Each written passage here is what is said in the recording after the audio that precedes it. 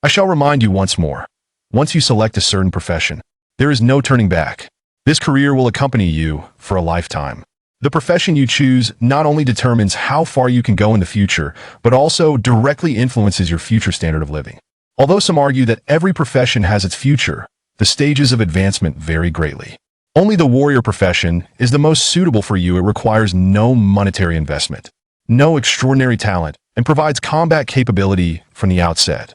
Moreover, upon reaching level 10, it offers immediate employment.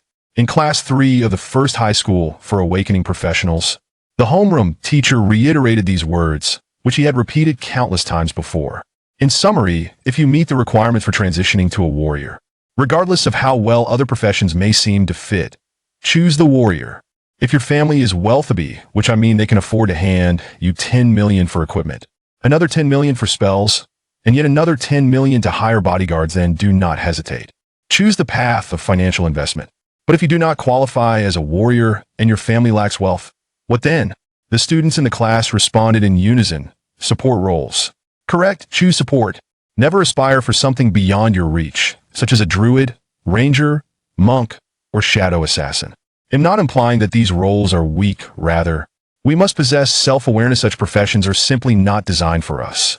In conclusion, either choose warrior or support, or simply rely on family wealth.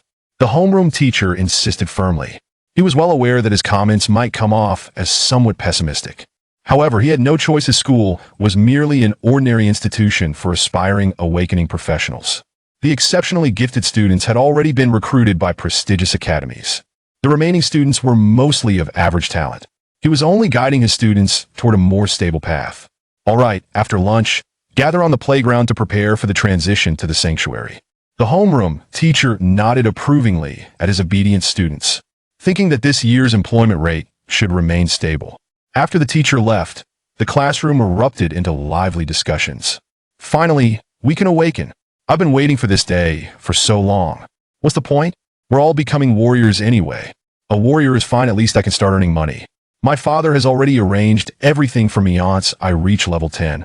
He will place me in the largest angel pharmaceutical company in our province, with a starting salary of 8,000. How enviable. What do you mean a warrior is fine? Just being able to transition is already a significant achievement. Our class had only a 50 pass rate on the previous test, meaning half of us cannot transition. So although I can transition, my strength potential rating isn't sufficient for becoming a warrior. Thankfully, my mental capacity meets the requirements, so I can become a priest. A priest is also excellent. Many professionals pay to hire priests for the abyss. That's a lucrative profession.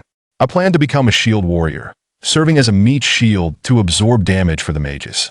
Come on, a meat shield needs to be at least level 15 to withstand the damage from a level 1 abyss.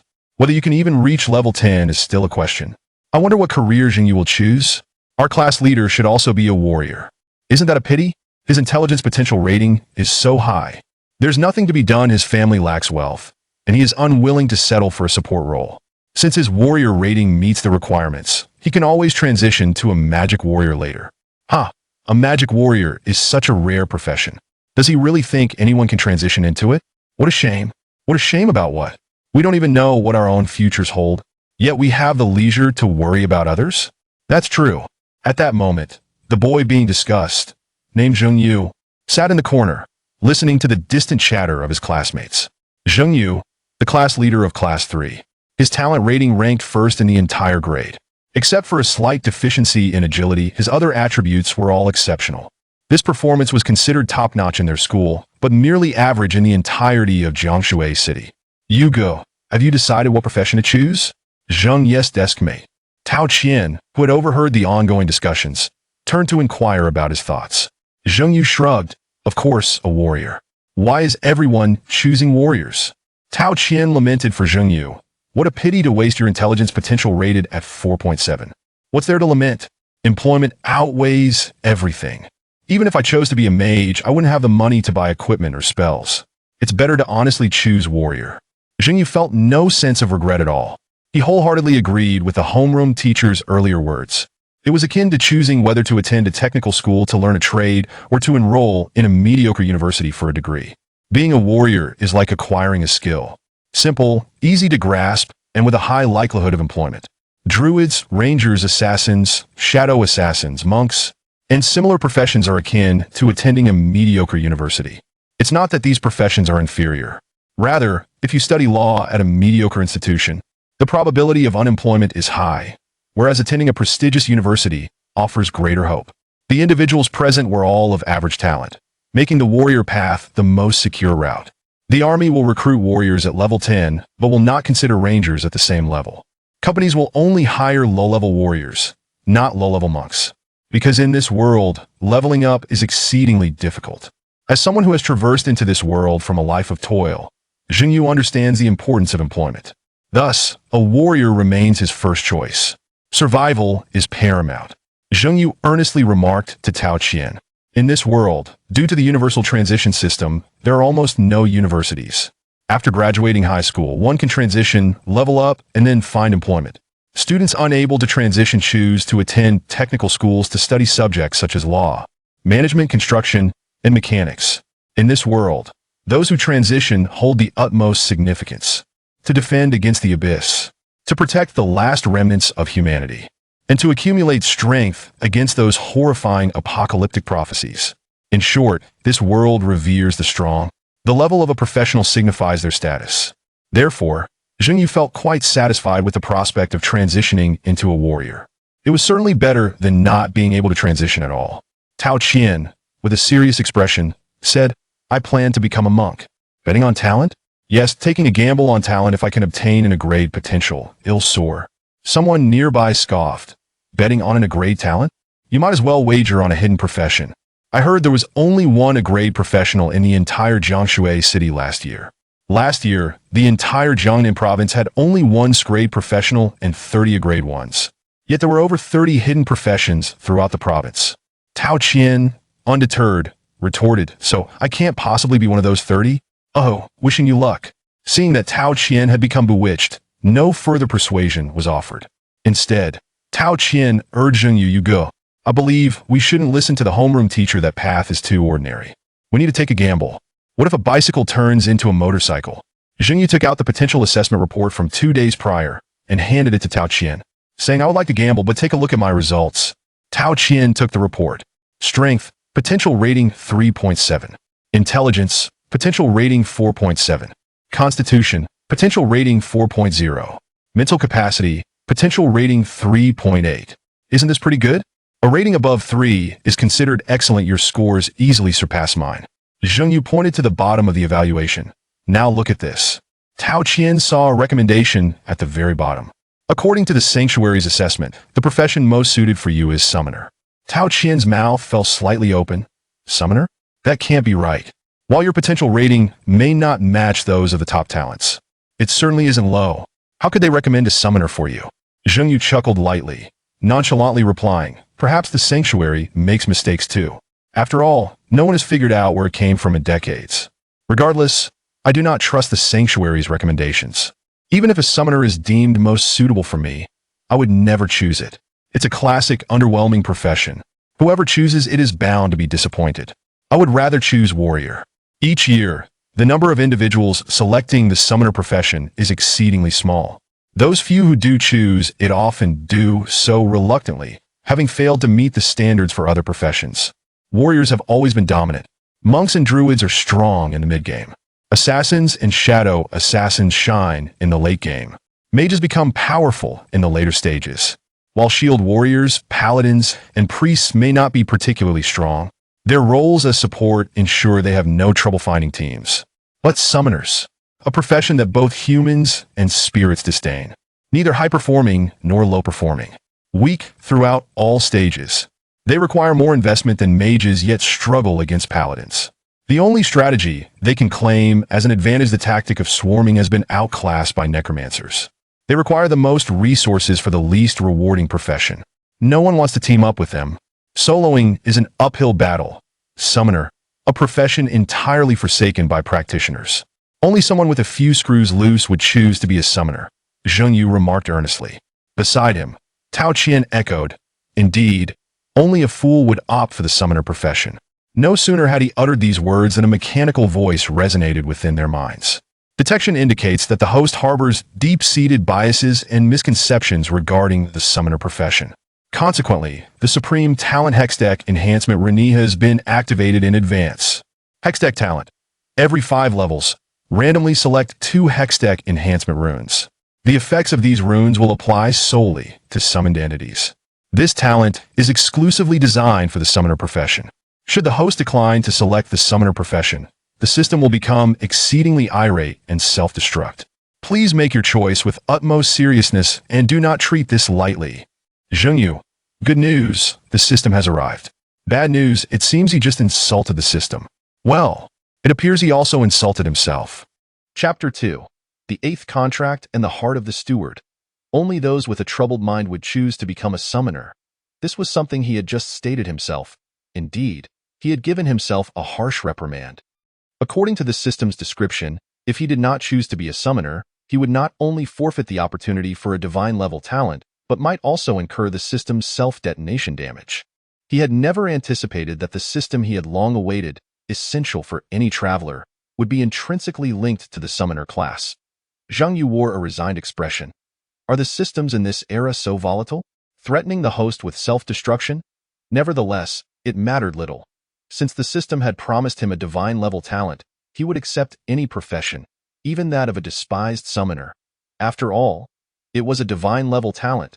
The highest talent in this world is the SSS grade talent, of which there is but one.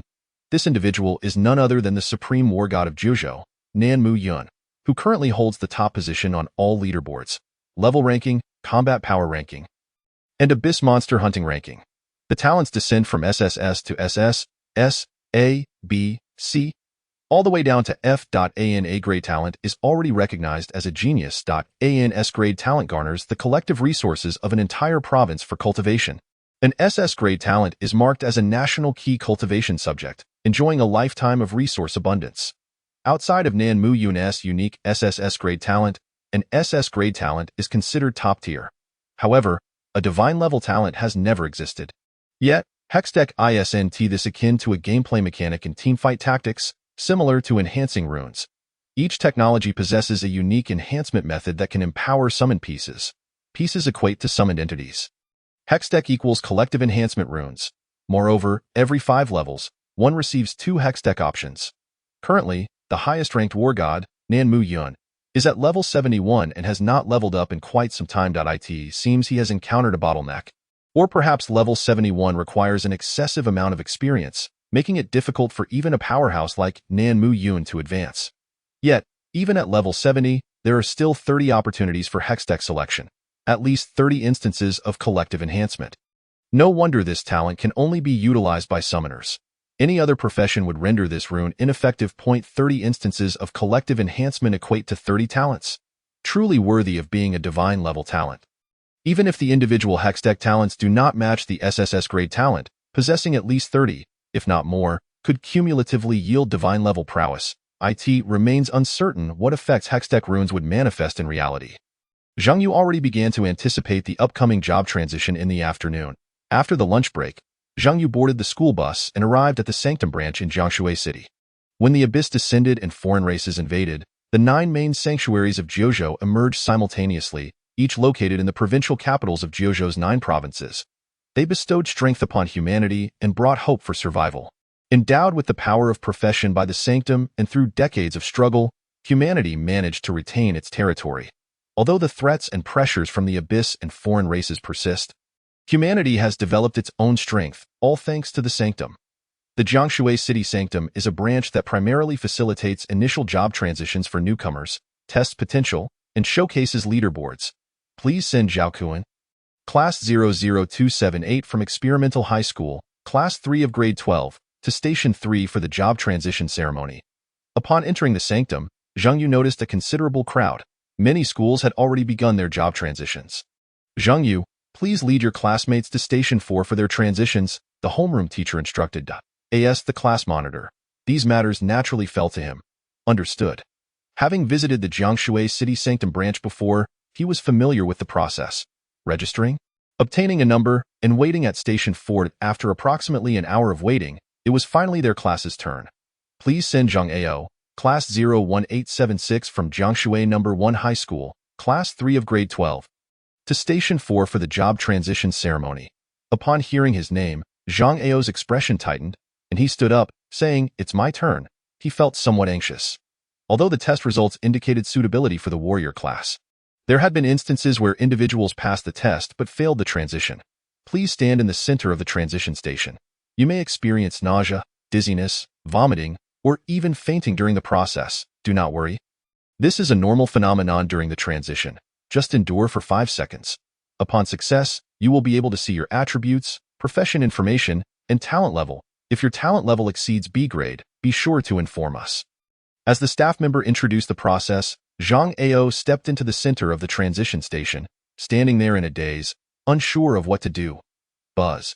In the next moment, a beam of light projected from the sanctum ceiling. Zhang Yu recalled from his textbooks that the transition light from the branch was transmitted from the main sanctuary. The staff then announced, according to the feedback from the sanctum's holy light, you meet the conditions for transitioning to a warrior. The first recommended profession is monk, and the second is warrior. You may choose either profession for your transition. Zhang Ao's expression brightened, and he quickly responded, warrior. He opted for the most stable path. Transition successful. Congratulations. You are now a warrior transitioner. The staff congratulated flatly. They continued, you may now go to the second floor to find the Warrior Guild's office, where you can join a guild that will help you better understand the warrior class, teaching you how to level up and the rules for practitioners. Thank you, Zhang Ao exclaimed, his expression filled with excitement. Transitioning to a warrior signified a promising future. He could say his prospects were secure. Next, please send Jingyu, Class 01877 from Jiangshui No. 1 High School, Class 3 of Grade 12, to Station 4 for the job transition ceremony. The second in line was Zhang Yu. Under the watchful eyes of his classmates and homeroom teacher, he approached the transition station. They all wondered what choice Zhang Yu would make. For Zhang Yu, mage should have been the first choice, but they all understood his family circumstances. The mage profession, being resource-intensive, was not feasible for everyone. Transitioning to warrior seemed a waste of his intelligence talent. Other professions did meet the requirements. It all depended on Zhang Yu's decision. You are familiar with the process, so I want to elaborate further, the staff member said succinctly to expedite matters. All right, Zhang Yu nodded. In the next moment, the beam of light enveloped him. A warm sensation wrapping around his entire body. The staff member's voice echoed, according to the feedback from the sanctum's holy light, the most suitable first profession for you is summoner. There are no second recommendations. The staff member was momentarily taken aback upon seeing the holy light's feedback. He could see Zhang Yu's test data. Based on his metrics, all professions except assassin and ranger, which required agility above 3.5, were viable for transition. Yet, the sanctum had provided only one recommendation, and it was for the summoner class. The staff member stated, based on the data feedback, you could also transition to mage, warrior, priest, paladin, and other professions. I choose summoner, Zhang Yu declared. If you do not select summoner, you should be able to see prompts for other profession choices when you close your eyes. Wait, what did you say you chose? The staff member thought he had misheard. Zhang Yu reiterated, summoner. You should really consider it carefully, the staff member urged, an unusual note of caution in his voice. As a transition staff member, he understood that the number of individuals transitioning to summoner was even fewer than those with S-grade talents. In fact, there had yet to be a single summoner this year. Yet, Zhang Yu replied with a smile, since the sanctum recommends I choose summoner and does not provide any other options, it indicates that I am well suited for that role. The sanctum isn't always right, the staff member muttered quietly, but I choose to believe in the sanctum. Zhang Yu did not hesitate and selected summoner on the transition interface that appeared before him. To be honest, it wasn't that he believed in the sanctum. He had never considered becoming a summoner and had always thought that those who chose this profession were foolish. However, the system offered too much. A divine-level talent, only a fool would not choose it. You have transitioned to the summoner profession. Activating divine-level talent, Hextech Enhancement Rune. Extracting Hextech Enhancement Rune. Congratulations. You have extracted your first rune, Prismatic Level Rune, Demon Contract. Congratulations. You have extracted your second rune, Silver Level Rune, Heart of the Steward. Chapter 3. I am envious, but it does not hinder my enthusiasm. The Demon Contract. Zhang Yu's face lit up with delight. The Demon Contract is undoubtedly the strongest Hextech rune in the early stages, without exception. To think the first talent he acquired was a Prismatic Level Rune. Hex deck enhancement runes come in 3 tiers: silver, gold, and prismatic. The 2 enhancement runes he just obtained were 1 silver, the Heart of the Steward, and 1 prismatic, the Demon Contract. Demon Contract, prismatic level enhancement rune, consume life value limits to gain talent points. Talent points can only be applied to summoned entities, enhancing their talents. The consumed life value cannot be restored or reverted, permanently lowering the maximum life value. Heart of the Steward, silver level enhancement rune. Your party is regarded as having an additional steward and receives a steward insignia. Hiss. Upon seeing the enhancement effects of the Demon Contract, Zhang Yu gasped in awe. Truly, it is worthy of being a prismatic level rune. Truly, it is the 8th contract, exchanging the limit of life for talent, a precarious enhancement that is both exhilarating and intoxicating. The reason why summoners are often regarded as a low-tier profession is their lack of formidable summon creatures, coupled with the generally inferior talent and arduous training required, with each creature demanding substantial resources for development. However, with the old 8 contract, Zhang Yu can assure that each summoned beast possesses maximum potential. According to the system's modified demonic contract, even in the later stages, it remains exceedingly useful. After all, a professional's health limit increases with their level. As long as health is maintained, one summoned beast will continue to be enhanced. Zhang Yu's contemplation was interrupted by a sigh.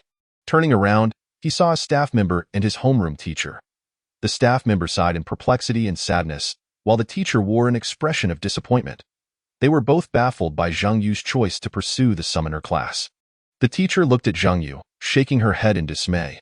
I've encountered many students, some of whom were exceptionally talented, perhaps even as gifted as you, yet they ultimately succumbed to their pride and chose other professions.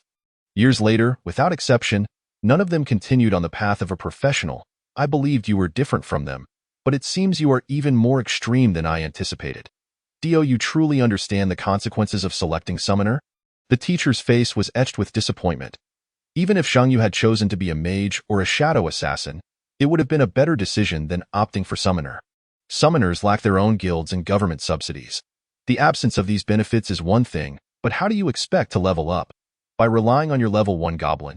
Even entering a level 1 abyss is fraught with peril. I truly feel that my previous heartfelt advice was in vain. The teacher's agitation stemmed from her genuine belief in Zhang Yu's potential. His innate talent represented future growth. Zhang Yu was well aware of the teacher's expectations and understood that her words were born from concern and misunderstanding. He smiled and replied, everyone claims summoners are weak. But what if I possess an S-rank talent? Would summoners still be considered weak? As he spoke, he revealed his attribute panel, prominently displaying an S-rank talent named Demonic Contract. S-rank. The staff member's voice rose an octave. The teacher, momentarily stunned, stared at Zhang Yu's attribute panel that it truly was S-rank. It took her a while to process this revelation. But what kind of talent is this Demonic Contract? I have never encountered it before. Zhang Yu remarked, naturally, I cannot divulge the specifics of my talent, but is this S-rank talent genuine?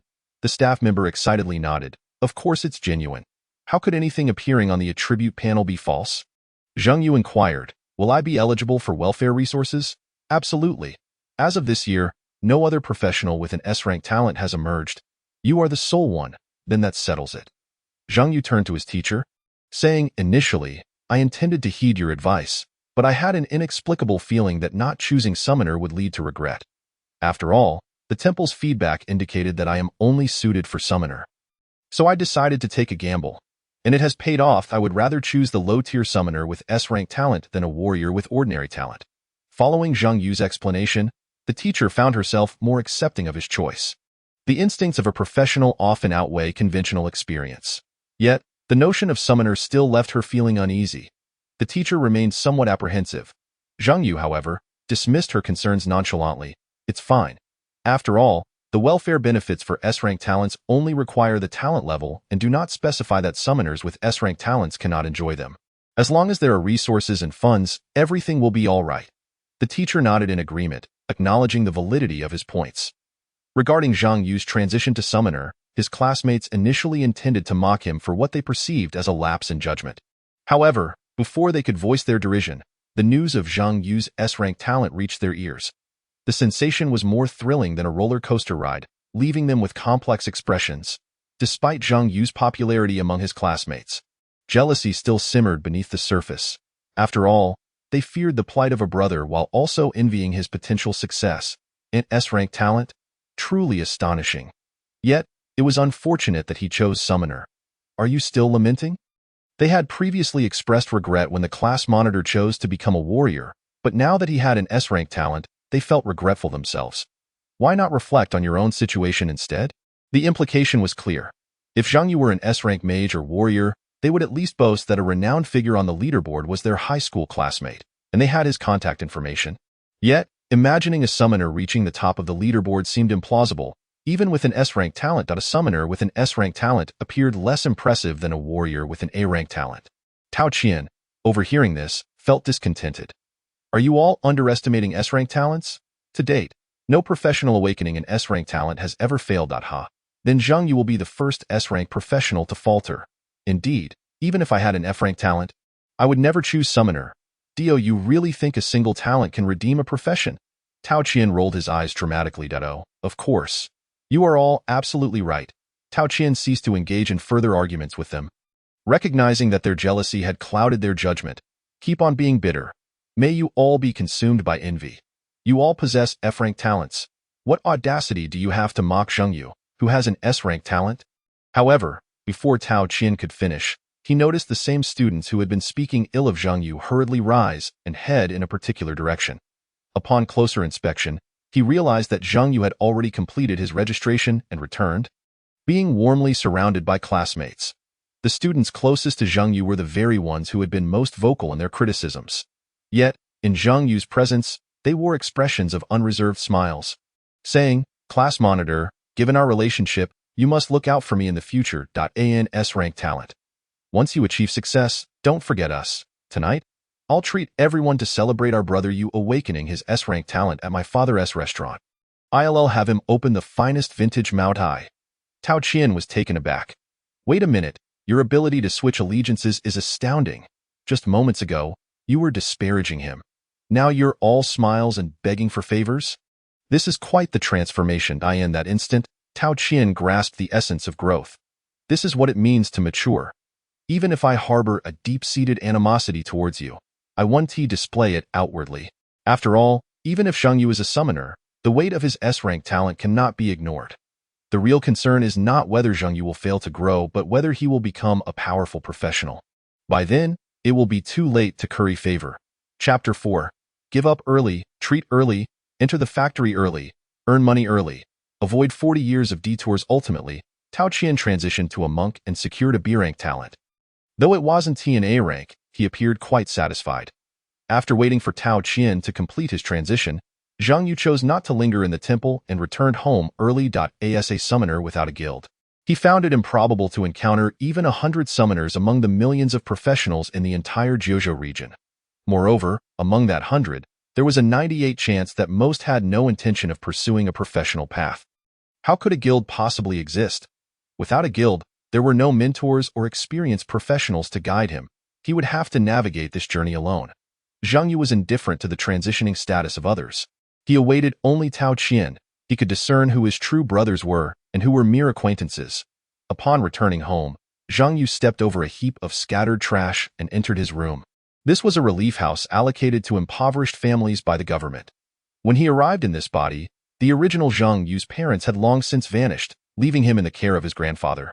2 years ago, his grandfather passed away, and this government-provided relief house had become Zhang Yu's sole residence.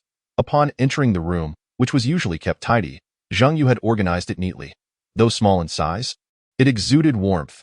His time spent with his grandfather had not been extensive, but giving him a proper burial was a way to honor the life of this body. Following that, he would lead a solitary life. Not dissimilar from his past existence, and Zhang Yu found no discomfort in adapting to this new world.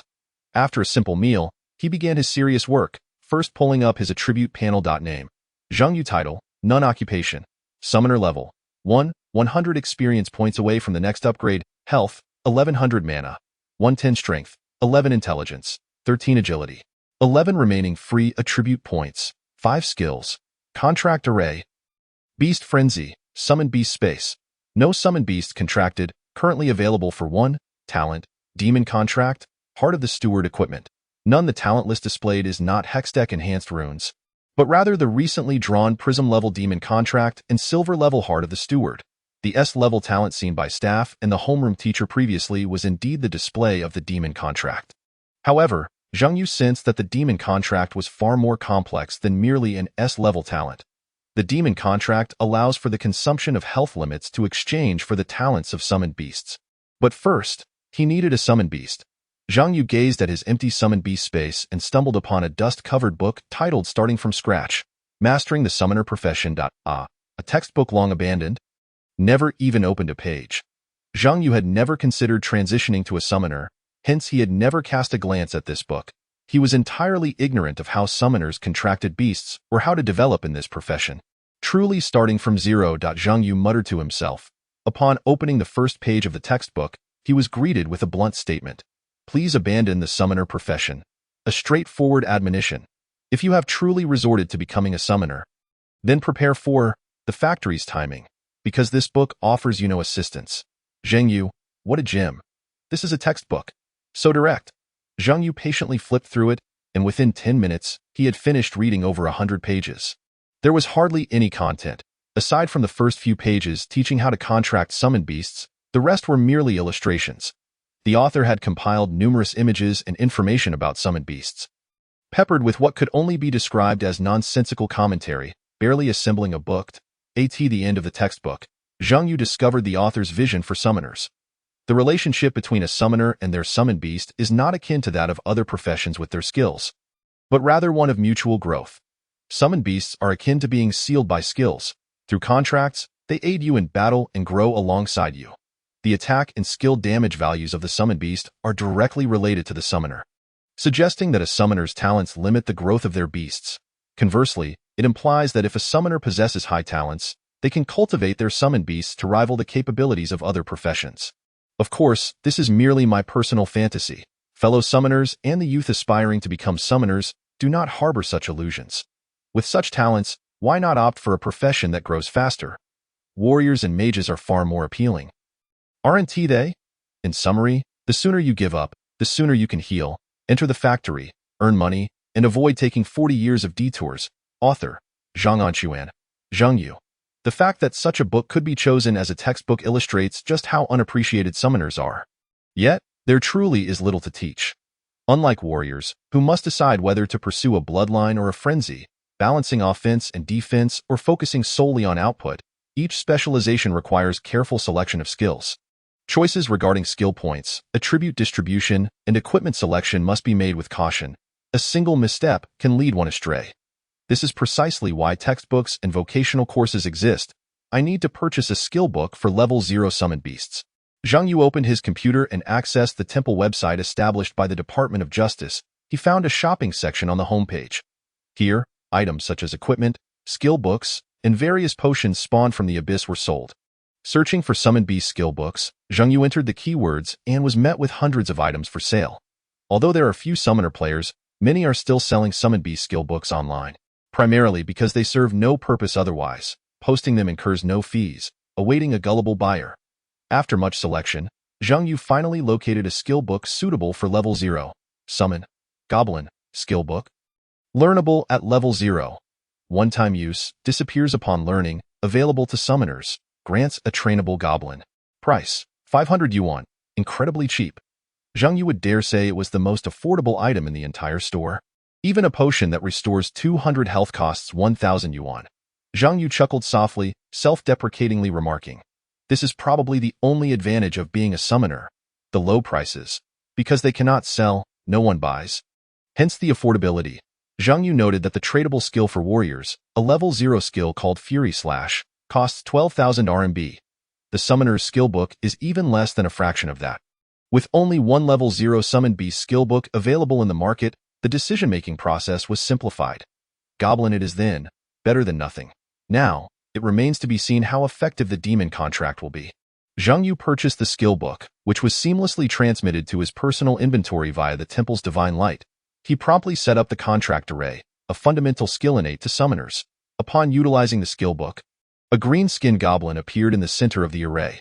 Unlike other professions, where skill books teach skills, a summoner's skill book summons living beings.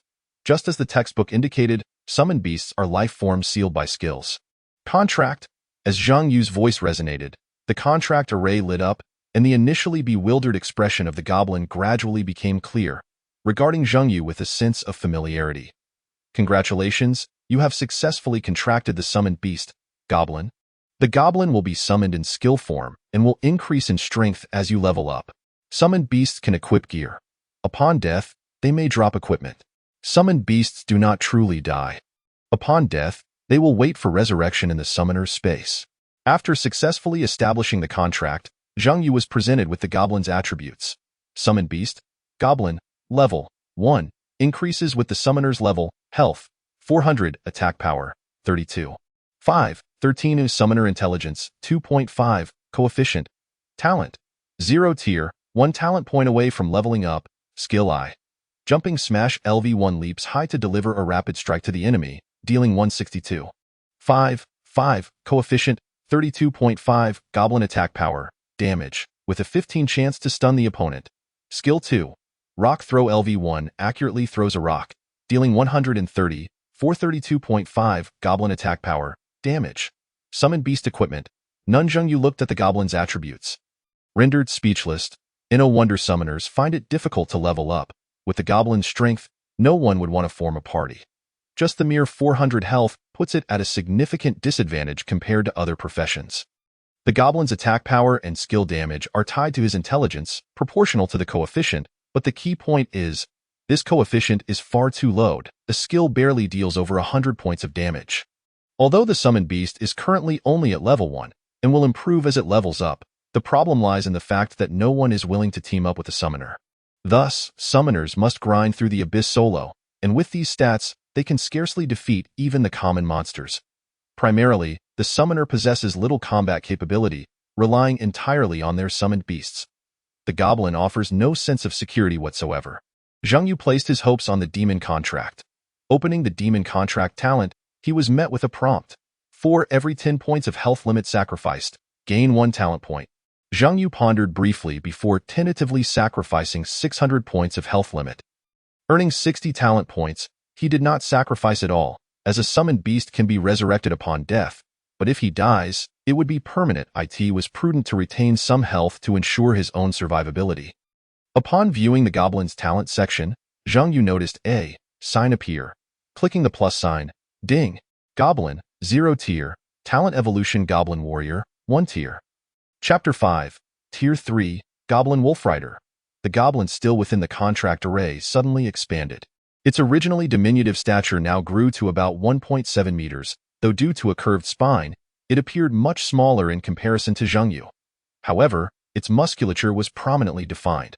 The goblin's overall demeanor significantly intensified, and it was no longer clad in coarse linen but rather donned reflective armor. The data refreshed instantly. Summoned beast, goblin warrior, level 1, increases with the summoner's level, health, 800, attack power, 39, 13, summoner intelligence, 3, coefficient, skill 3, warrior strike LV. 1. The goblin warrior charges up to attack a target, dealing damage based on the charge duration, inflicting between 273 to 468, 7, coefficient, 39, goblin attack power, 12, coefficient, 39, goblin attack power, damage. Summoned beast equipment, none. Not bad. Zhang Yu gazed at the refreshed data of the goblin warrior, nodding in satisfaction. With the enhancement of his talents, the overall statistics had improved, and an additional warrior class skill had been acquired. His health had risen to 800. Both the strike and smash skills could inflict over 200 points of damage. Although this was still insufficient for soloing the abyss, it had consumed only 1 talent point, clinching 59 talent points and a health cap of 500 in his hands. Zhang Yu realized there was still room for improvement. He clicked the talent increase button 10 times in quick succession, enhancing his abilities once more. Ding. Goblin Warrior, 1st tier, talent evolution elite Goblin Warrior, 2nd tier. Health 800, 1500. Attack power, 3952, 13. Summoner intelligence, 4. Coefficient, 50 talent points away from advancing. Excellent, indeed. The health of the elite Goblin Warrior had surpassed Zhang Yu's own health. The attack coefficient had reached 4, yet it was still not enough to solo a dungeon at level 1. Apart from a few hidden classes, Other classes required teamwork. This was because the bosses in the level 1 abyss could possess health exceeding 10,000, making it nearly impossible to take them down solo. Only through team cooperation could they be defeated. This was the reason why leveling up as a professional was so arduous. The difficulty of the dungeon known as the Abyss was exceedingly high. The requirements for team composition were extremely stringent. Generally, summoners found it nearly impossible to assemble a party. Zhang Yu's only path to leveling up lay in soloing. With 49 talent points remaining, he needed 50 to reach the 3rd tier. Without hesitation, Zhang Yu opted to expend 10 health points to replenish his talent points to 50. After all, it was just 10 health points. He currently had 490 health points remaining. He allocated all 50 talent points to the goblin. Ding! Elite Goblin Warrior, 2nd tier. Talent Evolution Goblin Wolf Cavalry, 3rd tier. A low growl echoed from the summoning array. Before him, an exaggeratedly large wolf materialized within the summoning formation, with the elite Goblin Warrior perched atop it, exuding an aura far superior to before. Health 1500-3000. Attack Power 5265, 13. Summoner Intelligence 5, Coefficient 3000 health points, a coefficient of 5. 0, quite impressive. Zhang Yu felt a sense of satisfaction. Although he was still a bit short of defeating bosses, he was more than capable of handling the low-level monsters in the level 1 abyss. After leveling up, his statistics would only improve further. Moreover, Zhang Yu noticed that the Goblin Wolf Cavalry had acquired a new skill. Skill 4, Cavalry Charge LV1. The Goblin Wolf Cavalry charges at the target, inflicting 1640, 65, Goblin Attack Power, 25, Coefficient, points of damage. Hiss, 1600 points of damage. In the novice area, this was no trifling number. This was without any equipment on either Zhang Yu or the goblin. The equipment for summoners is the same as that for mages. Mages, as is well known, are a financially draining class. Summoners, as a lesser-known fact, are even more costly. Using the same set of equipment and spending the same amount of money yields significantly less damage than that of mages. Zhang Yu mumbled while looking at the summoner equipment in the shop. Another reason for the abandonment of summoners. The entire Sacred Temple Mall lacked a dedicated area for summoners. Zhang Yu could only browse the mage equipment section. Ultimately, he chose a novice staff priced at 6,000. Equipment name, Novice Staff, Equipment Level, Level 1, Equipment Attributes. Intelligence 10, Strength 2, Magic Value 50. Equipment Source, Level 1 Abyss, Equipment Durability, 50-50. Although Zhang Yu felt that spending 6,000 on a novice staff that merely added 8 points of intelligence, with no other benefits, was not worth it, he had no choice but to purchase it. Unlike in a proper game, newly transitioned professionals do not receive starter packs. Everything must be bought. This was still considered fortunate, as at least he wouldn't need to venture into the unknown alone. Zhang Yu recalled from his history lessons that the very first batch of human professionals had entered the abyss empty-handed, with countless perishing. The initial exploration was a perilous affair. Today, being able to find abyss strategies effortlessly and purchase level-appropriate equipment was all thanks to the efforts of their predecessors. This was the reason why Nan Mu Yun Ka, ranked first, was at level 70. He was currently engaged in the exploration of a dungeon that humanity had never before ventured into at level 70. Zhang Yu searched for equipment for summoned beasts and was pleasantly surprised to find one available for sale. Summoned beast equipment, Sharp Fang, equipment level, level 1, equipment attributes, health 300, attack power 5, price 500. That was it. Simple attributes. A reasonable price. Equipping the novice staff and transferring the Sharp Fang to the Goblin Wolf Cavalry further enhanced their overall statistics. Yet, this was not the end. For Zhang Yu had one final method of enhancement, the silver tier hexagonal enhancement rune, Heart of the Butler. Heart of the Butler. Your team is regarded as having an additional butler and gains a butler emblem. The emblem could enhance the bond of the flag. Zhang Yu did not expect that the modified emblem would also be able to enhance the bond of summoned beasts. If multiple summoned beasts could create a high bond formation, it would provide a formidable boost. He wondered if lucky bonds like Fortune Star and Pirate would be available. Perhaps it was worth a gamble. Zhang Yu opened the emblem heart and extracted a butler emblem. Butler Bond, 2468. Butler summons will be promoted to Butler VIPs, evolving into more powerful abilities. Currently activated 2 Butler Bonds. 2. Choose a summoned beast to evolve into a VIP Butler. All butlers will gain 20 health and 20 attack powered. VIP butlers will receive special skill enhancements. Zhang Yu. VIP butler? Special skill enhancement? Instantly intrigued, Zhang Yu considered the implications. He understood VIPs and was familiar with butlers. But a VIP butler goblin. Now that sparked his curiosity. Chapter 6. VIP Butler. A Goblin Noble? Your Goblin Wolf Cavalry has equipped the Butler emblem. Currently activated 2 Butler bonds. You may choose to evolve the Goblin Wolf Cavalry into a VIP Butler. Would you like to proceed? Yes. There was no chance of refusal. Ding. Your Goblin Wolf Cavalry has evolved into VIP Butler level Goblin Wolf Cavalry. Skill 4. Cavalry Charge Enhanced Cavalry Charge. A brilliant beam of light enveloped the Goblin Wolf Cavalry. The elite Goblin Warrior, seated atop the wolf, underwent a remarkable transformation in demeanor, resembling an aristocrat of goblins. Although his demeanor was noble, he remained a goblin.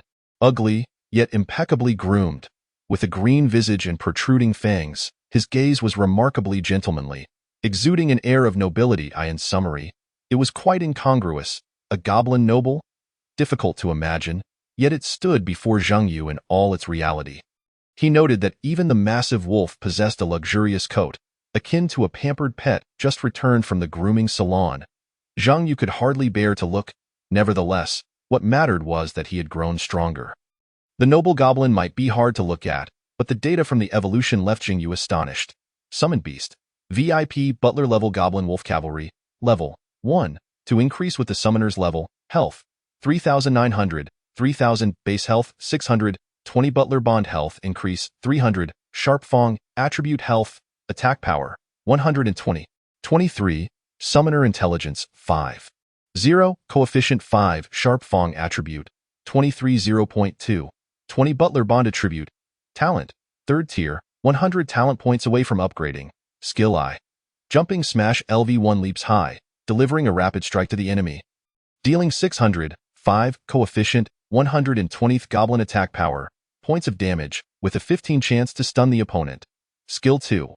Mastery of Archery LV1 accurately shoots arrows, causing 600. 5. 120th Goblin Attack Power. Points of damage. Skill 3. Warriors Smash LV1. The Goblin Warrior charges an attack against the target, with damage increasing based on the charge time, dealing 840. 1440. 7. Coefficient. 120th Goblin Attack Power. 12. Coefficient. 120th Goblin Attack Power. Points of damage. Skill 4. Enhanced Cavalry Charge LV1. The Goblin Wolf Cavalry charges at multiple 3 targets, inflicting 3,000. 120th Goblin Attack Power. 25. Coefficient. Points of damage. Summon Beast Equipment. Sharp Fang now. This is what one would call a Summon Beast, Zhang Yu remarked as he examined the attribute sheet. With 3,900 health points, it surpassed even the health of the tank class, the Paladin, by a significant margin. The most fearsome aspect was undoubtedly the skills enhanced by the VIP Butler, inflicting 3,000 points of damage across 3 targets. To put it in perspective, before sacrificing health points, Zhang Yu himself only had 1,100 health points. Who could withstand such a charge? Furthermore, Zhang Yu realized that the previously mentioned skill of throwing stones had transformed into mastery of archery. It is indeed quite reasonable. After all, having attained the status of VIP Steward and Elite Warrior, resorting to throwing stones as a means of attack is somewhat incongruous with their esteemed identity. An elite goblin warrior, proficient in archery, is entirely plausible. Truly, one cannot underestimate divine talent, such as the power of a demonic contract. Although one's life limit has diminished to 490 and is rendered irrecoverable, the acquisition of such a formidable summoned beast is undoubtedly worthwhile. It is time to take a stroll through the abyss. In the southern district of Jiangshui City, what was once a bustling street several decades ago has now been heavily fortified by the military, transformed into an abyss dungeon designed for novice practitioners to level up. Despite the late hour, the area remains brightly lit and teeming with people. Cold Street Abyss, Level 1 Abyss. The level of the abyss corresponds to the levels of the practitioners, although it is referred to as a Level 1 Abyss. It actually encompasses levels 1 to 10, accessible to practitioners below Level 10. Those exceeding Level 10 will face backlash upon entering the Cold Street Abyss, being hunted down by the lurking overseer of the abyss, the Butcher. While no one is quite sure which powerful race operates the abyss behind the scenes, these minor practitioners are unconcerned with such matters as long as they can level up. Conspiracies, grand schemes, and interspecies wars are beyond their purview until they reach level 50. Their singular focus is on one objective: Leveling up. Seeking a party. Level 1 warrior. Equipped with a novice shield and a complete set of 5 novice gear, armor, pauldrons, trousers, boots, gloves. Looking for assistance to clear the simple cold spring abyss. I am a level 7 blood warrior with 4 records of clearing the simple cold street abyss, offering 2 slots at 15,000 each, no negotiations. Rapid clearance of the cold street abyss, urgently seeking 1 warrior, level 3 or above. Come quickly. Self-reliance, simple abyss. Current team configuration includes 3 level 1 warriors and 1 level 1 priest. We require 1 additional warrior or paladin. New game hero, seeking a guide, level 10 berserker route warrior, offering a run through the ordinary cold street abyss at 100,000 each. An opportunity not to be missed. Upon entering the abyss hall, one is greeted by the cacophony of shouts seeking teammates and offers for power leveling. The hall screens continuously scroll with party information. This displayed information incurs a fee of 100 for each instance. It is neither exorbitant nor trivial. If one sees it roll by, it is considered a stroke of fortune. But if missed, another payment is required. Zhang Yu surveyed the scene and found that all requests were for warriors. Some parties even consisted solely of 5 warriors, eschewing support, tanks, and mages altogether. It was a veritable gathering of warriors. Zhang Yu, upon hearing his name called, Zhang Yu turned to see Tao Qian waving at him from amidst the crowd, surrounded by several familiar faces, about a dozen classmates. Why have you only just arrived? We've been here quite a while. Tao Qian and his group had essentially come straight from the temple to the cold street abyss. Wasting no time at all, have you cleared it? Zhang Yu inquired. Tao Qian rolled his eyes. Clear what? There's no one to form a party with. Zhang Yu frowned. You've been here for several hours, and still no one. Guofeng and Xu Xiaozhan had managed to form a party. Being warriors with B-grade talents, which made them highly sought after, Xu Xiaozhan had even purchased a set of novice warrior gear for 100,000, only to be whisked away immediately. The novice warrior set comprises 7 pieces: novice sword, novice shield, novice armor, novice pauldrons, novice trousers, novice boots, and novice gloves. While each piece is relatively inexpensive, the overwhelming demand for warriors has driven prices sky high. Why don't you try forming a party and entering? Zhang Yu asked curiously, feeling that waiting around without entering the abyss was a waste of time. Tao Qian sighed in resignation. The main issue is fear. You didn't see it earlier. A team of complete novices entered, and when they returned, do you know what it was? A pile of minced meat?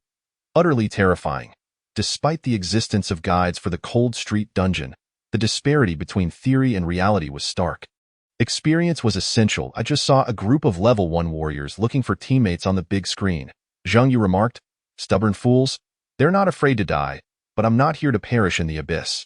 I'll wait a bit longer. I refuse to believe that as a B-grade talent monk, I can't find a team. Why don't I lead you? Zhang Yu proposed. Tao Qian chuckled. That's exactly what I was waiting for. With your S-grade talent, we won't have trouble finding teammates. Tao Qian could indeed find a team. The monk's role in the early stages is significantly more impactful than that of mages or rangers. And with his B-grade talent, he would attract offers without needing to spend money. He was merely waiting for Zhang Yu. With Zhang Yu in the mix, the team would undoubtedly be strong, ensuring a successful clearance. Let us quickly send out a message seeking 2 powerful teammates for a swift run, Tao Qian urged. Zhang Yu, however, interrupted. I aim to compete for the leaderboard. Tao Qian paused, then regarded Zhang Yu seriously. While he had always supported him, this was not a matter to be taken lightly. Are you confident? Zhang Yu wasted no time, stating plainly, absolutely. Very well then. Tao Qian gritted his teeth, deciding to trust Zhang Yu this time. Competing for the leaderboard entails vying for the level ranking. Each year on the day of novice transitions, the temple initiates a leaderboard showcasing level increases for new practitioners within a month. After this period, the leaderboard is finalized, with rewards distributed by the temple alongside additional regional bonuses. Zhang Yu was in need of funds and had made it clear that he possessed S-grade talent. Therefore, he required visibility to showcase his abilities, garnering attention for potential monetary gain. Zhang Yu had prepared thoroughly, familiarizing himself with the leaderboard competition methods, timelines, and dungeon rewards. To maximize experience gain rapidly, a group of 5 is optimal. While more members slightly increase monster strength, this also enhances experience. Soloing is not quite as it sounds. It involves bringing along 4 auxiliary teammates, with the leader slaying abyss monsters while the remaining members cheer 666. The experience is predominantly awarded to the leader, and teammates do not only refrain from sharing experience, but also increase the dungeon's difficulty, providing Zhengyu with even more experience. Such an approach maximizes experience gain, contingent upon sufficient strength. Trusting Zhengyu, Tao Qian immediately called out to those nearby, S-grade talent practitioners seeking to compete for the leaderboard, bringing 3 auxiliary members, priority given to intermediate practitioners. Come quickly. Chapter 7. Forming teams. Entering the dungeon, Cold Street Abyss is someone competing for the leaderboard? Who? An S-grade talent, no less? How impressive. Is there truly an S-grade talent practitioner in Jiangshui City? Did you not hear? The WeChat account for Jiangshui City has made the announcement. Zhengyu from the first high school, S-grade talent summoner. What? You can't be serious, a summoner. Ha! What is he even competing for? I thought he was a master, but it turns out he is just a fraud. A summoner? In this day and age, there is still someone who chooses that class. Regardless, even if he is a summoner, he possesses S-grade talent. So why are you fixated solely on his class? Let us put it this way. If Zhengyu is forming a party, I would jump at the chance to join, because even as a summoner, his S-grade talent guarantees he has no pushover. However, he is looking to compete for the leaderboard, which means he'll be taking on 4 auxiliaries to maximize his experience.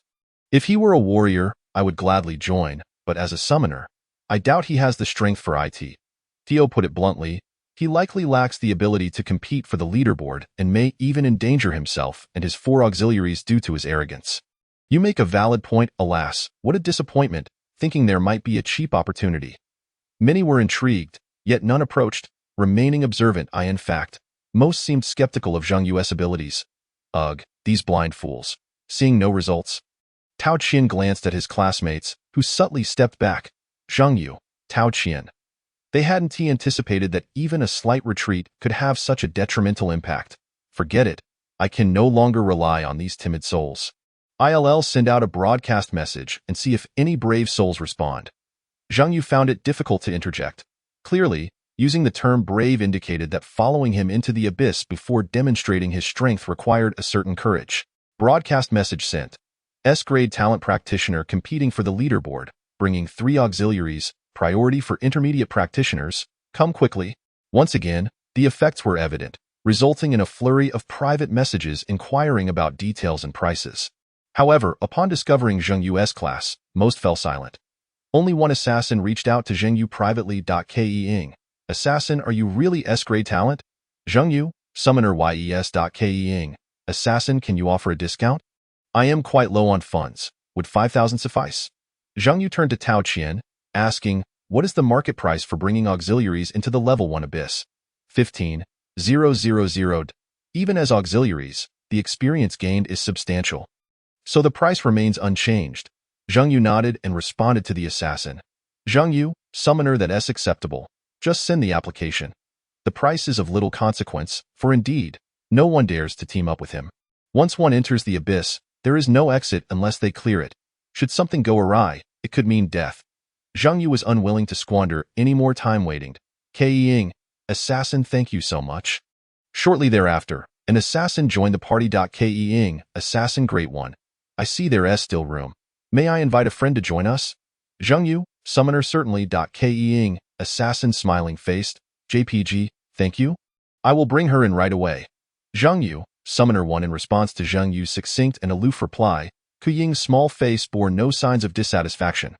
Rather, she was quite pleased to have found such an affordable ride. However, when Ren Qingyu, who had been observing the chat, remarked, this guy, silent and pretending to be a master, right? But seriously, Xiaoying, do you really intend to join this team? Isn't it too dangerous? Many people are too afraid to join this party. Ku-ying remained silent, instead opening her mobile banking app to reveal her meager balance. This is all I have. Why don't you think of a way? The two had been trying to form a team for an entire day, and no one was willing to team up with an assassin unless money was involved. Moreover, they were both assassins. For a simple dungeon, bringing one person would cost 15,000.42, that is 30,000. Noticing when Ran Qingyu's concerns, Ku-ying comforted her, trust my judgment, I believe it's highly unlikely that anything will go wrong. Just think, this Zheng Yu has an S-rank talent. Geniuses are the least likely to take risks. Only those who are desperate would engage in reckless behavior. The higher the talent, the more one values their life.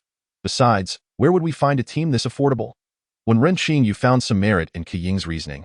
Yet she retorted, let us hope so. I just hope this isn't our last venture into the abyss. Qiying, not sharing when Ren Xingyu's pessimism, smiled and replied, in truth, danger exists everywhere. Forming a team is even riskier. You can never be sure if your teammates are reliable unless you've already gone through some trials together. Recruiting others also carries risks. What if they make a mistake? At least with Zhang Yu's S-rank talent as a safeguard. I find him more trustworthy than others. The reason it is difficult for practitioners to level up is primarily due to the inability to exit the abyss dungeon quickly. When faced with danger, one must disengage from combat to leave the abyss. Disengagement can be achieved by vanishing from a monster's sight or defeating the monster before them. Either option is quite challenging. Generally, if one makes a mistake, they will be ensnared by the abyss's creatures, ultimately leading to death. Of course, one could purchase resurrection items and teleportation tools, but both are prohibitively expensive. Not to mention, even seasoned practitioners might struggle to afford them. Therefore, only 3 types of new practitioners can rapidly level up. Those who are reckless, those who are strong, and those who are wealthy. The rest, like Zhang Yu, who fear dying in the abyss, must seek a good team. Yet good teams often do not accept them, leaving them stuck, waiting for an entire day. Their first day was likely just a gamble. A few days later, they would resort to paying for help. After all, 15,000 isn't too steep. Most families could manage with some budgeting. After Ku Ying and when Ren Xingyu entered, Tao Qian also called upon a friend, a tall and muscular young man who appeared significantly older than Tao Qian and Zheng Yu. Tao Qian introduced him to Zheng Yu. This is my coach, 3 years my senior, named Wu Zong. He graduated from our school and, like me, is a monk. He has been stuck at level 1 due to financial constraints. Then, he introduced Zheng Yu to Wu Zong, stating, this is our team leader, with S-rank talent. Zheng Yu nodded in acknowledgement, while Wu Zong's eyes revealed a hint of hesitation, especially upon seeing the team's composition. He found it hard to contain his disbelief. 1 summoner, 1 monk, and 2 assassins, all at level 1. Had there been a warrior or a healer, he would have deemed it more normal. This team composition felt rather unusual. However, retracing the path of a practitioner had always been his dream. All he needed was a chance, so he decided to take a gamble. Even if Zheng Yu faltered, after years of training, he was confident in his ability to escape the abyss. Most importantly, it was inexpensive. Only 5,000, considering his monthly salary after taxes was just over 3,000, he would have to save for half a year at the original price of 15,000 per run. The path of a practitioner would require even greater expenses later on, and he wasn't a money-making warrior. He had to manage his savings meticulously over the past 3 years. Thus, the team was formed. The captain was an S-rank talent summoner, accompanied by his trusted friend Tao Qian, and 3 financially struggling players who were willing to take risks. All right, I'm in, Zheng Yu stated in the team voice channel. Tao Qian, monk LV1 go. Go, Ku Ying, assassin LV1 let us do our best. When Ren Xingyu, assassin LV1 Wu Zong, monk LV1 I'm ready. We can enter. Following the prompt on the interface, Zheng Yu selected the Cold Street Abyss. 5 beams of light descended, and Zheng Yu, Tao Qian, Ku Ying, when Ren Xingyu, and Wu Zong vanished from their location. Upon witnessing Zheng Yu's disappearance, his classmates murmured, Zheng Yu really found 4 bystanders. Is he serious about competing for the leaderboard? I thought he was joking. We'll see if he emerges unscathed or if he ends up slapping all our faces. We'll have to wait until tomorrow. The fastest record for the Cold Street dungeon is 4 hours and 41 minutes. As a summoner, Zheng Yu will likely take longer. I guess it will be 8 hours. Just getting through would be impressive. I doubt he'll make it. Now that would be entertaining. The first S-rank talent to die in a level 1 abyss dungeon would make headlines. Can't you wish for something positive? Zheng Yu is, after all, the only S-rank talent in Jiangshui City. That SA form of honor it's not my honor. Why should I care about him? If only that S-rank talent were mine, I would outperform him. Exactly. How far can a summoner really go? In Zheng Yu's presence, they dared not speak such words, but when he was absent, their tongues were unrestrained. While this group of envious individuals spoke recklessly, Zheng Yu and his party had already entered the Cold Street Abyss. Chapter 8. 1 arrow to kill, the mighty goblin wolf cavalry. Whoosh, a cold wind swept through. "Hiss! It's freezing!" Tao Qian shouted, pulling a coat from his inventory and putting it on. Zhang Yu also donned the military coat he had prepared earlier, along with gloves and a thick hat, wrapping himself tightly. At that moment, he noticed the two female assassins he had just teamed up with. Ke Ying was petite, her face appearing youthful, were it not for the requirement to transition only after adulthood. He might have mistaken her for a minor. When Ren Qingyu had the quintessential appearance of a freshly graduated high school student, embodying the essence of youthful femininity. The presence of two distinct types of beautiful girls in the team made the oppressive Abyss dungeon feel less monotonous. Zhang Yu addressed Wu Zong, Ku Ying, and when Ren Qingyu, "Are you familiar with the rules?" Wu Zong nodded. Ke Ying, being quite chatty, replied, "Yes, we'll just observe. You handle the monster slaying and clearing the dungeon. We won't pick up items, wander around, or disturb you." When Ren Qingyu, curious, interjected, "We understand the rules, but we're quite intrigued. How exactly do you, as a summoner, plan to solo the Abyss dungeon?" Zhang Yu smiled and replied, "How else would I clear it? Naturally, I will use my summoned beasts." With that, Zhang Yu raised his hand, and a summoning array materialized. Roar. A wolf's howl resonated from the array. As the summoning array's brilliance faded, a gigantic wolf appeared before them. An elite goblin warrior perched atop the massive wolf, bowing respectfully to Zhang Yu, its movements refined and gentlemanly. After acknowledging its master, it politely nodded to Tao Qian and Ren Qingyu. As if greeting them, Tao Qian exclaimed in astonishment, "Wow, I can't believe this goblin has more charisma than I do." Wu Zong remarked bluntly, "No need to feel. It is indeed more charismatic than you. Resembling a noble gentleman. What an odd sensation. A polite goblin." Ku Ying scrutinized the goblin wolf cavalry, her gaze somewhat impertinent, only to be met with a glare from the giant wolf. The goblin, however, stroked the giant wolf's head, soothing it as if to say, "Don't be rude to the lady." Such a scene felt profoundly incongruous. What was striking was that not only did this goblin and giant wolf exude gentlemanly charm, but they also possessed an imposing aura that stifled any thoughts of rebellion. Hiss, 3,900 health points. 120 attack power? At that moment, Tao Qian finally noticed the goblin's stats. A health pool of 3,900 was somewhat acceptable. A paladin, a tanking class, also had over 3,000 health at level 1. But the issue lay in the attack power of 120? Tao Qian glanced at his own strength, which was a mere 13 points. A furious slash would barely deal around 200 damage, yet this goblin boasted an attack power of 120 points. Realizing this, Tao Qian exclaimed, "You weren't exaggerating after all." Just by observing the stats of the goblin wolf cavalry, he was convinced that this dungeon was likely secure. Zhang Yu, puzzled, asked, "You thought I was exaggerating all this time, yet you still chose to follow me into this?" Tao Qian chuckled. "I believe a buddy's boasting and my trust in him are two different matters." Crack, crack, crack. At that moment, the sound of ice shards shattering echoed around the frigid street. From either side of the road emerged several frozen corpses. Abyss creature, cold corpse, level, LV1, health, 500, attack power, 20, skill I, bite, skill 2, slow, aura.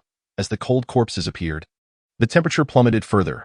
Tao Qian, Ku Ying, and the other two tactfully retreated behind Zhang Yu, both to avoid claiming his experience points and to ensure their own safety. Despite the cold corpses possessing 500 health and an attack power of 20, their sheer numbers were daunting. In an instant, nearly 7 or 8 cold corpses emerged from the shadows of the street. They withdrew to observe the battle. The elite goblin warrior unslung a longbow from his back, perched atop a giant wolf, remaining motionless as he drew the bowstring, aimed, and released. Whoosh! The arrow struck the nearest cold corpse with pinpoint accuracy. Crack! The arrow shattered upon impact, akin to piercing through a block of ice, resulting in a headshot. A damage value floated above the cold corpse's head. 693. Cold corpse, LV1, slain. Gained 7 experience points. Holy smokes! Wu Zong, who had been silent until now, couldn't restrain his astonishment upon seeing the damage value. It was exceedingly high. To them, it seemed as if the goblin's shot was a mere ordinary attack. However, it was actually the result of a skill in archery mastery. Dealing nearly 700 damage and instantly eliminating a cold corpse was indeed outrageous. Ku Ying and Wen Ren Qingyu exchanged knowing glances, both silently agreeing. They had placed their bets correctly. This summoner was truly a powerhouse, given the speed at which he obliterated the cold corpses. Breaking a record seemed entirely plausible. They had watched videos of other adventurers navigating the cold street abyss and had never seen such effortless annihilation. The cold corpses possessed a slow aura, capable of hindering the warrior's speed. With 500 health, they were not easily dispatched in a single blow. The first wave of 12 cold corpses typically required careful kiting to defeat. Completing the first wave in half an hour was already considered swift. Yet here, the goblin warrior had already fired 4 arrows in just a matter of seconds, dispatching 4 cold corpses in rapid succession. Eliminating 12 cold corpses would likely take less than 3 minutes. This was simply absurd. Was the summoner truly this formidable? When Ren Qingyu finally cast aside her prejudice against summoners, replaced instead by profound curiosity, if the summoner was so powerful, why was he regarded as weak? Beside them, Tao Qian, brimming with pride, remarked, "It's not that the summoner is strong. It's that my buddy is exceptional at that moment." Zhang Yu was also contemplating the damage. According to the values and skill coefficients, the arrow shot from archery mastery was capable of inflicting 600 damage, and that was just theoretical damage. One must also consider the opponent's armor and level. The cold corpses were also level 1. So there was no level suppression. Armor mitigated some damage, yet the damage dealt reached an astonishing 700 points. Could it be due to the headshot? Zhang Yu speculated. The theoretical damage and actual damage must differ. A headshot could very well be the reason for the increased damage. Due to the cold corpse's sluggish speed, the goblin warrior could achieve headshots with almost every arrow, taking down a small cold corpse with each shot. 666, Cold Corpse, LV1, slain. Gained 8 experience points. 711, Cold Corpse, LV1, slain. Gained 9 experience points. 705, Cold Corpse, LV1, slain. Gained 8 experience points. 619, Cold Corpse, LV1, slain. Gained 7 experience points. 659, Cold Corpse, LV1, slain. The cold corpses never even got close to the goblin, being continually felled by a barrage of arrows. 782. The final arrow struck true, hitting the forehead. Cold Corpse, LV1, slain. Gained 8 experience points. Congratulations, your level has increased. Level, LV1 LV2, 200 experience points required for next level. Health, 410 510. Magic, 160 170. Intelligence, 2326. Strength, 1314. He leveled up. Zhang Yu felt a surge of joy. Leveling up meant an increase in health capacity. With a bit more accumulation, he could further enhance his summoning talent. Chapter 9. Charged Strike, 3000 damage. The area of the cold street abyss was vast, requiring traversal through the frozen streets to reach the depths where the boss awaited. They were currently positioned at the entrance of the cold street. After slaying 8 cold corpses, Zhang Yu adhered to the abyss strategy, waiting at the first intersection for several minutes. According to the strategy, there was a level 4 cold corpse lurking within a shop. If they did not wait for it to emerge and simply pass through, they would be ambushed by both the abyss creatures ahead and the level 4 cold corpse. The strategy for the cold street was a required course for every student of Jiangshui City. For Zhang Yu, the cold street strategy was etched into his mind as deeply as the poem Shu Dao Nan. Crack, crack. Sure enough, 2 minutes later, the ground began to freeze. A colossal cold corpse emerged from a shop. Abyss creature, cold corpse, level, LV4, health, 2000, attack power, 80, skill I, bite, skill 2, slow aura, skill 3, ice axe throw, roar. The level 4 cold corpse emitted a low growl, warning the goblin wolf cavalry that had intruded upon its territory. Clatter. Other shops in the vicinity also began to stir, with nearly a dozen cold corpses emerging from the shadows. Holy cow!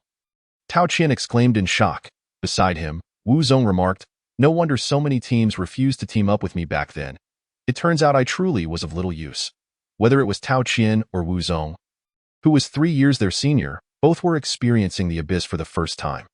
Previously, they had only gained knowledge of the abyss through videos and online images. They had thought that those who declined to team with them were merely overly cautious, and that the adventurers who perished within the abyss were simply incompetent. However, After personally experiencing it, they finally grasped the difficulty of the abyss. In other words, without Zhengyu, they likely wouldn't have even overcome the first wave of cold corpses, let alone confront the formidable level 4 cold corpse boasting 2,000 health before them. Tao Qian, Wu Zong, Ku Ying, and Wen Renqing quickly distanced themselves from the battlefield, keeping a safe distance from the level 4 cold corpse. I finally understand why Zhengyu wanted to compete for the leaderboard. Those people didn't believe it. Just this level 4 cold corpse alone is beyond what our group of level 1 novices can handle. Tao Qian gazed at the large, frosty cold corpse, a shiver running down his spine. Thankfully, they had retreated quickly. Wu Zong nodded, saying, "That's why I trust you. Had I known you were uncertain, I never would have followed you in." Wu Zong chuckled, "But I'm glad I did. Who would have thought a summoner could be this strong?" Wu Zong wore a look of triumph. Although the level 4 cold corpse was powerful, it faced a goblin wolf cavalry capable of dealing over 700 damage with a single strike. The goblin wolf cavalry had hardly moved from its position. It simply stood there, firing arrows, and a significant number of cold corpses had already perished. Truly impressive, when Ren Qingyu, who had always harbored biases against Zhengyu the summoner, now marveled at his prowess. She observed the attributes of the level 4 cold corpse and questioned, "I'm beginning to doubt whether those warriors outside can truly defeat this cold corpse." Answering her was Zhengyu, seated nearby. He replied, "Though this cold corpse appears formidable, its attack power of 80 means that even with a skill, it can only inflict 400 to 500 damage. The warriors outside, who charged for guiding newcomers, were not alone. They typically comprised 2 or more warriors, accompanied by a paladin or priest for support. While they might not be able to instantly slay the cold corpse, their lower agility allowed them to kite and fight effectively. In light of Zhang Yu's detailed explanation, when Ren Qingyu was fixated on one question, "What are you doing here?" Zhang Yu shrugged. "Am I not allowed to be here?" When Ren Qingyu replied, "You are, but it feels strange. I get the impression that the one leading us is that goblin wolf cavalry, not you." They stood far from the combat zone, dutifully observing, unaware that the one responsible for leading them was also here, lounging more comfortably than they were. It was indeed lounging. They had no idea where he had procured a reclining chair. Zhang Yu chuckled from his seat. "Well, you're correct. The one guiding you is indeed this goblin wolf cavalry, while I am merely the summoner, him. Perhaps it was due to their lack of prior experience with summoners, but the sensation of being carried aloft by a summoned beast alongside a powerhouse felt novel." Tao Qian eyed Zheng Yu's reclining chair and inquired, "Where did you get that chair?" "I brought it from home. I have plenty of space for items." "Just one?" "Only one, but I have another at home. I'll bring it next time." "Sounds good. That chair looks quite comfortable. It's decent. Next time I plan to bring my lazy sofa from home. By the way, would you like some coffee? Do you have hot water?" "I prepped a kettle. Wasn't it said that the cold street abyss is quite chilly?" "I thought hot water would be essential." "You really know how to enjoy yourself." Observing Tao Qian and Zheng Yu converse as if everything were perfectly normal, the other three looked on with expressions of incredulity. This was the abyss. Why did it feel like they were on vacation? Even tea was brought along. Zheng Yu looked up and asked, "Would you like some hot tea?" Wu Zong, Ku Ying, and Wen Renqing replied in unison, "Yes, please." Thus, an exceedingly peculiar scene unfolded in the depths of the frigid street. Ahead, goblin wolf cavalry were systematically eliminating icy corpses, each arrow finding its mark with fervor. Behind them, a group of young men and women, holding teapots, engaged in light-hearted banter and laughter. This was even more incongruous than the goblins' gentlemanly demeanor. Zheng Yu sat, sipping tea, as his experience points surged. 694, killed icy corpse, LV1, gained 9 experience points. 777, killed icy corpse, LV1, gained 8 experience points. 782, killed icy corpse, LV1, gained 9 experience points. With the elevation in level, the goblins' archery prowess also saw an enhancement. They dispatched the recent icy corpses with ease. The level 4 icy corpse, however, could no longer remain passive. It hurled a spinning ice axe at the goblins. Whoosh! The ice axe missed its target. The goblin had already readied its bow and arrow, leaping nimbly to evade the attack, landing directly before the level 4 icy corpse. Grasping a hammer, it struck fiercely at the icy corpse's head. Bang! 890. The powerful blow obliterated a significant portion of the icy corpse's health. The damage from the leaping hammer strike matched that of the archery attack, yet this time it was executed with pinpoint accuracy, striking the head. Furthermore, the actual damage dealt in melee was indeed greater than that from a distance. Stun. The precise hit to the head triggered a stun effect. The already sluggish icy corpse was rendered immobile by the blow. The goblin warrior, wielding a heavy hammer, flexed its muscular arm, seizing the opportunity while the icy corpse was stunned. It charged up, the hammer swung, bang, dash 1750, a fatal strike, damage overflow. The level 4 icy corpse was smashed into 2 segments. Killed icy corpse, LV4, gained 72 experience points. The experience gained was substantial, and it was likely that another wave of icy corpses would elevate Zhengyu to level 3. Early levels were still rapidly attained. Generally, completing a simple dungeon would suffice to reach level 4. Zhengyu's leisurely approach to leveling up was proving to be even faster. My goodness. 1750 damage. Tao Qian nearly spilled half of the hot tea in his hands. Wasn't this goblin merely a novice summoned creature? How could it be so monstrous? Tao Qian had managed to remain composed until he witnessed the goblin wolf cavalry deal nearly 3,000 damage with a single hammer strike. His composure began to wane. This could likely obliterate a paladin in one hit. Ke remarked in astonishment. No need for guesswork. Although a level 1 paladin could boast 3,000 health, I wager the paladin wouldn't even get close before my brother used goblin shot it dead. Facing their surprise, Zhengyu felt unfazed. After all, this was a fully charged strike. If the damage were not high, it would truly betray the 15 chance of a stun effect. The skill warrior's charge, combined with the stunning effect of the leaping hammer strike, was perfectly suited for building up power, a strike with a coefficient of 12, alongside various enhancements, resulting in this damage was well within Zhengyu's expectations.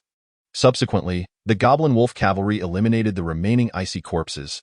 A total of 14 level 1 icy corpses yielded 112 experience points. One level 4 icy corpse provided 72 points. Just a smidge more was needed to level up. The only disappointment was that the level 4 icy corpse did not drop any equipment. Chapter 10. Instant kill of a level 5 icy corpse, pushing through with ease. 778. Killed icy corpse, LV. 1. Gained 8 experience points. Congratulations, your level has increased. Level, LV2 LV3, 349 experience points needed for next level. Health, 510 640. Mana, 170 180. Intelligence, 2631. Strength, 1415. Upon re-entering the frigid street, they encountered another wave of level 1 icy corpses, which they dispatched effortlessly, resulting in a level increase. The goblin wolf cavalry also advanced to level 3, its health rising to 4500, while its attack power increased to 160 due to Zhengyu's enhanced intelligence.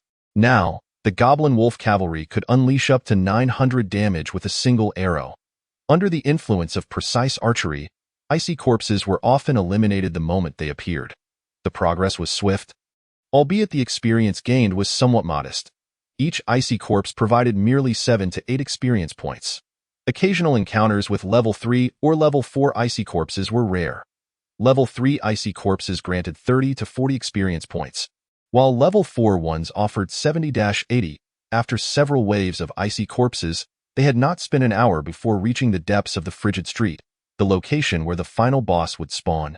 Had it not been for the vastness of the frigid street map, which wasted time in traversing, and the slow movement of the icy corpses requiring them to wait for respawns, they could have advanced even more rapidly. Along the way, Zhengyu and his companions moved intermittently. With the goblin wolf cavalry leading the charge, each icy corpse fell to a single arrow, and no matter how many icy corpses respawned, they could not reach their position. After all, the icy corpses could not outpace a walking pace. This was indeed the final destination. Tao Qian gazed at the park at the end of the frigid street and addressed Zhengyu. Zhengyu nodded and, with utmost seriousness, instructed them. Let us commence our operation? Yes. Wu Zong retrieved a grill from the inventory, expertly setting it up, while Tao Qian tended the fire, uneasily asking, Old Wu, can you really handle the barbecue? Rest assured, I worked in a barbecue shop for 3 months before becoming a coach. Then it's settled. I leave it to you. Ke and when Ren Qing you were also busy setting up small tables, with when Ren Qing you preparing tea and Ku Ing arranging snacks and plates. As for Zhengyu, He reclined on a lounge chair, comfortably lying back.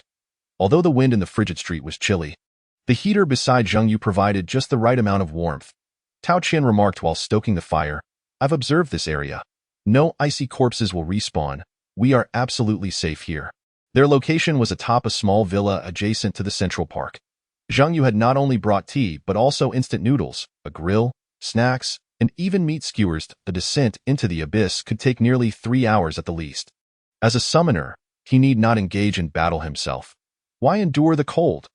Thus, Zheng Yu had nearly emptied his refrigerator and even borrowed the grill and heater from the old man downstairs, who had no immediate use for them.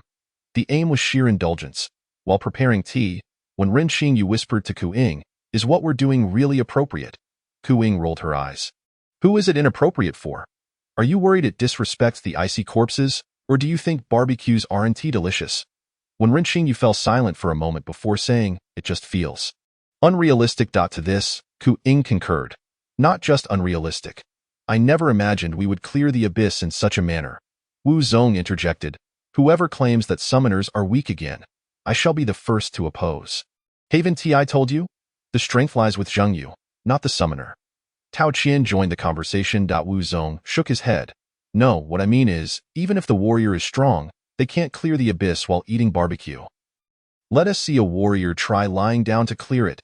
Even if the martial god Mu Yun were here, seeing this scene, he would surely exclaim in disbelief." Tao Qian nodded, acknowledging the truth in the words. Ku Ying added, "Indeed." When Ren Xingyu chimed in, "Wu Ge, after you finish grilling, wait for me to take a photo. I'll post it on social media after the dungeon." Zheng Yu, not far away, overheard their conversation and turned to Wen Ren Xingyu, saying, "Make sure you send me a copy of the photo. I'll post it too." "Sure thing. Come on, great one, look here." Wen Ren Xingyu snapped a picture of Zheng Yu, who was reclining on the lounge chair, sipping hot coffee, looking utterly relaxed. Below the photo, she captioned it, "Abyss, coffee, barbecue, icy corpses, and the great Zheng Yu." Tao Qian's charcoal fire had yet to be ready when a disturbance erupted below. Crack, crack, crack. The incessant sound of ice cracking echoed from the depths of the forest in the park. A layer of glistening ice crystals was clearly visible on the ground. This was the first wave. Zheng Yu, sipping his hot coffee, observed the situation below in the park. A summoner does not operate entirely without involvement, but the tasks are simple. They need only do 2 things. First, issue commands to the summoned beasts. Second, find a safe place to hide, ensuring the summoner's own safety. The rest can be entrusted to the summoned creatures. It is a profession marked by its simplicity. Boom! The first to charge out was a level 5 icy corpse. With a health pool of 2500, the level 5 icy corpse was massive, its slow aura affecting a wide area. Even goblin wolf cavalry over 100 meters away would be slowed. The elite goblin warrior drew its bow and loosed an arrow. Whoosh! The arrow pierced the icy corpse's forehead, a headshot, yet it did not slay it. 928. A high-damage figure nearing 1,000 appeared, stripping away more than a third of the icy corpse's health. Whoosh! The precise archery had no skill cooldown. As long as there was stamina, the goblin could shoot consecutively. The shooting speed correlated with the goblin's agility. The second arrow followed closely behind. 901. The damage from level 3 archery could theoretically reach a minimum of 848, and combined with the precise headshot damage, minus the icy corpse's ice armor resistance, each shot dealt over 900 damage. Whoosh! Another arrow flew. 910. 3 arrows brought down a level 5 icy corpse.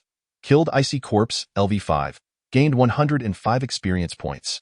Truly formidable. Wu Zong, responsible for grilling meat, couldn't help but exclaim upon witnessing this. He had studied the depths of the frigid street longer than Zheng Yu and Tao Qian. After all, the entire Jiangshui city had but this single level 1 abyss. Over the past 3 years, he had seen numerous strategies for the frigid street abyss. I vividly recall that upon entering Central Park, one would encounter a level 5 frost corpse. It is imperative not to allow it to close in. Rather, one must utilize the surrounding structures to engage in a tactical dance of combat with this formidable foe. Otherwise, should one be ensnared by its slowing aura, the frost corpse, boasting 2,500 health points and an attack power of 100, would annihilate the entire team.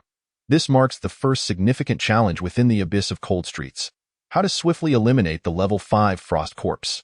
Yet, as I witnessed 3 arrows being dispatched in an instant, the level 5 Frost Corpse scarcely moved. No strategy, no depth of formation could rival the efficiency of the Goblin's 3 arrows. Is the S-rank talent truly this powerful? I recall several S-rank professionals emerging from Jiangshui City, none of whom were quite this monstrous. At this moment, the level 5 Frost Corpse lay defeated. While the initial wave of Frost Corpses that should have spawned alongside it was only just beginning to emerge. Roar, the Frost Corpse that had just emerged from the depths of the park's forest had not even completed its roar before it was struck down by an arrow. Whoosh-941. Whoosh-909. Whoosh-932. It was a display of overwhelming might. The Goblin Wolf Riders permitted not a single Frost Corpse to linger for more than 3 seconds. As soon as it revealed itself, it was met with an arrow, clean, efficient, and decisive. The first wave was swiftly vanquished, and my level surged directly to 4. Congratulations, your level has increased. Level, LV3 LV4, 600 experience points needed for the next upgrade. Health, 600 and 4810. Mana, 180 190. Intelligence, 3137. Strength, 1516. I realized that leveling up was especially significant for me. Not only did it augment my health, but it also enhanced my skill damage. With the increase in intelligence, my base damage and skill coefficients were elevated as well. Now, my precision archery could theoretically inflict 1,000 damage, and in practice, it would be even higher, surpassing the standard for my tier. Most crucially, as long as I remained concealed, the abyssal creatures would not target me if I were to tackle the difficult or even nightmarish level of the abyss. The goblins would need to grow even stronger, or perhaps, should I go all in? Previously, I had refrained from making such a gamble. I was concerned that my health would be too low, and a mere brush from an abyssal creature could lead to my demise. Furthermore, the 3rd-tier goblin talent requires 100 talent points to ascend to the 4th tier, and my health cap was insufficient. After leveling up once more, I would likely have enough that I resolved to take the plunge. Preparing for the upcoming challenge of the difficult tier of the Abyss of Cold Streets, Chapter 11. Why should they benefit? Delicious. Tao Qian let out a pig-like grunt. TSK, paired with a cup of strong liquor. This is delightful, I must say. Although the meat is rather average and the quality of the wine is mediocre, indulging in such a meal within the abyss is far more satisfying than dining outside. The wine was brought by Tao Qian, who claimed it was to bolster his courage, as he harbored a fear of death. The meat was roasted by Wu Zong. Yet neither of them dared to dispute the assertion that the meat was merely passable. For that comment originated from Zhang Yu. Who would dare to challenge that?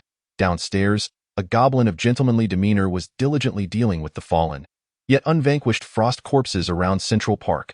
Meanwhile, upstairs, a group of young men and women were laughing and enjoying their barbecue. Anyone observing would hardly believe this was the abyss.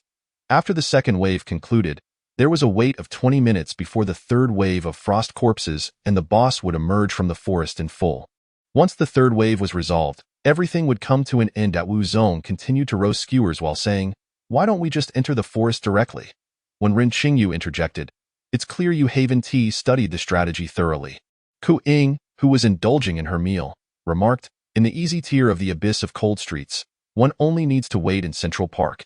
Entering the forest would waste even more time." Ku Ying was correct.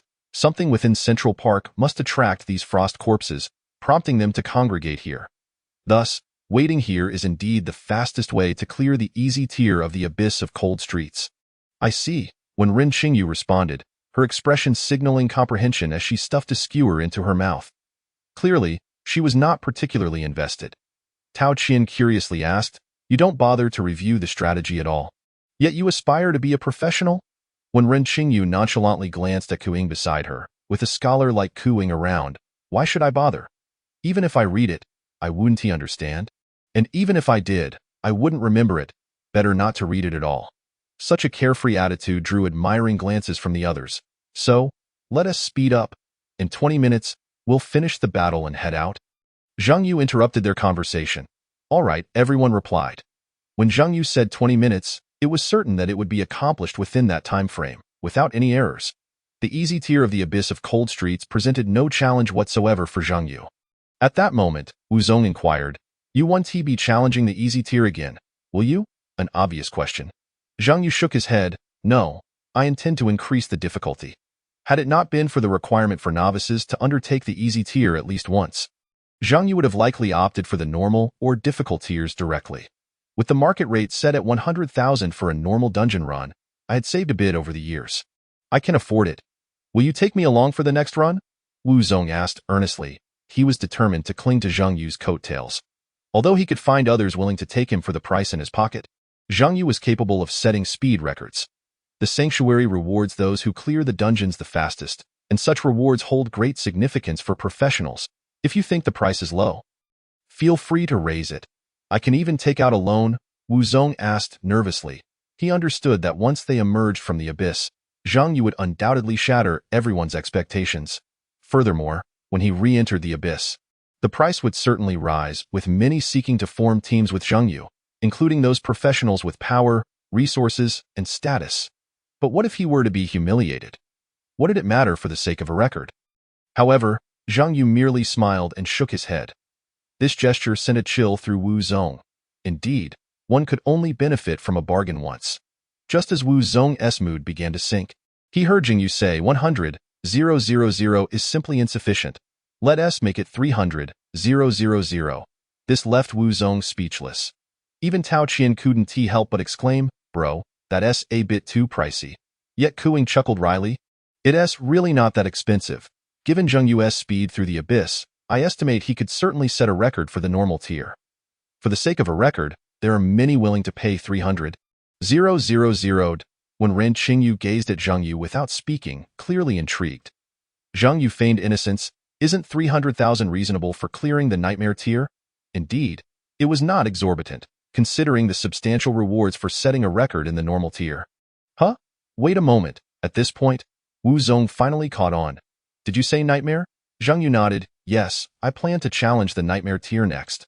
I've heard that thus far, no one has cleared the nightmare level of the abyss of cold streets. I intend to take on this challenge if successful, it would not only be the first clear but also a chance to secure the historical record .3 rewards. The first clear, the nightmare dungeon reward, and the historical record reward, all for 300,000. Is that expensive? Wu Zong immediately shook his head, hastily declaring, not at all. Not expensive in the slightest. But, are you really planning to take me with you? Wu Zong was somewhat incredulous, given that it was the nightmare level of the abyss. Not only in Jiangshui City, but even in those talent-rich centers, many had yet to clear the nightmare levels of the abyss. Zhang Yu smiled. As long as you're not afraid, I will take you along. Not afraid, Wu Zong quickly affirmed, eager not to miss out. Really not afraid.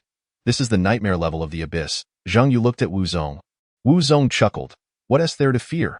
If you're not afraid, why should I be? This was no longer a gamble but rather an opportunity that could not be missed. Wu Zong was not afraid of Zhang Yu failing to clear the nightmare level. He feared regretting it. Once this opportunity slipped away, it would be truly lost. After finishing, Zhang Yu looked up and asked Ku Ying and Wen Qingyu, what about you two? Wen Qingyu immediately replied, we are willing, not afraid. 300,000. No, we'll transfer you 600,000 together. Beside her, Ku Ying whispered, but we don't have the money.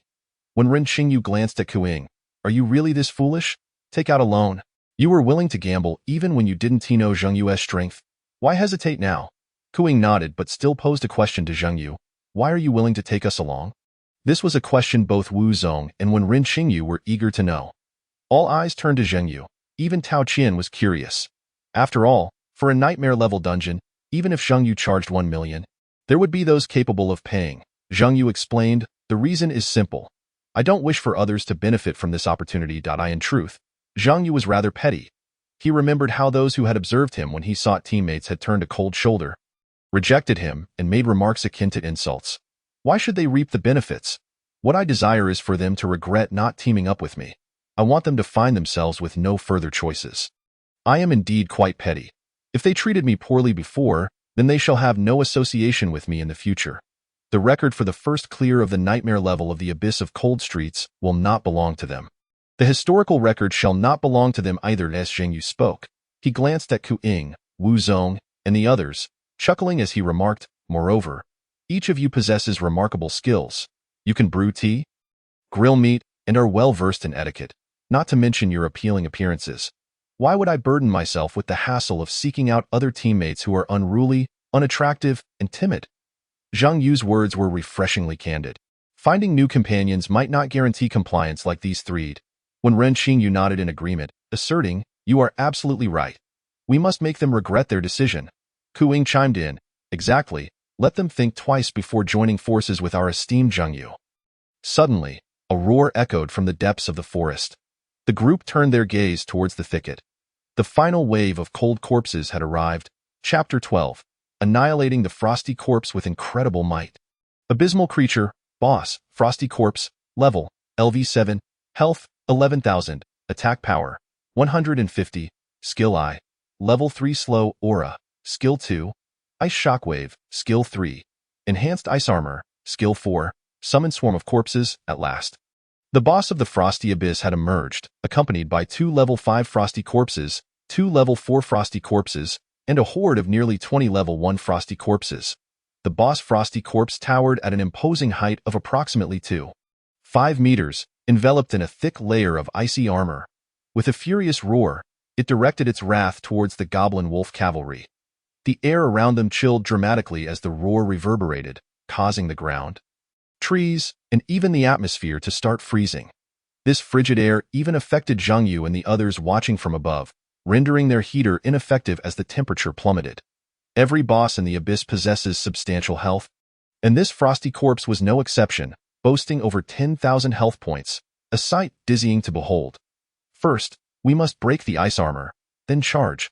Zhang Yu advised the Goblin Wolf Cavalry, concerned they might waste their skills and stamina on the armor. Whoosh! The elite warrior goblin opted for a ranged attack first. The Goblin Wolf Cavalry's advantage lay in their dual capabilities for melee and ranged combat, coupled with high health and the immense agility of their giant wolves, making them versatile summon beasts. Even their only flaw, being less than aesthetically pleasing, was mitigated somewhat by the effects of the VIP Steward Bond. An arrow struck the ice armor of the level 7 boss Frosty Corpse. Crack! A fissure appeared in the armor, yet it inflicted no damage, a scenario Zhang Yu had anticipated in their strategy. The ice armor could absorb 3 attacks before refreshing every 30 seconds, posing a challenge for many adventurers and prolonging the time required to conquer the Abyss Dungeon. Given the Frosty Corpse's health exceeding 10,000 and the relatively low attack power of novice adventurers, defeating it would require a gradual whittling away of its health. The well-configured team, if not led by higher-level adventurers, could only afford to stall, taking up to 5 hours to slay a single Frosty Corpse, which was considered a swift completion. Thus, under normal circumstances, a pure novice completing the simple-level Frosty Street dungeon in 8 hours would be deemed impressive. Those capable of soloing it within 8 hours would also be regarded as formidable. After all, the historical records on the leaderboard were exclusively held by level 10 adventurers. Whoosh, whoosh, the Goblin Warrior unleashed 2 more arrows. Piercing through the ice armor, roar, the enraged boss Frosty Corpse bellowed at the Goblin Warrior, and its surrounding Frosty Corpses surged forward, charging at the Goblin Warrior. Whoosh, 1167, whoosh, 1098, whoosh, 1200. Faced with the multitude of Frosty Corpses, the Goblin Warrior remained composed, akin to a seasoned soldier, steadily and swiftly loosing arrows. The giant wolf beneath him deftly dodged the ice axes hurled by the Frosty Corpses, despite the giant wolf's considerable length of over 3 meters. It moved with a grace that belied its size. The ice axes, flying from various angles, could not strike them and even helped maintain the Goblin Warrior's stability, allowing him to continue his precise aim. Watching the Goblin Wolf Cavalry in battle was a spectacle to behold. Indeed, had I known that operating a summoner was this straightforward, why would I have chosen a monk? Wu Ge, didn't you select the monk simply because you could only transform into one? Come on, don't sweat the details. In the midst of their banter, the Goblin Wolf Cavalry leapt high and pounced upon a level 4 Frosty Corpse. Bang! The sound of a skull shattering echoed as the level 4 Frosty Corpse perished instantly. Without missing a beat, the Goblin Warrior readied 3 arrows. Whoosh, whoosh, whoosh, 1099, 1122, 1097. The boss Frosty Corpse's health plummeted by 3,000 in an instant. Roar! The furious boss Frosty Corpse unleashed a wave of icy energy. The ground trembled as the cold spread like a shockwave. The boss's skill, Ice Shockwave, was a wide-area attack, crack, -817. A damage value appeared above the Goblin Wolf Cavalry's head, and the giant wolf's fur became encrusted with ice shards. Due to the absence of defensive gear for summoned beasts, the damage taken was significantly higher.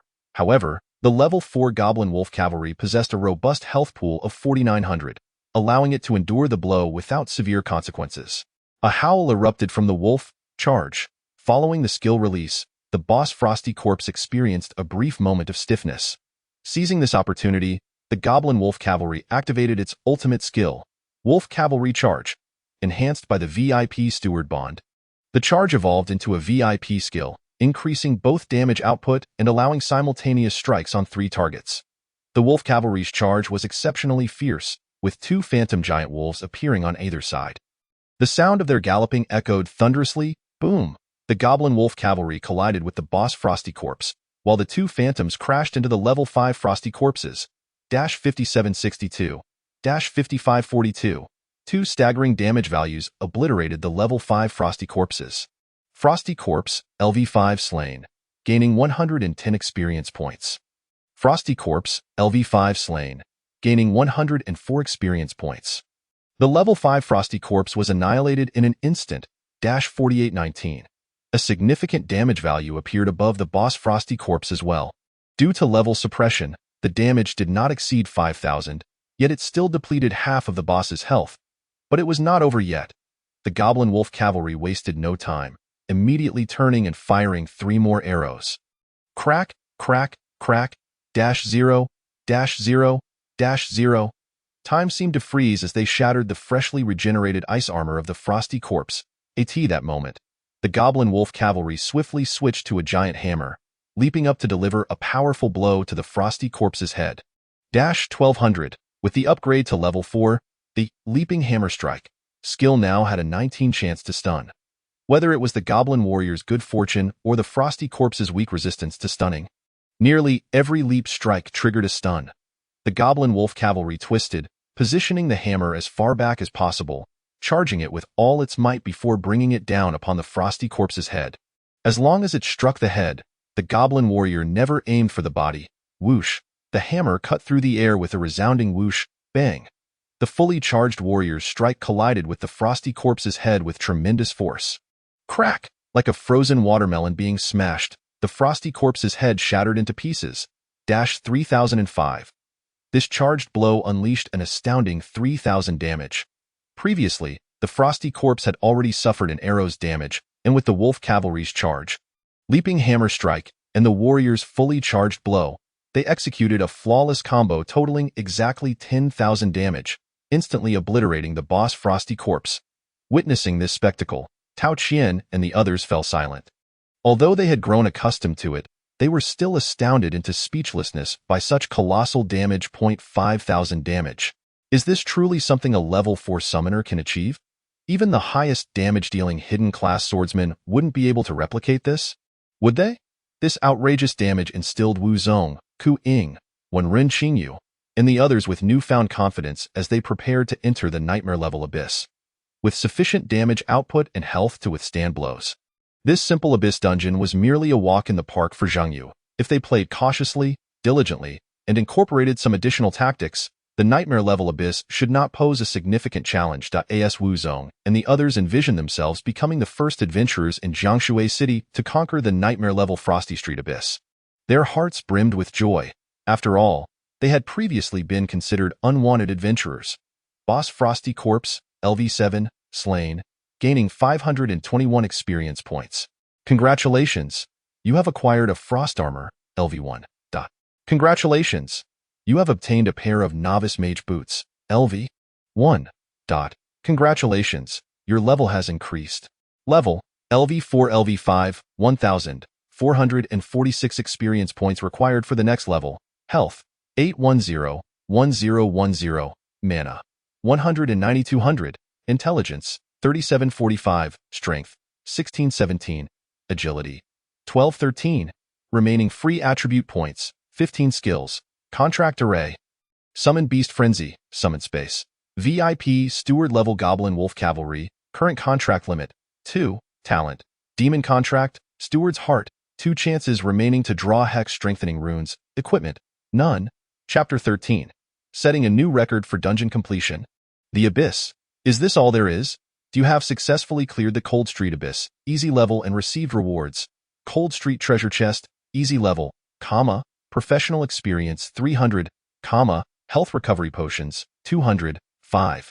In 1 minute, you will be teleported outside the Abyss. Be prepared. Is that it for clearing the level? Rune Xingyu said, still somewhat bewildered. It felt too effortless, too swift. In total, it was less than 3 hours. Enjoying barbecue, sipping on drinks, and leisurely following Zhang Yu's summoned beasts, they completed the level. Tao Qian smugly remarked, the Abyss. Is this all? Ha, pathetic. Zhang Yu replied, as if it was you who cleared it. Just before exiting the dungeon, Zhang Yu said, once we go out, I want to disband the team. Ke and Rune Xingyu, you two should expedite your loan applications. I'll wait for you. But be quick, if I want to compete for the leaderboard. I need to minimize downtime. Ke and Rune Xingyu nodded in agreement. Fair is fair. Zhang Yu would not take other members along, but he would not carry them for free either. Spending 300,000 for a record in Nightmare level Abyss was already quite a bargain. Normally, clearing a single Abyss run would be incredibly taxing on a professional's energy and stamina, considering the continuous combat and navigation for 7 to 8 hours. No one could withstand that. Typically, one would rest for a day to recover before continuing. But Zhang Yu was different. Consuming energy? Who has ever seen someone lose energy while enjoying barbecue? Wasting stamina? It wasn't him in combat. As long as his summoned beasts were exceptionally vigorous, he had no worries about stamina issues. If he wanted to climb the leaderboard, he had to seize every second. Buzz. As the minute elapsed, the 5 were teleported outside the Abyss. It was now around 1 a.m. The Cold Street Abyss lobby was still teeming with people, most of whom were waiting to form teams. Quite a few professionals had even set up tents in the lobby. Residing there, luck isn't merely stumbled upon, it's awaited. They resolved to remain here, hoping to latch on to a strong team at the first opportunity. Another team emerged victorious from their run. Envy surged. This new team of novices, likely those who had just transitioned jobs and immediately entered the dungeon, was considered the first echelon. Wait, isn't that Zhang Yu? Don't be ridiculous. Zhang Yu just entered the Abyss 3 hours ago. He can't possibly be out until tomorrow morning. Whether Zhang Yu could exit was still debatable. Exactly. You all are blind. Can't you see? That's Zhang Yu from our neighboring class 3, right? Or am I the one who's blind? You have to admit, this person does bear a striking resemblance to Zhang Yu. But the issue was, he couldn't possibly be Zhang Yu. I've been counting the time. He entered the Abyss for less than 3 hours. How could he? Is there a possibility? No way. Absolutely impossible. He is a summoner. The notion that summoners are weak and incapable of clearing the Abyss was deeply ingrained in their minds. Just as someone began to recognize Zhang Yu, yet couldn't bring themselves to believe he could clear the Abyss so quickly, a bulletin from the temple for all professionals silenced the entire lobby. Notification. Congratulations to the professional team of Summoner Zhang Yu for breaking the historical clearing time of Cold Street Abyss. Easy level. Clearing time, 2 hours, 48 minutes, and 23 seconds. Team leader. Zhang Yu, Summoner. Team members. Tao Qian, Monk. Wu Zong, Monk. Ku Ying, Assassin. Rune Xingyu, Assassin. Rewards. Professional Experience 500. Historical Record Gift Pack. Cold Street Abyss Easy Level. Title of Historical Record Holder. Cold Street Abyss Easy Level. 1. Silence reigns supreme in the lobby. The temple had disseminated this information to all professionals in Jiangshui City, not just the novice professionals. It was directly thrust into their faces, ensuring no professional could miss it. Such record-breaking news was common, as the growing prowess of professionals and the increasing benefits for novice professionals frequently led to records being shattered. However, this occasion felt different. The team composition was bizarre. The leader was a summoner, accompanied by 2 monks and 2 assassins. Assassins are practically useless before level 15, only slightly better than mages. Monks have a bit of combat ability, but not much, compared to mainstream warriors and knights.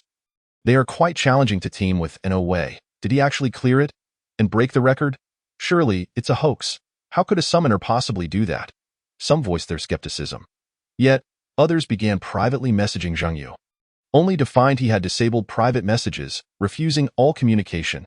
However, This did not deter their determination to cling on to him, especially Zheng Yu's former classmates. Why, you Gu, congratulations. Zheng Yu replied. Oh, what are you congratulating me for? Congratulations on breaking the record solo. Zheng Yu retorted. My breaking the record has nothing to do with you. What right do you have to congratulate me? You Gu, have you had some water? Zheng Yu replied. I am not thirsty. Why, you Gu, have you eaten? Perhaps you should rest. Let me treat you to a meal. Zheng Yu replied. I'm not hungry.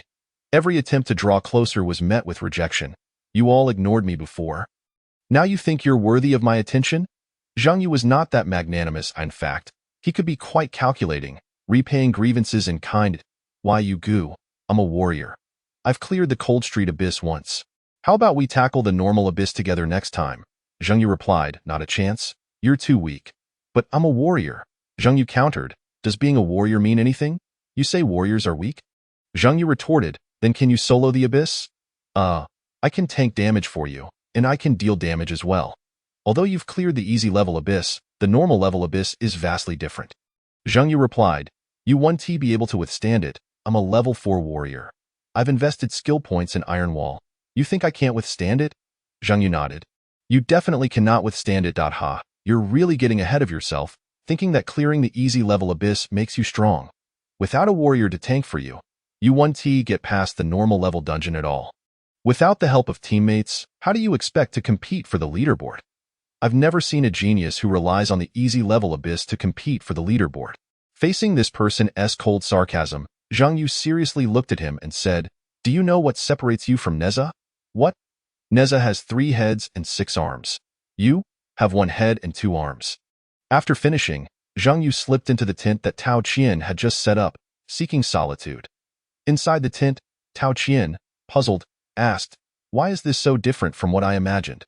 Zheng Yu inquired, What's different? Tao Qian replied, I thought they would regret not teaming up with you and lament their decisions. Tao Qian expressed disappointment at not witnessing the scene he had envisioned. Zheng Yu laughed, It's still early. This is merely the easy level dungeon. Moreover, this is quite normal. When they start feeling regret, they will begin to justify themselves, becoming stubborn, believing that since you cleared the easy level, you cannot clear the normal level. Those who genuinely regret not coming to me will also hold back. Even if they feel upset, they won't show it. Just watch. Even if we clear the nightmare level abyss, there will still be people stubbornly claiming that summoners struggle later on and expressing concerns for their future. Being accustomed to the giants of the online world, Zheng Yu was keenly aware of these dynamics. Thus, he decided not to take anyone other than Tao Qian and his 3 companions. This is quite unsatisfactory.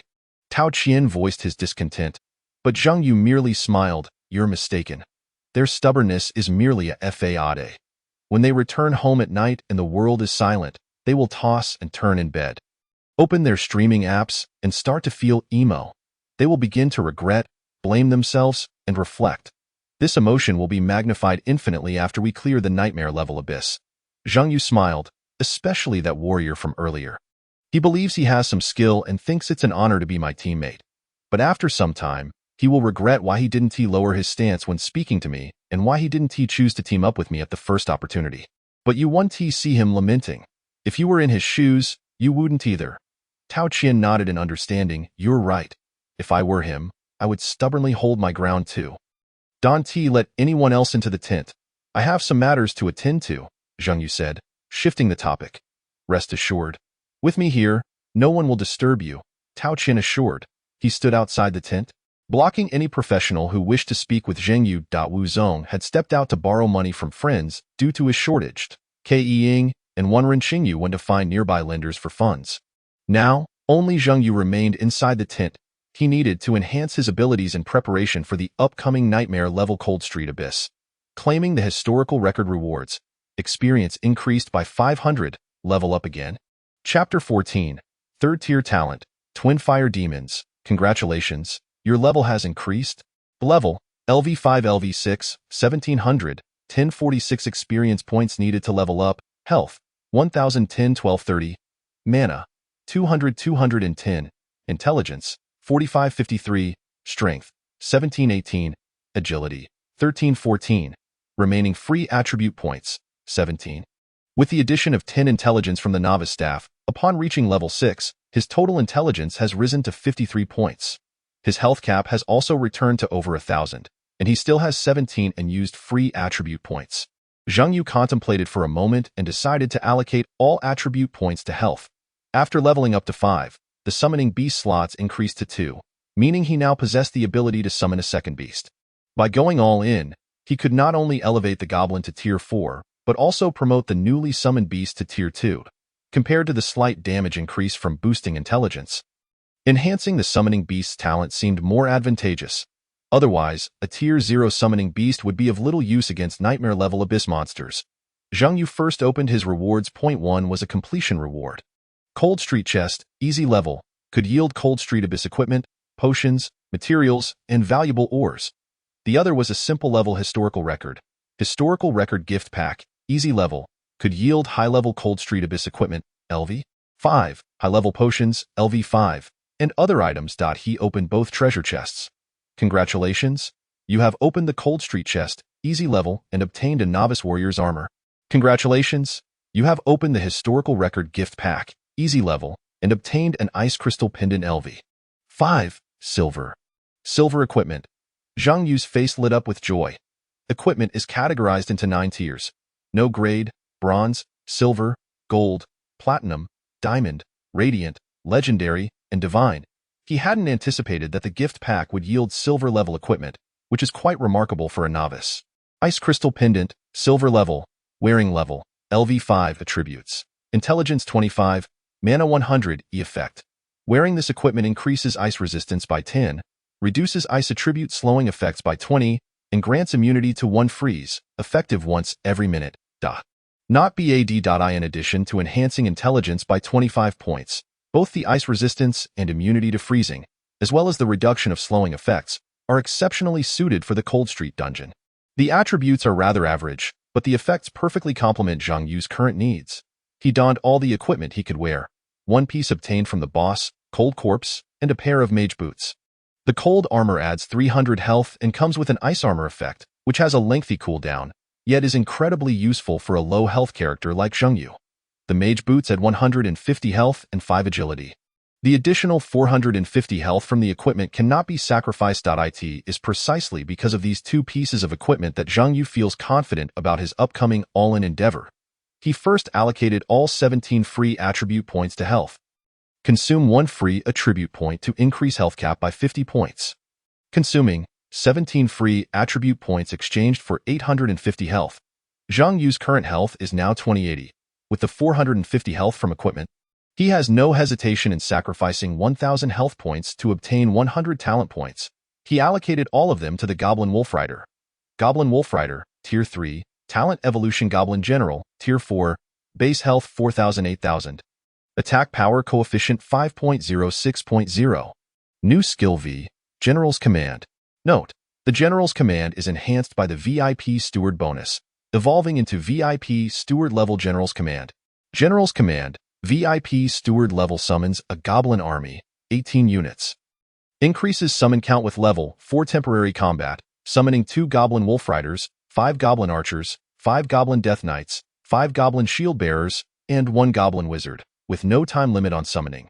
Cannot summon again until all Goblin Army members are defeated. Hiss, this is something. Zhang Yu gazed at the newly acquired skill, feeling that the health expenditure was worth it. Evolving from the Goblin Wolf Rider directly into a general not only significantly enhances strength, but also provides a skill that truly transforms goblins into generals on the battlefield. The emergence of this skill instilled Zhang Yu with greater confidence in clearing the nightmare-level abyss. Next, Zhang Yu opened his phone and entered the Temple Mall to purchase the Summoner Skill Book he had long added to his cart. Summon, Fire Sprite, Skill Book, learnable at level 5, one-time item. Disappears upon learning. Summoners can learn to obtain a cultivable Tier 0 talent Fire Sprite. Price, 2,000 yuan, still quite inexpensive. Other professions' level 5 skills typically sell for at least 5,000 and warrior skills are even inflated to tens of thousands. Within the tent, he drew the contract formation. Tao Qian's tent was spacious enough for summoning a Fire Sprite. Buzz, flames flickered. A fireball appeared in midair. The next moment, the fireball established a mental connection with Zhang Yu. Sensing the coldness within his body, and actively released warmth to envelop him. It was neither scorching nor cold. but rather a comforting warmth perfectly attuned to Zhang Yu's body temperature. The fireball emitted no sound. It was a pure elemental entity. Just as a mage can manipulate fire elements, this fireball was a self-aware elemental being. Summoning Beast, Fire Sprite, Level 6, increases with Summoner's level, Health, 1100, Attack Power, 172, 78, Current Intelligence of Summoner 2. 0, Coefficient A, Talent, Tier 0, 2 talent points needed for upgrade. Skill I. Flame Aura LV6 can control temperature within a 10-meter diameter range. At maximum, it inflicts 121 burn damage per second on all objects. 172. Fire Sprite's Attack Power 0. 7. Coefficient. Skill 2. Fireball LV6 releases a fireball that locks onto a target, causing 551. 172. Fire Sprite's Attack Power 3.2. Coefficient. Points of fire damage. Summoning Beast Equipment. None. Observing the attributes of the Fire Sprite, Zhang Yu truly grasped the vulnerabilities of a summoner. Although the sprite levels up alongside the summoner, its enhancements are minimal that a warrior at level 6 can already face the easy-level Cold Street Abyss without fear. But without enhancing the talent, the Fire Sprite would still struggle against it. If a fireball only inflicts 551 points of damage, how many fireballs would it take to defeat the Cold Corpse boss with 10? 000 health. Zhang Yu glanced at the current attributes of the Goblin General. Summoning Beast, VIP Steward level Goblin General, level 6, increases with Summoner's level, Health, 8,900, Attack Power, 489, Talent, Tier 4, 500 talent points needed for upgrade, with a total attribute of 6. 0, Blade Armor and Steward Bond. The attack power surged to nearly 500. The skill damage nearly doubled. Now, a warrior can unleash a minimum of 4,000 damage. It completely overshadows the Fire Sprite. It seems that the strength of a summoner is entirely dependent on the talent level of their summoned beasts. Fortunately, the Demon Contract can enhance the talent level. Zhang Yu glanced at his remaining health point 1080 base health 450 from equipment.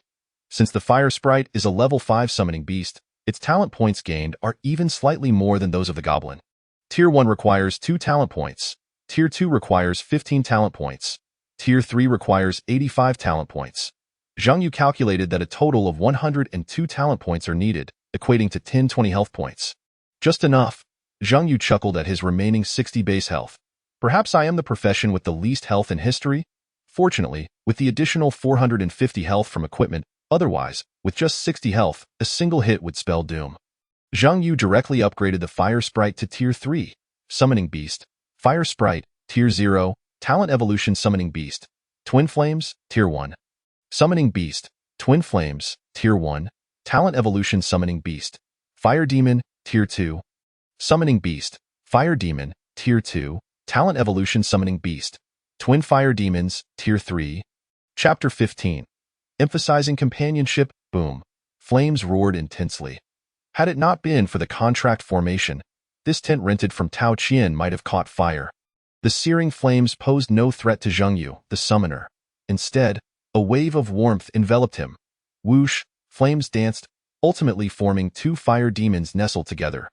The fire demons hovered in midair, standing approximately 1 meter tall, resembling the adorable little fire beings from Ice and Fire. Their appearance was charming, graceful, and far more aesthetically pleasing than the goblins. However, their demeanor lacked the imposing and majestic aura of the VIP Steward and General combination. The twin fire demons exuded a charm akin to that of a delightful, well-behaved child from the neighborhood. Adorable, understanding, lively, and remarkably clevered. This moment, their attributes underwent a significant transformation. Summoned Beast, Twin Fire Demon, Level 6, increases with the Summoner's level, Health, 3,000, Attack Power, 375. 78, Current Intelligence of the Summoner 4. 8, Coefficient A, Talent, Tier 3, requires an additional 150 talent points to upgrade. Skill I. Flame Aura LV6 controls the temperature within a 10-meter diameter, at maximum capacity, inflicting 825 points of burning damage per second to all entities within range. 375 Attack Power of the Fire Sprite 2. 2 Coefficient, Skill 2.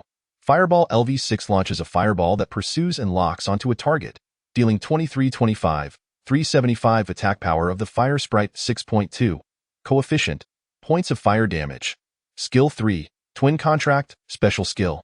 No level. The twin fire demons coexist, allowing simultaneous skill release, with damage stacking and fire attribute damage doubling. Skill 4. Flame Cage LV6 predefines the position of the flame cage, which triggers automatically when an enemy enters the area, enveloping everything within in searing flames, dealing 2,100, 375 attack power of the fire sprite 5.6 coefficient, damage per second. Summon beast equipment, none. This has resulted in the addition of 2 skills, one being the twin contract and the other the flame cage. The essence of the twin contract is to enable double casting and double attribute damage, rendering the twin fire demon's damage extraordinarily formidable. The flame cage serves as a trap-type pure damage skill. Although the damage seems modest at first glance, upon closer inspection, it inflicts 2,100 damage per second. This is not the explosive damage akin to a wolf cavalry charge. However, with 2,100 damage per second, it can vanquish a 10,000 health ice corpse in merely 5 seconds. Wait. Zhang Yu suddenly realizes that the 2,100 damage does not account for the twins' double bonus.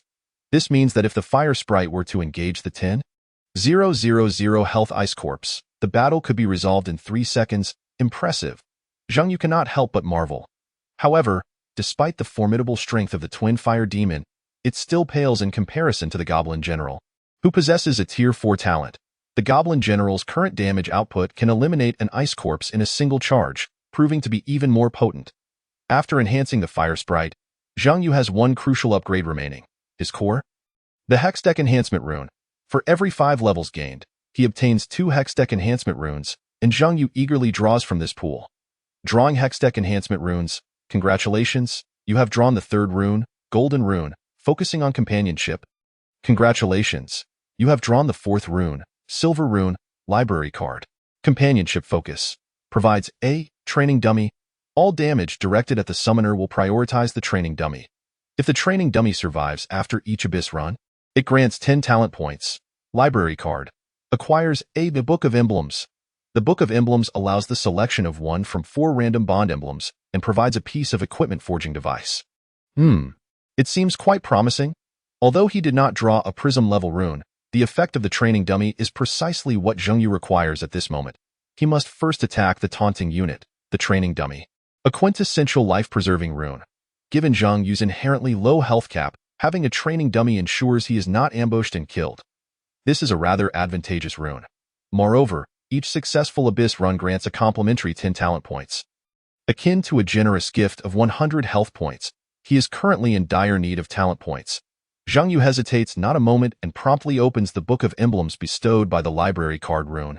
Please select one from the Mage Emblem, Ionia Emblem, Barrier Emblem, or Steward Emblem. Let's go with the Steward.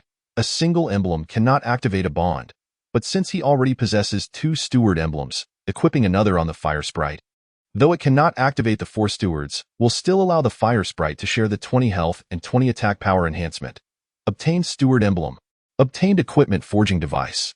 Equipment Forging Device can convert non-equipable gear into usable equipment. This is excellent. Zhang Yu stores the Equipment Forging Device in his inventory and equips the Steward Emblem on the Fire Sprite. Everything is now ready. At this moment, Zhang Yu receives a message from his homeroom teacher. Zhang Yu, you are the one who broke the record, aren't you? Zhang Yu replies, yes. The homeroom teacher quickly calls him. Well, if you have time tomorrow, please visit the Jiangshui City Government Building. The mayor wishes to meet you. Zhang Yu is unperturbed, as every year, newcomers who break records are personally received by the mayor and rewarded. However, Zhang Yu responds, is it for a reward? The reward is one aspect, and additionally, to promote you. And then, before the homeroom teacher can finish, Zhang Yu interjects, I might not have the time. Please collect the reward for me. The homeroom teacher appears somewhat troubled. Zhang Yu states directly, just tell the mayor that I am about to enter a nightmare-level dungeon, and if he does not wish to keep this record, I shall proceed. Zhang Yu dislikes such occasions, primarily due to the lack of benefits. He only desires the reward. Everything else is inconsequential, after all. At the end of the day, he is merely a low-level practitioner. Fame and reputation are not of immediate importance. Nightmare?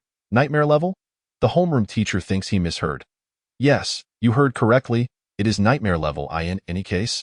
Please do not ask further. I do not wish to elaborate. The results will speak for themselves, and the mayor will understand. With that, Zhang Yu ends the call. On the other end, the homeroom teacher scratches his head. somewhat bewildered, and calls the mayor, "Brother, lend me some money." In the martial arts hall, Wu Zong finds his elder brother, Wu Xian, the owner of the hall. "How much do you need?" 20, 50,000. That's a bit much, isn't it? Wu Xian nearly drops his teacup. "We are brothers. If you need money, I will certainly lend you some, but you just request 50,000. Do you think I am made of money? If not, then go somewhere cooler." Wu Zong, however, remains unfazed and shows Wu Xian an item. A title, holder of the historical clearance record for the Cold Street Abyss. Wait a moment. Wu Xian immediately leaps from the sofa, opens his computer, and accesses the Jiangshui City Sanctuary's official website, where he does not need to search thoroughly. An announcement immediately pops up. "Congratulations to the practitioner team, Summoner Squad, for breaking the historical clearance time for Cold Street Abyss, easy level. Clearance time, 2 hours 48 minutes 23 seconds. Team leader, Zhang Yu, Summoner. Team members, Tao Qian, Monk. Wu Zong, Monk. Ku Ying, Assassin. Wenren Xingyu, Assassin. Wow, you did it. I wondered why you didn't come to work today. Turns out you are back on the practitioner's path." Wu Xian is elated. He has always known that his younger brother has been frugal with food and expenses lately to save money to try once more at being a practitioner. He never expected him to succeed and even set a record. The reason he is so confident that a record has indeed been set is that he is well aware of Wu Zong's strength. A D-level talent monk does not possess the capability to break records. Then he notices the team's configuration. "Brother, this team setup is rather peculiar." Wu Zong replies, "Never mind the professions. Zhang Yu has an S-level talent? No wonder. So, are you still not planning to lend me money? He intends to guide me through the nightmare abyss. I need to inform my sister Lord Inawan has ever cleared the nightmare abyss in the Cold Street dungeon. This is a matter worthy of being recorded in the family genealogy, and our family will kneel in the front row during next year's incense offering. Come with me to the bank." For Southerners who have come to start a business in Guang Province, nothing is more important than bringing glory to their ancestors. "How much do you need?" "Interest on interest on interest on interest." Commercial loan company.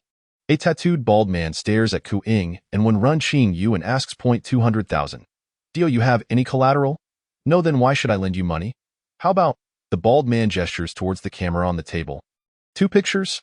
Ku Ying is about to get angry when Wenren Xingyu pulls her back, gazing intensely at the bald man. "Are you certain you won't lend? Then I will seek out other companies." The bald man is taken aback. He has never encountered someone so audacious in borrowing money.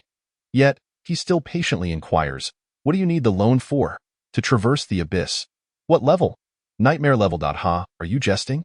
"I am serious. Do you think I would believe you? Many have come here to scam money, and none have returned intact. It would be best not to provoke my displeasure. Then forget it. I was hoping to promote you after Zhang Yu. The Great One guides us through." "Who? Zhang Yu? You don't know him?" The bald man certainly knows him. He is also a practitioner, or else how could he have the audacity to lend high-interest loans to practitioners? Just hours ago, the information was released, and it is still the most discussed topic in the forums. After all, a summoner has achieved astonishing results, 2 hours and 45 minutes. What does that even mean?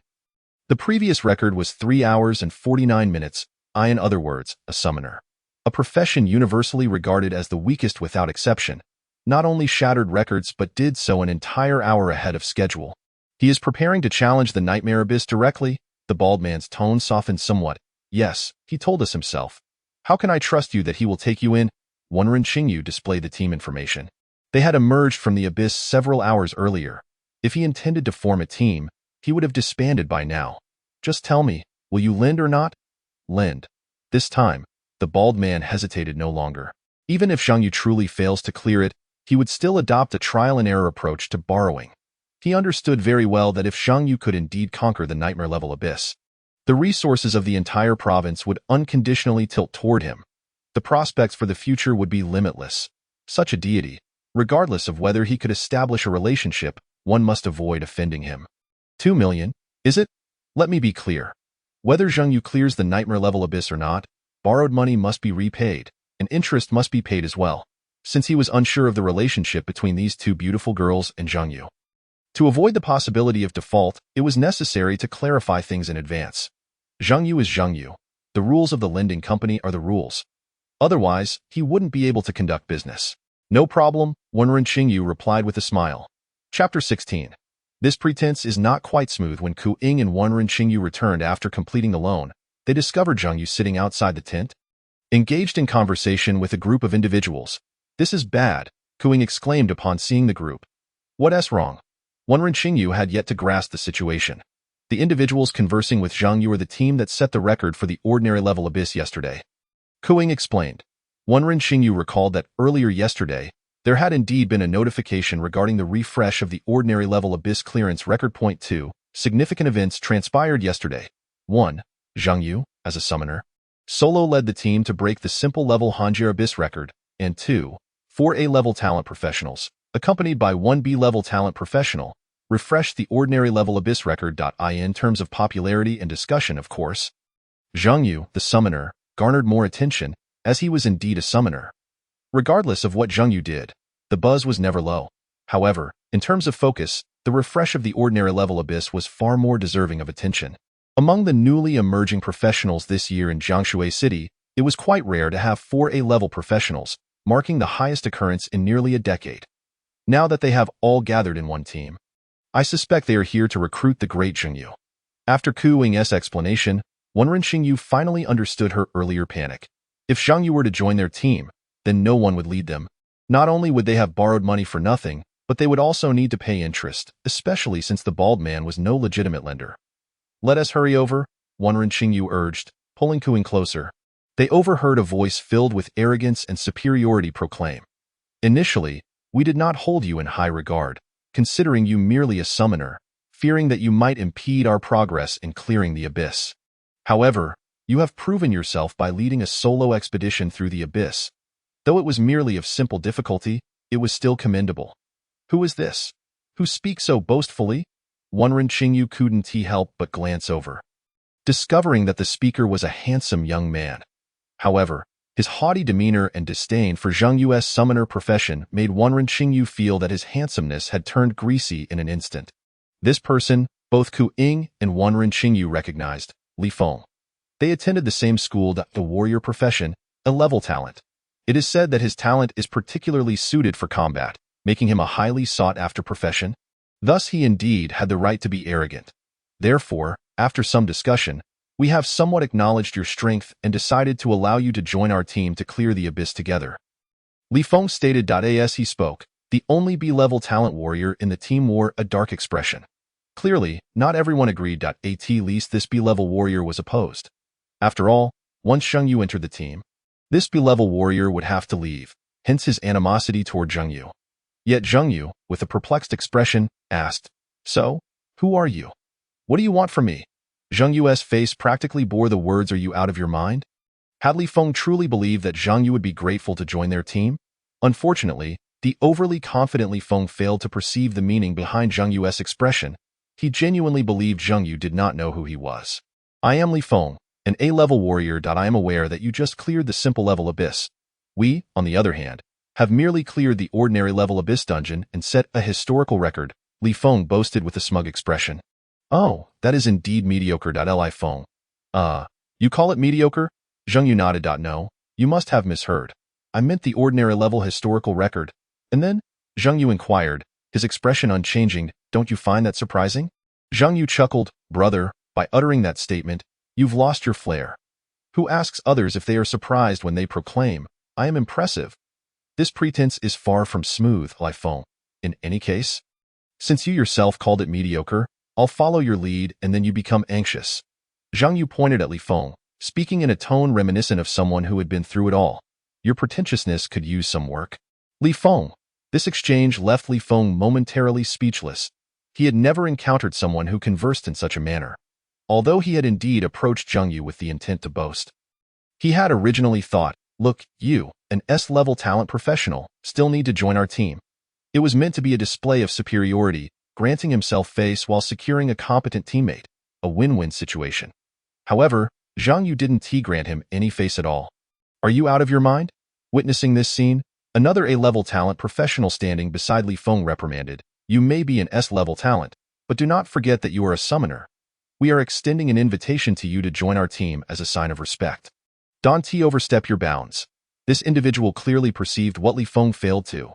Zhang Yu was merely toying with Li Feng, Hence he responded with harsh words. It has been several years in Jiangshui City since an S-level talent professional emerged. Yet you chose to become a summoner, which reflects poorly on Jiangshui City. We are kindly bringing you along, and you repay us with ingratitude? Do not genuinely believe that simply clearing a simple level Hanjir Abyss makes you significant. When other cities as level talent professionals crush you, it will be the face of Jiangshui City that suffers. Zhang Yu was utterly speechless. Good heavens, now moral coercion has come into play. If this person were to go on Weibo, he would surely be a high-level fist master. At that moment, Li Feng realized he had overstepped and quickly interrupted his teammate, saying to Zhang Yu, "To be honest, we plan to tackle the hard-level Hanjir Abyss next. We aim to refresh another record. We had actually known for some time that you are an S-level talent, but due to your summoner profession, we initially did not intend to include you. After all, you are aware that summoners are exceedingly weak. However, the situation is different now. You have proven your strength, and you are worthy of joining our team, allowing you to keep pace with other S-level talent professionals. At least securing a hard-level historical record." Li Feng's tone softened somewhat this time, but it still carried an undeniable air of discrimination and arrogance. Beside them, Ku Ying and Wenren Qingyu were utterly amused. "This is hilarious. Ha ha ha, he actually said he wants to help Zhang Yu. Who is helping whom? The most amusing part is that he believes allowing Zhang Yu to join his team is doing him a favor? I can't take it anymore. I'm about to laugh myself into stitches." The reason they found it amusing was that given Li Feng and his companion's tone and attitude, Zhang Yu would undoubtedly refuse to join their team. If the mainstay doesn't budge, everything else is easy to discuss. Their laughter caught the attention of both Zhang Yu and Li Feng. Is it that funny? Li Feng's expression darkened. Yes, Wenren Qingyu replied honestly. Then keep laughing. Let us see how long you can maintain that laughter. Once we refresh the hard-level record, let us see if you can still laugh. Li Feng had evidently recognized that Ku Ying and Wenren Qingyu were the two assassins in Zhang Yu's team. Zhang Yu's complete disregard for him, coupled with Ku Ying and Wenren Qingyu's nearly mocking laughter, infuriated Li Feng to the extreme. Had it not been for the prohibition against fighting in military zones, he would have struck out long ago. Ignore them. We are aiming for a higher record, unlike them, a teammate advised. Yes, how can they even compete? There's no sense of vision at all. Even if Li Feng and Zhang Long's tones and attitudes are problematic. If you want to compete for rankings, you must endure. Are you sure you're helping me? Your attitude is indeed problematic. Initially, it was agreed that we would bring Zhang Yu along to tackle the hard-level abyss to enhance our chances of success. Yet you adopt such a haughty stance. Before this lone sensible teammate could finish speaking, he was pulled away by Li Feng and the others. Zhang Yu looked at these individuals with amusement. He could understand the mindset of Li Feng and his companions, a level talent, a popular profession, just now having refreshed a record. They were indeed riding high on their success, and coupled with the misconceptions surrounding summoners, it was challenging to truly act like career elites who prioritize benefits over face. Young people, after all, are at an age where they care about face and enjoy showing off. Have you secured the loan? Zhang Yu inquired with Ku Ying, who nodded and transferred 600,000 to him. Zhang Yu acknowledged, saying, "Yes, I have received it. Tao Qian and Wu Zong have gone to prepare the ingredients and should return shortly. If the two of you have anything you wish to prepare, do so quickly. We wouldn't want you to enter the abyss without your preferred food." Although they both understood the implication of Zhang Yu's words, they still found it rather peculiar. Was this truly an entry into the abyss, rather than a mere picnic? "I want to prepare some desserts," Ku Ying declared. When Ren Qingyu glanced at Ku Ying, remarking, "You adapt rather swiftly. Then I shall procure some fruits," Ku Ying replied. Chapter 17. Extremely high mortality rate. Please choose wisely. Zhang Yu declined Li Feng's invitation, and this matter spread like wildfire, becoming yet another topic of discussion on the forum. Zhang Yu has become arrogant, even rejecting a team composed of 4 A-class talents. As the sole S-class talent in Jiangshui City, and the first to emerge in years, his actions are perplexing. Here a detailed analysis of the completion time for the simple level of Han Street Abyss, which is 2 hours and 45 minutes. Rational analysis suggests that Zhang Yu's rejection of Li Feng's invitation is actually a positive sign, illustrating his immense confidence. I believe Zhang Yu is simply afraid. Having cleared the simple level is sufficient for him, especially since Li Feng and his team are preparing to enter the difficult level abyss. Cowardly Zhang Yu, pathetic summoner, purely derogatory post, enter at your own risk. I predict that Zhang Yu will enter the ordinary level abyss and continue to lead solo. I stand by my statement. Zhang Yu cannot contend for the leaderboard. After being rejected by Zhang Yu for team formation, I have decided to vent my frustrations. The Jiangshui City Practitioners Forum is almost entirely filled with posts about him. Zhang Yu looked on with amusement. Being the subject of such discussions was surprisingly entertaining. The internet possesses a magical ability, no matter how dramatic the reversals or painful the slap in the face. The poster always remains in the shadows, leaving no face to lose. Words can be spoken freely, stances can be changed at will.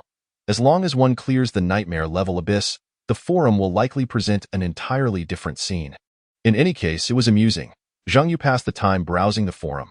When Tao Qian and Wu Zong returned from their procurement, Ku Ying and Wen Renqing had bought fruits and snacks, all of which were placed in their inventory. Brother Yu, we are ready, Tao Qian announced. Zhang Yu nodded and thoughtfully advised, if you have the funds, it would be wise to purchase a resurrection item. Just in case. Tao Qian immediately responded, a resurrection cross is currently being sold for 5 million each. We can't afford it, Wu Zong added. I don't think there's much danger. I trust Brother Yu's strength.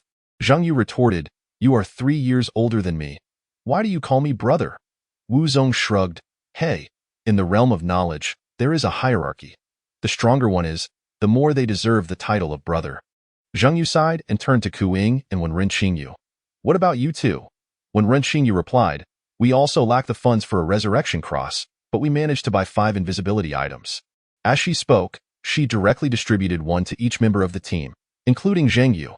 Invisibility potion. Enter an invisible state for 1 minute. Ignoring any damage, movement is permitted, but attacking will break the invisibility state. The market price seems to be around 300,000 each, right? Tao Qian exclaimed in surprise. I know an apothecary who got them for 200,000 each, he added, marveling at Wen Renqing's resourcefulness. 200,000 each is not cheap. Are you truly giving them to us? He asked. Consider it a gesture of gratitude, and a way to bind myself to the esteemed Zhang Yu's ship, Wen Renqing candidly explained.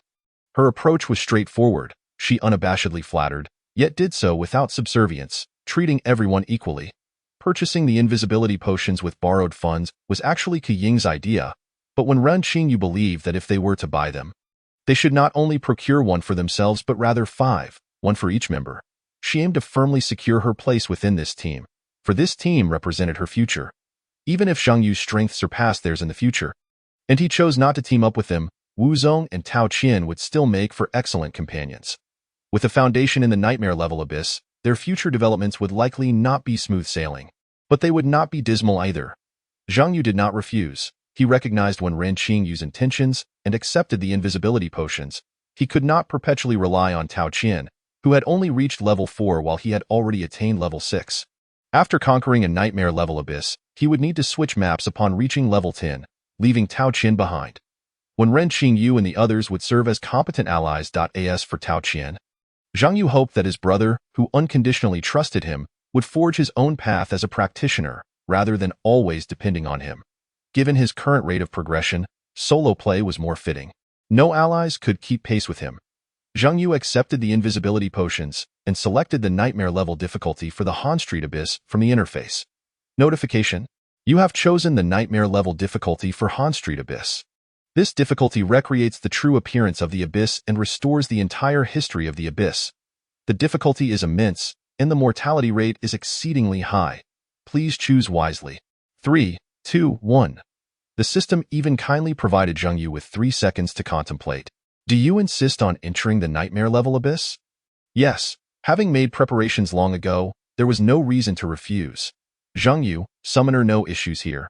We are entering the abyss. Tao Qian, monk, charge. Charge. Nightmare level abyss, here I come. Wu Zong, monk, it's my first time in the nightmare level abyss. I'm a bit nervous. Ying, assassin, go for it. Brother Yu. Wen Renqing, assassin 1. Entering Han Street Abyss, nightmare level, please hold on. Meanwhile, all practitioners waiting in the Han Street Abyss hall received a notification. Notification: the summoner team has entered Han Street Abyss, nightmare level. This announcement caused an uproar. This summoner team Zhang Yu's? Among all present practitioners, who else could be a summoner but him? Holy crap, this is insane. Nightmare level? I can only say, this is a recipe for disaster. Impressive. Regardless of whether Zhang Yu is a summoner, His courage to enter the nightmare level abyss is worthy of my respect. How audacious to clear the simple level and then leap to the nightmare level. This is not just arrogance, it is madness. Is there any possibility that Zhang Yu might actually clear the nightmare level? Impossible. Absolutely impossible. If Zhang Yu, as a summoner, were to clear the nightmare level of Han Street Abyss, I would directly eat shit while standing on my head. What era are we in? Still using traditional fans? Why not just eat seafood from the Sakura country? Ha, not daring. At that moment, Li Feng and his team, who were preparing to enter the difficult level abyss, also received the notification. They were simultaneously taken aback, exchanging glances that conveyed unspoken thoughts. In a way, we absolutely cannot enter the nightmare abyss, declared an individual with B-class talent. Zhang Long furrowed his brow tightly. Zhang Yu is far too ruthless, diving straight into the nightmare level abyss. If we proceed to the difficult level, won't we be at a disadvantage? That's not ruthless, that's courting death. No, to be precise, it's a death wish. Regardless, I won't enter the nightmare abyss. Whoever wants to go can go. I'm just a B-class warrior, and I withdraw. Seeing the team begin to diverge, Li Feng interjected decisively. Don't be reckless. Zhang Yu is Zhang Yu. Whether he lives or dies is none of our concern. There's no need to risk our lives just to prove a point. Zhang Yu is clearly upset with us and is merely looking to throw himself into the nightmare abyss. As long as we steadily clear the difficult abyss, we will surpass 90 of A-class talent practitioners. Li Feng remained relatively calm, yet fear lurked beneath the surface. He was uncertain whether they could even clear the difficult level abyss, which was why he had extended an invitation to Zhang Yu to improve their chances. Nightmare level? That was beyond his wildest imagination. In other words, the nightmare level wasn't prepared for them, nor was it meant for S-class talent practitioners. It was reserved for those true geniuses, the SS-class talent practitioners, who had been poached from the Central District. In any case, Zhang Yu was on a path to self-destruction, and they needed only to avoid following him. After all, he would not be able to conquer the nightmare level abyss. If Zhang Yu were indeed an SS-class talent, they might have to worry a bit, but considering Zhang Yu was entering with 4 mere background characters and as a summoner, he was of no concern whatsoever. Chapter 18. The Pork Shop Owner, Han Si, and the Bone-Cutting Knife. The chill here is significantly lower than that of the simple level Han Street Abyss. I feel as though every breath I take sends pain through my lungs. Upon entering the nightmare level Han Street Abyss, the frigid air enveloped Tao Qian and the others, causing them to shiver uncontrollably. Only Zhang Yu, having contracted with a fire spirit, was somewhat resistant to the cold. It is said that the nightmare level difficulty simulates the true scene of the abyss at the time. Both the simple level abyss we previously entered and the difficult level abyss that Li Feng and his team are entering have actually been simplified and weakened. Ku Ying recounted the information she had previously reviewed. Tao Qian wrapped himself in a thick coat and remarked, "So, it is not that the nightmare level abyss has been intensified. Rather, it has simply lost its previous debilitation? It should be so. Ke Ying nodded in agreement. At that moment, Zhang Yu interjected, I have uploaded 2 documents to the chat group. The first contains fundamental information about the nightmare level abyss, while the second is a strategy guide for the difficult level Cold Street Abyss crafted by someone previously. I am uncertain of its utility, but acquiring knowledge can never be detrimental." Zhang Yu was not merely acting impulsively in his desire to enter the nightmare abyss. Prior to venturing into the abyss, he had conducted extensive research on it. He was well informed about both the Cold Street Abyss and the nightmare level difficulties, and he was regarded as an academic prodigy at school. As Tao Qian and the others perused the documents, Zhang Yu continued, "Before we enter the abyss, we received a warning that the nightmare level would faithfully recreate the abyss's true visage and restore the entirety of its historical narrative. The abyss resembles a closed chapter of time and history. Practitioners can delve into the abyss, continuously reliving that historical segment. The nightmare level abyss, therefore, offers a one representation of the history sealed within the abyss, and the difficulty is self-evident, with the storyline differing markedly from other levels." Having perused all available strategies for the Cold Street Abyss on the forums, he had pieced together a coherent narrative framework. While summoning the Goblin General, Zhang Yu added, "In the easy-level Cold Street Abyss, we can only reach Central Park. Defeating a level 7 boss, the Cold Corpse, concludes the battle. In the ordinary level Cold Street Abyss, we must venture into the forest to locate a spring, which serves as the source of the street's freezing. We need to protect this spring until we have repelled all attacks from the Cold Corpses. Only then can we consider it finished. The highest level in the ordinary category is a level 9 cold corpse, which poses a moderate challenge. Moderate challenge? Listening to Zhang Yu's description, Tao Qian and the others exchanged skeptical glances but remained silent. Only you could describe a level 9 cold corpse as a moderate challenge. In the difficult level abyss, aside from guarding the spring, we must retrieve a frozen female corpse from within it and transport it to a non-freezing lake deep within the forest. Along the way, we will be pursued by a spider-like special cold corpse. We can either slay this spider or endure the cold to deliver the body to the center of the lake to complete the quest. This concludes the strategy. Currently, there is no guide for the nightmare-level Cold Street Abyss. Hearing Zhang Yu's words, Tao Qian scoffed. Of course, there cannot be a guide for the nightmare-level Cold Street Abyss, as no one has ever cleared it. Wu Zong added, professionals who have previously entered the nightmare-level abyss have not returned. Ke and when Ren Qingyu shivered, clearly apprehensive. Only Zhang Yu chuckled, well, that means you won't have to repay your loans. Wu Zong, Ku Ying, and when Ren Qingyu. By the way, Yu Gu, your goblin wolf cavalry seems somewhat different. Tao Qian gazed intently at the goblin general. He exchanged a glance with the goblin general mounted on the giant wolf and immediately felt an overwhelming pressure wash over him. It was as if this upright, gentlemanly goblin were a seasoned general capable of instilling fear merely through his gaze. Not just somewhat changed, but drastically transformed. He'll elaborate on this transformation. Zhang Yu made a jest but offered no clarification. He concealed the goblin general's attributes. With nearly 10,000 hit points and close to 500 attack power, it was indeed intimidating. To avoid the trouble of explanations, he simply refrained from revealing the goblin's information to them. Roar. As the goblin general approached the entrance of the cold street, familiar roars echoed around them. The cold corpses emerged from the shops, adhering to their usual patterns. Based on prior experience, the goblin would need to vanquish 3 or 4 waves of cold corpses, which would take at least an hour. Whoosh! The goblin general was more decisive than the previous goblin warriors. He shot an arrow upon sighting the enemy, uttering not a word. Crack! 3051. A seemingly ordinary arrow inflicted 3,000 damage. Kill cold corpse, LV5. Gain 110 experience points. Instantly slaying a level 5 cold corpse. What? The first wave of cold corpses in the nightmare level starts at level 5. Tao Qian exclaimed in astonishment upon seeing the level of the cold corpse. What level 5? Look behind. When Ren Qingyu pointed to a shop hidden on either side of the street, a corpulent figure, weighing at least 300 pounds, was grasping a bone cleaver, glaring intently at the goblin general. Isn't this the type of cold corpse only found in the difficult level?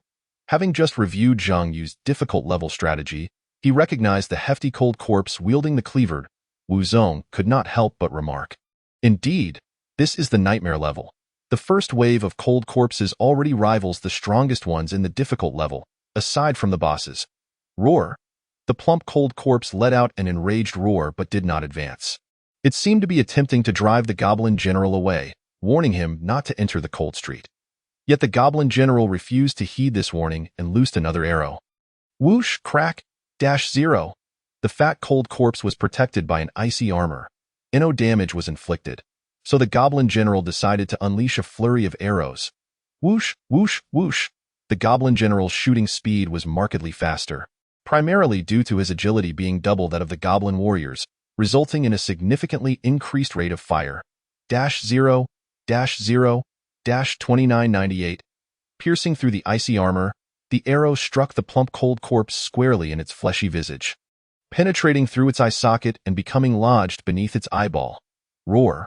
Realizing the threat was ineffective, it bellowed in fury and charged out of the shop. Due to its considerable girth, it smashed through the doorframe, toppling the wall behind it. Like a tank made of flesh, every step it took caused the ground to tremble slightly as it charged recklessly towards the goblin general. The goblin general, undaunted by the imposing figure of the fat cold corpse, wielded his heavy hammer and gently tapped the giant wolf's neck just as the fat cold corpse was about to collide with him. The giant wolf understood the cue and leaped swiftly, effortlessly dodging the fat cold corpse's charge. Boom! The fat cold corpse crashed into a stone pillar, shattering it completely. 1087. Damage appeared over the fat cold corpse's head. According to the difficult level strategy, the fat cold corpse possessed immense strength and high hit points. yet had a low intelligence, simply charging forward without restraint. Moreover, it could not halt its momentum. Upon colliding with an obstacle, it would sustain damage. Thus, the method for dealing with cold corpses was to continuously evade their charges and gradually wear them down. However, that was the approach of ordinary practitioners, wasting time and offering little margin for error. The optimal strategy was to annihilate it in an instant. The moment the fat cold corpse crashed into the stone pillar, the goblin general had already positioned himself, bringing his heavy hammer crashing down upon the fat cold corpse's head. Bang. 3596, stun. A high damage value materialized, due to the surprise attack from behind and a precise hit to the head. A stun was triggered. The fat cold corpse stood frozen in place.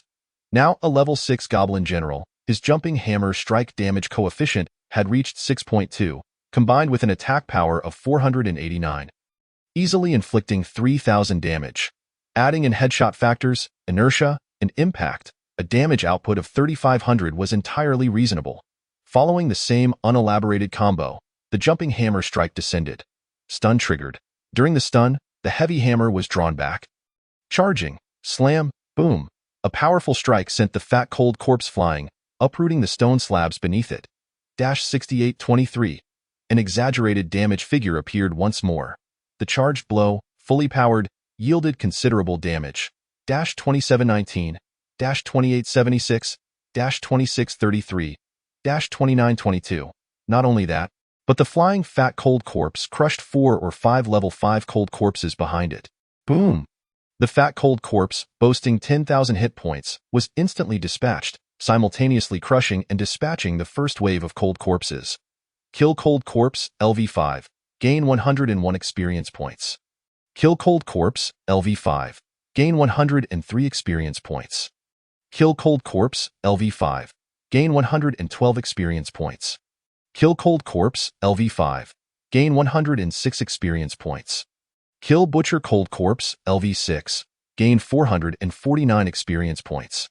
Congratulations, you have obtained the equipment bone cleaver, bronze tier, LV5. Congratulations, you have obtained fine pork, consumable, LV5. Equipment drop. Zhang Yu glanced at the bone cleaver that had appeared in his inventory. Equipment name, bone cleaver. Wielding level, level 5, tier, bronze. Attributes, strength 30. Agility 2. Equipment effect. Attacks have a 5 chance to inflict bleeding, causing a loss of 20 health per second. Zhang Yu contemplated for a moment, but ultimately refrained from using the equipment forge. As this was merely a level 5 item. A bronze tier, level 5 piece of equipment was not worth using the forge on. However, this bone cleaver would be ideal for bleeding warriors, and its market price in the Holy Temple market was inflated significantly. It could fetch a handsome price. Chapter 19. Internal organ cake, level 9 cold corpse. To be frank, Zhang Yu was not in want of money. It wasn't that he lacked funds at present. Rather, he had already demonstrated sufficient talent and potential, ensuring that future resources would be covered by the state. This was why he only charged Tao Qian and the others 300,000. Of course, the ulterior motive was merely to irk those outsiders who whispered about him. He stowed the bone cleaver away and noticed another consumable in his bag, a piece of fine pork. Premium pork. Consuming this will restore 1,000 health points and grant an additional 500 shield points. It is advisable to cook the pork thoroughly. However, if time is of the essence, consuming it raw is permissible, albeit with a significant risk of gastrointestinal distress. With an additional ingredient in hand, Zhang Yu tossed the premium pork into the ingredient storage. Meanwhile, the goblin general had already cleared the entrance area of the cold street of all cold corpses. Congratulations, your level has increased. Level, LV, 6 LV7, 2450, 2,441 experience points needed for next level. Health, 500 800, 450 equipment attributes. Magic, 310 320, 150 equipment attributes. Intelligence, 7886, 35 equipment attributes. Strength, 1819, 2 equipment attributes. Agility, 1415. Remaining free attribute points, 3. It seems we have reached the nightmare level abyss, leveling up in one fell swoop. Levels are of utmost importance for professionals, not merely due to the comprehensive attribute enhancements that accompany a level increase, but more significantly because levels 10, 25, and 50 represent 3 distinct phases. At level 10, One can acquire exclusive skills and unlock variations within the same profession. Level 25 signifies professional evolution, while level 50 heralds professional awakening. Rumor has it that reaching level 70 unlocks even greater abilities. However, only Ninmu Yun has achieved this feat globally. He merely stated that level 70 acts as a watershed moment, delineating two entirely different realms of existence. He did not divulge specific information. In any case, ascending in level remains the sole path to becoming stronger. As they journeyed onward, the goblin general forged ahead. Zhang Yu and the others trailed behind. The deeper they ventured into the cold street, the colder the air became. The ground was nearly encased in a thick layer of ice. Upon entering the cold street, they encountered an increasing number of cold corpses, which no longer appeared in waves but rather emerged spontaneously as they advanced. Furthermore, these cold corpses were no longer mere commoners. Each possessed its own identity. For instance, the rotund cold corpse encountered at the entrance was known as the cold corpse of the pork shop owner. Moments ago, they had vanquished a cold corpse of a fishmonger. Now, they faced the cold corpse of a chef, the most formidable cold corpse Zhang Yu had encountered thus far. Clad in a blood-stained chef's attire, his face bore the marks of severe burns, resembling a visage marred by a hot oil splash, terrifying in appearance and formidable in strength. Abyss Monster, Chef Cold Corpse, Level, LV9, Health, 17,000, Attack Power, 300, Skill I, Level 4 Slow Aura, Skill 2, Enhanced Ice Armor, Skill 3, Look, a kitchen knife, throws a kitchen knife. Skill 4, Look, a pile of kitchen knives. As a chef, possessing a multitude of kitchen knives is quite normal, isn't it? A health pool of 17,000 is indeed daunting. Although the attack power is not particularly high, the kitchen knives seem endless, incessantly hurled forth. The level 4 slow aura surpasses that of the simple level boss cold corpses by 1 tier. This rendered it impossible for the goblin general to remain unscathed, as numerous wounds had already been inflicted, with a kitchen knife lodged in the leg of the giant wolf Awu. The giant wolf yelped in pain. Truly, this is the nightmare level abyss. At this moment, seated in a sheltered corner, Zhang Yu and the 5 companions gathered around the twin fire spirits, warming themselves while savoring roasted sausages. It was the first time I witnessed the giant wolf injured, and the first occasion I observed the goblin engaged in such a frantic battle. Brother Yu, is it truly unnecessary for the twin fire spirits to participate in the fight? Tao Qian inquired with a hint of concern. Zhang Yu glanced at Tao Qian, then at the roasted sausage in Tao Qian's hand, and replied with a smile. If the fire spirits engage in combat, who will roast the sausages? Tao Qian, your reasoning is sound and irrefutable. Rest assured, this is merely the beginning. The goblin general conserves its skills. If it truly desired to deal with this chef cold corpse, it would be an effortless endeavor. Zhang Yu took a bite of the roasted sausage and spoke leisurely. Each summoned creature possesses its own personality. The goblin general is more cautious and conservative with its skills, perhaps sensing that greater dangers loom ahead, hence conserving its abilities for future threats. Although skills are not time-bound, they generally cannot be released consecutively, be it professionals, summoned beasts of summoners, or the beasts of druids and skeletons of necromancers. All exhibit 2 mechanisms that cannot be quantified: stamina and energy.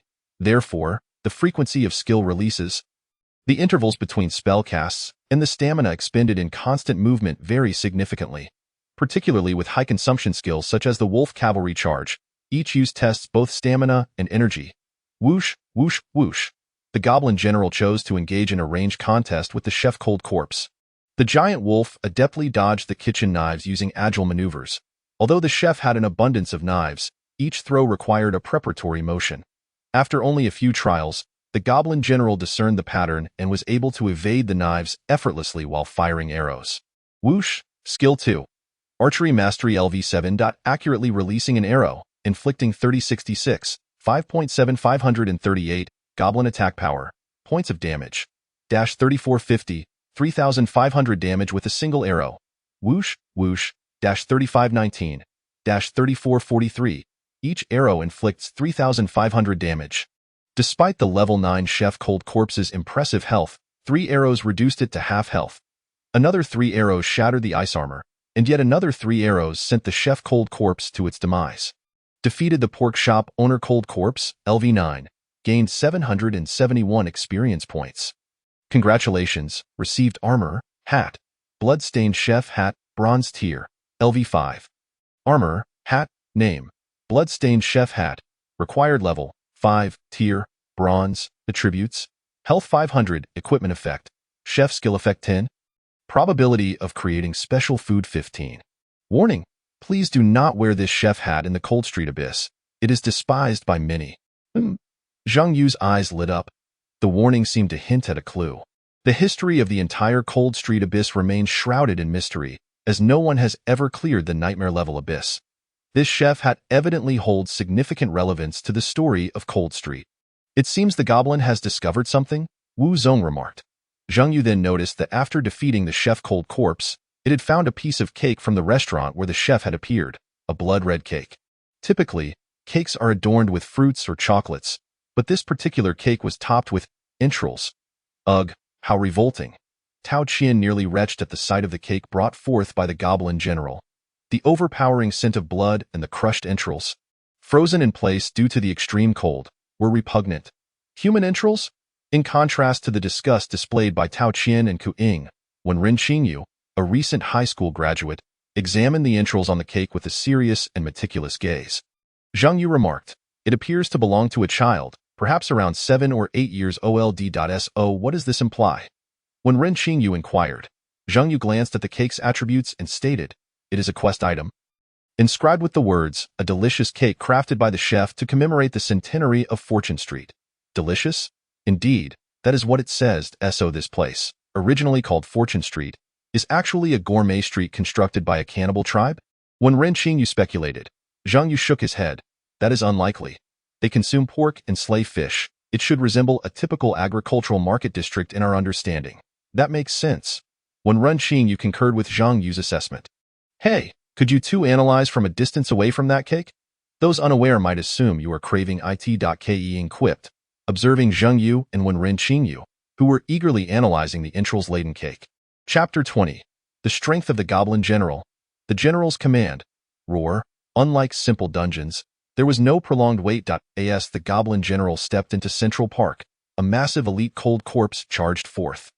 Elite cold corpse, level, LV13, health, 39,000, attack power, 600, skill I, level 4 slow aura, skill 2, enhanced ice armor, skill 3, ice shockwave, skill 4, ice axe throw.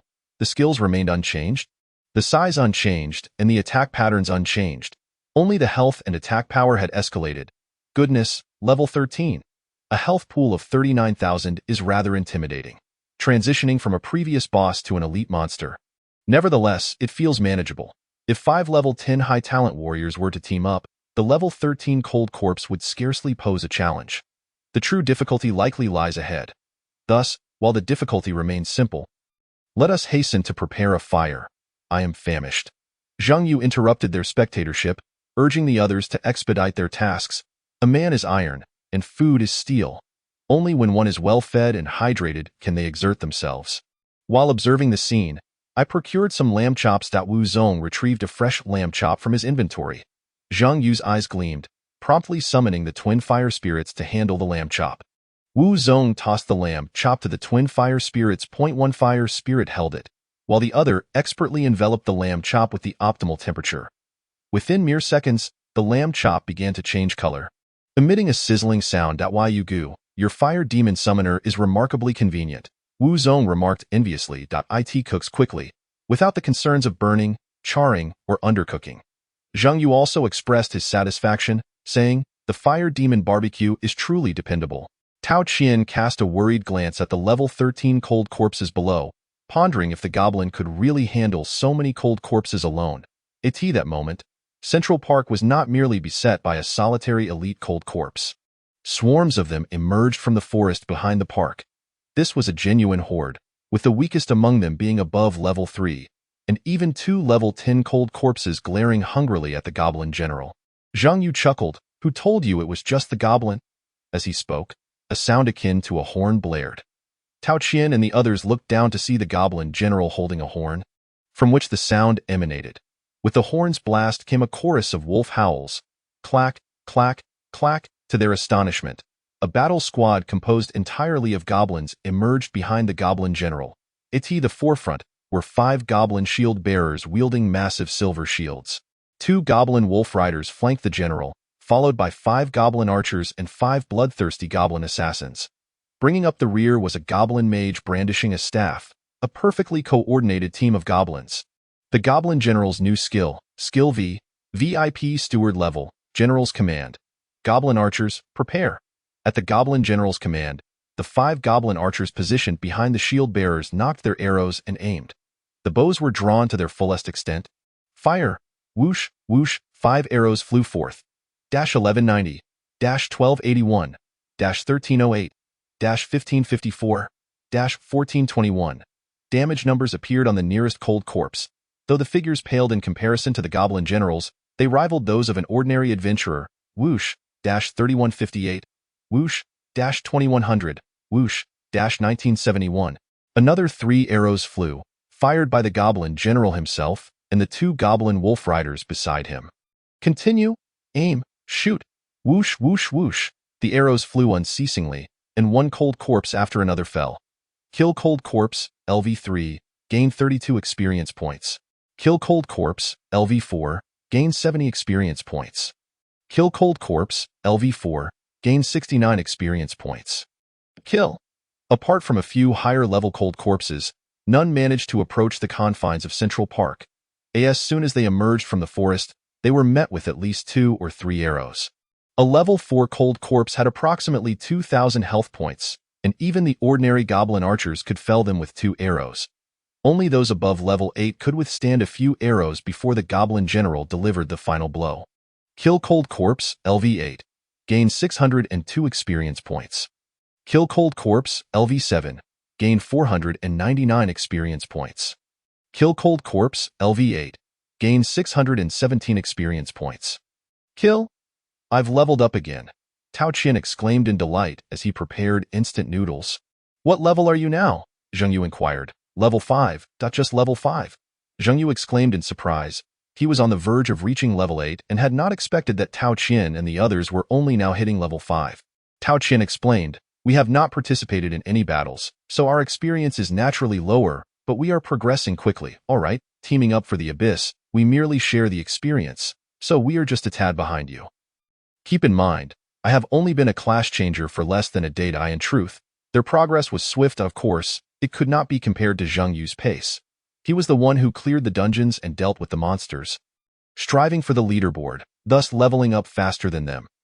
Tao Qian was quite satisfied with the current rate of leveling up, not merely satisfied, but pleasantly surprised. In less than a day, he had reached level 5. Moreover, if they completed the entire nightmare level abyss, they could potentially reach level 7, far surpassing 90 of new adventurers. Wu Zong chimed in. I just took a look at Li Feng and his team's levels. And Li Feng is only level 6, and they have completed 2 dungeons in AROW. In other words, once they cleared the nightmare level abyss, the 4 of them would only be slightly behind Zheng Yu and Li Feng's team in terms of levels. The main advantage was that their leveling was effortless. Indeed, it was easy. Enjoying lamb chops while traversing the abyss, specifically the nightmare level abyss, was an unimaginable feat when Rin Qingyu gazed enviously at the goblin battle squad below, saying, I am finally beginning to grasp the terror of summoners. I recall reading in the summoner's textbook that if a summoner possesses true talent, one person can become an entire army. At the time, I scoffed at that notion. Now, it seems to be true. Initially, they were concerned whether a single goblin could withstand the multitude of cold corpses in Central Park, but their worries proved unwarranted. Not only was it a matter of defense, it had escalated to the level of a massacre. Indeed, if anyone dares to claim that summoners are weak, I shall simply present this video to them, rendering them speechless. Weak? This is utterly invincible. Wu Zong couldn't help but exclaim.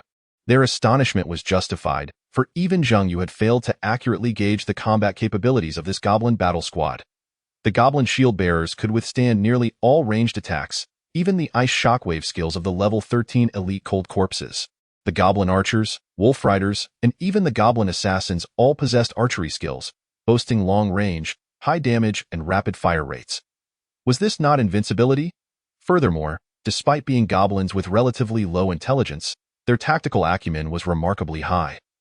obediently following the Goblin General's orders without any insubordination, truly standard war machines. The horde of cold corpses barely set foot into Central Park before two-thirds of them had been annihilated, leaving only the level 13 elite cold corpse and a few higher-level cold corpses struggling in vain. Their movement speed was already slow, and with each volley of arrows, the level 13 cold corpse was reduced to half health, while several level 10 cold corpses had already succumbed. Kill cold corpse, LV 10, gain 954 experience points. Congratulations, your level has increased. Level, LV7 LV8, 4,400, 4,062 experience points needed to level up. Health, 800, 1100, 450 equipment attributes. Mana, 320, 330, 150 equipment attributes. Intelligence, 8695, 35 equipment attributes. Strength, 1920, 2 equipment attributes. Agility, 1516. Remaining free attribute points, 6. Level 8. Zhang Yu's face lit up with joy. Chapter 21. The Headskin Spider. So fierce. As they watched the cold corpses fall in droves, Tao Qian and the others experienced a peculiar illusion. The nightmare level abyss was not so daunting after all. Of course, this was merely an illusion. A cold corpse with 40,000 health points would take them an entire day to bring down. However, a single ice shockwave could deal 2,000 damage. 2 monks with high health could hardly withstand it. Yet, those shield bearers had already withstood several ice shockwaves. The ice armor, under the archer's onslaught, seemed utterly worthless. Yet every guide stated that cold corpses despised ice armor, as it could block all damage, creating an illusion for adventurers that they were on the verge of victory, only to be counterattacked by the cold corpses when their damage was absorbed by the ice armor. Moreover, the level for slow aura rendered any cold corpse that latched onto them nearly impossible to escape from. I can't do it. Tao Qian ultimately snapped out of his illusion. I get one-shot. Ying added. Same here. When Ren Xingyu echoed. It can only be said that watching Zhang Yu kill cold corpses is genuinely effortless. If I were to step in, I would undoubtedly be eliminated instantly. Not to mention the level 13 elite cold corpse, but even the lower-level cold corpses continuously emerging from the forest are beyond the capacity of ordinary adventurers to handle. As they feasted, a vast number of cold corpses had already fallen, and their experience points were rapidly increasing. The biting cold that plagued the abyss was dispelled by the presence of the twin fire demons. Ultimately, the horde of cold corpses failed to approach the Goblin General. Even the level 13 elite cold corpse fell under a barrage of arrows, collapsing 30 meters away from the goblin. Under the effect of the skill, General's command, they achieved a nearly flawless victory. The only damage incurred was to the shield held by the goblin, which bore the scars of ice shards and the marks of ice axes, along with cracks from the ice shockwaves. The Goblin General had not moved an inch. Boom. With the Goblin General's final arrow, the level 13 elite cold corpse fell heavily to the ground, its icy body shattering with a sound akin to breaking ice. Kill elite cold corpse, LV13. Gain 1547 experience points. Congratulations. You have obtained the weapon Ice Blade, Silver Grade, LV10. Level 10 equipment. Zhang Yu was elated and immediately opened his inventory to examine the new gear. Weapon, Ice Blade. Required level, 10. Usage requirement. Assassins, Shadow Warriors, Grey Knights, and other dagger mastery professions. Agility above 35 to equip. Rank, Silver. Attributes, Strength 50, Agility 30, Movement Speed 20. Equipment effect. Attacks carry ice attributes. Ice damage 200, guaranteed freezing effect upon critical hit. An ice-based dagger. Zhang Yu glanced at Ku Ying and Wen Renqing. Do you two want to buy a dagger? Dagger? Both Ku Ying and Wen Renqing Yu's eyes lit up simultaneously. Zhang Yu remarked, however, the requirements for wearing it are a bit high. You probably cannot use it right now. As he spoke, he shared the attributes in the team chat. Indeed a bit high. It requires 40 points of agility, and I currently only have 22 points. After reviewing the attributes, Ku Ying expressed her inability to afford it. Yet Zhang Yu countered, although the attribute requirements for this dagger are steep, its effects are quite remarkable. I remember that assassins possess a backstab skill, which has a high critical hit probability when executed. Combined with the weapon's critical hit freezing effect, it ensures that after executing a backstab, you will definitely freeze your opponent and follow up with a flurry of damage. Ying, and when Run Qingyu exchanged astonished glances at Zheng Yu. I didn't expect you to be quite knowledgeable about assassins. Zheng Yu shrugged. I understand all professions, except for summoners. I just searched, and this ice blade is not overly expensive at the Holy Temple Auction House, priced at 300,000. I can buy it for you at 200,000, considering it as compensation for the money you spent on the invisibility potions. If you need it, find me after we finish in the abyss, but since both of you are assassins, discuss among yourselves who will use it. The attributes of the ice blade are commendable, and its price is indeed reasonable. A dagger suitable for levels 10 to 15 with decent attributes, priced at 300,000, is truly not expensive, especially since most adventurers are stuck in this level range. Its affordability also stems from the scarcity of assassin players. Had it been a warrior weapon, it would start at a minimum of 800,000. An outrageous markup. Ke-ing, and when Ren Qing, you seem to be privately discussing whether to acquire this dagger. Zheng Yu chose not to interrupt them but turned to the goblin general and instructed. You all rest here for a moment. Once we finish eating, we will head into the forest. Central Park is the only resting area. Once we enter the forest, we will be forced to proceed until the end. Here is the best time to rest, allowing the goblin general and the goblin combat team to recover their stamina while also enjoying the lamb chops. Eating lamb chops. 1 hour later, Zheng Yu and his companions were satiated. The summoned beasts do not require sustenance. Otherwise, Zheng Yu would have prepared some lamb chops for these valiant contributors. After tidying up, they followed the goblin general into the forest. Before entering, Zheng Yu took out a training dummy and tossed it to a goblin wolf cavalryman, instructing him to tie the dummy behind the giant wolf. The forest represents the final challenge in the difficult abyss, as long as they guard the spring and deliver the female corpse to the frozen lake. They will have completed the level. In nightmare difficulty, the forest is not the end but rather the commencement of the challenges. To safeguard against potential harm, Zheng Yu deployed the training dummy capable of absorbing damage. Training dummy 2 level, possessing 5,000 health points, capable of withstanding all damage directed at the summoner. Having 2 identical dummies allows for synthesis into a level 3 training dummy. This equates to a 5,000 point shield, perfectly suited for Zheng Yu at this moment. Upon entering the forest, the temperature dropped once more. The twin fire spirits elevated the temperature of their aura, preventing Zheng Yu and his companions from suffering frostbite while avoiding excessive heat. The forest was larger than they had anticipated. Following the map for the difficult strategy, they located a spring. Hiss! Upon nearing the spring, they collectively gasped in astonishment, for beside the spring lay a colossal spider. The giant spider of cold corpses was a creature they had long learned about in their strategy. Yet they had not expected the nightmare level's giant spider of cold corpses to appear in such a grotesque form. Its head was that of a human. The body was riddled with signs of stitching. Upon closer inspection, what should have been the black, hairy skin of a spider was, in fact, human scalps. Pieces of human scalp were sewn onto it, and the black hair was not spider hair but rather human hair. Ugh!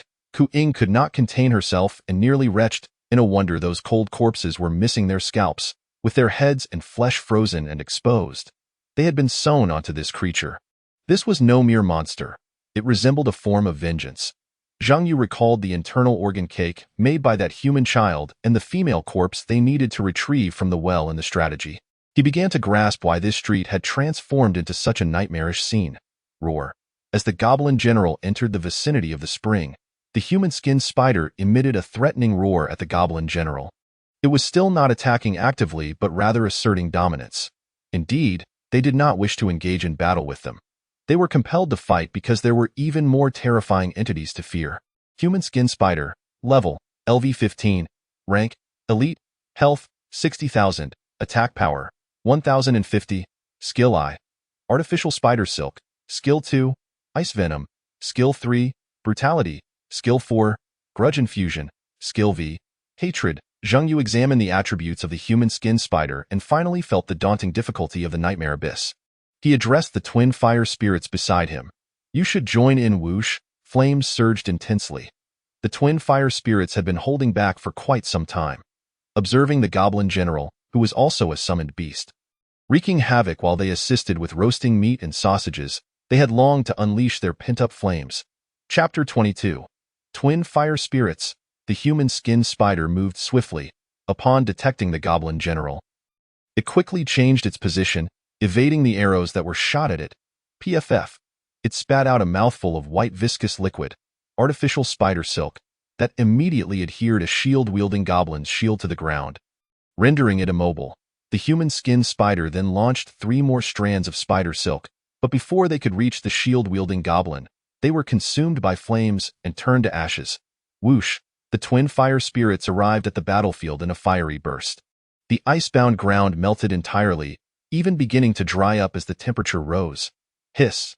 As the temperature escalated, the human skin spider, woven from human scalps, began to show signs of burning. Being an ice-type monster, fire was its nemesis. This was also the reason Zheng Yu chose a fire type for his second summoned beast.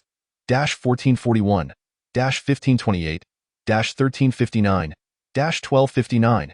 Segments of damage rapidly appeared on the human skin spider's body.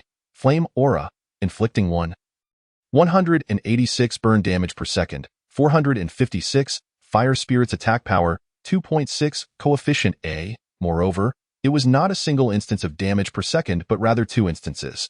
The twin fire spirits unleashed their dual fire attribute damage. The burn damage from the flame aura, combined with the fire-type attribute's counter damage, resulted in nearly 3,000 damage dealt per second. The health bar of the human skin spider visibly diminished. Not only the human skin spider but also the ground and surrounding trees ignited in flames. Boom!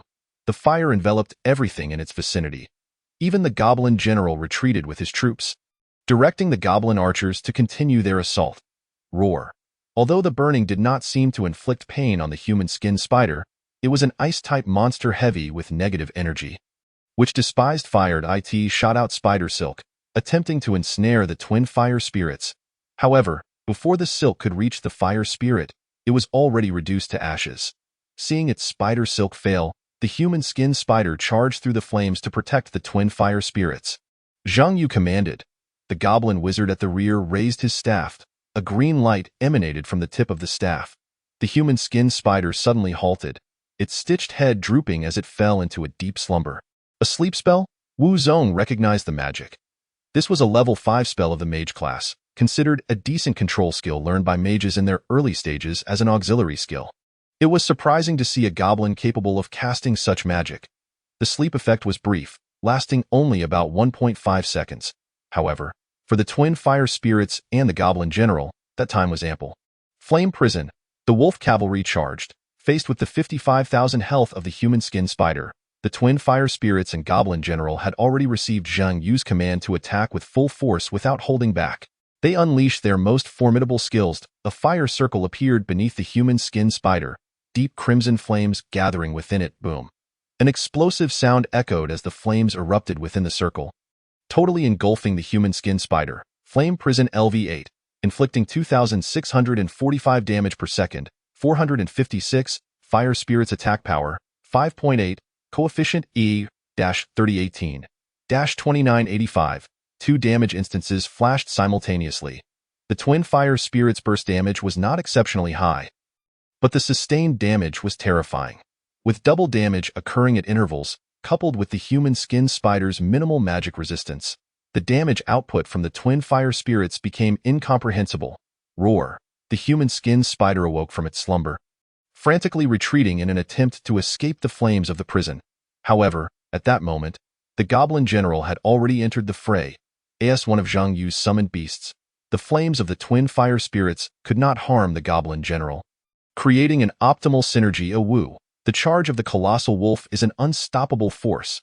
It surged forward alongside the goblin general into the fiery prison, delivering a mighty blow. 14891. An astounding damage figure of nearly 15,000 emerged. Hiss! The onlookers, including Tao Qian, gasped in astonishment. What in the world is this? A single strike inflicting 15,000 damage. This is beyond my comprehension. A single blow of 15,000 is simply terrifying. If the opponent were a professional, who could withstand such a strike? The distant Tao Qian and others whispered amongst themselves. Not necessarily, Wu Zong interjected rationally. Abyssal creatures are one thing, professionals another. Abyssal creatures typically possess high health and low defense, whereas professionals wield an array of equipment and skills, making them difficult to eliminate in one blow. How can they not be eliminated in one blow? Tao Qin countered Wu Zong. Indeed, none can withstand it. This is merely a skill. Remember, the Goblin General has a combat squad behind him adding to the damage, not to mention a fire demon continuously unleashing flames, inflicting damage every second, Ke Ying remarked. If Zhang Yu were to participate in a professional combat competition, wouldn't he be guaranteed victory? When Ren Xingyu replied, that isn't necessarily the case. After all, the only requirement for participating in the competition is to be above level 25. And after the second class change, there are no level restrictions. Wu Zong's analysis holds merit. While Zhang Yu's damage output is impressive, it may not yield such high results against professionals. Firstly, there is the matter of attribute advantages. Secondly, defensive capabilities come into play. Most importantly, professionals are not like abyssal creatures. They simply stand there taking damage. Given the constraints of level, equipment, and professional advantages, I do not believe Zhang Yu could continue to dominate as he does now. Certainly, he would achieve commendable results but would not stand atop the pinnacle. I believe the summoner's strengths lie in traversing the abyss, and in combat competitions, they would face significant disadvantages. After all, if one chooses to ignore the summoned beasts and focuses solely on Zhang Yu, everything could be resolved. In the abyss, abyssal creatures only target summoned beasts that pose a threat to them. This is why they can so comfortably observe from the sidelines. However, combat competitions are entirely different. Professionals are not merely abyssal creatures. Why bother with the summoned beasts when they could simply eliminate the summoner, resolving all matters? Furthermore, outside of warriors, no profession is flawless. How could one excel in both abyssal encounters and combat? When Ren Xingyu analyzed, this is precisely why she felt emboldened to express such opinions in Zhang Yu's absence, as he was currently near the spring, observing something. Chapter 23, Domain of Flames, no entry for cold corpses. Zhang Yu was retrieving corpses. The Goblin General and the twin fire demons were engaged in battle. Zhang Yu was tasked with extracting the female corpse to complete the mission. This duty could not be entrusted to anyone else. For only those professionals who retrieved the frozen female corpse could obtain the quest item necessary to access the unfrozen lake. Utilizing a rope at the well's edge, he fashioned a lasso to lower it down. He discovered a pale female head protruding from the unfrozen water beneath. No blame shall be cast. I shall escort you to your rightful destination. Although he had mentally prepared himself, this was indeed his first experience with corpse retrieval. And he felt somewhat clumsy, harboring certain taboos. The battle ahead was nearing its conclusion, with the Goblin General having incapacitated the skin spider within the fiery circle, which was being continuously scorched by flames. Its health was nearing zero, with not a single patch of intact skin remaining, all burned to a horrifying visage. Just as the Goblin General was poised to deliver the final blow to the skin spider, a piercing sound abruptly interrupted his attack. This sound echoed like the screams of thousands. Blood began to seep from the body of the skin spider. Gray phantoms emerged around it. A chilling aura washed over Zhang Yu, causing him to shudder involuntarily. He completely disregarded the fire demon's fiery aura. Zhang Yu turned his gaze to the skin spider. That coldness was not merely frigid air, but the chilling essence of resentment. The wails continued unabated. Blood poured from the eyes and ears of the Goblin General, and damage notifications appeared above his head. 1259. 1141. Two substantial damage figures emerged, prompting Zhang Yu to hastily order the Goblin General to retreat. This damage was alarmingly high. Bear in mind that the level 8 Goblin General has a maximum health of only 9,900. Just from hearing those cries, he had lost over 2,000 health. Fortunately, the range of this vengeful damage was limited. Not only did Zhang Yu remain unharmed, but even the twin fire demons, a dozen meters away from the skin spider, were spared. Subsequently, the resentment entered the skin spider's body. Crack, crack, crack. The skin spider's size suddenly swelled. Its health miraculously restored by 2/3. This triggered its brutal mechanism. The brutal mechanism, a capability typically reserved for bosses, activated as its health dwindled, marking the onset of its second phase. A power that should only belong to bosses had manifested in an elite monster. Once the resentment entered its body, the skin spider exuded an aura that commanded distance. Indeed, it was a force to be reckoned with. Any who drew near would suffer from the damage of its malevolence, their health rapidly depleting. This is what a nightmare abyss truly resembles, Zhang Yu scoffed. He now understood why the strategy suggested fleeing with the female corpse rather than attempting to slay the skin spider. A brutalized skin spider could eliminate a person in an instant. Zhang Yu promptly administered a healing potion worth 1,000 to the goblin general and finally pulled the female corpse from the well. "You have obtained the frozen Mad Mother," a notification chimed. This signaled that the Cold Street Abyss was entering its final phase. Now, he merely needed to transport this female corpse deep into the forest to encounter the true boss of the nightmare level difficulty. Zhang Yu speculated that it was likely a child, as the hints had been exceedingly clear. "Brother Yu, should we leave?" Tao Qian called out, somewhat nervously. For after Zhang Yu had extracted the female corpse from the well, the forest erupted with the howls of cold corpses. The cold corpses were on the move. Zhang Yu declared, "Let us go."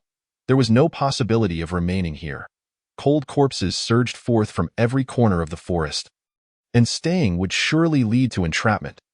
Their numbers were overwhelming, and even the goblin general could not guarantee their safety. Zhang Yu tossed the female corpse to the goblin general. "Carry it, do not lose it." "Understood." The goblin general accepted the corpse. Zhang Yu continued, "Do not allow the skin spider to approach the twin fire demons. Have the shield soldier step in." The twin fire demons were the primary source of damage. As long as they could withstand several waves of the skin spider's attacks, the fire demons would quickly incinerate its substantial health pool. The nightmare-level skin spider was incredibly swift. They could evade the cold corpses, but not the relentless pursuit of the skin spider. The only solution was to eliminate it immediately. Upon receiving the command, one of the shield soldiers from the goblin combat squad stood firm, bracing his shield against the skin spider. 658, 699, 644. The moment he entered the skin spider's aura of resentment, a series of damage figures appeared above the goblin's head. Seeing the damage values, Zhang Yu breathed a sigh of relief. Fortunately, the shield goblin possessed commendable defense. The corrosive effects of the resentment inflicted over 1,000 damage on the goblin general, but only 600 on the shield soldier. The shield-bearing goblin, undeterred by death, stood resolutely before the skin spider. Roar. The skin spider exuded an aura of sheer savagery, attacking indiscriminately. Any living being within its sight would be ruthlessly assaulted. He lunged at the shield goblin with a furious roar. A series of bites ensued. 5489.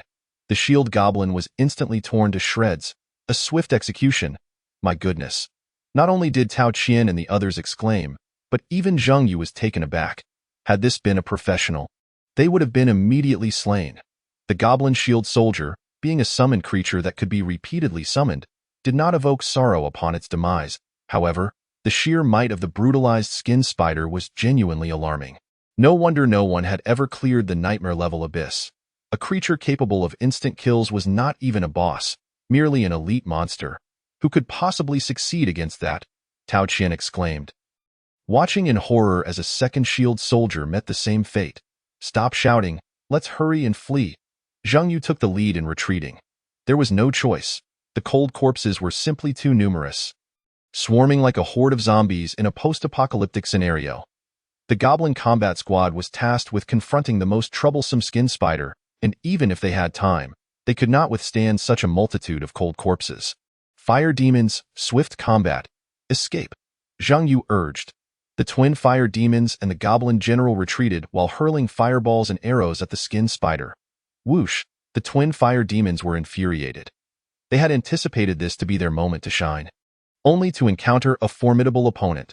Flames ignited as two fireballs soared toward the skin spider. Boom, boom. They exploded upon the skin spider's face. 3548, 3666, continue.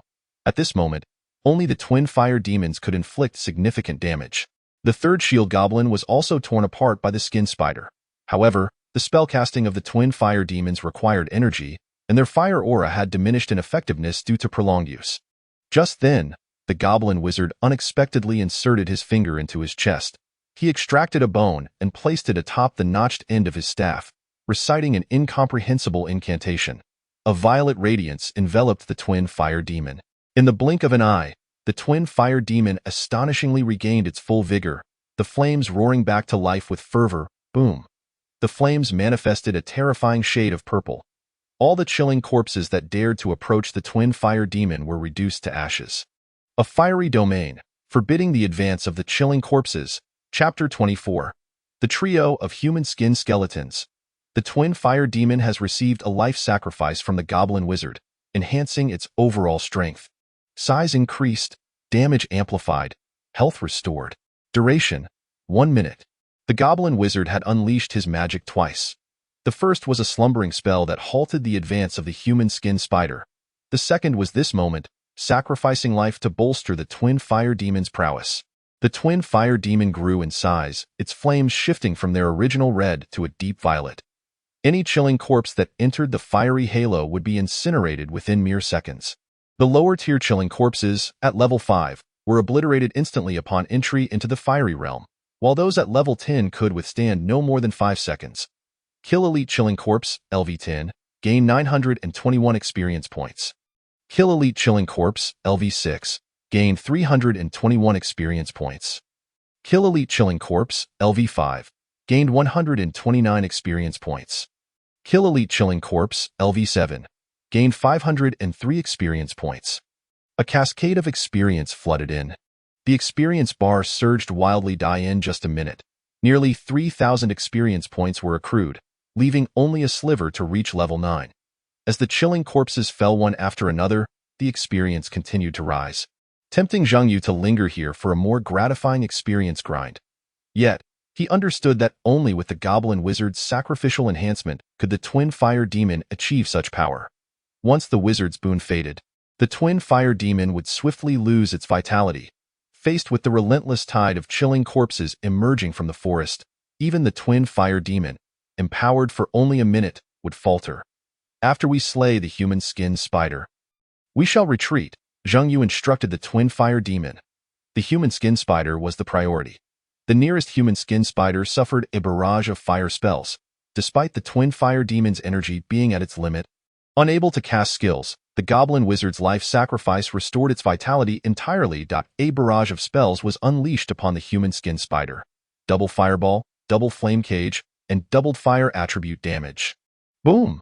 The human skin spider was enveloped in violet flames, emanating thick, acrid smoke reminiscent of burnt rubber. Kill Elite Human Skin Spider, LV15. Gained 2,691 experience points. Congratulations! Acquired Armor, Upper Body, Human Skin Spider Armor, Golden Grade LV. 10. Congratulations! Acquired Armor, Hat, Human Skin Spider Hat, Golden Grade LV10. Congratulations! Acquired Armor, Pants, Human Skin Spider Pants, Golden Grade LV10. Level, LV8 LV9, 6800. Need 5298 experience points to level up. Health, 1114 10. 450 equipment attribute. Magic, 330 340. 150 equipment attribute. Intelligence, 95 105. 35 equipment attribute. Strength, 2022. 2 equipment attribute. Agility, 16 17. Remaining free attribute points, 10. Excellent, excellent. Zhang Yu beamed at the 3 pieces of golden grade equipment. AT level 10, golden grade items were the pinnacle of gear. Each piece could fetch around $1 million in the market, not only due to their inherent value but also the merchant's speculative tendencies. More importantly, level 10 golden grade equipment could be utilized until level 20. Surviving the perilous transition from levels 10 to 20 was crucial for any aspiring professional. Wealthy professionals were often willing to pay such prices. Zhang Yu examined the 3 golden tier items. Armor, Upper Body Human Skin Spider Armor. Required level, LV10. Class requirement, any profession, grade. Golden, attributes. Health 4000, Physical Defense 15. Magic Defense 15. Equipment effect, when attacked, the Human Skin Spider Armor absorbs 10 of the damage. Set effect, Human Skin Spider Trio, Upper Body Hat Pants, a staggering 4000 health. Zhang Yu was taken aback. The health boost from a single piece of equipment surpassed his current total by more than double. Alas, the health gained from the equipment could not be converted into talent. Otherwise, it could elevate the Twin Fire Demon to the 4th tier. Zhang Yu turned to Tao Qian and Wu Zong, inquiring, "What is your current health?" Tao Qian replied, 4290. Wu Zong elaborated, "I just leveled up to 6. My health is now 5490. Why do you have over 1,000 more than me?" Tao Qian exclaimed in surprise. Wu Zong explained, "My highest potential lies in Constitution. A high Constitution grants greater health growth limits. Monks are renowned for their substantial health, second only to paladins. Zhang Yu speculated that once they reached level 10, they might boast health figures nearing 8 or 9,000, making a golden-grade equipment piece that enhances health by 400 seem less outrageous. Equipment is paramount for a professional's combat prowess, and this set also grants a 15 boost to both physical and magical defenses, even absorbing an additional 10 of damage. A remarkable asset. A set effect? Zhang Yu noted the last line of the equipment description, revealing a set bonus activated by acquiring all 3 pieces. The human skin spider had quite a few surprises. Armor, hat human skin spider hat. Required level, LV10.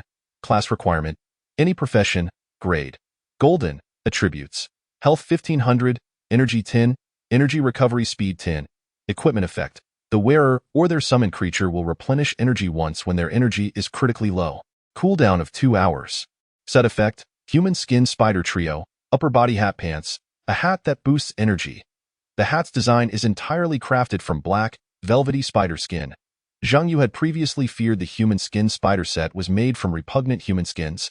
But thankfully, it did not appear as grotesque as he imagined. He bore no animosity towards spiders. Rather, it was the notion of human skin that unsettled him. Armor, pants human skin spider pants. Required level, LV 10. Class requirement, any profession, grade. Golden, attributes. Health 2000, movement speed 15, agility 5, equipment effect. Reduces negative effects from slow, binding, and sludge by 20, increases jump height by 30, and grants immunity to all slow or binding effects from webs. Set effect, human skin spider trio, upper body hat pants. The pants effects are rather mundane, as they cannot be applied to summoned beasts. This predicament highlights the challenges faced by summoners. Aside from intelligence, few equipment effects benefit their summoned creatures. After all, summoned creatures are, in essence, skills. The increases in health and speed hold little enhancement for skills. Over the years, the summoner class has often been disregarded. Not due to a lack of support, but rather because the class itself has its limitations. All 3 pieces of equipment are level 10, which Zhang Yu cannot yet equip. However, he did take note of the set effects. Set effect, human skin spider trio, upper body hat pants. Simultaneously wearing the human skin spider armor, hat, and pants activates the set attributes. Intelligence 50, Strength 50, Agility 5, and activates the set effect Wrath. Wrath marks the last enemy that attacked you. Your next attack will inflict wrath damage on that target, equating to critical damage value. Though it does not benefit from critical bonuses. Wrath? Zhang Yu recalled that this was likely one of the human skin spider's skills. No wonder the human skin spider could instantly obliterate the shielded goblin with 6,000 health.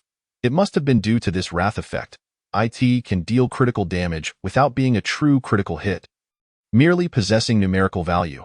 But that is sufficient. This set effect would significantly enhance the Goblin General's burst potential. Meanwhile, the flames surrounding the twin fire demon shifted from purple to red as the Goblin Wizard's life sacrifice effect dissipated. We must retreat, Zhang Yu commanded, promptly recalling the energy-weakened twin fire demon into the summoner's space. The Goblin shield bearers covered their retreat, with the Goblin General and Wolf Cavalry forging ahead. Zhang Yu and his companions raced towards the unfrozen lake. Chapter 25. His son is Li Feng. All the shield bearers have perished. The 2 wolf cavalrymen, previously encircled, had yet to emerge. The Goblin Wizard had sacrificed a life. Only 5 archers and 5 death knights remained. As they escaped the encirclement of chilling corpses, the horde did not pursue further, seemingly intimidated by the lake. This provided Zhang Yu and his companions a moment of respite. Zhang Yu assessed their losses. The Goblin General had lost half his health, and the giant wolf had sustained an injury to its right leg. The Goblin Combat Squad had suffered significant losses, but fortunately, the 5 Death Knights remained, having been prepared by Zhang Yu as trump cards for the boss within the unfrozen lake. The twin fire spirits, completely drained of energy, recuperated within the summoner's space. Zhang Yu surveyed his surroundings, only to discover that the chilling corpses had vanished without a trace. The surface of the frostless lake lay still and silent, devoid of any signs of life. Let us take a moment to rest. We shall venture to the frostless lake once the twin fire spirits have regained their strength. No-one voiced any objections to Zhang Yu's plan. As he spoke of resting, Tao Qian and the others had already begun preparing chairs and food. In truth, they were not alone in this. Other teams were doing the same.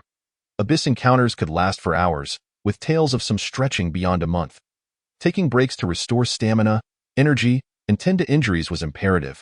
Unless facing an unrelenting pursuit in the abyss, Zhang Yu retrieved a collection of potions from his inventory, tossing premium pork to the giant wolf, which devoured it in a few bites. The visible wounds on its leg began to heal before their eyes. Zhang Yu selected various restorative potions, replenishing the Goblin General's health by nearly 4,000 points, filling its vitality to the brim. The twin fire spirits remained within the summoner's space, as it was the most conducive environment for summoning beasts to recover swiftly. Goodness, I am utterly exhausted, Tao Qin lamented as he reclined in the makeshift tent. Zhang Yu chuckled. What are you complaining about? You haven't even fought. Tao Qin grinned sheepishly.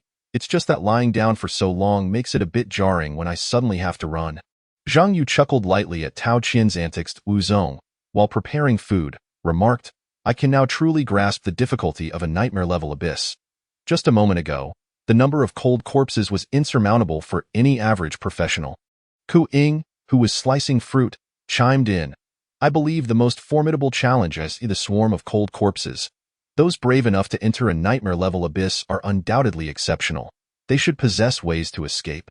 What truly terrifies me is that human-skin spider its Swift deals immense damage, and in a berserk state, can eliminate a person in an instant.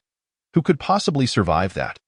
It's no wonder that despite Jiangshui City having seen its share of S-rank professionals over the years, none have achieved a successful clearance. It truly is a daunting task. Zhang Yu then inquired, speaking of which, have previous S-rank professionals ever attempted to enter the nightmare-level abyss? The rewards for conquering such a challenge are immensely lucrative.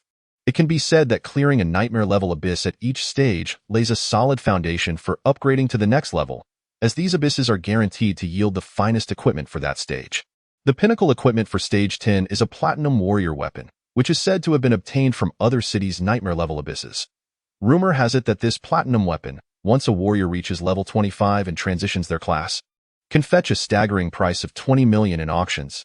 A level 10 weapon commanding such a price is already outrageous, but even more absurdly, this weapon has changed hands multiple times and is now valued at 40 million, earning the title of the strongest level 10 warrior weapon. In other words, possessing this weapon allows even the most talentless warrior to effortlessly advance to the third stage of their profession. This is precisely why Zhang Yu is determined to conquer the nightmare-level dungeon. Although the state provides resources and subsidies, claiming to be unlimited, it is not truly boundless. It merely ensures that one does not lack resources. Yet not all resources are attainable. The acquisition of the strongest level 10 warrior weapon is contingent upon individual merit. Unfortunately, the difficulty of the nightmare-level abyss is so great that non-SS rank talent professionals rarely have the opportunity to clear it.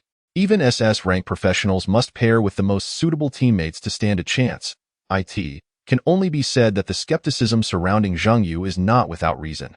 Those accompanying him into the nightmare-level abyss, including Tao Qin, are indeed quite audacious and stubborn. Tao Qin speculated that no S-rank professional had ever attempted it. When we entered the nightmare abyss previously, there were public announcements. I have not come across any news of S-rank professionals attempting the nightmare-level abyss in past years. When Ren Xingyu, intrigued, turned to Zhang Yu and said, then you ought to inquire with our ostentatious captain. Announcements come at a cost. Tao Qin looked to Zhang Yu, seeking an answer. Zhang Yu shrugged. If I don't announce it, who would know I entered the nightmare abyss? They might think I'm afraid to team up with Li Feng. Of course, I needed to announce it. Tao Qian's lips twitched. I thought announcements were a passive thing. Turns out they're an active skill. How much did it cost? Ku Ying asked curiously. A total of 50,000, delivered directly to their faces. Ke Ying was taken aback. 50,000 just for an announcement? That seems rather extravagant. Yet Zhang Yu deemed it worthwhile. Why should I be low-key? I am so powerful. If I don't flaunt it a bit, wouldn't that be a waste of my talent? Zhang Yu said half-jokingly, though Tao Qin and when Ren Xingyu sensed no sincerity in his words. When Ren Xingyu recalled something and asked, earlier, you mentioned you did not have a resurrection cross. I thought you were jesting. After all, S-rank professional subsidies should at least include a life-saving resurrection item. So, the resource department in Jiangshui City didn't allocate resources to you? Zhang Yu glanced at Wen Renqingyu. You seem to know quite a bit. When Ren Xingyu shrugged, before my family fell from grace, the one family was considered a first-tier family, so I am aware of such matters. Zhang Yu chose not to comment. He did not inquire about Wen Renqingyu's family or the reasons for its decline. Everyone harbors secrets, just as the group refrained from questioning Zheng Yu about the extraordinary strength of his summoned beasts, or how the goblin wolf riders transformed into goblin generals. To pry further would be impolite. When Ren Qingyu's guess was correct, his subsidies had yet to materialize. The reason Zheng Yu spent 50,000 to make such an announcement was rooted in frustration. Logically, as an S-rank talent professional, subsidies and resources should have been allocated long ago. They ought to have been provided before he ventured into the abyss. While others might experience delays, S-rank talents are prioritized. It is a matter of respect for those with S-rank talent. Why had they not been provided? Zheng Yu knew all too well, One had reached out to him. It was only after he refreshed the abyss record that the mayor of Jiangshui City remembered him. What was this? It was clearly a case of differential treatment. Li Feng, being an A-rank talent professional, was able to swiftly clear and refresh ordinary abyss records precisely because his supplies had been allocated in a timely manner. A-rank professionals received their provisions, while he did not. Zheng Yu remained silent, yet it did not mean he was oblivious or unperturbed. He could afford the announcement fee and intended to send a warning to those withholding his resources that he held grudges. I am quite vengeful and dislike swallowing my anger. If something can be shared with everyone, there is no need to keep it hidden. Did you know? After we refreshed the historical record for the simple level abyss, the mayor approached me directly. When Ren Qingyu inquired, "Did he call you directly?" Zheng Yu chuckled and shook his head. No, he had the homeroom teacher inform me to reach out to him proactively. When Ren Qingyu was taken aback, Zheng Yu adopted a very understanding demeanor. Of course, I understand. Jiangshui City doesn't have abundant resources. If they've given them to Li Feng, where would they find resources for a summoner? Thus, Zheng Yu was keen to know how the mayor would respond should he successfully clear the nightmare-level abyss. When Ren Qingyu pondered for a moment before saying, "I recall the head of the resource department in Jiangshui City has the surname Li." Zheng Yu smiled broadly. "I am aware. His son is Li Feng." Chapter 26. Experts, are they always right? Tao Qin questioned with uncertainty. Surely a mayor wouldn't be so petty. Would he? A person of such standing must possess a minimum level of professionalism. At least above level 45. As a local official, their responsibilities extend beyond mere political management. They also encompass protection and the exercise of force. The level of a professional signifies everything. Not necessarily, when Ren Qingyu countered. The state does not provide resources to S-rank talents just once. The subsequent resources can be quite staggering. Moreover, the mayor requires achievements. He, too, wishes to level up. After reaching level 40, each level becomes increasingly difficult. Jiangshui City has not performed well in recent years. Although you are an S-rank talent, the summoner profession may have been scrutinized by certain individuals, making it highly probable that resources have already been allocated to Li Feng.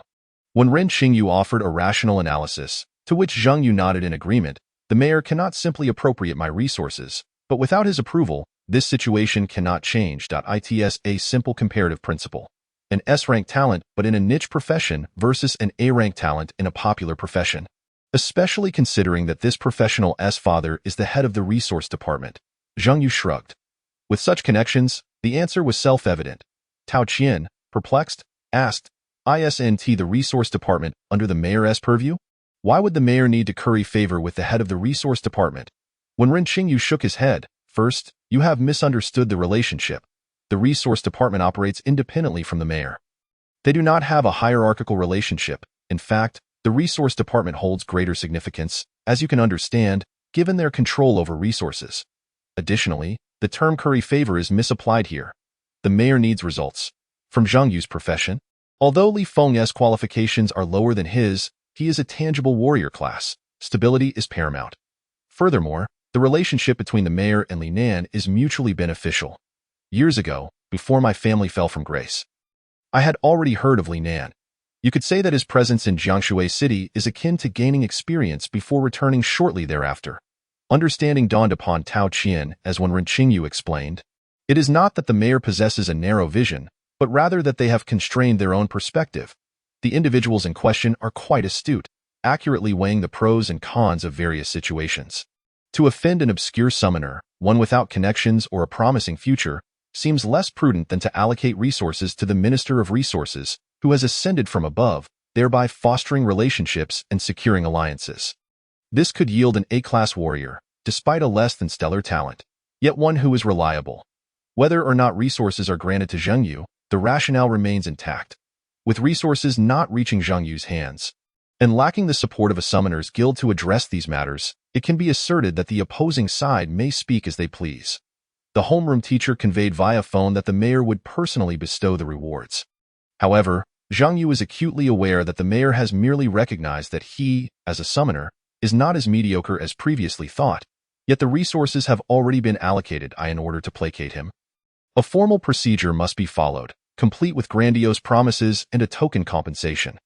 This semblance of reason only serves to fuel Zhang Yu's ire. Why should something that rightfully belongs to him be surrendered to others? Thus, even when time permits, Zhang Yu resolutely declined the mayor's invitation for a meeting. He harbors a grudge. After all, he is not naturally inclined to be magnanimous. Whether or not he receives the resources is inconsequential.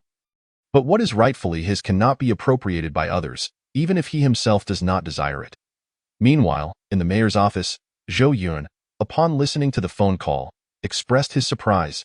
He refuses to meet with me? The voice on the other end, that of the homeroom teacher, spoke cautiously. Zhang Yu mentioned he is entering the abyss, and time is of the essence. He will seek you out once he emerges.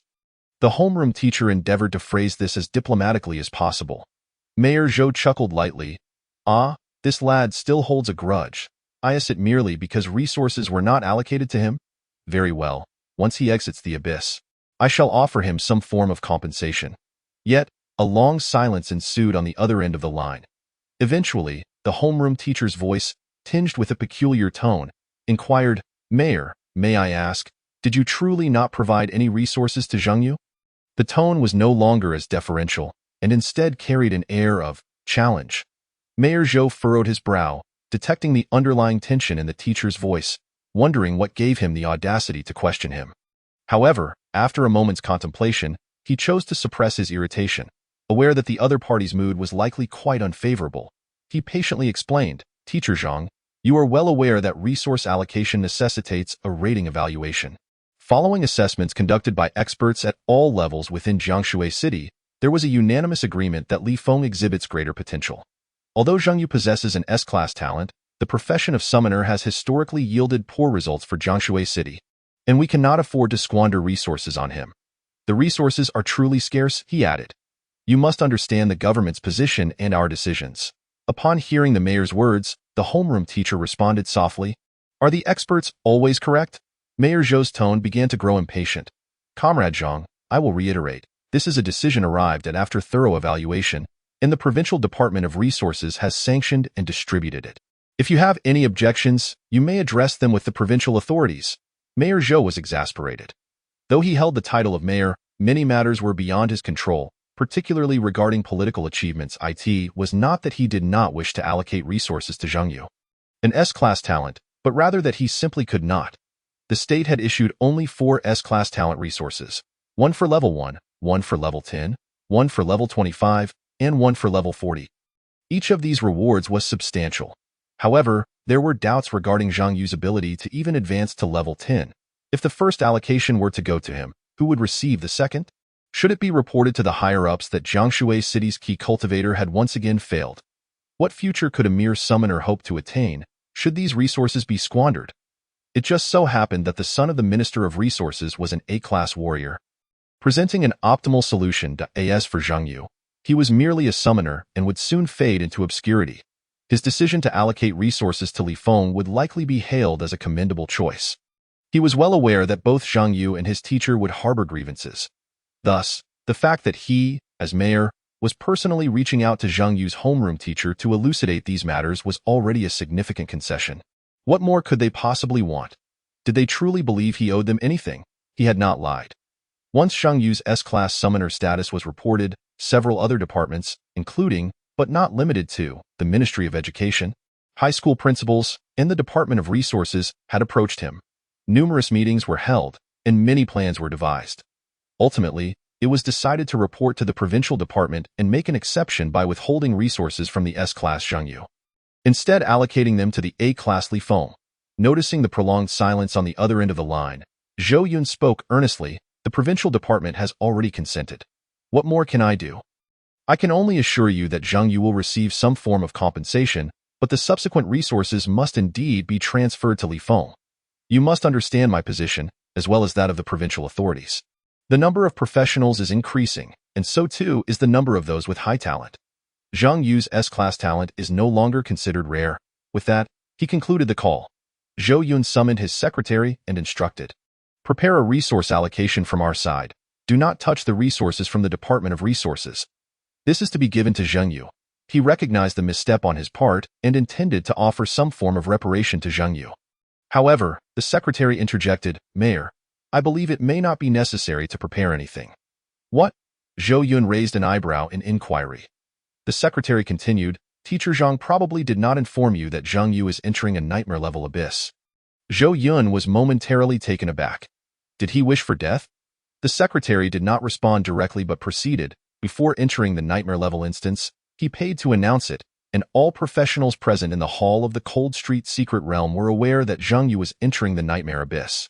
Zhou Yun's expression turned peculiar. This lad certainly has a fiery temperament. Is he planning to vent his frustrations through death? He did not believe Zhang Yu possessed the capability to conquer the nightmare-level abyss. The Cold Street Abyss had a history of over a decade in Jiangshui City, and no one had ever successfully completed a nightmare-level instance, let alone a summoner. It then dawned on Zhou Yun why Teacher Zhang's earlier demeanor had been so odd. Transitioning from respectful to confrontational, he must have been aware that Zhang Yu was entering a nightmare-level abyss and likely would not survive.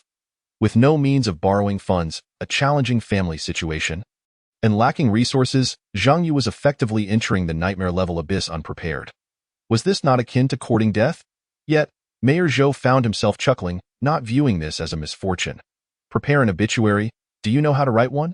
The secretary, with years of experience, understood the intricacies involved and replied, "I will craft it with heartfelt sincerity, lamenting the loss of an S-class talent for Jiangshui City. Moreover, I will exaggerate the circumstances surrounding Zhang Yu's announcement, portraying him as arrogant due to his S-class talent, ultimately leading to his demise. Additionally, I will highlight the drawbacks of being a summoner, emphasizing the inability to disengage from battles and the inapplicability of the Resurrection Cross." He would also subtly reference Li Feng's achievements. Zhou Yun shook his head, "Do not mention Li Feng. Omit that." "Understood." The secretary noted this down, then added, "Prepare the resources I mentioned earlier and deliver them directly to Zhang Yu's teacher. I recall Teacher Zhang has a child in the first year of high school, correct? Let him handle this resource as he sees fit." "Understood." Chapter 27. Digging graves. In the Cold Street Abyss, Zhang Yu reclined on a lounge chair, resting with his eyes closed. As connectivity was unavailable within the abyss, he could not browse forums and could only sip some coffee to recuperate. After approximately 2 hours of rest, the twin fire demons regained their vigor. Summoners can observe the status data of their summoned beasts. The Goblin General's mental and physical condition, following a brief respite, reached 98. All health points were restored. Although the Goblin General did not enter the summoner's space to rest, its status reflects that of a seasoned veteran. Endurance is its strength. Having been accustomed to the ravages of war and the dance of death, the Goblin General remains ever vigilant and attentive. It would never allow itself to truly relax, hence it cannot achieve a full 100 status value. In contrast, the twin fire demons quickly restored to a complete 100 status within Zhang Yu's summoner space. Their traits are youthful, lively, and spiritedly combative. Youth is their asset, while their combative nature often leads to rapid depletion of energy and a lack of restraint in battle, resulting in instances where they exhaust their energy and are unable to unleash skills. Lacking endurance, yet all their skills are continuous, a strategy must be devised to enhance the twin fire demons' combat longevity, Zhang Yu pondered. After reaching level 10, summoners acquire exclusive cultivation skills that allow them to train their summoned beasts, modifying their attributes and refining their skills until they are suitable for battle. However, due to the complexity and the costs far exceeding the practical benefits of summoning beasts in combat, many summoners, after struggling through the initial stages and reaching level 10, ultimately choose to abandon the profession. Yet, for Zhang Yu, regardless of how he trains, his ultimate combat strength will be determined by his innate talent, leaving him with no cause for concern. That moment, Tao Qian and the others swiftly packed up camping gear, tents, firewood, food, and hot water. They moved with efficiency and speed. Zhang Yu couldn't help but feel a sense of nostalgia. What a remarkable ally! Where could one possibly find such a companion? If only you all were at the same level as I, it would be splendid. After reaching level 10, I would no longer need to seek out new teammates for the dungeons. Although Tao Qian and Wu Zong may not be particularly formidable, Tao Qian is a close brother who thoroughly comprehends Zhang Yu's intentions, often acting on his behalf before he even utters a word. Just like when Zhang Yu expressed his desire to compete for rankings, Tao Qian immediately began recruiting teammates without a moment's hesitation.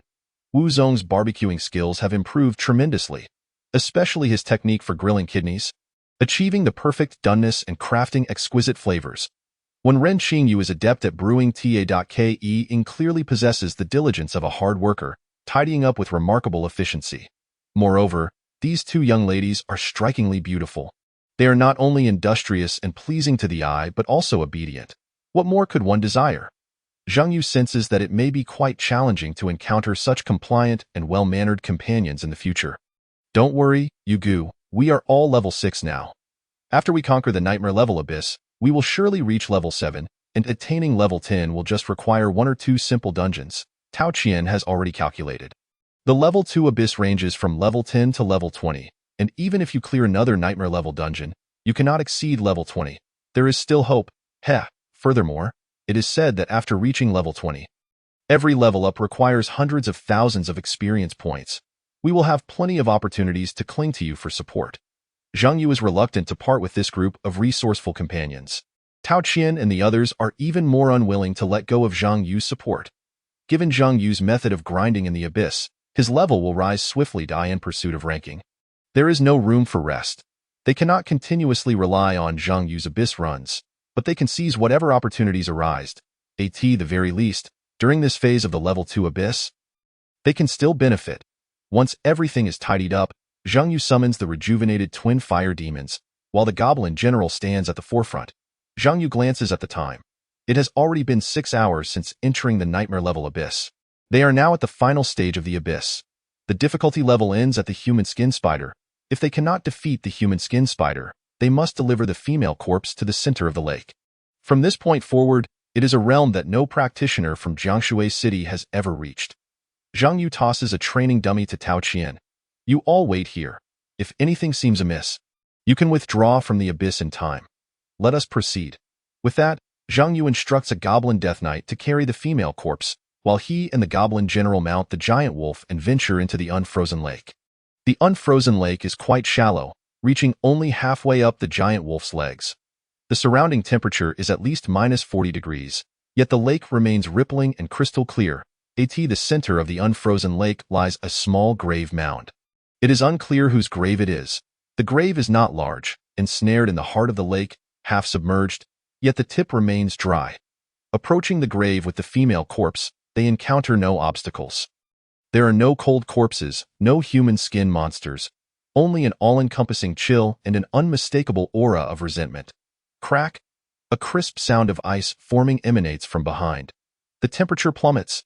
The unfrozen lake instantly freezes as Zhang Yu steps upon the grave mound. A surge of overwhelming resentment floods forth from the grave site. Zhang Yu swiftly retreats, stepping onto the frozen surface of the unfrozen lake, while the goblin general, twin fire demons, and goblin combat team stand ready. It is evident that he has triggered the final boss of the Cold Street Abyss, the last monster of the Nightmare level abyss. Are you here to persuade me to spare them? A cacophonous voice resonates from the surroundings, sounding as though hundreds of vengeful souls are crying out in unison. Zhang Yu quickly steps back and replies, I am merely here to return what belongs here. Saying this, he instructs the goblin general to lower the female corpse. However, the surrounding temperature continues to drop. The resentment, the frigid aura, and the simmering fury swirl above the unfrozen lake. The twin fire demons elevate their fiery aura to counteract the chill. Return what belongs here? The voice shrieks, she should remain eternally in that deep well, never to see the light of day, just as she did to me. Do you wish to plead for her? The tone is piercingly shrill. Brimming with hatred, crack, crack, crack. Several cold corpses emerge from the periphery of the unfrozen lake. Zhang Yu's expression darkens. These cold corpses are level 15, Death Knights, block them, Goblin General, go dig up the grave. A single level 15 human skin spider is already quite challenging to defeat. A horde of level 15 cold corpses is simply insurmountable. They must eliminate the boss within the grave to fully conquer the Nightmare level abyss. Chapter 28. The Source of the Curse. The god of the cold prison, the goblin general charges forth with remarkable speed towards the grave. Roar! The cold corpses obstruct the goblin general's advance. Boom! A cold corpse stands in the way of the wolf cavalry's charge. The level 15 cold corpse is sent flying. -18451. The level 9 goblin general, with an attack power of 656 and a 27 times multiplier from the wolf cavalry, deals nearly 20,000 damage, taking away 2/3 of the cold corpse's health. The health of these cold corpses is not substantial. Zhang Yu retreats to the back, observing the battle. This is the fighting style of summoning-type practitioners. It is not limited to summoners, but includes druids who summon beasts and necromancers who summon undead creatures. The farther back, the better, if it were not necessary for practitioners to enter the unfrozen lake to trigger the boss mechanism. He would not wish to enter the lake at all. The twin fire demons, Death Knights, and archers clear a path for the goblin general. The two fire demons unleash their fiery aura, launching fireballs to inflict damage and reduce the health of the cold corpses. The goblin archers in the rear provide harassment and additional damage. The goblin Death Knights use their bodies to shield against the cold corpses, buying time for the goblin general. The goblin general leaps and delivers a powerful strike on the grave mound. Stop hiding! Your controlled cold corpses cannot withstand me. If you keep hiding, I will dig up your grave. Boom! The goblin general's heavy hammer strikes down but is caught by a pale little hand. Finally, it emerges. Zhang Yu gazes at the pale hand, which is the size of a child's arm, presumably around 7 or 8 years old. The fingers are ghostly white, stained with blood and dirt underneath the nails. And the skin, like the other cold corpses, is covered in a layer of frost. Its data appears before Zhang Yu. The cursed little chi, level, LV15, tier, level 1 curse source, god of the cold prison, health, 200. 000, attack power, 1500, skill I. Absolute 0, skill 2. Bone-chilling cold, skill 3. Master of the unfrozen lake, skill 4. Skill V. Wow, 200,000 health, that is rather intimidating. No wonder there are so few who can conquer the nightmare level abyss. With this 200,000 health, it is enough to deter so-called genius practitioners. The god of the cold prison, Zhang Yu notes the term that appears alongside the nightmare level boss, which is not unfamiliar to him. Just like in the game, this sudden emergence of a sanctuary, abyss, and data-driven practitioners on Earth has a vast background. It stands in opposition to the gods. According to the narratives of other nightmare-level abyss dungeons, a piece of information can be gleaned. The abyss is a byproduct of the god's emergence. Take the child named Little Chi before him, possessing the power to freeze everything and create cold corpses, yet ending up confined to a coffin within the unfrozen lake. The god's favor is not a blessing but a curse. This is all that Zhang Yu knows about the abyss. After all, even the highest level Ninmu Yun is only level 71, and has yet to encounter a true abyss with gods. Crack! A crisp sound of freezing echoes off the goblin general. As the boss Little Chi emerges from the grave, the surrounding temperature drops once more, instantly freezing the nearest goblin general. Ice crystal pendant effect activated. Immunity to 1 instance of freezing. Effect on cooldown. Next activation in 1 minute. The ice crystal pendant's effect is in play. Though this necklace is only level 5, it proves highly effective in the Cold Street Abyss. Not only does it grant immunity to freezing every minute, but it also increases ice resistance by 10 points and reduces speed by 20. Without this pendant, the goblin would not be able to stand before Little Chi. Boom. The ice is dispelled, and without hesitation, the goblin general strikes down on the outstretched hand of the boss, delivering a flurry of heavy blows. 1, 2, 3. It is a grand display, yet it fails to inflict any damage. Zhang Yu furrows his brow. The absence of damage is, in fact, quite normal. After all, elite monsters in the Cold Street Abyss possess ice armor for protection. However, even with ice armor, there should still be some damage output, even if it is merely 0 damage. Retreat! Zhang Yu suddenly realizes something and instructs the goblin general to quickly distance themselves from the only solid ground on the unfrozen lake. But it is too late. A piercing wail reverberates from around the grave. The previously frozen, unfrozen lake shatters, returning to its original rippling surface. Standing on the lake, Zhang Yu finds himself submerged. Though the lake's depth reaches only to his knees, the bone-chilling cold sends a jolt through him, a piercing chill spreading from his leg bones to his spine. Simultaneously, the goblin general, along with the wolf, is forcefully thrown back. 4187. Over 4,000 damage directly reduces the Goblin General's health by nearly half. 1,000, 2,500. Zhang Yu quickly replenishes the Goblin General's health. Earlier, he had discovered plenty of restorative items in the chef's Cold Corpses restaurant, which now comes in handy. The reason for the lack of damage just now was due to the boss, Shao Qi, unleashing his skill, Bitter Chill, inflicting harm composed of resentment and frigid air. During the accumulation of this icy energy, he becomes impervious to damage. This is one of the boss's abilities, characterized by a charging mechanism, during which he is invulnerable. This mechanic is truly infuriating. Zhang Yu made a sarcastic remark, having consumed a potion provided by Rune for stealth. A bitter chill struck the Goblin General, dealing 4,000 damage. Had it hit him directly, the damage would have overflowed. Even with training dummies, one must proceed with caution. If he were to falter, it would spell disaster for them all in the distance. Tao Qian and the others displayed expressions of astonishment upon witnessing this damage. "What the hell?" Tao Qian exclaimed.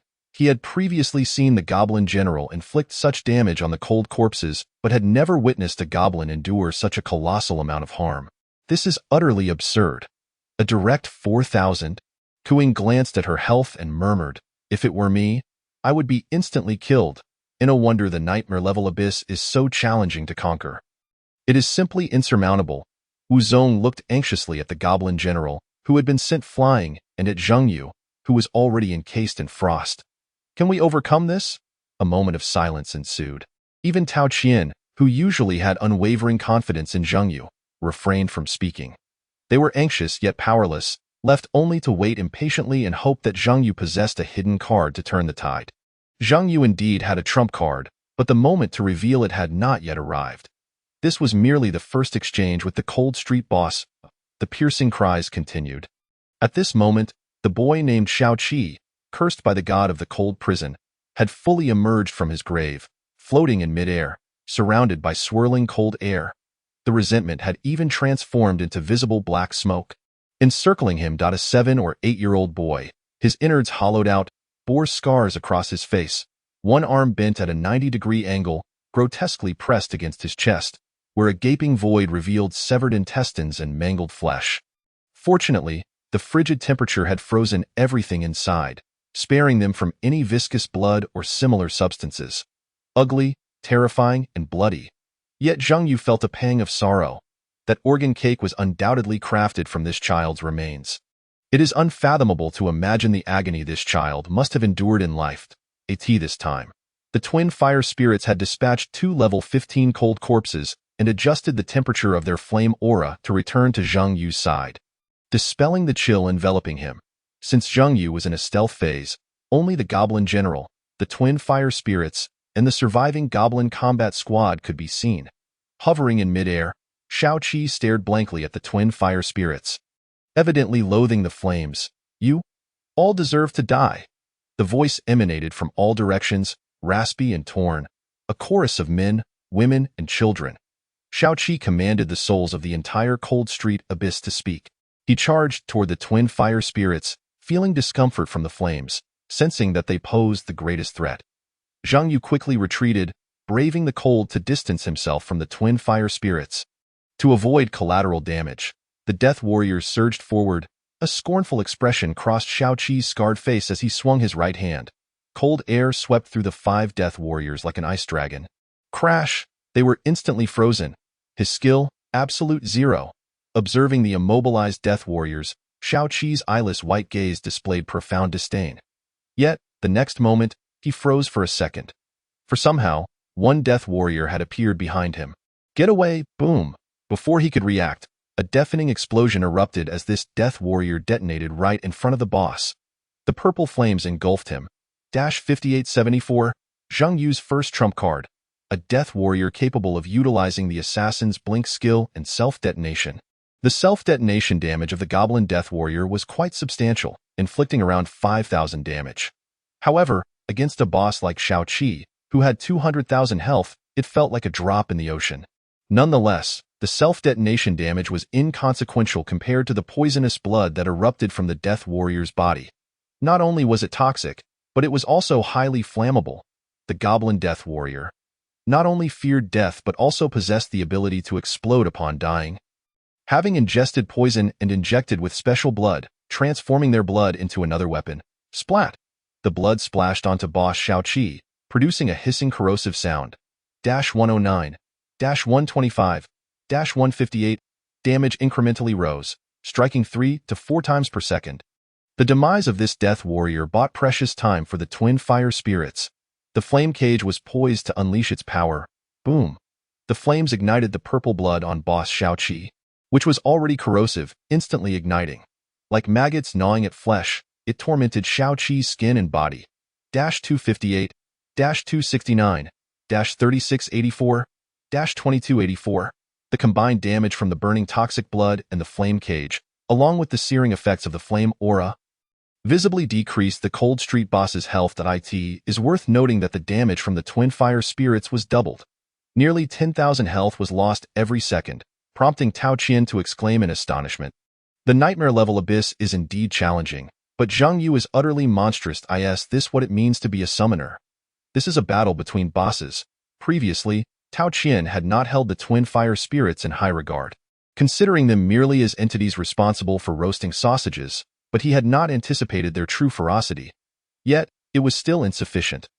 Even though the twin fire spirits currently held the upper hand, Zhang Yu had 4 more death warriors at his disposal, ready to hinder the Cold Street boss and provide ample time for the twin fire spirits to inflict damage. Given sufficient time, the twin fire spirits could incinerate anything.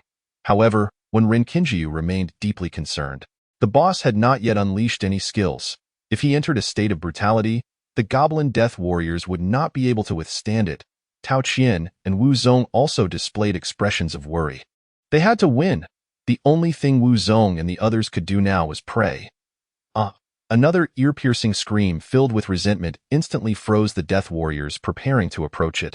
Crack! The death warrior was frozen solid on the spot and did not self-detonate. Zhang Yu. All right, I see how it is. Zhang Yu had initially planned to dispatch another death warrior to obstruct boss Shao-Chi. The twin fire spirits had high damage output but were also quite fragile. A single hit could potentially spell their doom. However, he did not expect that this hollowed-out boy would predict the death warrior's movement. Even evolving countermeasures, it seemed he could not merely regard him as a game boss. Summon Beast Frenzy. Zhang Yu drew forth his second trump card, the only active skill he possessed as a summoner. Summon Beast Frenzy. Enrages all summoned beasts of the summoner, thrusting them into a frenzy state and enhancing their overall strength. The skill description is remarkably straightforward. There are no values, no coefficients, only a simple introduction. According to the not-so-textbook-like textbook, the amplification degree of Summon Beast Frenzy is proportional to the strength of the enemy.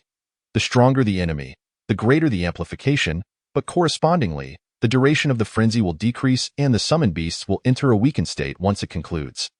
The duration of the frenzy is dependent on the talent level of the summoned beasts. The higher the talent, the longer the duration.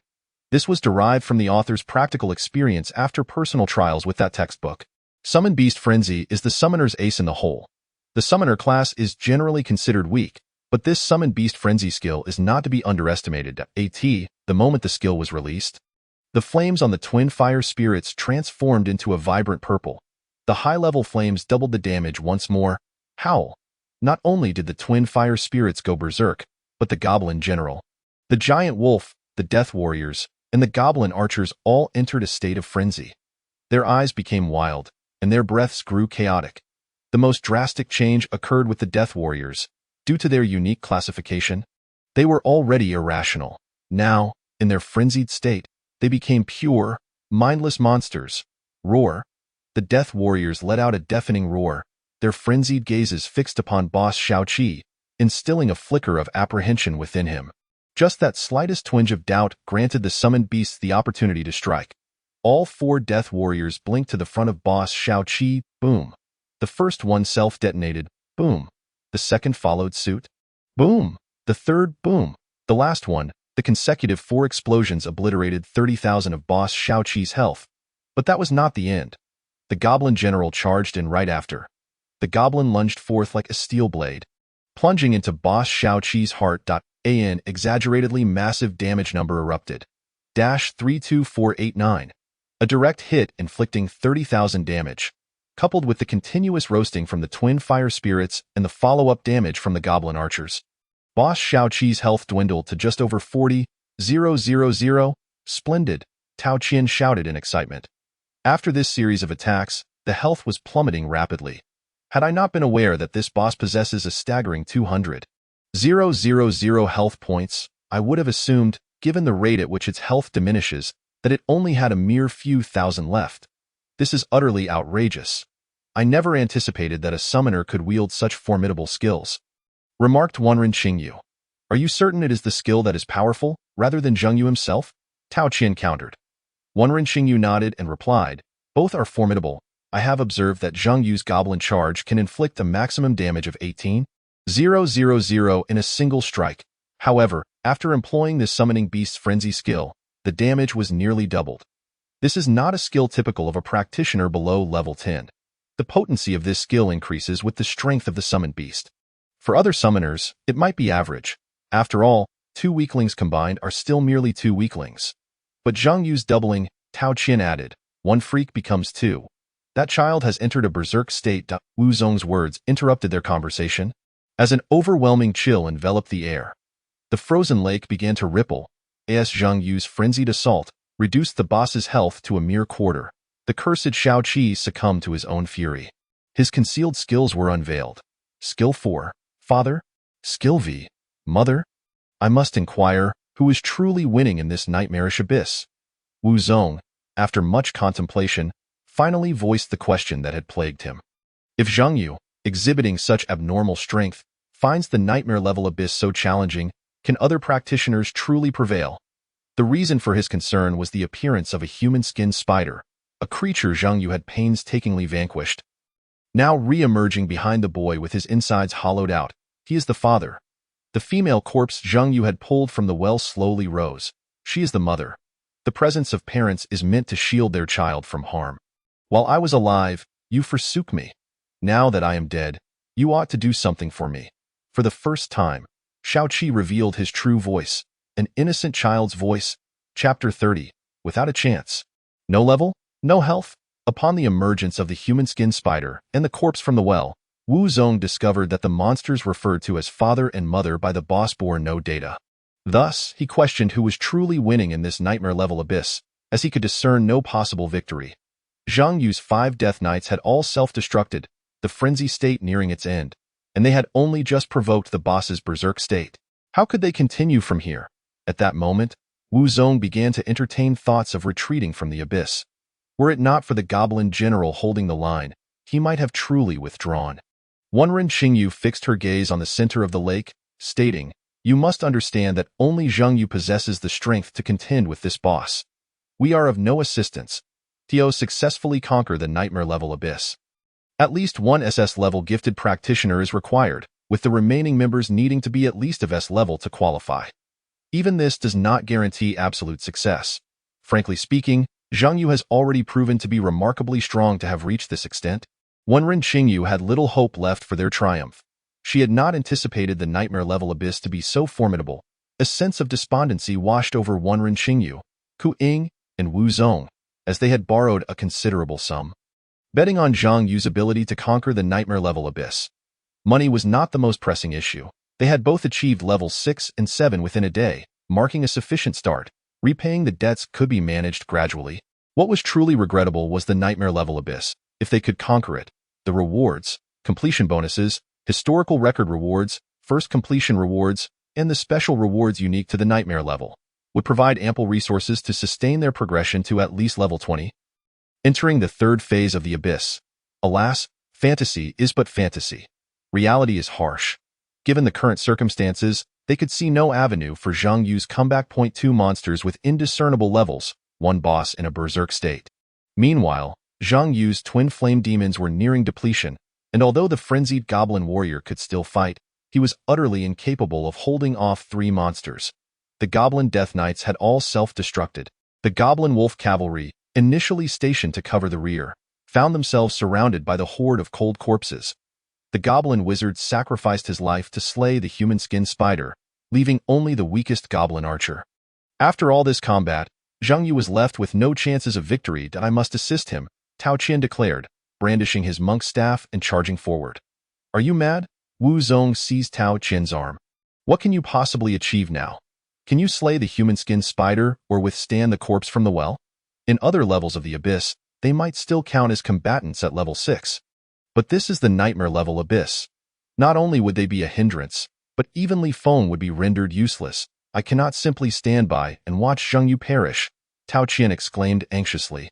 While they could exit the abyss during a lull in battle, Zheng Yu could not.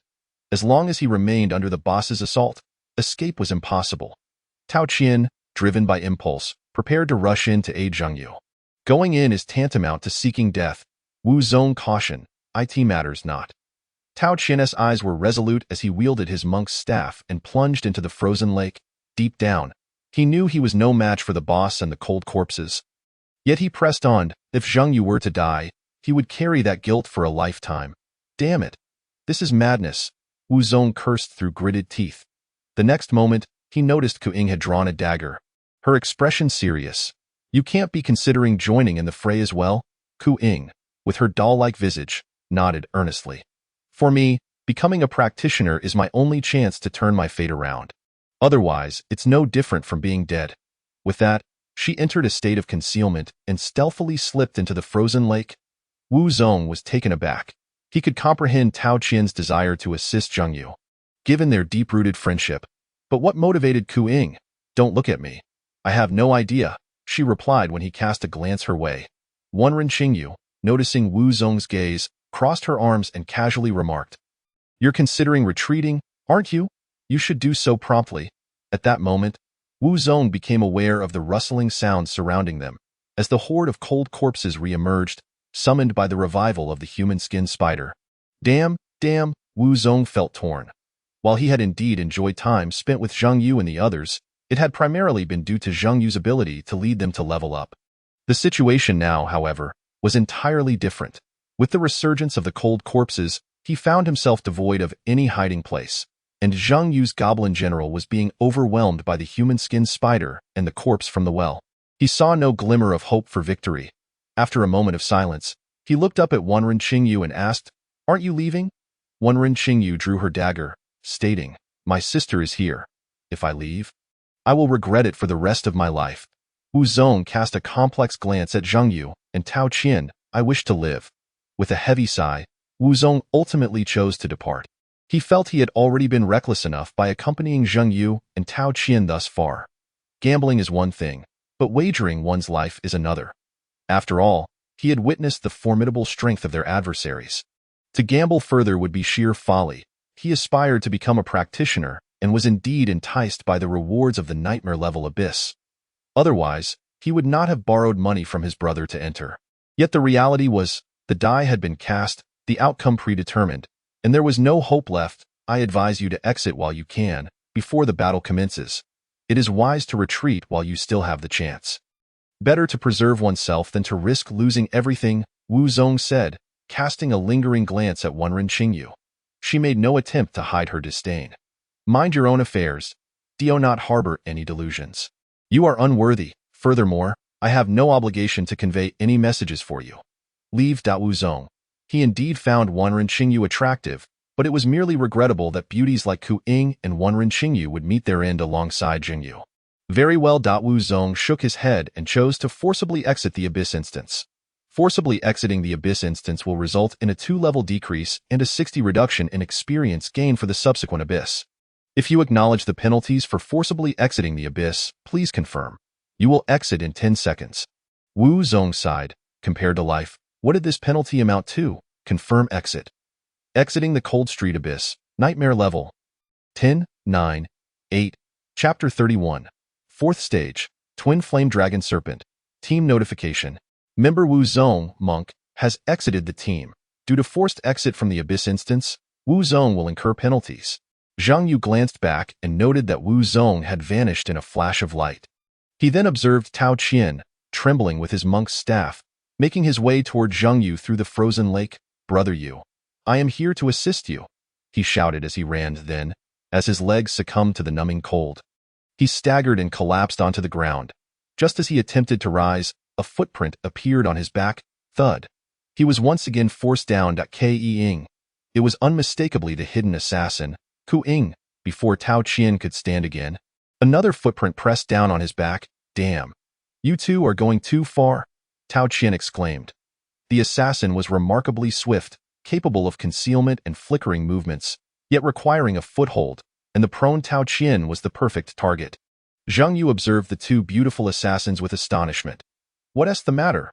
Did you not expect us to stay? When Ren Xingyu raised an eyebrow at Zhang Yu. Zhang Yu chuckled indeed. Given the current circumstances, his chances of winning were indeed slim. Tao Qian was a true friend, bound by life and death. However, Ku Ying and Ren Xingyu, at the end of the day, their relationship was merely one of mutual benefit. When Ren Xingyu pointed at the doll-faced Ku Ying, stating that she trusts you, Zhang Yu glanced at Ku Ying. During their earlier respite, amidst casual chatter, he had learned that it was Ku Ying's decision to join his team.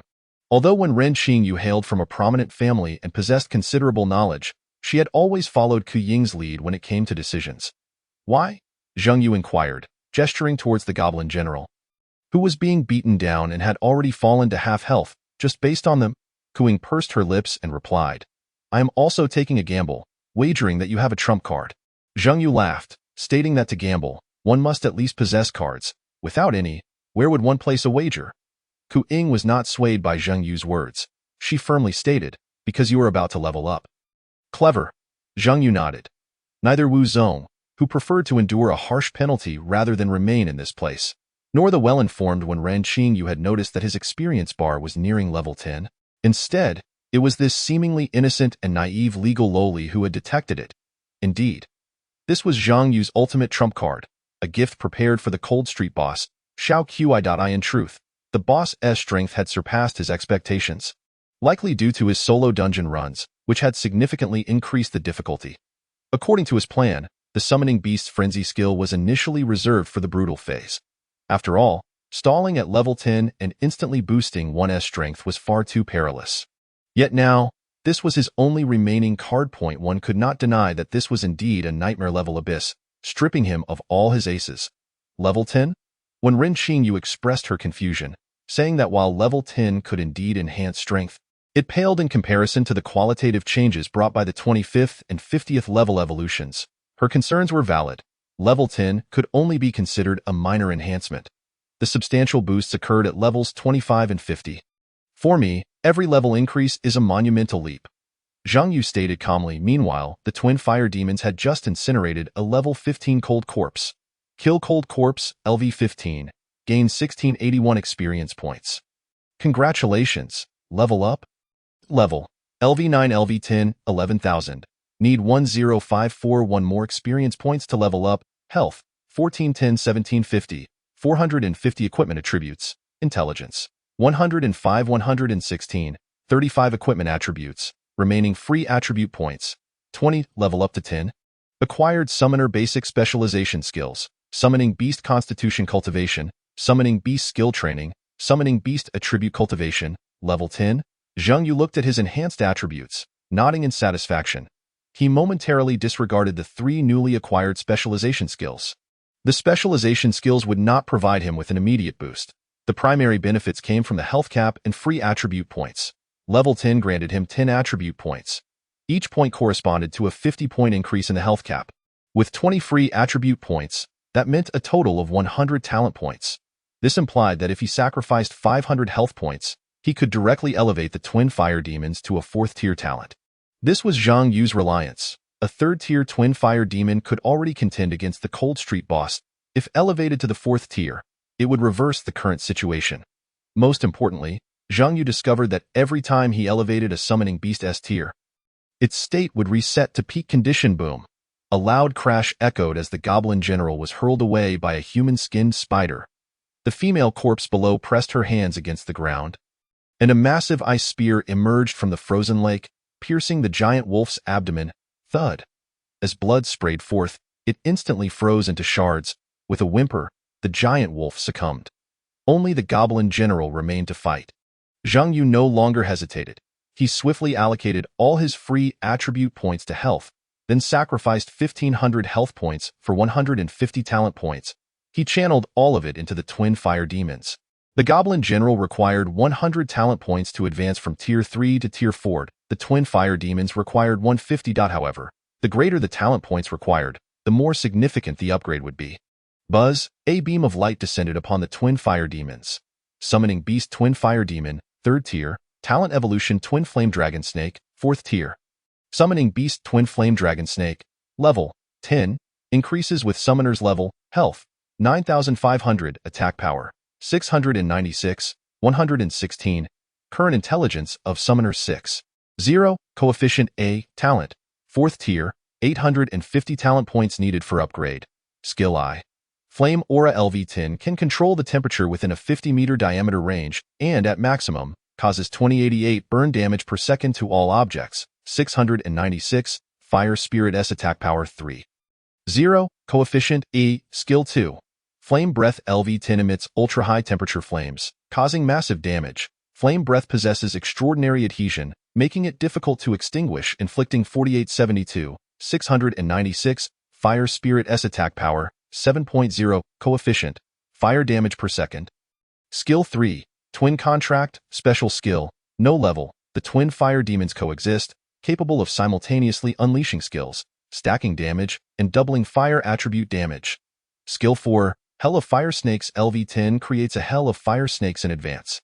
When enemies enter the range, it automatically triggers, engulfing the entire area in high-temperature flames, causing 7239, 696, Fire Spirit S attack power, 10.4, coefficient, damage per second, and summoning 20, 10 Summoner S level, 2 coefficient, Fire Snake avatars, which can inflict 1392, 696, Spirit S attack power, 2.0, coefficient, explosive damage. Summoning Beast equipment, none a sound mingled with dragon roars echoed across the frozen lake. Hiss, the light of evolution faded. A two-headed snake appeared before everyone. Its body stretched over 5 meters long, adorned with 2 heads resembling neither dragon nor snake. Its crimson body was wrapped in deep red flames. The moment the twin flame dragon snake emerged, the pervasive chill of the cold street abyss was entirely dispelled. Boom. Flames descended. Boss Shao Qi, who had believed he had the upper hand, wore a grim expression, warily regarding the two-headed fire snake. Fire inherently counters ice. The original 3rd-tier twin fire demon had already left him struggling, forcing him into a brutal state. Now, this twin flame dragon snake instilled a palpable sense of mortality in Shao Qi. Ah, this time, Boss Shao Qi emitted a cry of despair. Fire counters ice. This was the absolute nemesis of the cold street abyss. Chapter 32.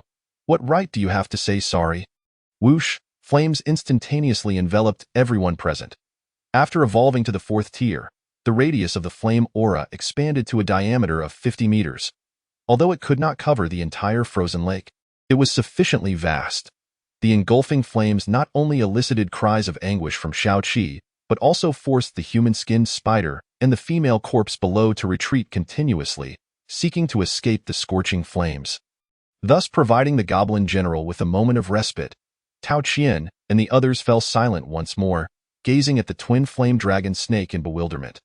Even though Ku Ying had long suspected that Zhang Yu might possess a trump card at level 10, she never anticipated that this card would be so overwhelming. The moment the twin flame dragon snake emerged, it directly subdued the cold street boss in a brutal state. Someone would soon regret their decision. Seeing the twin flame dragon snake dominating the boss, Tao Qian relaxed his tension, standing beside Zhang Yu with a smirk. In truth, it was quite normal. Zhang Yu understood that Tao Qian referred to Wu Zong, who had already exited the fray. After all, he had no reason to accompany Zhang Yu to his demise. Although Wu Zong had prepared for 3 years to become a professional and to enter the family tree, borrowing money with gritted teeth, all of that paled in comparison to life. It was insignificant, insufficient to justify sacrificing his life here. Leaving was understandable. As for the outcome, he would bear it himself, regardless of good or ill. It no longer concerned him. I am merely curious about your reasons for remaining here. Zhang Yu inquired with genuine interest towards Wen Qingyu and Ku Ying. Betting on my potential trump card at level 10 was not a sufficient reason for you to stay here. Noticing Zhang Yu's serious tone, which indicated he was not fabricating excuses to brush them off, Wen Qingyu replied, I seek revenge, and naturally, I require strength. Originally, I harbored little hope for revenge. Yet the prospect of conquering the nightmare-level dungeon ignited a flicker of possibility. Ke Ying must ascend to become a professional. She has committed a grave transgression within her family and is now being hunted by them. Without strength, the consequences she faces are scarcely better than death. A hard-to-refute rationale. One seeks vengeance, while the other strives for survival. Both necessitate power. A family hunt. Zhang Yu found this term intriguing, primarily curious about whether a family would truly resort to lethal measures against their own kin. Ku Ying refrained from elucidating the reasons behind her family's pursuit, yet it was undoubtedly no trivial matter in any case. Both individuals are laden with their own narratives. Zhang Yu and Tao Qin exchanged glances, pondering the simplicity with which ordinary lives are lived. Amidst their conversation, the twin flame dragon serpent unleashed its most formidable skill, Fire Serpent Hell. In an instant, the center of the unfrozen lake transformed into a raging inferno. Boss Shaoqi found himself engulfed in flames, as if he were in the depths of hell, seared and eroded. Damage surged relentlessly from his being. With a roar, just as Shaoqi seemed on the brink of incineration, the corpse of the woman from the well lunged at him, shielding him from the flames. Yet, the corpse could not withstand the fire's onslaught. Hiss! Simultaneously, the hissing of serpents echoed. They surrounded the fleeing skin spider, persistently attacking. Asa father, this skin spider's first instinct in peril was to flee. Each fire serpent hell conjured 30 flames. Coupled with the twins' doubling capability, a total of 60 fire serpents ensnared the skin spider, tightly coiling around him. Hiss! Burning sounds echoed in the heart of the unfrozen lake. Everything fell into shadow as the fervent flames raged. The final battle was not fierce nor the balanced confrontation one might have envisioned. It was merely the unilateral suppression of the twin flame dragon serpent, a fourth-tier twin flame dragon serpent, endowed with doubled fire attributes and a summoning beast frenzy effect, placed it in an unequivocally advantageous position, at least in the depths of the cold street. It possessed an innate superiority. Boom. Flames continued to blaze. The skin spider writhed in agony, but devoid of a health bar. It could not perish, only to struggle incessantly, enduring relentless torment, at the very center of the unfrozen lake. That pair of true mother and son embraced amidst the flames of the fire serpent hell, quietly awaiting death. No. It was the woman from the well who awaited her demise. She used her own body to restrain the struggling Shaoqi. Scorched and charred, Shaoqi yearned to escape this fiery hell, yet the woman from the well clung to him with unwavering resolve. "Let me go! Let me go!" Shaoqi's visage contorted in rage as he writhed, cursing frantically. At that moment, his health had dwindled to nothing, yet he had not fully succumbed. Zhang Yu did not command the twin flame dragon serpent and goblin general to continue their assault, for this seemed to be the end. What followed was beyond Zhang Yu's purview. "Do you wish to see me dead?" Shaoqi seethed, discovering he could not break free from the corpse's grasp. In his fury, he bit down hard on the shoulder of the corpse. A hint of tenderness finally graced the pale face of the woman from the well. Shaoqi let it, however. What he detested the most was the very mother who had given him life. The nightmare of the abyss of cold streets has concluded. Automatic settlement will occur in 5 minutes, followed by an exit from the instance. Is this truly the end? Tao Qian felt a sense of suffocation and unease. The tragic conclusion of this history seemed to twist further due to their arrival. Was something missing? It felt profoundly unsatisfying. When Ren Qingyu sensed an absence of something, her mood somewhat agitated. They had vanquished the abyss, defeated the boss Shaoqi, which should have been cause for celebration, yet joy eluded them. Zhang Yu remarked, "Indeed, something is lacking. This cannot be the conclusion it deserves." Zhang Yu retrieved the blood-red cake from his backpack, finding a piece untainted by blood, and approached the charred remains of the deranged woman, her eyes vacant. He placed the blood-red cake between them. Quest item has been activated. A prompt appeared instantaneously. The woman, who had seemed lifeless, suddenly opened her eyes. With a vacant smile, she expressed her gratitude to Zhang Yu. Fumbling in her pocket to produce a candle, she inserted it into the cake and, with all her might, presented it to the charred entity before her. "Shaoqi, this is your birthday cake. Happy birthday." The deranged woman's voice was imbued with an exquisite tenderness as she endeavored to fulfill the role of a true mother. Despite her insanity and cognitive impairments that rendered her devoid of logical thought and realistic perception, yet she was genuinely striving to be a good mother, A faint sound of shattering echoed. The charred remains of Xiaoqi began to crumble, revealing the visage of a child, so innocent, so delightful, so beautiful, the face unmarred by scars, devoid of loathing, and an empty shell. Xiaoqi stared blankly at the deranged woman, his eyes betraying emotions he could not comprehend. Come, Xiaoqi, blow out the candle. The woman, her speech fragmented and awkward, struggled to articulate. I've heard that on birthdays, one blows out candles to make a wish. Mother, I wish for Xiaoqi to have a normal life, she continued. I hope that I am not Xiaoqi's mother anymore, so that he can always be happy, like other children, celebrating proper birthdays each year. I wish for Xiaoqi to have a normal mother. Not me. Xiaoqi could attend school with a backpack, alongside friends, instead of hiding in the mountains with me. Xiaoqi, mother wishes not to be your mother, but how selfish I am, for I have never contemplated relinquishing you. Because you are the one I have once possessed, the one I have once loved, my only. Xiaoqi, forgive me for selfishly bringing you into this world. You must make a wish, say you wish to leave this place, to a realm where no one knows me.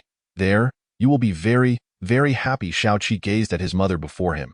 He finally realized that the only one who truly loved him in this world was the person he despised the most. He recalled the woman who, upon seeing him bullied, had woven a floral crown to cheer him up. He remembered the one who always remembered his birthday, stealthily procuring various treats from Fortune Street for his unorthodox celebrations. Suddenly, he felt a pang of guilt and began to question whether he had truly erred. However, at that moment, Zhang Yu spoke to Xiaoqi. You are not at fault. There is no need for guilt. The true wrongdoers are not you or your mother, but those villagers who heed her words, and the village chief who usurped the deranged woman. Zhang Yu produced the blood-red cake. He had long since realized that when Xiaoqi had entered a critical state, the attributes of the cake had altered. Cursed version, blood-red cake.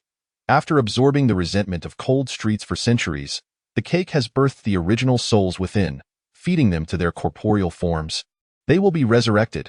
Xiaoqi, Zhang Yu said with a somewhat sinister yet liberating smile, pushing the cake towards him.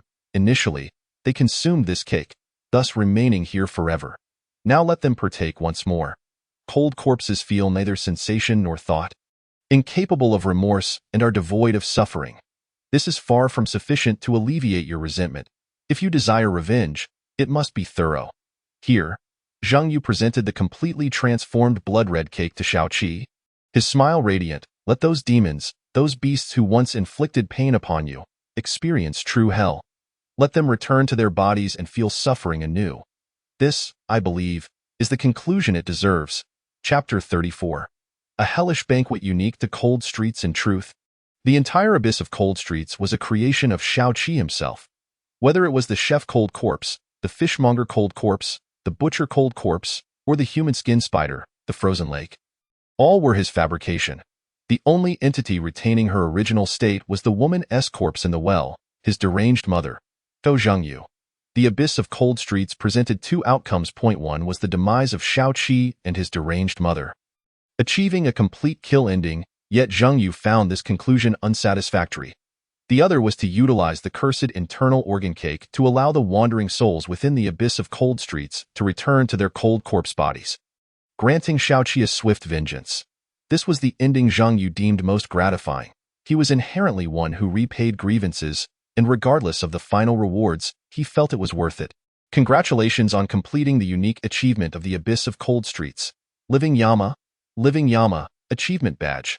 You have resurrected the souls tormented within the Abyss of Cold Streets, allowing them to once more experience the agony of retribution from their enemies. Even Yama would commend this as true Yama. Achievement Basic Attributes.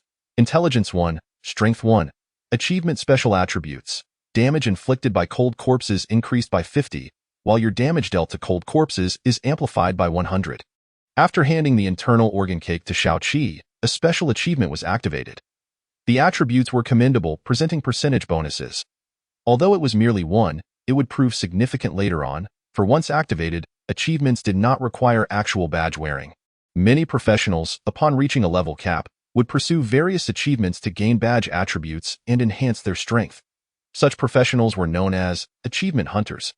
This gave rise to a vocation dedicated to assisting others in completing achievements, reportedly yielding substantial profits. As for the special attributes of the achievement, Zhang Yu believed they would prove useful, for the attributes indicated cold corpses, not the abyss of cold streets.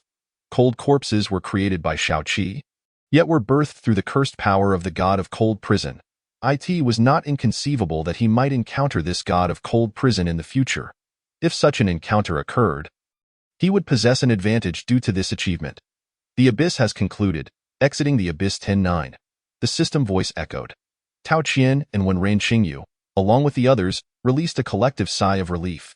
Observing the embrace shared by Shao-Chi and the deranged woman, along with the writhing human-skinned spider lying on the ground and the chaotic scene of cold corpses in the lake, Tao Qian proudly proclaimed, "Zhang Yu and I are truly formidable."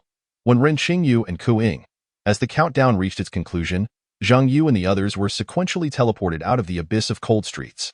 Upon their exit, the various cold corpses lying in the frozen lake suddenly began to convulse, their previously vacant eyes flickering with a glimmer of life. The chef cold corpse, the fishmonger cold corpse, the butcher cold corpse, the human-skinned spider. One by one, the cold corpses arose anew.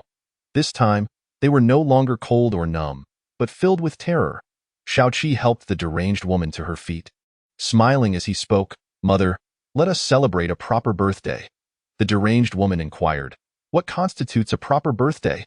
A cruel smile formed at the corners of Shao-Chi's lips, his voice icy yet filled with intrigue. "Why? It must involve blood and entrails to be considered a true birthday. Come, let us commence the banquet, a hellish feast unique to cold streets."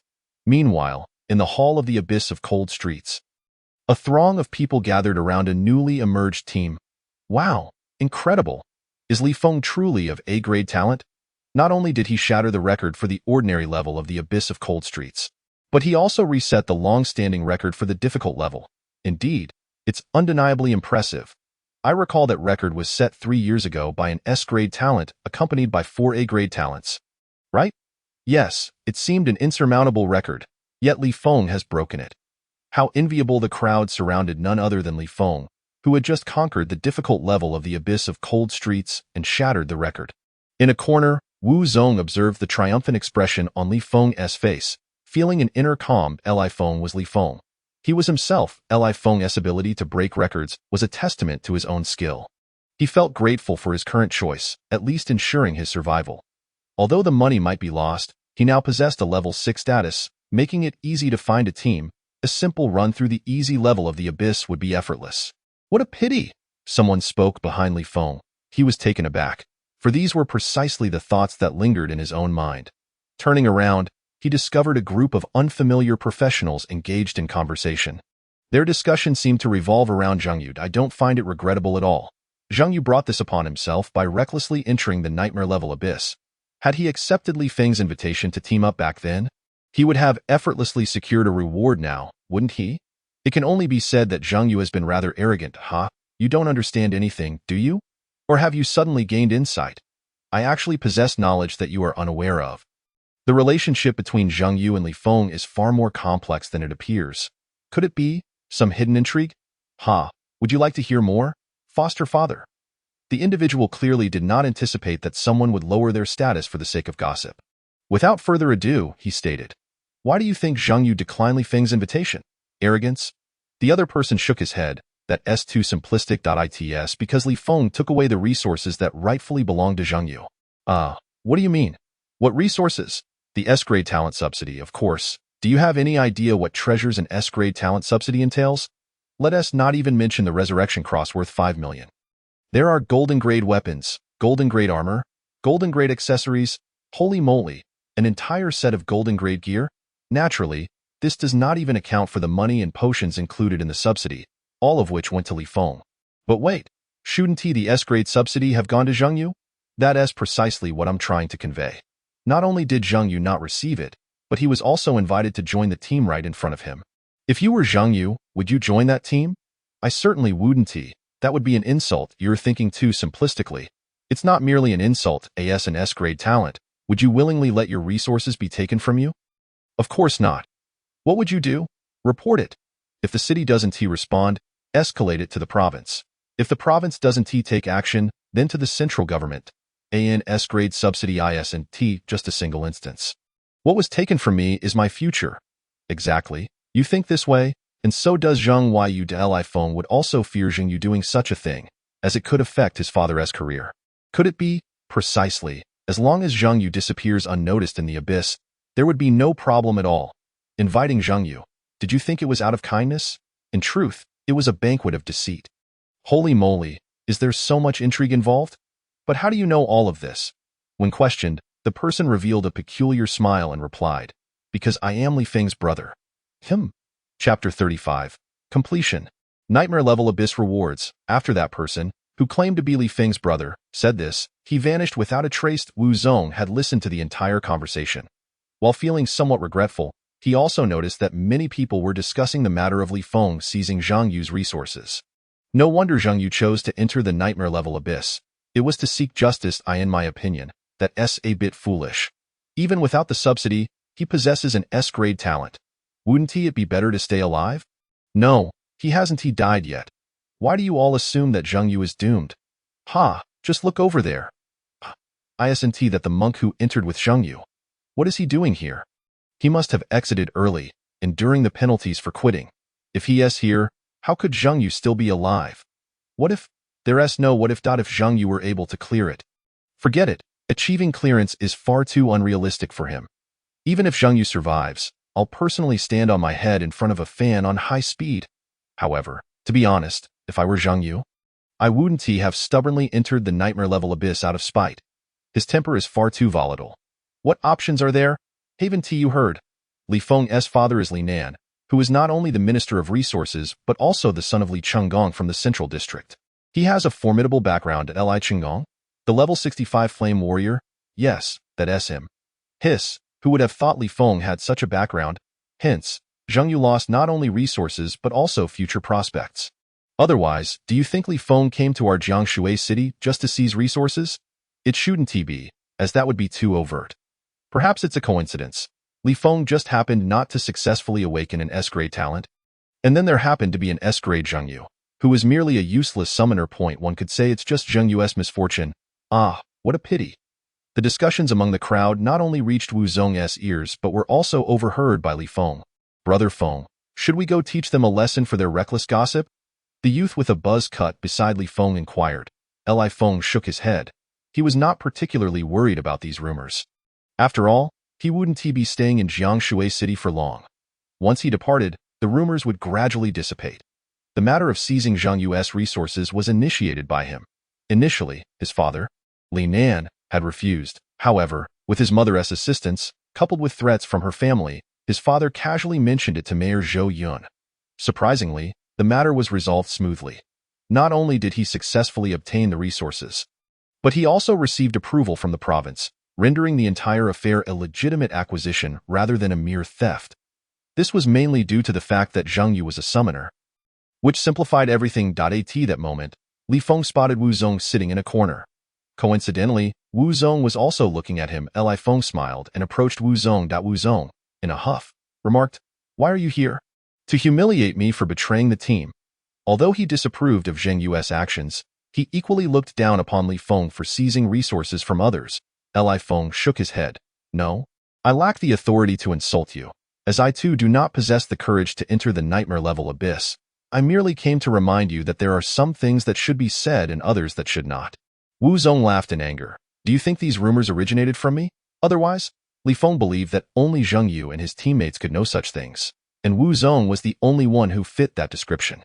Regardless of whether it is you who said it, just remember it well, to avoid adding trouble for yourself. Faced with such a threat, Wu Zong hesitated for a moment, ultimately swallowing down the unflattering words he had prepared. Zhang Yu was already dead. Even if he cursed Li Feng, it would hold no significance. He was merely curious about one matter. "I want to know, when you invited Zhang Yu, did you truly intend to have him killed?" Wu Zong asked bluntly. He had no real expectation of receiving an honest answer. He merely sought to annoy Li Feng slightly. However, Li Feng sighed and responded, "I don't know why such rumors have emerged, but I genuinely intended to invite Zhang Yu. Consider it a form of compensation. After all, his strength truly warranted him as my teammate. But now, the opportunity is gone. He brought this upon himself and cannot blame me." Wu Zong surprisingly found himself somewhat believing Li Feng's words. "I just don't understand. With your impressive background and formidable grandfather, You should have endless resources at your disposal. Why resort to taking from Zhengyu? Li Feng, however, replied with a blank expression. Take?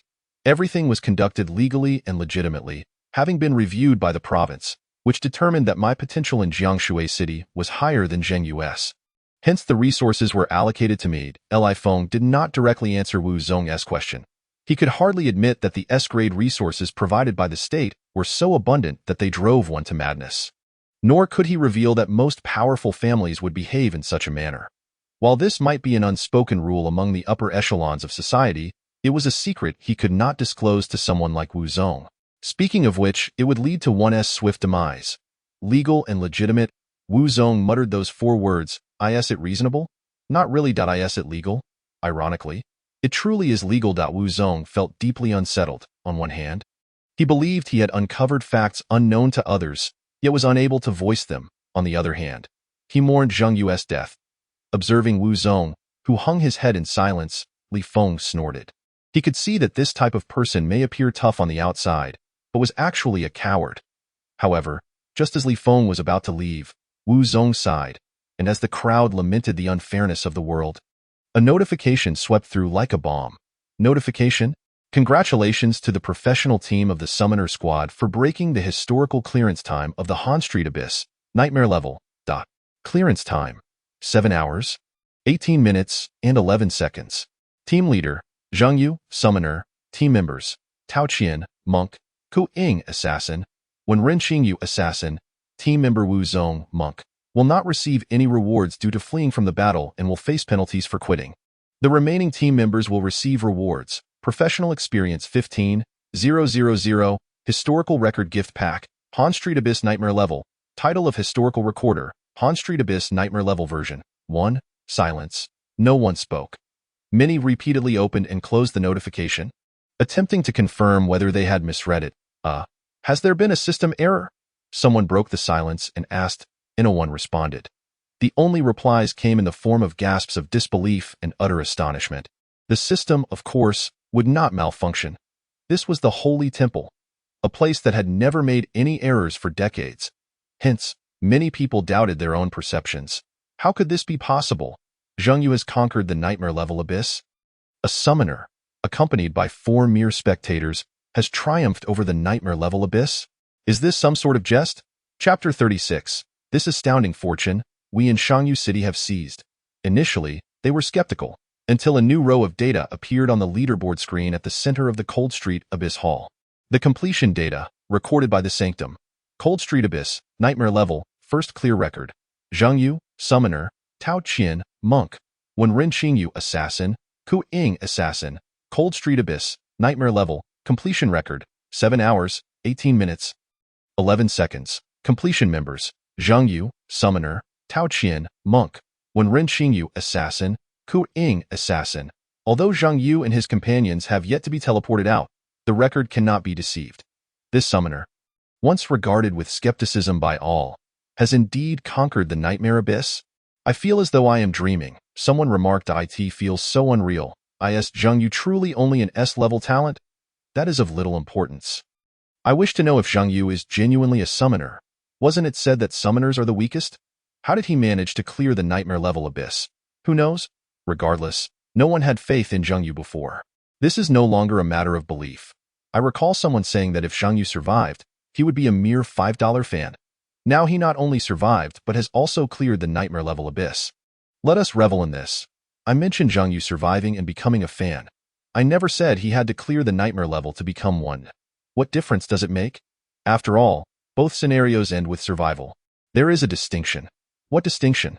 One is merely surviving, while the other is surviving in a more impressive manner, striking all our faces with a resounding slap. The methods of survival are not the same. Speaking of which, I find myself quite sympathetic towards someone. Who? Li Feng. Li Feng is not too bad, though he has been thoroughly slapped in the face. He will face troubles in future resource competitions. But he is still a Li, so our sympathy is unnecessary. You mean Wu Zong, right? Indeed, just look at his current complexion. Pfft, a shade akin to pig liver. I cannot hold back. I must laugh for a moment. This is undoubtedly the epitome of misfortune, the Nightmare Level Abyss. Shouldn't he abandon this grand fortune? What misfortune? He chose to withdraw. Who can he blame? That is true. Their discussions were loud, with little pretense. It was either an accident or deliberate. Rather than envying Zhang Yu, they preferred to witness Wu Zong's folly. What could have been a great opportunity has now turned into a lifelong regret. No one knows what transpired in the nightmare-level Cold Street abyss. But they are certain that Wu Zong has no part in it. Schadenfreude is the greatest joy. Wu Zong's face indeed resembled pig liver.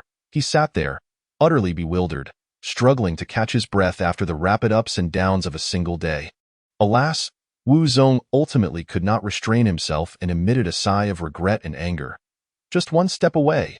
If only he had persisted just a bit longer, he too could have made it onto the leaderboard, enjoying resources and the envy of others, instead of being subjected to the gleeful gazes of those around him.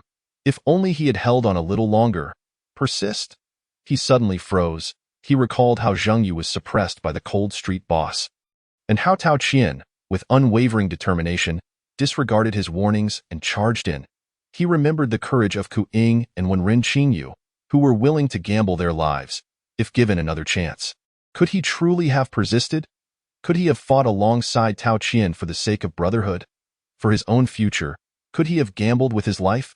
No, he knew he was a coward. He gazed at the notification before him. Team member Wu Zong, monk, will receive no rewards due to fleeing in battle and will face penalties for withdrawal. Fleeing in battle.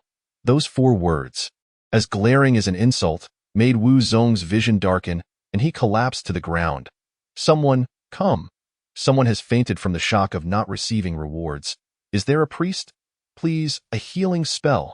Someone shouted, unafraid of stirring the pot. Perhaps it's best to leave him be. If he wakes up and sees Zhang Yu emerge, how will he face him? That would be too cruel, wouldn't it? Ha ha ha, indeed, it is quite cruel. Let me handle this. I am a level 10 priest. Behold my grand healing spell. I have thoroughly enjoyed the spectacle today. This is truly amusing. People revel in the misfortunes of others, especially when the situation is as delightful as this. They delight in adding salt to the wounds. This is positive energy. A crowd gathered, watching the commotion, chattering excitedly, while another group began to flood the forums with their opinions. Threads disparaging Zhang Yu were resurrected as if from the grave. Original post. Zhang Yu has become arrogant, even refusing a team of 4A level talents. Post 126. Li Feng has become arrogant, daring to snatch Zhang Yu's resources. Post 127. What do 4A levels count for? If Li Feng hadn't stolen Zhang Yu's resources, and if not for his family's background, how could he possibly break records? He is merely a common thief. Original post. As the only S-level talent in Jiangshui City, his actions are perplexing. Post 298. Perplexing. He has the ability to conquer the nightmare-level abyss on his own. Does he need Li Feng's assistance? Post 299. Indeed perplexing. The perplexity lies not in Zhang Yu's choices, but in his formidable strength. Original post. A detailed analysis of the difficulty of completing Cold Street Abyss at the simple level in 2 hours and 45 minutes. Post 1112. So, what exactly have you analyzed? Post 1113. The original poster rambled on, concluding that Zhang Yu merely relied on luck to clear the simple level Cold Street Abyss. Now that he has cleared the nightmare level, what will you say about his luck this time? Post 1114. Who would have thought this nonsensical analysis post would garner over 1,000 replies? Original post. Rational analysis. Zhang Yu's refusal of Li Feng's invitation is actually a good thing, demonstrating his immense confidence. Post 17. What the hell? You again. Post 18. Impressive. Amidst so many posts, you are the only one supporting Zhang Yu, and you were right. It truly reflects great confidence. Post 19. Only with immense strength can one possess immense confidence. Original poster. You are a wise individual. Post 20. Stop with the hindsight. This person is merely a puppet. I've seen his posts. They all go against the tide, playing the rebel, and this time it was mere luck that led him to success. Original post. Cowardly Zhang Yu. A worthless summoner. Pure disparagement post. Unwelcome if displeased. Post 154. Come, let us debate. Post 155. Come, face the wrath. Post 191. Cowardly original poster. Worthless. Pure disparagement. Welcome to war. Zhang Yu has yet to be teleported out. In just 5 minutes, all forums in Jiangshui City exploded. Not only the forums, but also the mayor's office phone and the resource department Headlinan's phone. An emergency meeting was convened late at night in the Jiangshui City mayor's office. Meanwhile, the news reached neighboring Shangyu City. The mayor of Shangyu City, Zhang Zhan, looked nervously at his secretary, who shook his head and said, "Zhang Yu has not answered the phone." Zhang Zhan nodded and said, "That means he has yet to emerge from the abyss." He stood up, lit a cigarette, and after a moment of contemplation, instructed his secretary, "You must send someone to Jiangshui City immediately to intercept him at the entrance. Let Chai Fong go. He is swift, and he can reach Jiangshui City from Shangyu in just 2 minutes. We must secure this genius. Since Jiangshui City does not want him, we in Shangyu City shall have him. This astounding fortune, we in Shangyu City shall seize." Chapter 37. Securing Zhang Yu is imperative. Competition exists among professionals, competing for resources, competing for rankings. The same applies to city districts. Shangyu City and Jiangshui City are long-standing rivals, consistently trading places for the top 2 positions in Jiangnan province. They lack quality talents, and the outflow of talent is insufficient, leading to inadequate funding from above. Outdated equipment, subpar medical facilities, and lagging education only deter people from coming, ultimately resulting in a vicious cycle. If no achievements are made soon, this mayor might truly find it challenging to remain in office. What troubles Zhang Zhan is that there are still no promising professionals today. Then, he discovers Zhang Yu. Having kept a close watch on the developments in Jiangshui City, he is well aware of Zhang Yu's situation, An's level talent, robbed of resources, and those who robbed him are the grandson of Li Chenggong. The common folk would have no choice but to accept such a situation.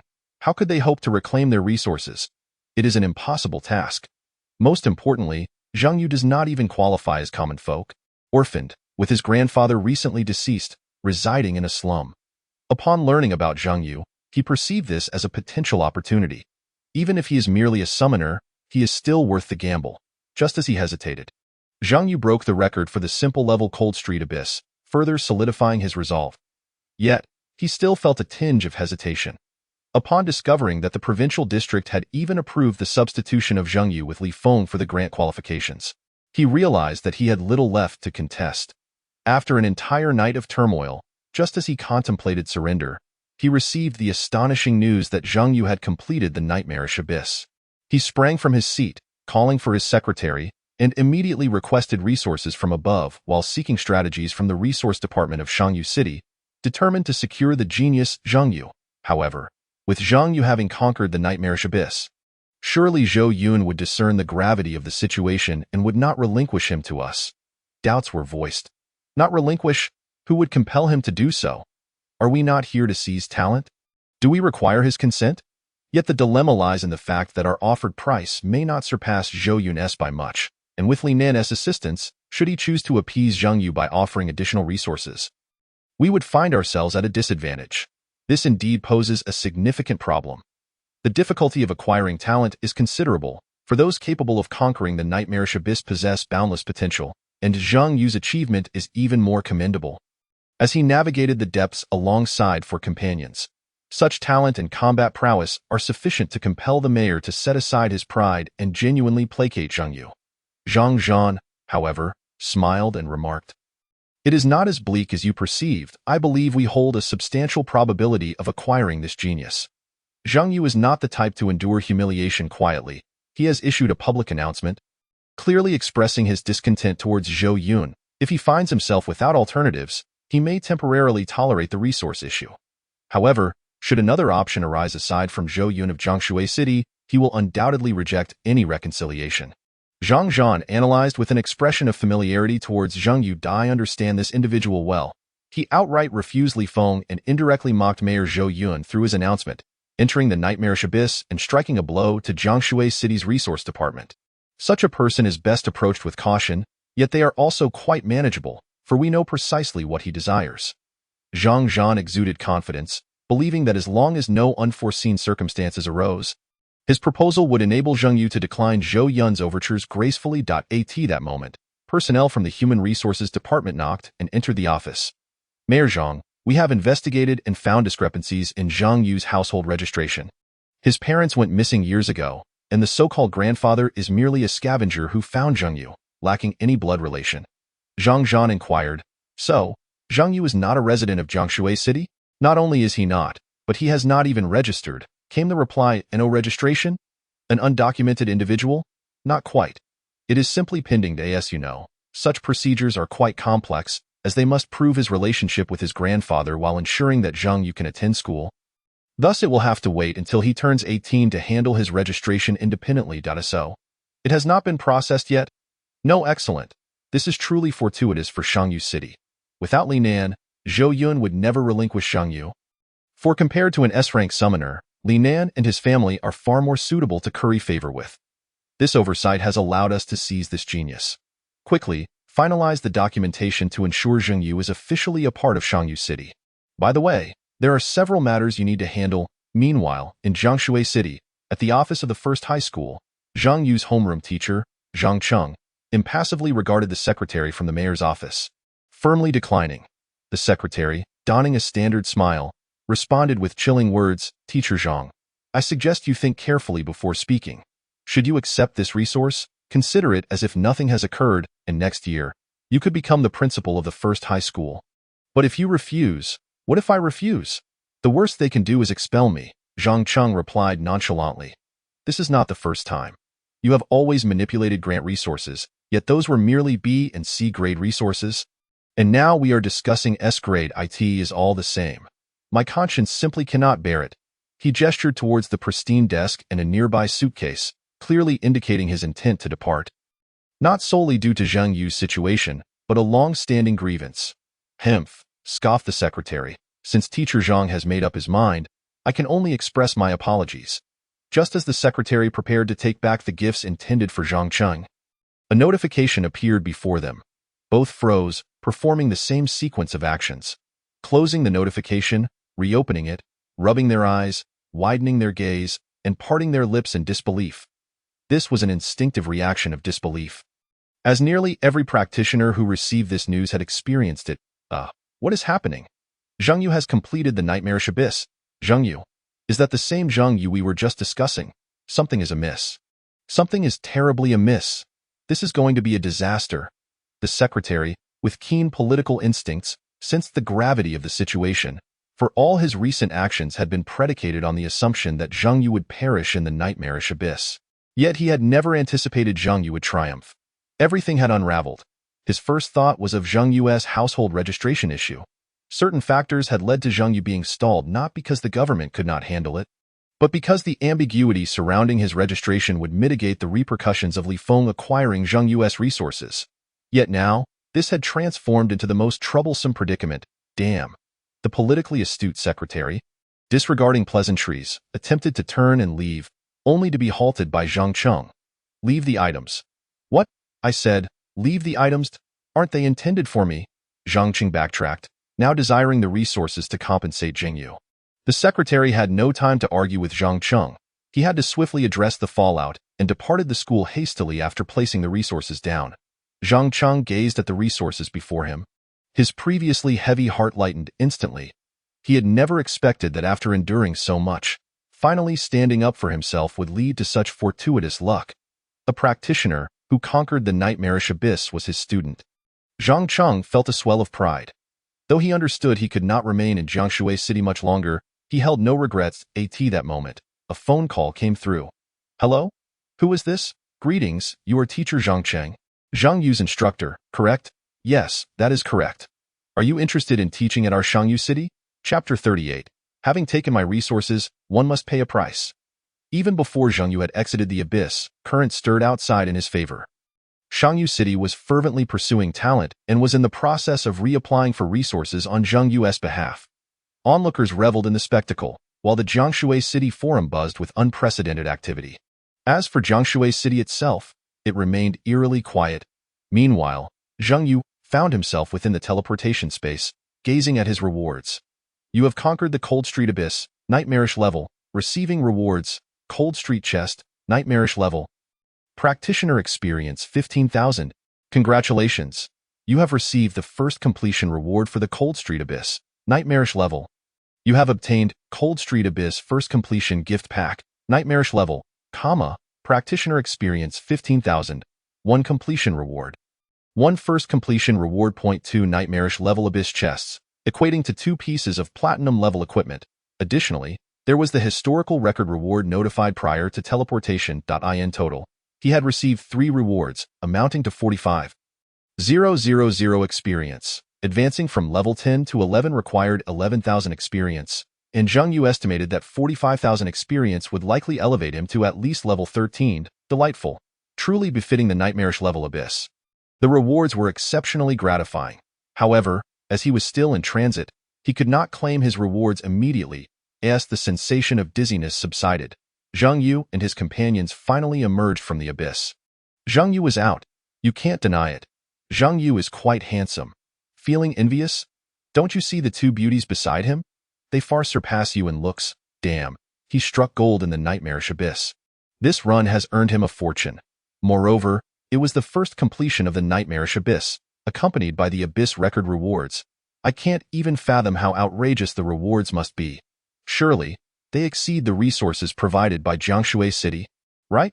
Quality aside, these resources were earned by Zheng Yu himself. Government resources should rightfully belong to him, not Li Feng.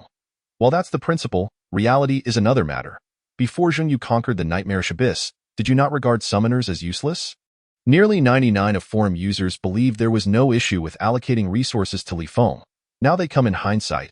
That has nothing to do with me. Is this not a decision for the mayor? I simply wish to know what Mayor Zhou Yun intends to do next. It is said that the resources Li Feng received followed the proper procedures, having been endorsed by experts from Jiangshui City, who unanimously determined that Li Feng was the most suitable recipient, and it had received approval from the provincial district above. This will surely be entertaining. Indeed, who could have anticipated Zheng Yu's remarkable performance? Directly slapping those experts in the face? Experts? Just a bunch of fools. I recall when they suggested we sell our unoccupied properties to fund equipment purchases. Is that even rational? They are more of a hindrance than a help. Wait a moment, do you see those individuals? Are they from the government? It has come to light that at the entrance of the Cold Street Abyss, several impeccably dressed men, briefcases in hand, are making their way towards Zheng Yu. Is that not Chai Fong? Who is Chai Fong? Currently a practitioner from Shangyu City, he seems to have recently ascended to the position of Minister of Resources, boasting a level of 42. What brings him here? What else could it be but to poach talent? Poaching Zheng Yu. Who else could they possibly be after? Good grief. Does Shangyu City have the audacity to come to our city and snatch an S-level gifted practitioner? One ought to inquire of Mayor Zhou Yun and Minister Li Nan why Shangyu City feels emboldened to make such a move. After all, did they not treat Zheng Yu like refuse? Discarding him and allowing us to throw him away while forbidding them from picking him up. If they wish to poach, so be it. It has nothing to do with me. How can it be nothing? It is indeed significant. How so? Every city possesses a formidable practitioner. For our city, that is Zhou Yun, who originally hailed from Jiangshui City, yet he has been stuck at level 45, unable to progress further. Should Zheng Yu surpass level 45, he would usurp Zhou Yun's position and become the mayor of Jiangshui City. What does that have to do with me? The connection lies in the fact that each phase of the abyss is exceptionally challenging. Yet with each cleared phase, the sanctuary provides resources to the entire urban area surrounding the abyss. Do you not comprehend? The reason every city invests so many resources in cultivating practitioners is precisely for this purpose. At last, someone grasps the significance of an S-level gifted practitioner. Does this not imply that if Zheng Yu is taken away, every abyss he clears henceforth will no longer benefit us? Not a penny's worth of relation. That is unacceptable. Our Jiangshui City has had but this one practitioner capable of clearing the nightmare-level abyss for decades. It is a certainty that he will awaken, and we cannot allow such a valuable asset to slip away. Some have begun to grasp the gravity of the situation, growing anxious. If it were Zheng Yu's own strength that brought him here, it would not concern them. They are, after all, individuals from two separate worlds, destined to remain disconnected in the future, but the circumstances are different now. Zheng Yu is not only an S-level gifted individual, but also the sole practitioner to have cleared the nightmare-level abyss in over a decade. He is bound to surpass level 40. Any abyss Zheng Yu clears will yield benefits for them. Zheng Yu feasts while they partake of the broth. Even if it is merely broth, it is akin to a windfall. This is dire, dire, dire.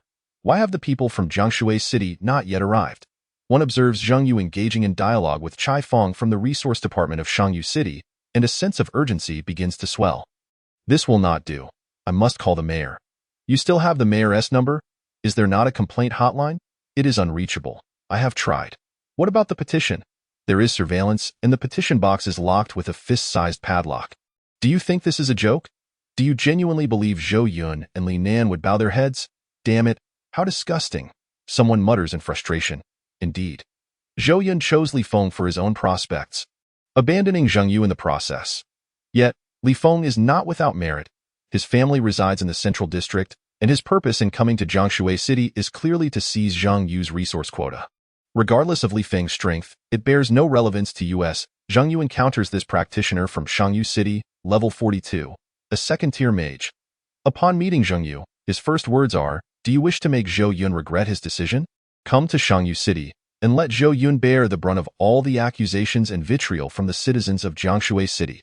We can assist you in securing that S-level resource quota." In a single statement, he strikes a chord with Zhang Yu. This Chai Fong possesses negotiation skills.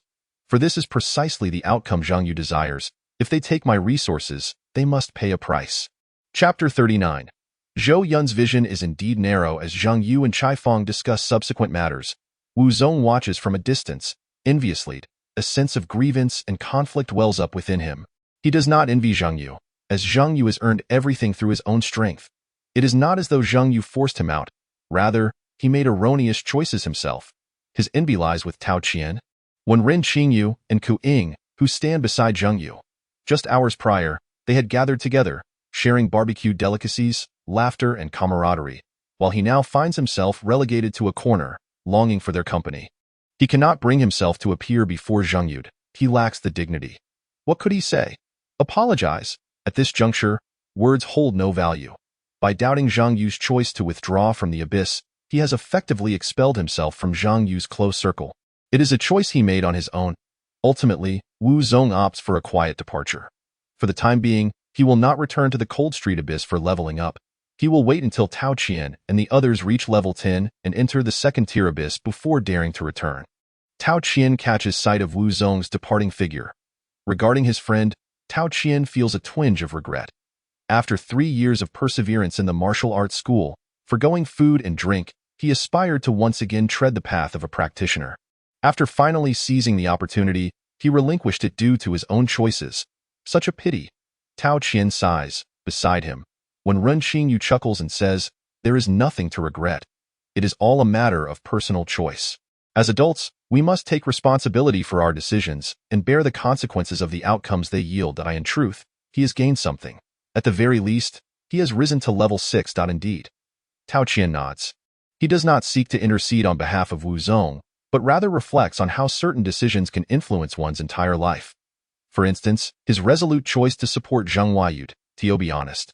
His initial support for Zhang Yu stemmed from their deep-rooted brotherhood, having grown up together, skipped classes together, and fought alongside one another.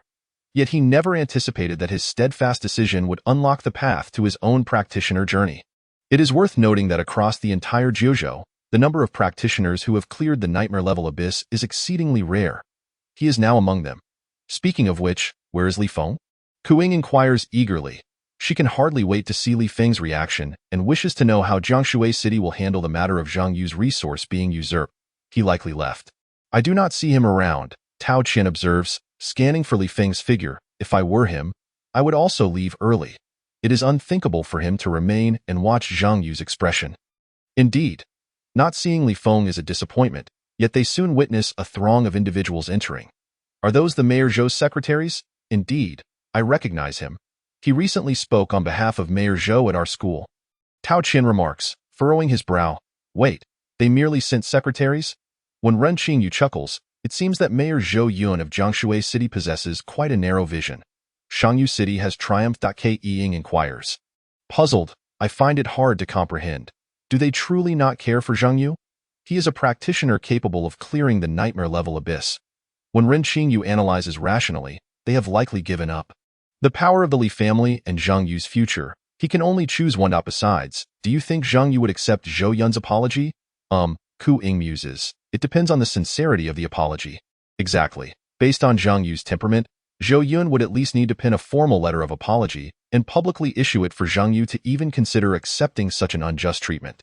But do you believe that Zhou Yun, a high-ranking mayor at level 45, would do such a thing? Thus, the arrival of Shangyu City provides Zhang with an opportunity to make a choice, preventing a hard confrontation that could lead to an unpleasant outcome. They now await the slow progression of events.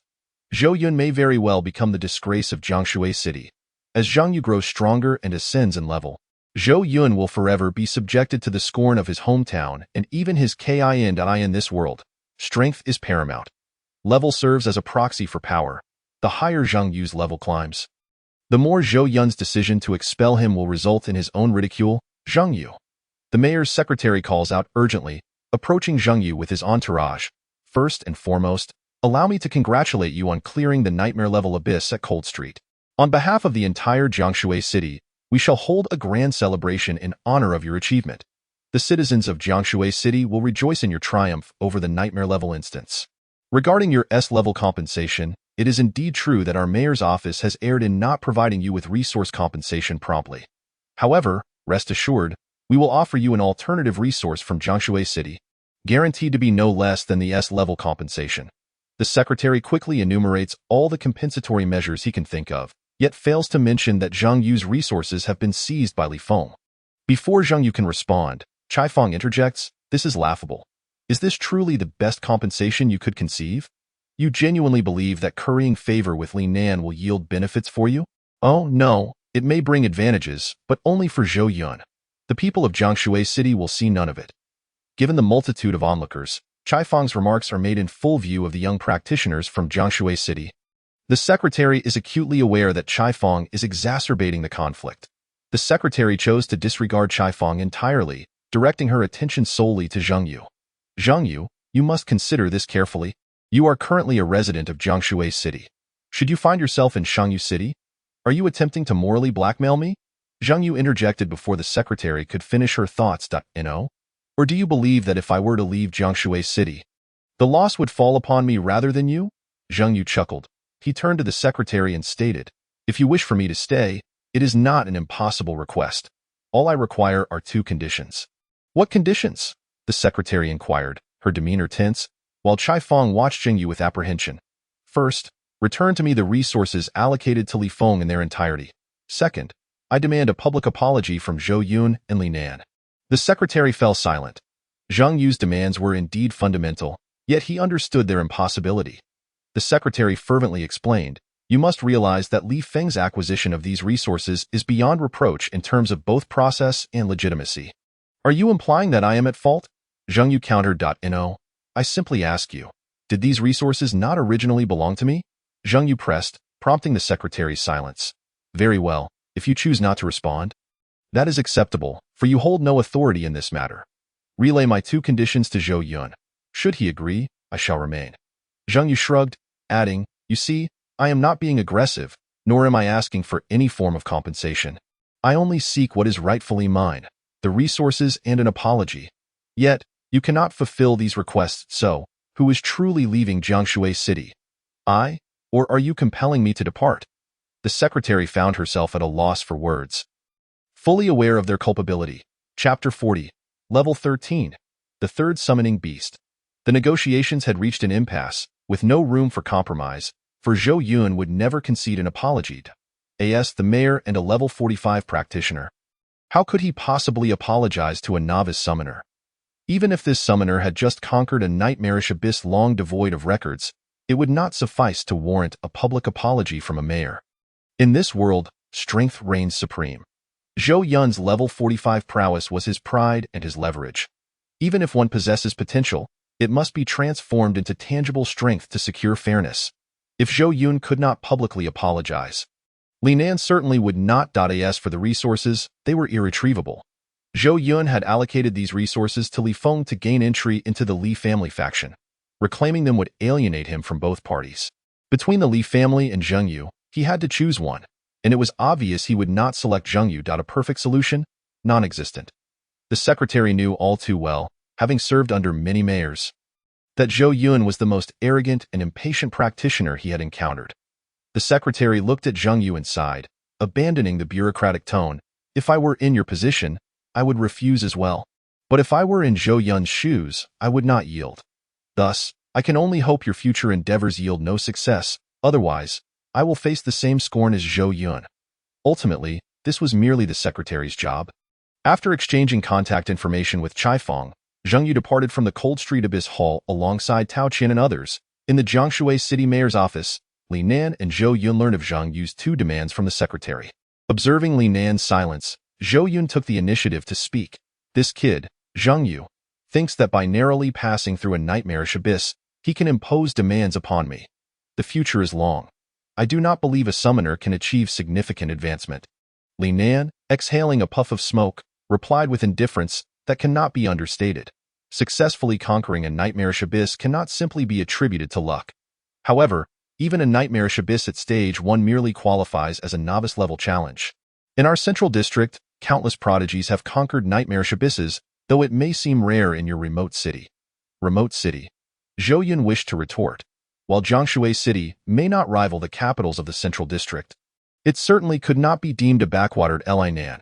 Oblivious to Zhou Yun's subtle expression, continued, I will not interfere with your choices, but I have only one son, Li Feng. Rest assured, Minister Li, I understand. That is good. Li Nan extinguished his cigarette and exited Zhou Yun's office. The moment Li Nan left, his previously affable demeanor darkened. At his level, to continue advancing without sufficient strength necessitated choosing sides. His sudden arrival in Jiangshui City presented the perfect opportunity. Aligning with the Li family faction would grant him not only political protection but also preferential access to team formations. Decades of development had allowed certain individuals to monopolize portions of the abyssal authority, the authority to form teams. Known as factions, the difficulty of Stage 4 abysses made assembling competent teammates a luxurious endeavor, compelling most capable practitioners to join factions and solidify their positions. Only members of the same faction could secure powerful allies. An essential condition for conquering abysses. Among the factions throughout the 9 provinces, only a few were truly formidable, one led by Li Chenggong, a level 65 practitioner, forming the Li family faction. Compared to the resentment of an S-grade talent summoner, gaining entry into the Li family faction through this means proved far more significant. Nothing outweighed the necessity of strengthening one's own power. As for why Li Nan doted on Li Feng, it was not solely due to having no other children. It was also about family status. In families of such standing as the Li family, hierarchical status is fiercely upheld. To vie for family status and become a pivotal figure in the faction. Li Nan required not only his strength but also that of his offspring. Clearly, Li Feng's A-grade talent was a blemish on Li Nan's reputation. Having only one son was not merely a matter of favoritism. It was his only option. He likely sought to provide Li Feng with additional resources for advancement without relying on the family's assets, thereby securing his own position. Zhou Yun mulled over this. Picking up the phone, Secretary Wang, ensure the Human Resources Bureau places a hold on Zhang Yu's household registration. If he wishes to move to Shangyu City, let us prevent it. Mayor Zhou, that may not be feasible. What? Not feasible? Why? The secretary explained. Zhang Yu is not originally from Jiangshui City. His grandfather was merely an undocumented scavenger. He has never possessed a household registration. Then how did he attend school? His academic performance was exceptional. He consistently ranked at the top of his class. Hence, Zhou Yun grasped the situation. Jiangshui First High had overlooked Zhang Yu's registration issue for the sake of his impressive results. What are they doing? Zhou Yun felt an urge to reprimand someone. Also, ensure that Zhang Yu's teacher, Zhang Cheng, is removed from the school. The secretary paused before saying, Zhang Cheng has already relocated to Shangyu City. Why can't they manage even this minor issue? Why must I be the one to deal with it? A bunch of useless individuals. Zhou Yun could no longer contain his frustration. The secretary felt unjustly treated. He had worked diligently for the entire government, always the one to manage crises and clean up messes. Do you ever stop to consider who brought this situation to such a head? He thought, feeling a surge of resentment. All right, it has come to this.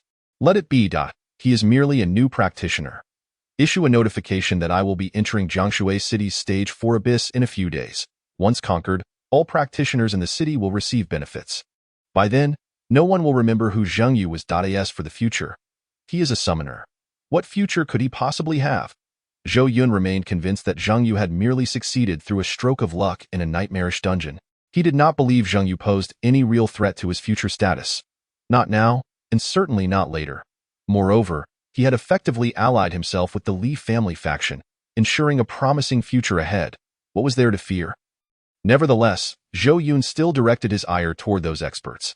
Immediately dismiss those incompetent experts and draft a notification to announce to all practitioners. You should know how to write it.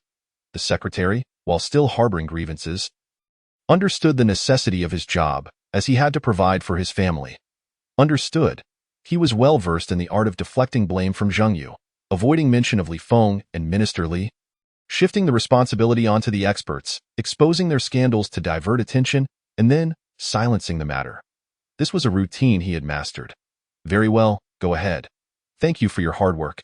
Zhou Yun concluded with a note of appreciation, acknowledging that Jiangshui City could do without Zhou Yun or Zheng Yu, but it could never do without Secretary Wang. In the impoverished district of Jiangshui City, at Zheng Yu's residence, Tao Qian adeptly entered the home, retrieving ice cream from the refrigerator before asking Zheng Yu, "Would you like some?" Zheng Yu shook his head. "Just have one, I don't want any.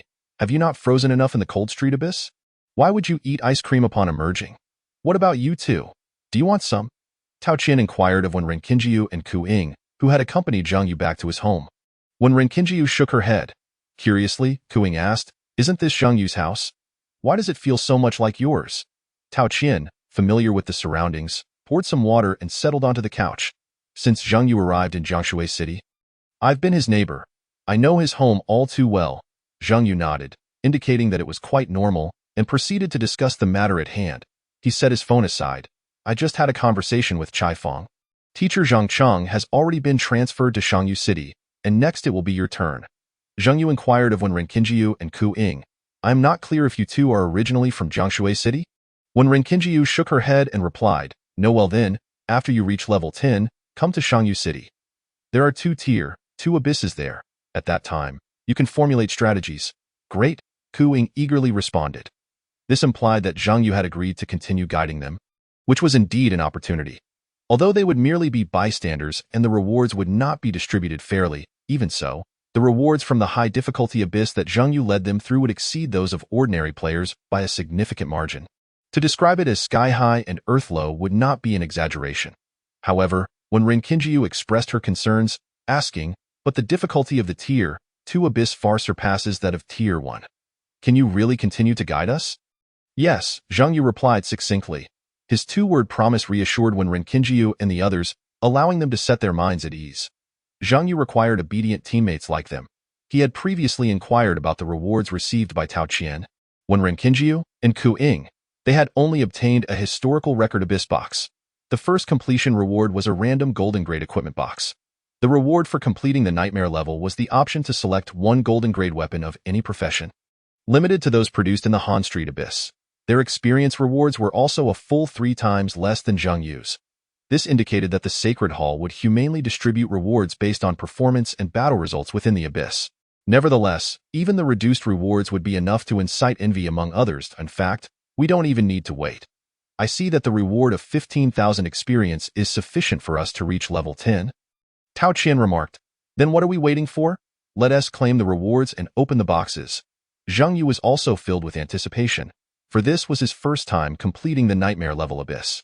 He had long been looking forward to the box that would surely yield platinum-grade equipment. Upon claiming the rewards, Zheng Yu swiftly accepted all 3 rewards.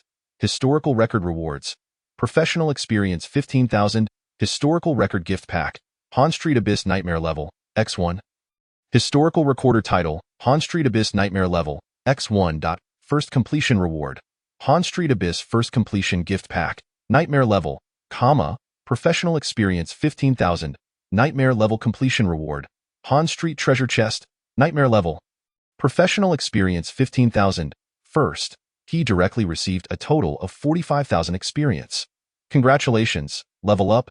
Level, LV10 LV13, 27400, 26,900 experience points needed for next level. Health, 1252,800, 450 equipment attributes. Magic, 370, 150 equipment attributes. Intelligence, 161, 35 equipment attributes. Strength, 2026, 2 equipment attributes.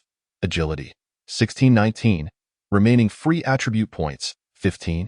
Just as Zhang Yu had initially estimated, he had ascended 3 levels in one go, reaching level 13.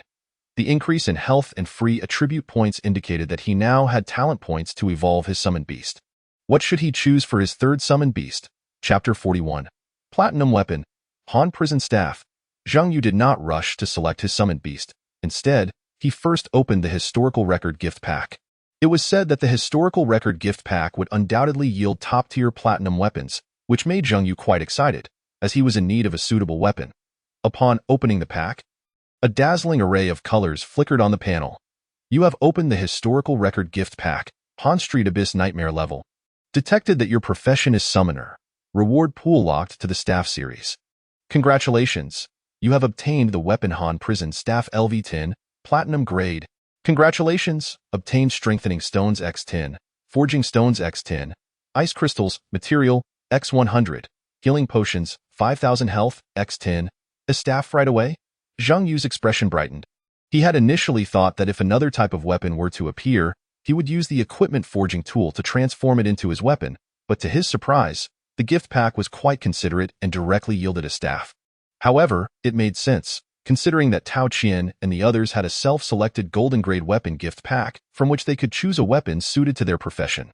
As the one with the highest performance record. There was no reason he shouldn't have one. A transparent staff crafted from ice crystals appeared in Zhang Yu's inventory. Han Prison. Looking at this name, Zhang Yu recalled the god of Han Prison he had cursed upon Shao-Chi. This staff should be considered the strongest weapon from the Han Street Abyss. Zhang Yu examined the attributes of the Han Prison Staff. Weapon. Han Prison Staff. Required level, 10. Wielding requirement. Staff Mastery Profession, Grade. Platinum. Attributes. Intelligence 150. Casting Speed 50. Skill Damage 10. Ice Damage increased by 150. Equipment Effect. Every 3 skills cast will automatically release the Han Prison skill, a powerful ice ability that locks onto enemies, dealing 3000 fixed ice damage and freezing them. Forging. 0 enhancement. 0 refinement. 0 runes. No runes embedded. This was quite impressive. Zhang Yu was very satisfied with this staff. Just the 150 intelligence boost was remarkable, given that his current intelligence was only 161 points. After deducting the 10 points of intelligence added from the novice staff, the intelligence boost from this Han Prison staff was nearly equivalent. Furthermore, the enhancements to skill damage and ice damage were significant for a summoner, as skill damage equated to the damage dealt by summoned beast skills, representing a substantial increase. However, the casting speed enhancement held little value for Zhang Yu. The equipment effect was surprisingly powerful as well. Every 3 skills cast would trigger an additional control type skill with fixed damage. Summoned beast releasing skills could also trigger the Han Prison Staff's effect. As for forging, enhancement, refinement, and runes, all were at 0. Equipment of platinum grade and above could undergo 4 types of cultivation. Forging, which required forging stones and corresponding attribute materials, such as ice crystals from the Han Street Abyss, could increase the base attributes of the equipment and alter its properties to enhance elemental strength. Enhancement required strengthening stones and relevant attribute materials from Tier 2 abysses and above, capable of increasing a weapon's damage-negating properties and enhancing a piece of armor's defense attributes. Refinement necessitated core stones and corresponding attribute materials from Tier 3 abysses and above, which could also be directly purchased from the Sacred Hall to enhance the quality of the weapon. Runes, obtainable from Tier 4 abysses and above, could also be directly purchased from the Sacred Hall. Runes carried powerful additional effects, and God-tier runes could rival the effects of a mage's forbidden spell. All these items could be purchased from the Sacred Hall, with prices typically being exorbitant. However, regardless of how expensive the materials were, there would always be individuals seeking to cultivate them. A level 10 professional, if equipped with a cultivated platinum-grade piece of equipment, could navigate Tier 2 abysses with ease, if not dominate them. The treasure chests also consistently yielded some strengthening stones and forging stone materials. Zhang Yu promptly replaced his novice staff with the Han Prison Staff, causing his overall intelligence to surge to 301. Following this, Zhang Yu opened the remaining 2 nightmare-level Han Street treasure chests. Do you have opened the Han Street Abyss First Completion Gift Pack, Nightmare level? Congratulations! You have obtained the ring, the Cursed Engagement Ring LV10, Platinum Grade. Congratulations! Obtained Strengthening Stones X5, Forging Stones X5, Ice Crystals, Material, X25, Healing Potions, 5000 Health, X10. You have opened the Han Street Abyss Nightmare level treasure chest. Congratulations! You have obtained the Summoned Beast equipment, Fish Killing Knife LV10, Platinum Grade. Congratulations! Obtained Strengthening Stones X5, Forging Stones X5, Ice Crystals, Material, X25, Healing Potions, 5000 Health, X10. Oh my, quite nice. Zhang Yu was pleasantly surprised to find Summoned Beast equipment. Such items were rare. If other professionals were to obtain this equipment, they would likely be infuriated, useless to them and unsellable. If sold at a low price, it would be a pity to waste the platinum grade quality. Among level 10 equipment, platinum grade could hardly be considered top tier, as there was little demand for it. Summoned Beast equipment, Fish Killing Knife, equipment level 10, equipment attributes, health 5000, attack power 350, equipment effect. Summoned beasts equipped with the Fish Killing Knife will possess the exclusive line. For 30 years, I've killed fish. My heart is as cold as my blade. After delivering this line, their next 3 attacks will have their speed increased by 100. Ah, Zhang Yu mused. Undoubtedly this must be the exclusive weapon of that fish-killing fellow. Han Si. He promptly equipped it to the Goblin General, then turned his attention to the Platinum Grade Ring. Ring, Cursed Engagement Ring, required level, 10. Wielding requirement, none. Grade, Platinum. Attributes, Intelligence 100, Strength 100, Magic 500, Equipment Effect 1. Mental Shield, a shield transformed from resentment that can withstand 10,000 points of spell damage. Equipment Effect 2, Shield Break. Upon breaking, the shield will deal 2,500 points of fixed damage to the surrounding area. Forging, 0 enhancement, 0 refinement, 0 runes. Unset runes. To be honest, the attributes of the ring are quite satisfactory, far superior to other level 10 equipment. An impressive 100 points of intelligence is indeed appealing. With a shield value of 10,000, it can be deemed exceptionally high. The 2,500 points of fixed damage can be considered negligible. Gazing at this substantial shield value, Zhang Yu recalled the videos of previous competitions among professionals he had watched, where a high-damage assassin struck a warrior, inflicting merely a few hundred points of damage.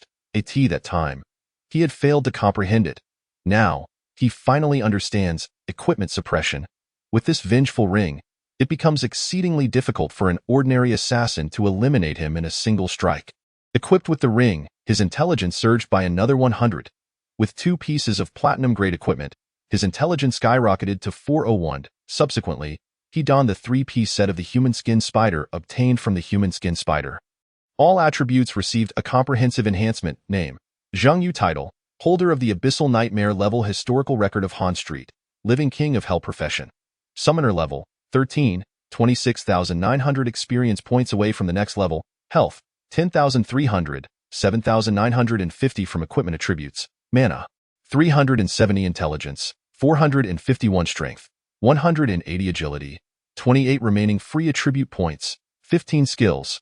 Covenant Array, Beast Frenzy, Beast Constitution Cultivation, Beast Skill Training, Beast Attribute Cultivation, Summoning Space, Goblin General, Twin Flame Dragon Serpent, Uncontracted Talents, Demon Covenant, Butler's Heart, focused on companionship, Library Card Equipment, Human Skin Spider 3-piece set, Ice Crystal Pendant, Vengeful Engagement Ring, Cold Abyss Staff, Novice Mage Robe, Novice Mage Boots, Summon Equipment, Sharp Fong, Fish Slaughter Knife.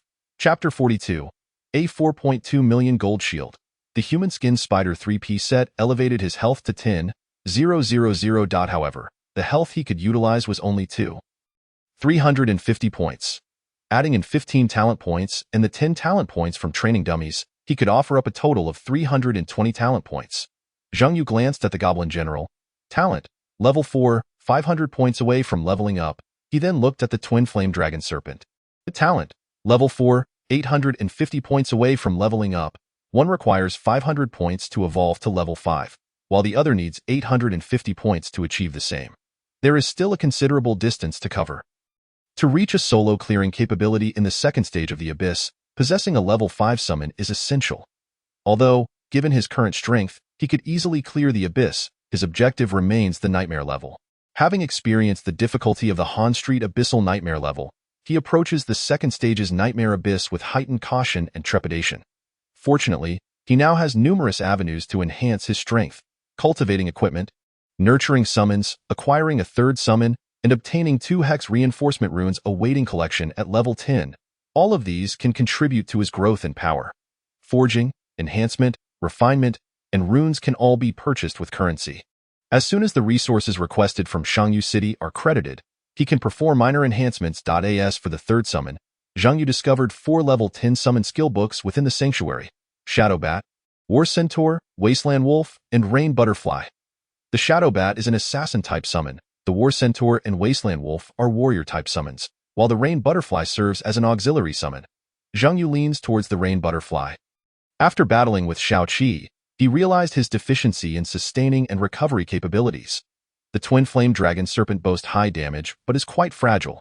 Utilizing skills drains substantial energy, necessitating an auxiliary summon that can both protect and restore energy. The Goblin General possesses explosive damage but lacks speed, making the Rain Butterfly, which can enhance group speed, an ideal companion. Xiangyu hesitated not at all and promptly chose the Rain Butterfly. He is not short on damage. Opting for the Rain Butterfly also means he does not need to invest a significant number of talent points at this stage, as he intends to accumulate talent points to elevate the Goblin General to level 5. In the early stages, talent points are insufficient to upgrade 3 summons simultaneously, necessitating a focus of resources on a single summon. The Goblin General is the optimal choice, capable of absorbing damage and inflicting output, while the Goblin Combat Squad maximizes functionality, demanding fewer advanced talent points for progression. It is nearly a perfect selection. Most importantly, after reaching level 10, the summoner will gain 3 additional skills for nurturing summons, of which only one can be developed. Naturally, the Goblin General is the first choice. Beyond level 10, each profession receives specialized skills, allowing practitioners of the same profession to develop distinct skill branches. For instance, warriors will gain 3 different specialization skills: Vitality, Burst, and a combination of offense and defense. Choosing different skills leads to entirely different developmental directions, and one can either pursue a mixed development or a comprehensive approach. The same applies to summoners, who are divided into 3 branches: Constitution Cultivation, Skill Cultivation, and Attribute Cultivation. Constitution Cultivation can be further divided into the Giant Beast Path, which primarily focuses on enhancing the summon's size, health, and defense. Skill Cultivation mainly pertains to the nurturing methods of the Twin Flame Dragon Serpent, encompassing branches such as Nuclear Dan, Magic Bombardment, Pure Elemental, and Mixed Elemental paths. Attribute Cultivation is the simplest, merely focusing on stacking attributes. The Goblin General follows the attribute path. The higher the attribute values, the greater the damage he inflicts. Historically, summons have predominantly adhered to the attribute path, as resource limitations render pure attribute stacking the most straightforward approach. Of course, it is also possible to cultivate the Goblin General through Constitution Cultivation, producing a goblin of substantial size. However, nurturing summons necessitates not only various expensive materials, but also the sacrifice of summons with similar talents for cultivation.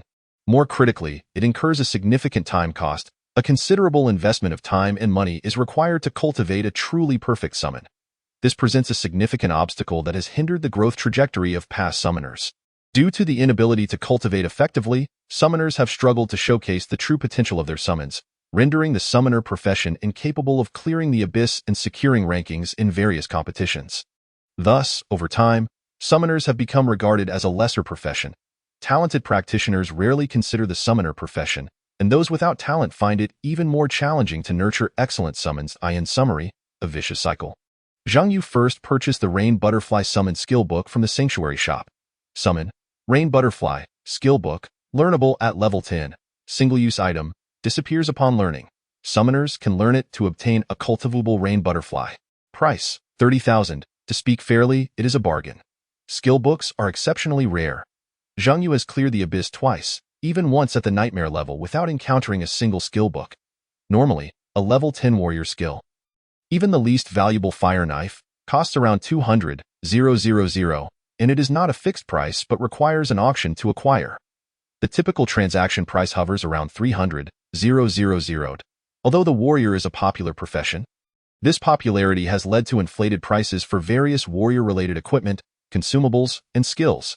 Xiangyu discarded all unnecessary materials and equipment from his warehouse into the Sanctuary Shop, retaining only enhancement stones and forging stones.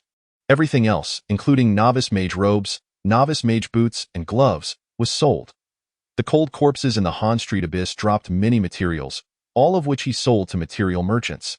These items deemed useless by ordinary practitioners had significant value to merchants. Altogether, he earned a considerable sum. Just from selling cold ice stones, he made nearly 200,000. Iceblade fetched 270,000, with when Renkinjiu and Kuing acquiring a golden-grade weapon selection box, previous trades naturally became obsolete. And Zhang Yu directly listed his items in the sanctuary for a quick sale, with the blood-stained chef's hat being snapped up at 120,000 by a player with the general chef subclass. A level 5 bone-chopping knife astonishingly sold for 150,000. A complete set of 5 novice warrior pieces was quickly listed for a flat price of 100,000 in the nightmare level Han Street Abyss. Novice equipment seems to drop as if it were worthless. After a single run through the nightmare level abyss, he made enough from selling junk to purchase a house. Although Tao Qian and his companions gained relatively less, they still amassed around 300,000 to 400,000 in total income, not to mention the equipment they obtained from opening chests. Tao Qian opened a platinum-grade robe, a golden-grade monk staff, and a golden-grade shield warrior shield from the historical record chest. The platinum-grade equipment is strictly non-sellable, considered a prized possession. The monk staff was acquired from the selection box. One could say that with this weapon, Tao Qian can no longer be dismissed as a mere bystander. As for the shield warrior shield, wow, 4.2 million. Tao Qian discovered the previous trading price of this shield. His first reaction was utter disbelief. Why would anyone spend 4 to 5 million on a level 10 piece of equipment? Chapter 43, Level 3, Giant Winged Spirit Butterfly. Have you not noticed that a level 20 golden grade shield only costs 2 million? Zhang Yu pointed to another piece of equipment in the sanctuary shop. You must understand that at level 10, golden grade equipment is the finest available on the market. Platinum grade equipment can only be obtained by clearing the nightmare level abyss and is generally not sold, which naturally inflates the prices of golden grade equipment. Tao Qian shook his head in disbelief. Damn, there are truly so many wealthy individuals out there. Behold, this level 10 platinum grade warrior weapon has been sold for an astonishing 13 million. It is utterly staggering. The world of the affluent is beyond your comprehension. Zhang Yu recalled the wealthy individuals from his previous life, who would spend hundreds of millions on a mere vehicle. Indeed, the price of such equipment is not far removed from their luxurious possessions. Goodness, someone has placed a bid. A flat offer of 4 million. Should I sell? Tao Qian had just hung his shield in the temple when a purchase offer came in. When Ren Xingyu analyzed, although a shield warrior does not rank among the top-tier professions, many affluent individuals choose this class because it is less perilous and requires minimal operation. You could proceed with an auction. All right, I shall heed your advice. Tao Qian was quite receptive to counsel, especially considering that when Ren Xingyu was the most knowledgeable among their quartet. Tao Qian promptly rejected the flat offer and instead listed it in the auction house, starting the bidding at the minimum price of 3.4 million, with a duration of 24 hours. I just recalled a question, Tao Qian said to Zhang Yu while monitoring the auction price. This shield alone is worth several million. So how many pieces of golden grade equipment did Li Feng take from you? One complete set.it was when Ren Xingyu who answered him. Tao Qian inquired, how many pieces? A standard set comprises a weapon, a tunic, gloves, a hat, trousers, and boots. 6 pieces in total. Hiss. Tao Qian's eyes twitched. Wouldn't those 6 pieces amount to 20 million? When Ren Xingyu reminded him, Li Feng is a warrior. The cost of warrior equipment is even higher. Therefore, the price for such a set would indeed be double. Li Feng. What a scoundrel. Upon finally grasping the value of S-grade resources, he unleashed a tirade. He now understood why individuals from families like Li Feng sought to snatch resources. The true value of these resources far exceeded his expectations. When Ren Xingyu explained, due to the perpetual emergence of abysses and the constant expansion of large abysses, if left unchecked, the entire world would be consumed. Thus, the government's primary objective is to cultivate more professionals. They have nearly exhausted the national treasury's resources to nurture those with high potential. This is merely the first phase of resources.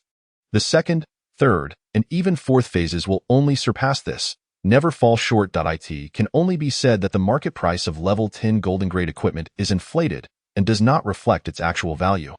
Appearing somewhat exaggerated, Tao Qian nodded. I see. It is uncertain whether Tao Qian absorbed this knowledge. He was now entirely focused on the auction house, where bids had already begun for the shield he had just listed. This clearly indicated the high demand for level 10 golden grade equipment. When Ren Qingyu and Ku Ying each procured their respective professional gear and auctioned off an extra piece of golden-grade equipment. When Ren Qingyu sold a pair of golden-grade ranger boots, while Ku Ying sold a golden-grade warrior armor. Armor is not as valuable as weapons, yet Ku Ying's warrior armor still fetched nearly 4 million. Having made their sales, the two hastily departed Zhang Yu's residence to repay their debts. Each day's delay incurred additional interest. Tao Qian, however, reclined on Zhang Yu's sofa, beginning his selection of silver-grade equipment. 1 golden-grade weapon could be exchanged for an entire set of silver-grade gear. With ample funds left over, Tao Qian delightedly sifted through the equipment. Meanwhile, Zhang Yu entered the room to contract his new summoned beast. Rain Butterfly, Buzz. The contract took effect. Rain Butterfly, pale blue in color with magnificent wings, materialized at the center of the magic circle. Its wings were impressively large, spanning over 2 meters. For a level 1, 0-tier summoned beast, such a size was quite considerable. Zhang Yu's knowledge of rain butterflies was limited. As no previous summoner had chosen one as their summoned beast, it seemed plausible to cultivate it in a more robust direction. A colossal auxiliary butterfly. Zhang Yu pondered the butterfly queen from the Godzilla films. If he could indeed cultivate the rain butterfly to such an extent, as an assistant, it would dominate in size. The rain butterfly was indeed beautiful. Even Zhang Yu, a staunchly masculine individual, could not help but acknowledge its exquisite appearance. Summon Beast, Rain Butterfly, level 13, increases with the summoner's level, health, 7,800, attack power, 1353, 451, summoner's intelligence, 3, coefficient, talent, tier 1, 20 points away from upgrade, skill I, Rain Butterfly Guardian LV. 13. The Rain Butterfly binds in a protective relationship with one summon beast, providing a shield value of 5,412, 1353, Rain Butterfly's attack power, 4, coefficient A. When the shield shatters, it inflicts 20/30, 1353, Rain Butterfly's attack power 1, 5, coefficient, damage and helps absorb 50 of the damage. Skill 2. Spirit Butterfly LV13. As an elemental being, the Rain Butterfly possesses rapid recovery abilities. Passive. Recovery speed increased by 50. Active. Instantly restores 4,059, 1353, Rain Butterfly's attack power, 3, coefficient, health points. Enhancing healing effects by 25 during self-recovery. Skill 3, Butterfly Song LV13. The Rain Butterfly consumes 3 of its health per second to chant, increasing all summoned beast agility by 130 points and movement speed by 130 points. Summoned beast equipment. None. How formidable. Zhang Yu marveled at the attributes of this Rain Butterfly. 3 skills. Healing, shielding, and speed. All present. Yet, the true strength lies not in the Rain Butterfly itself, but in Zhang Yu's astonishing intelligence, granting the Rain Butterfly an attack power of 1353. Whether through shielding or healing, the values reached 4 to 5,000. With the Goblin General complementing the Rain Butterfly, they enjoyed sustained endurance and recovery, while the Goblin unleashed explosive power and the Rain Butterfly absorbed damage. And this was merely the first-tier talent. Zhang Yu calculated that elevating the Rain Butterfly to Tier 3 talent would require 90 talent points. Without hesitation, he sacrificed health points to consume talent points. Summoned Beast. Rain Butterfly, Tier 1, Talent Evolution. Summoned Beast. Spirit Butterfly, Tier 2. Summoned Beast. Spirit Butterfly, Tier 2, Talent Evolution. Summoned Beast. Giant Winged Spirit Butterfly, Tier 3. Chapter 44. Goblin General, Heavy Cavalry Corps. Summoned Beast. Giant Winged Spirit Butterfly, level 13, increases with the summoner's level, health, 11,500, attack power, 2,706, 451, summoner's intelligence, 6, coefficient, talent, tier 3, 300 points away from upgrade, skill I, Spirit Butterfly Guardian LV. 13. The Giant Winged Spirit Butterfly binds in a protective relationship with one summoned beast, providing a shield value of 13,530, 2,706, Giant Winged Spirit Butterfly's attack power, 5, coefficient A. When the shield shatters, it inflicts 5,683, 2,706, Giant Winged Spirit Butterfly's attack power, 2.1, coefficient, damage and helps absorb 50 of the damage. Skill 2. Spirit Butterfly LV13. The Giant Winged Spirit Butterfly, being an elemental being, possesses rapid recovery abilities. Passive. Recovery speed increased by 50. Active. Instantly restores 10,824, 2706, Giant Winged Spirit Butterfly's attack power, 4, coefficient, health points, enhancing healing effects by 50 during self-recovery.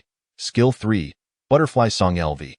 13. The Giant Winged Spirit Butterfly consumes 3 of its health per second to chant, increasing all summoned beast agility by 260 points and movement speed by 260 points. Skill 4, Spirit Technique Nourishment. The Giant Winged Spirit Butterfly transfers its energy to the summoned beast with the lowest vitality, restoring its mental power. The Giant Winged Spirit Butterfly's mental power increases by 100. Summoned Beast Equipment. None. The Tier 3 Giant Winged Spirit Butterfly not only acquired an additional skill for providing energy, but also saw its attack power soar to 2706. Now, the Giant Winged Spirit Butterfly could unleash nearly 14,000 in shield value and restore 10,000 health points with a single life source. This is already an extraordinary level. The Platinum Staff and Platinum Ring increased intelligence, resulting in a significant numerical enhancement. Upon evolving to Tier 3, the Giant Winged Spirit Butterfly size was notably substantial. The moment of successful evolution. Zhang Yu, fearing it might break through the floor, immediately stored the Giant Winged Spirit Butterfly in the summoning space. In the summoning space, the Giant Winged Spirit Butterfly flapped its wings, greeting the Goblin General and the dual Flame Dragon Snake. The summoning space of a summoner is a vast realm of freedom, not confined to the grid-like structure of a game. Within the summoning space, all summoned beasts rest, live, and dawdle. Prior to the arrival of the Giant Winged Spirit Butterfly, the dual Flame Dragon Snake and Goblin General had scarcely interacted, primarily due to the Dragon Snake's temperament. Zhang Yu had noticed that during its Twin Flame Elemental phase, this fire element summoned beast exhibited a rather reclusive nature. Not only was it solitary, but it was also quite irritable, causing the Goblin General to avoid interaction for fear of provoking an explosion. The Goblin General's character resembled that of a seasoned warrior, fond of drinking and possessing a jovial demeanor. Upon the Giant Winged Spirit Butterfly's appearance in the summoned beast space, the Goblin General expressed delight. Relieved to be rid of the perpetually sullen fire snake, as for the dual Flame Dragon Snake, it remained oblivious to the Giant Winged Spirit Butterfly's presence, continuing to slumber in its curled form. Summoned beasts possess distinct personalities. They are not mere skills, they resemble life forms sealed within a skill book. Beyond enhancing their strength and battling alongside them, I believe it is essential to cultivate affection and intimacy with them as well. This passage features the words of Zhang Anquan from a certain textbook. As Zhang Yu's level ascends, he increasingly realizes that the textbook is not as futile as he once believed. The complexity of the summoner profession far surpasses that of other vocations.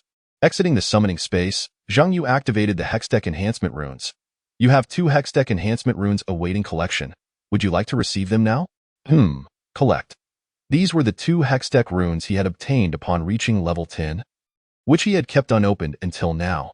Congratulations, you have drawn the 5th rune, Prismatic Rune, Windfall. Congratulations, you have drawn the 6th rune, Prismatic Rune, Golden Egg. Windfall, Prismatic Enhancement Rune. Gain Summoner level 100 talent points, and continue to receive level 100 talent points for the next 3 upgrades. Golden Egg, Prismatic Enhancement Rune. Acquire 1 Golden Egg, which requires 22 Abyss battles for hatching. Upon hatching, it will provide substantial high-quality rewards based on the summoner's level. Friendly reminder, Hell-level Abyss battles count as 2 battles. Wow! Zhang Yu couldn't help but exclaim in astonishment. Double Prismatic, 1 Windfall, 1 Golden Egg. The Windfall is self-explanatory. Receiving it early on is akin to a dream start. Now that he is level 13, it is not too late. He can instantly gain 1,300 talent points, which means he now has enough to elevate the Goblin General and the Twin Flame Serpent to the 5th tier. As for the Golden Egg, it requires 22 battles, and he has a long way to go. The 3rd phase only hosts Hell-level difficulty in the Abyss, so he still has much to cover. However, it is worth the wait, as the rewards from the Golden Egg are expected to be exceptional. He opened the 2 enhancement runes. You have obtained Windfall, 1,300 talent points. You have received a Golden Egg? With 22 battles remaining until it can be opened, he placed the Golden Egg in his inventory and then summoned the Goblin General and Twin Flame Serpent, initiating their evolution. The Twin Flame Serpent consumed 850 points and directly evolved to the 5th tier. Summoned Beast, Twin Flame Serpent, 4th tier. Talent Evolution Summoned Beast, Twin Demon Fire Dragon, 5th tier. Upon reaching the 5th tier, the serpent evolved into a dragon, completely shedding its serpentine attributes. It now possessed the skill, Dragon Breath. Dragon Breath. The twin demon fire dragon gathers fiery energy and unleashes a high-temperature breath, inflicting 27,706, 3,958. Twin demon fire dragon's attack power 7, coefficient, instant damage. This is a classic example of explosive fire damage. Coupled with flame burn and the double damage from the twins, Zhang Yu could scarcely fathom how high this breath's damage could reach. The most significant transformation for the twin demon fire dragon is its form. The 5th-tier twin demon fire dragon retains its two-headed appearance, but the two serpent heads have fully transformed into dragon shapes. With its serpent body now covered in dragon scales, its body remains composed of elemental flames. The attack coefficient has increased from 6.0 at the 4th tier to 8.0 at present. With the summoned beast equipment, the Fish Slayer Knife, its attack power has risen to 3,958.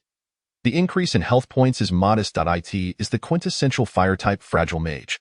Incredibly high damage but frail, however, with the Goblin General shielding in front. No one can harm the twin demon fire dragon. Zhang Yu pondered, glancing at the Goblin General. With 450 talent points remaining from the windfall, he decided to maximize his life limit to 500 points. Exchanging for 50 talent points, thus reaching the threshold of 500, enabling a direct evolution. The Goblin General requires 500 talent points to advance to the 5th level. It is sufficient. Summon Beast. Goblin General, 4th tier, Talent Evolution. Summon Beast. Goblin General Heavy Cavalry Corps, 5th tier. Chapter 45. With all this enjoyment, you still choose to quit. The 5th tier Goblin General's name remained unchanged, the only difference being the addition of the Heavy Cavalry Corps. No new skills were obtained. But the core skill, Commander S Order, underwent significant transformation. Skill V, Commander S Order Heavy Cavalry Corps. Commander S Order Heavy Cavalry Corps. Summon a Goblin Army, 26 units. Quantity increases with level, to engage in battle.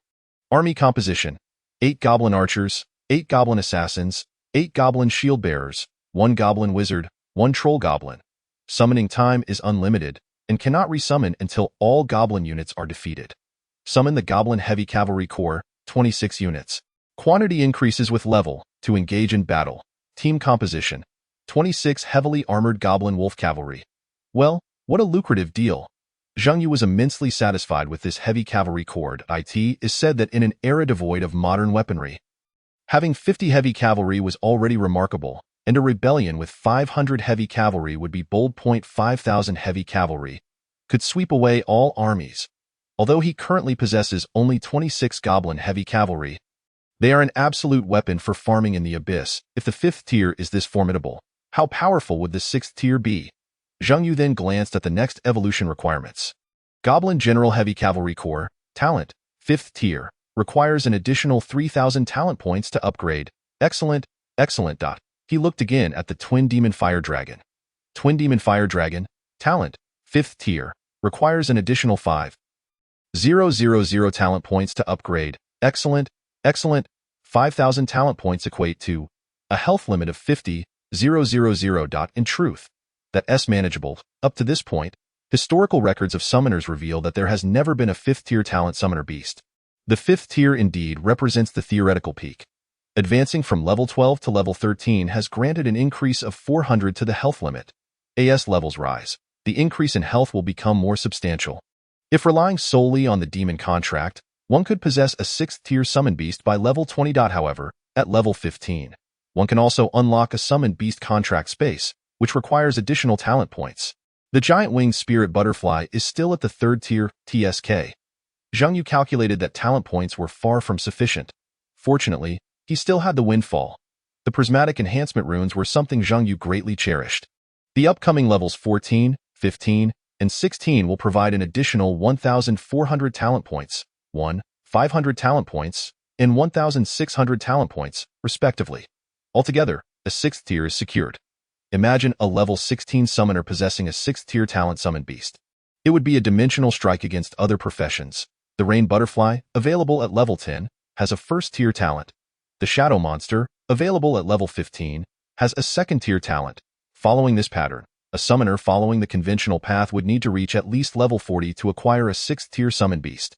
The Demon Contract combined with Windfall allows for a rapid early game advancement. In fact, Summoners can also enhance their summoned beast talents through other means, such as continuously cultivating the 3 skills available at level 10, which can also yield improvements, albeit over a longer time frame.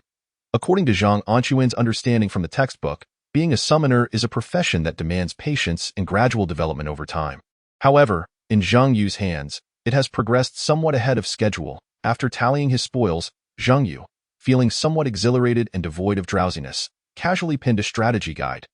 Cold Spring Abyss, Nightmare Level Strategy, Video Images Detailed Explanations.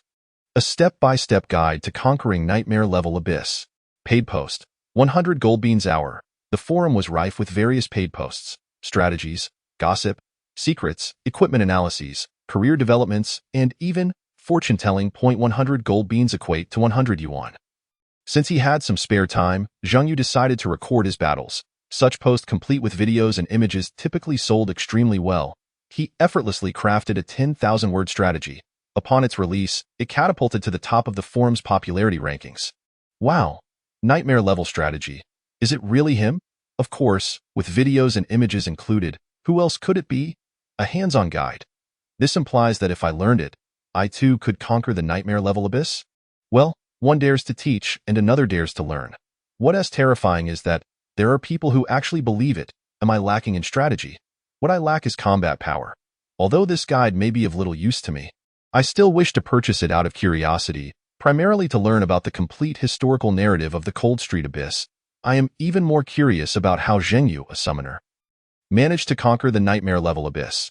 Due to a single guide, the forum's popularity in Jiangshui City surged once more, with the number of purchasers climbing rapidly. In truth, most individuals bought the guide out of curiosity regarding Zhang Yu's strength, while others were eager to find faults. Even if Zhang Yu had cleared the nightmare level abyss, many still believed it was more luck than skilled, or rather, they speculated that Zhang Yu must have discovered some shortcut to success.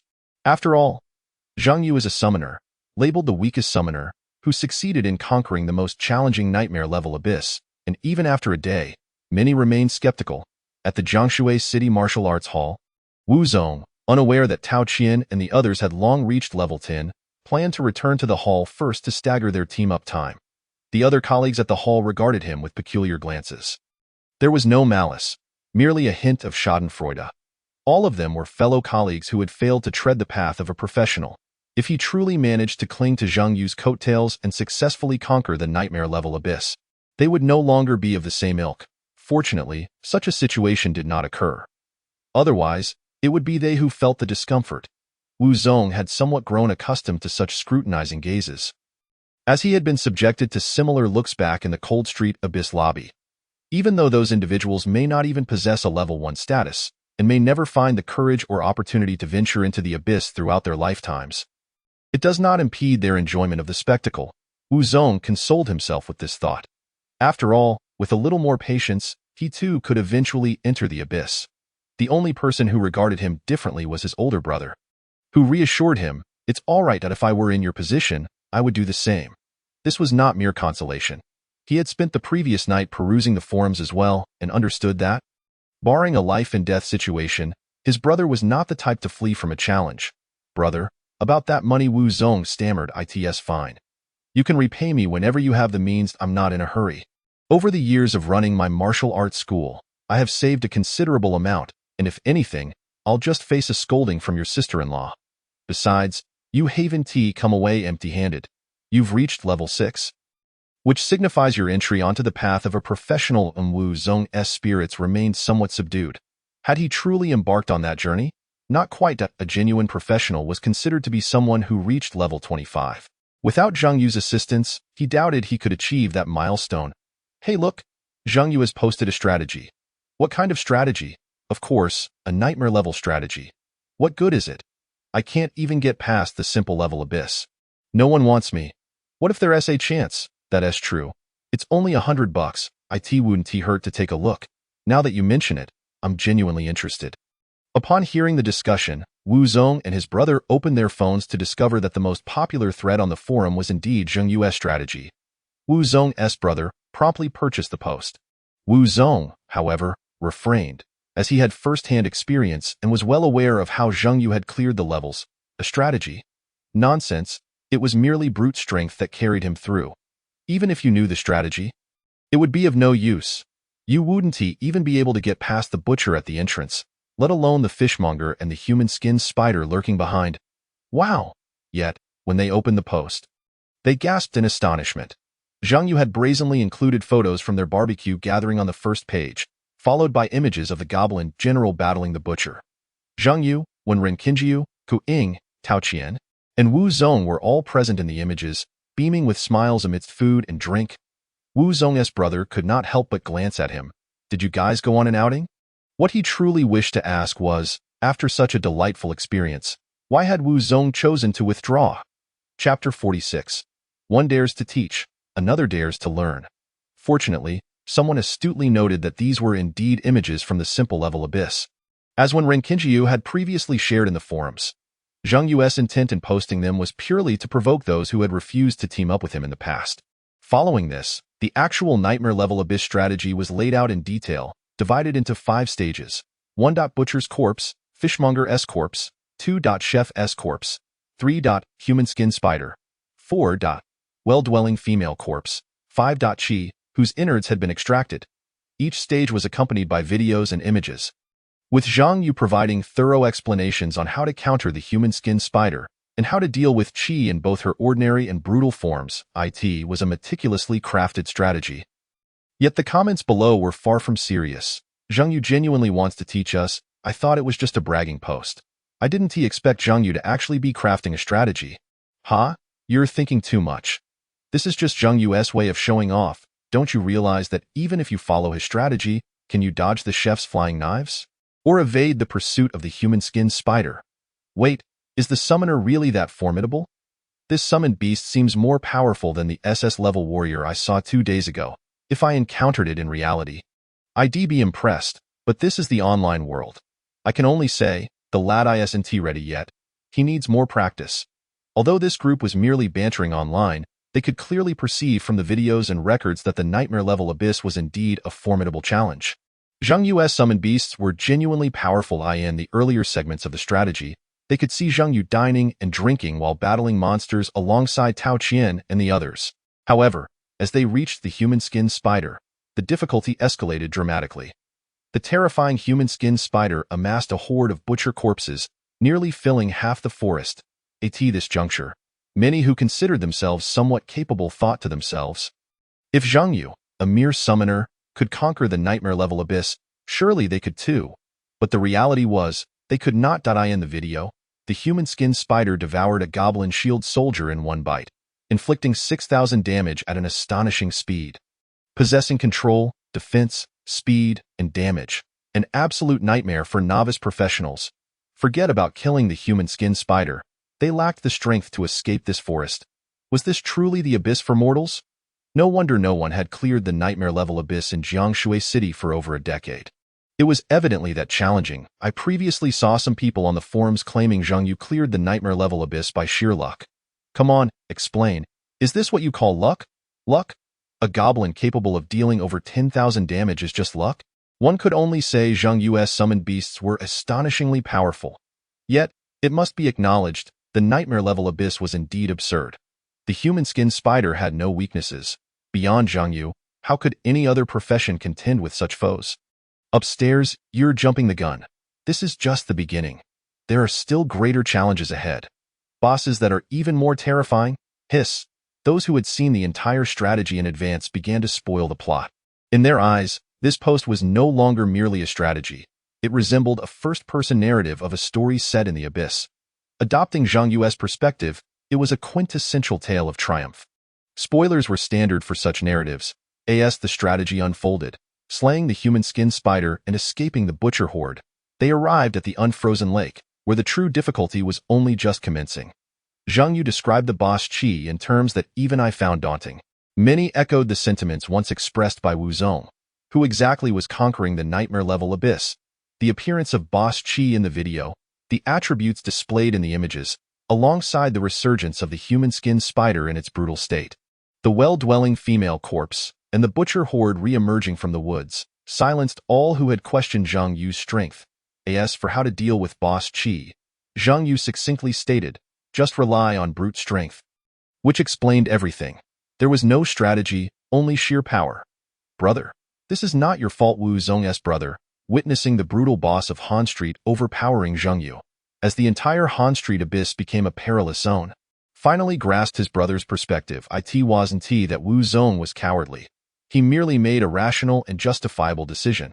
Anyone in his shoes would have chosen the same. Compared to death, what were the penalties? As for Tao Qian, Wen Renqinjiu, and Ku Ying, he could only conclude that these three were not quite normal. Public opinion regarding Wu Zong began to shift. Well, how should I put it? If I were in Wu Zong's position, I would have retreated even faster. Wu Zong did reasonably well. He even risked himself to dissuade Tao Qian and the others. It can only be said that a rational person would choose to withdraw. It's the reckless who are truly abnormal. However, the ultimate outcome was that Tao Qian and the others received rewards, while Wu Zong, who made the right choice, gained nothing. What logic could explain that? Was it reasonable for a summoner to clear the nightmare-level abyss? Was it not reasonable for Tao Qian to leap into battle for his brother? Were I Wu Zong, I would not have retreated. Ha! Giants of the online world, yet mere clowns in reality. Fools who thrive on chaos. At that moment, Zheng Yu was also perusing the comments on his forum post.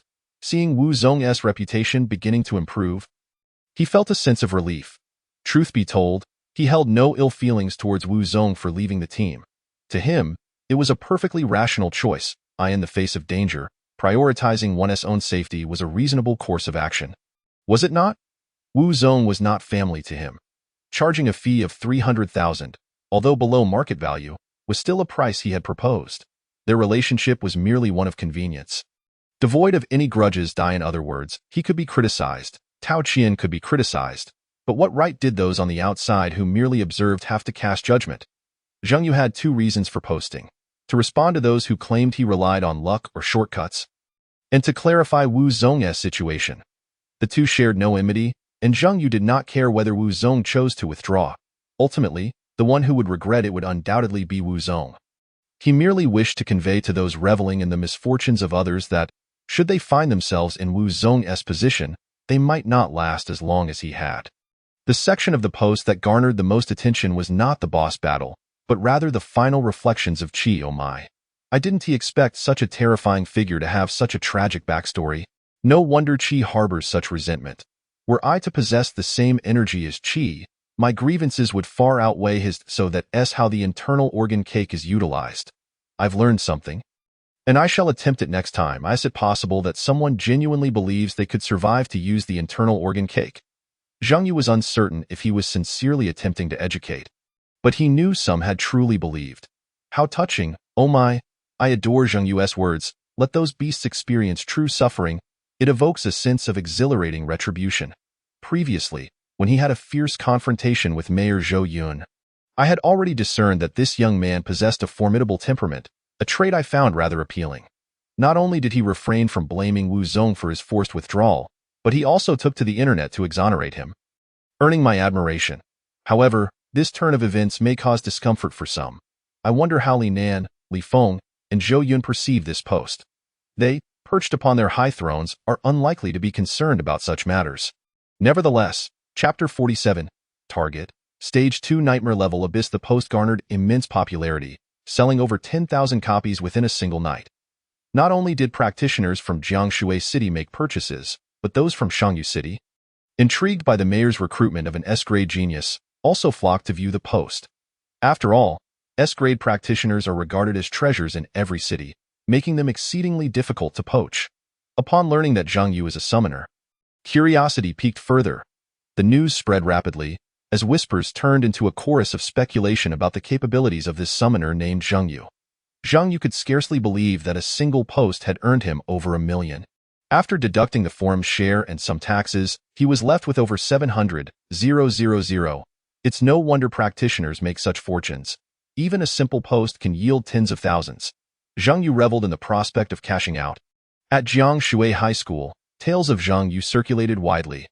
After being robbed of resources by Li Feng, he retaliated by clearing a nightmare-level abyss, demonstrating his strength against Li Nan and rejecting Mayor Zhou Yun's apology, opting instead to join Shangyu City. This series of actions not only earned Zheng Yu a following, but also led to his departure from Jiangshui City being lauded as a display of integrity.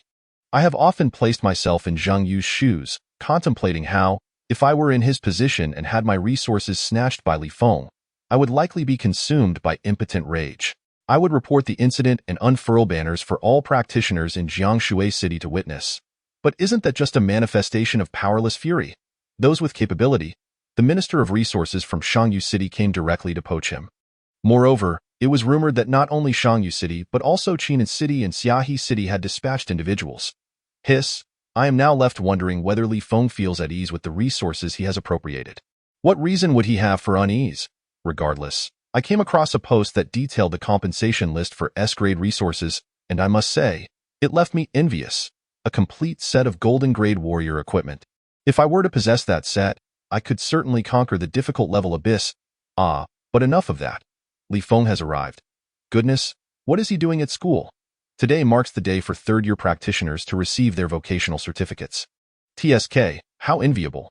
The vocational certificate does not equate to a diploma but rather signifies that the student is embarking on the path of a practitioner. However, the certificate is not easily obtained. It requires the principal's endorsement, affirming that the student is qualified to pursue a career as a practitioner and can sustain themselves through upgrades and abyss challenges before the certificate is issued.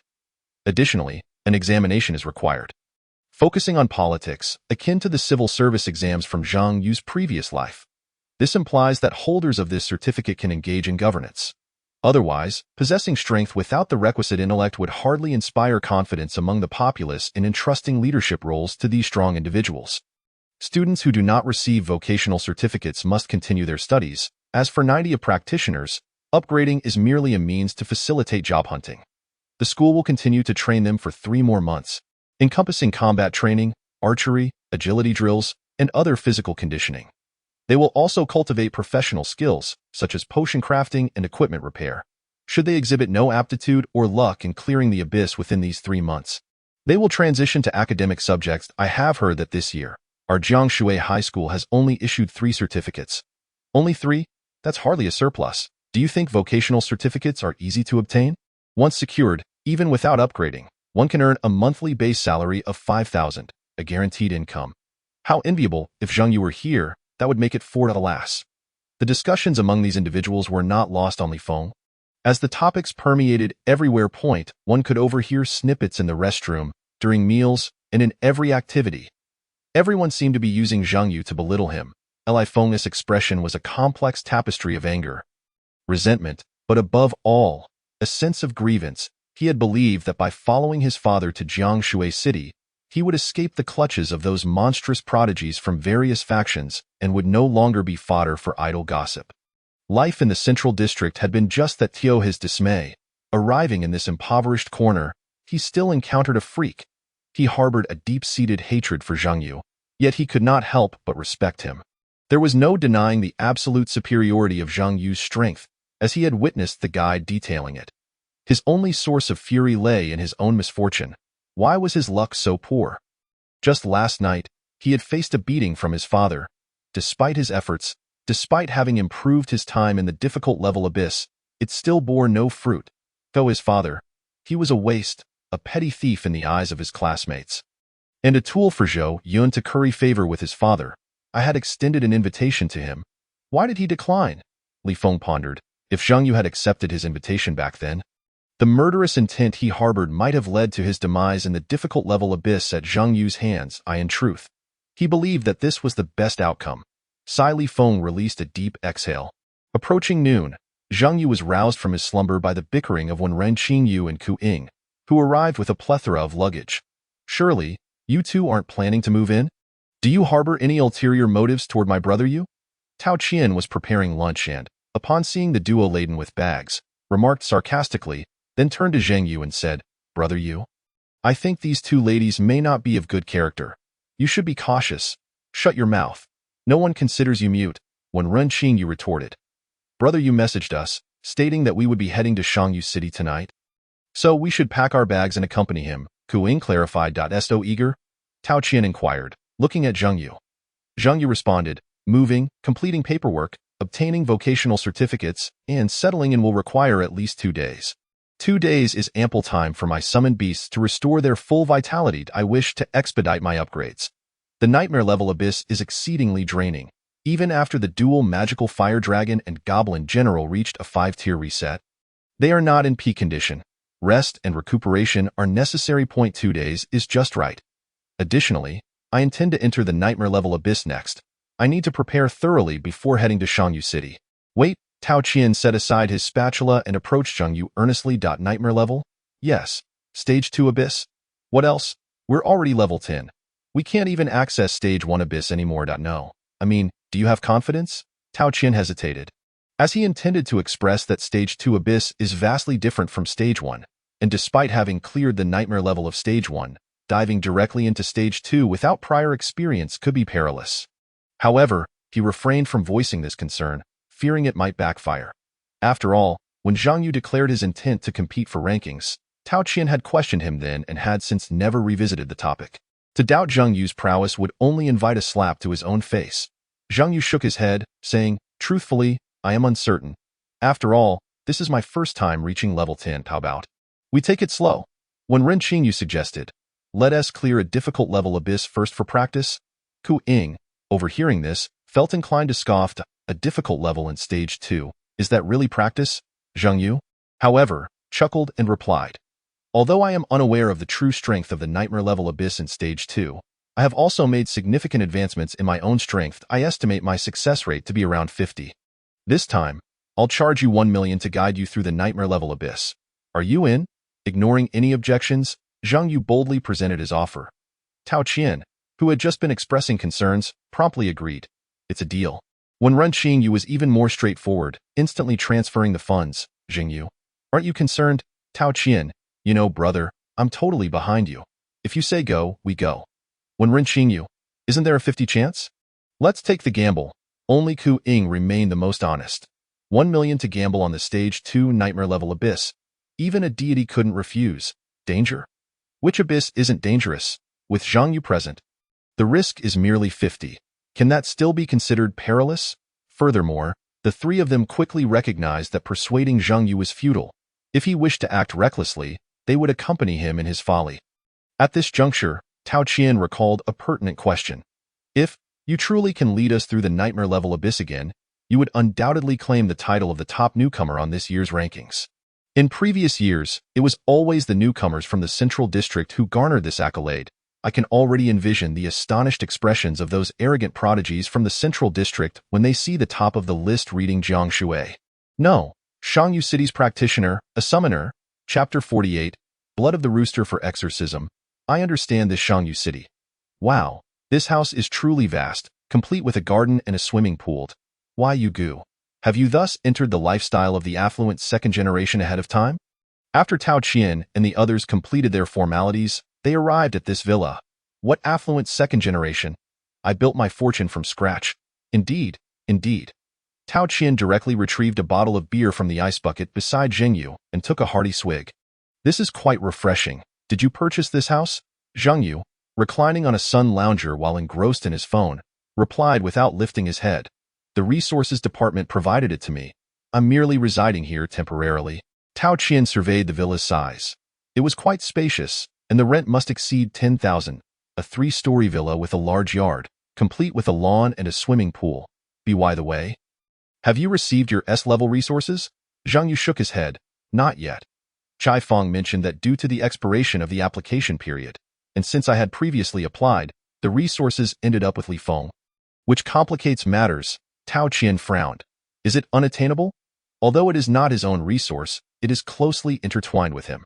Zhang Yu's resources would bolster his strength, thereby increasing their safety in traversing the abyss. Which naturally made him anxious. It is said that the mayor of Shangyu, Zhang Zhan, personally went through the process in the provincial district. I'm not certain whether the application can be approved.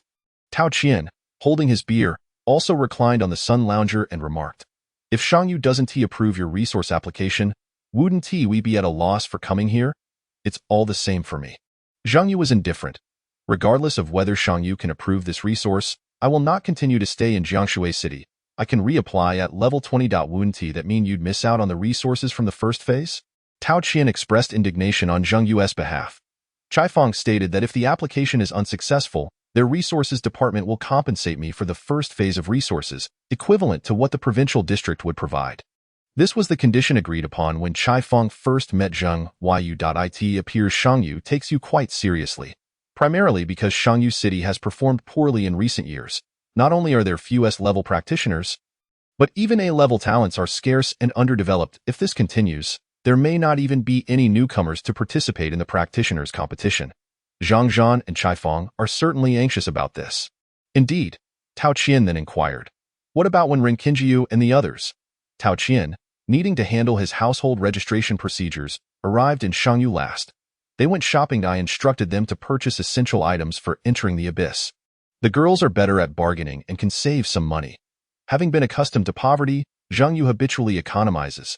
Tao Qian's eyes lit up. Have you chosen which abyss to enter? Zhang Yu nodded. Yes, we will go to the Shangyu Ancestral Hall. Hiss, the most dreadful one. Although Tao Qian feigned surprise, he was not at all taken aback. The Shangyu Ancestral Hall is the only abyss with a nightmare-level strategy. However, it is also the abyss that when Ren Qingjiu, Ku Ying, and even Tao Qian least wish to enter, for it is genuinely haunted, Zhang Yu explained. There are 3 second-phase abysses in Shangyu City: the Shangyu Ancestral Hall, the Blood-Soaked Film Studio, and the Dark Valley. Among these, only the Shangyu Ancestral Hall has a record of successful completions, complete with a comprehensive strategy detailing how to obtain rewards and shortcuts. I understand that some of you are apprehensive about the Ancestral Hall, but to enhance our success rate, it is the most suitable abyss for practice. Hence, I made a rather prudent decision. Quite prudent. Tao Qian felt that Zhang Yu was being pretentious, yet he had no evidence to support this. Using a nightmare-level abyss to practice, and claiming that it is a prudent choice. What a novel notion, however. Zhang Yu appeared genuinely considerate of their well-being. Zhang Yu elaborated.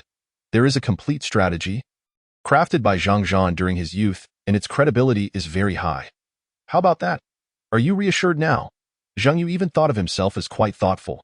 Tao Qian. Of course, the first completion reward for the Shangyu Ancestral Hall is no longer available. But there is still hope for the Blood-Soaked Film Studio and the Dark Valley, though you plan to go through them all. What other choice is there? It would be a pity to leave such excellent rewards untapped. Very well. Tao Qian chose to support Zhang Yu. He had little say in the matter. After all, whatever abyss Zhang Yu wished to tackle was his prerogative. His sole role was to contribute to the atmosphere, cook, and drink. The Ancestral Hall is a ghost-themed abyss, so I had Ren Qingjiu and the others prepare some tools to deal with the supernatural.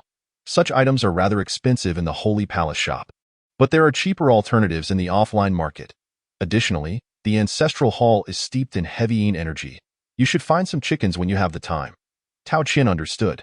Chicken blood wards off evil spirits. I comprehend this. Zhang Yu shook his head. Who said anything about warding off evil? The ghosts in the abyss have health bars. What is there to fear? I suggested you get some chickens because I've heard that the free-range chickens from Shangyu are a local specialty. We can roast them in the Ancestral Hall. Tao Qian. Afternoon. Chai Fong brought good news. The provincial district approved his resource application, and it is currently in process. It is said that Zhang Zhan personally contacted a big shot from his faction to coordinate some relationships to get it through. Such procedural matters are indeed challenging without connections, Chai Fong complained over the phone. So, are you interested in joining our faction? Seizing this opportunity, Chai Fong directly inquired. Zhang Yu neither rejected nor accepted but merely asked, Isn't it only level 40 practitioners who qualify to join a faction? A faction can be understood as an organization established by powerful practitioners to monopolize certain resources, powerful and unbreakable, as their interests are inextricably linked. Not just anyone can join. The simplest requirement disqualifies 99 of practitioners. A minimum level of 40 is required to enter a faction since those below level 40 cannot be considered strong. Chai Fong chuckled. Oh, this is just an early attempt to recruit you. A talent. Being able to clear a nightmare-level abyss means reaching level 40 is a certainty. By the way, have you decided which second-phase abyss you will enter? Chai Fong no longer pressed Zhang Yu about joining the faction, but posed another question. The Ancestral Hall, a rather calm choice, I must say. From Chai Fong's perspective, this was considered a conservative decision. The Shangyu Ancestral Hall is the abyss that practitioners in Shangyu have cleared the most. Given the multitude of strategies available, it is the favorite abyss for second-phase practitioners in Shangyu. Chai Fong felt somewhat disappointed. He had hoped Zhang Yu would venture into other abysses in Shangyu to break some records. After all, The attitudes of Zhang Yu's practitioners towards inviting Zhang Yu varied significantly. Even though Zhang Yu has a track record of clearing nightmare-level abysses, many still believe that the summoner profession lacks potential, deeming it a mistake to allocate resources to Zhang Yu. If he could break records and demonstrate some achievements, those dissenters would surely quiet down. However, from Zhang Yu's perspective, the Ancestral Hall is undoubtedly the best choice due to its safety. Hence, Chai Fong remarked that it was a calm decision, one that is not swayed by external influences, choosing only what is suitable for oneself. This choice seemed hard to reconcile with the impulsive Zhang Yu who had previously recklessly entered a nightmare-level abyss. After hanging up, Zhang Zhan, who had just returned from the provincial district, asked, Didn't he choose the blood-soaked film studio? Chai Fong nodded. I also thought he would choose the film studio. Refreshing its record seemed highly likely. This kid appears rather reckless, yet is exceedingly calm. Reckless? I don't believe Zhang Yu is reckless, Zhang Zhan remarked with a smile. He simply dislikes yielding. That is not a flaw. If young people acted as we do, timid and afraid of this and that, they would no longer be youthful. Choosing the Ancestral Hall is also wise.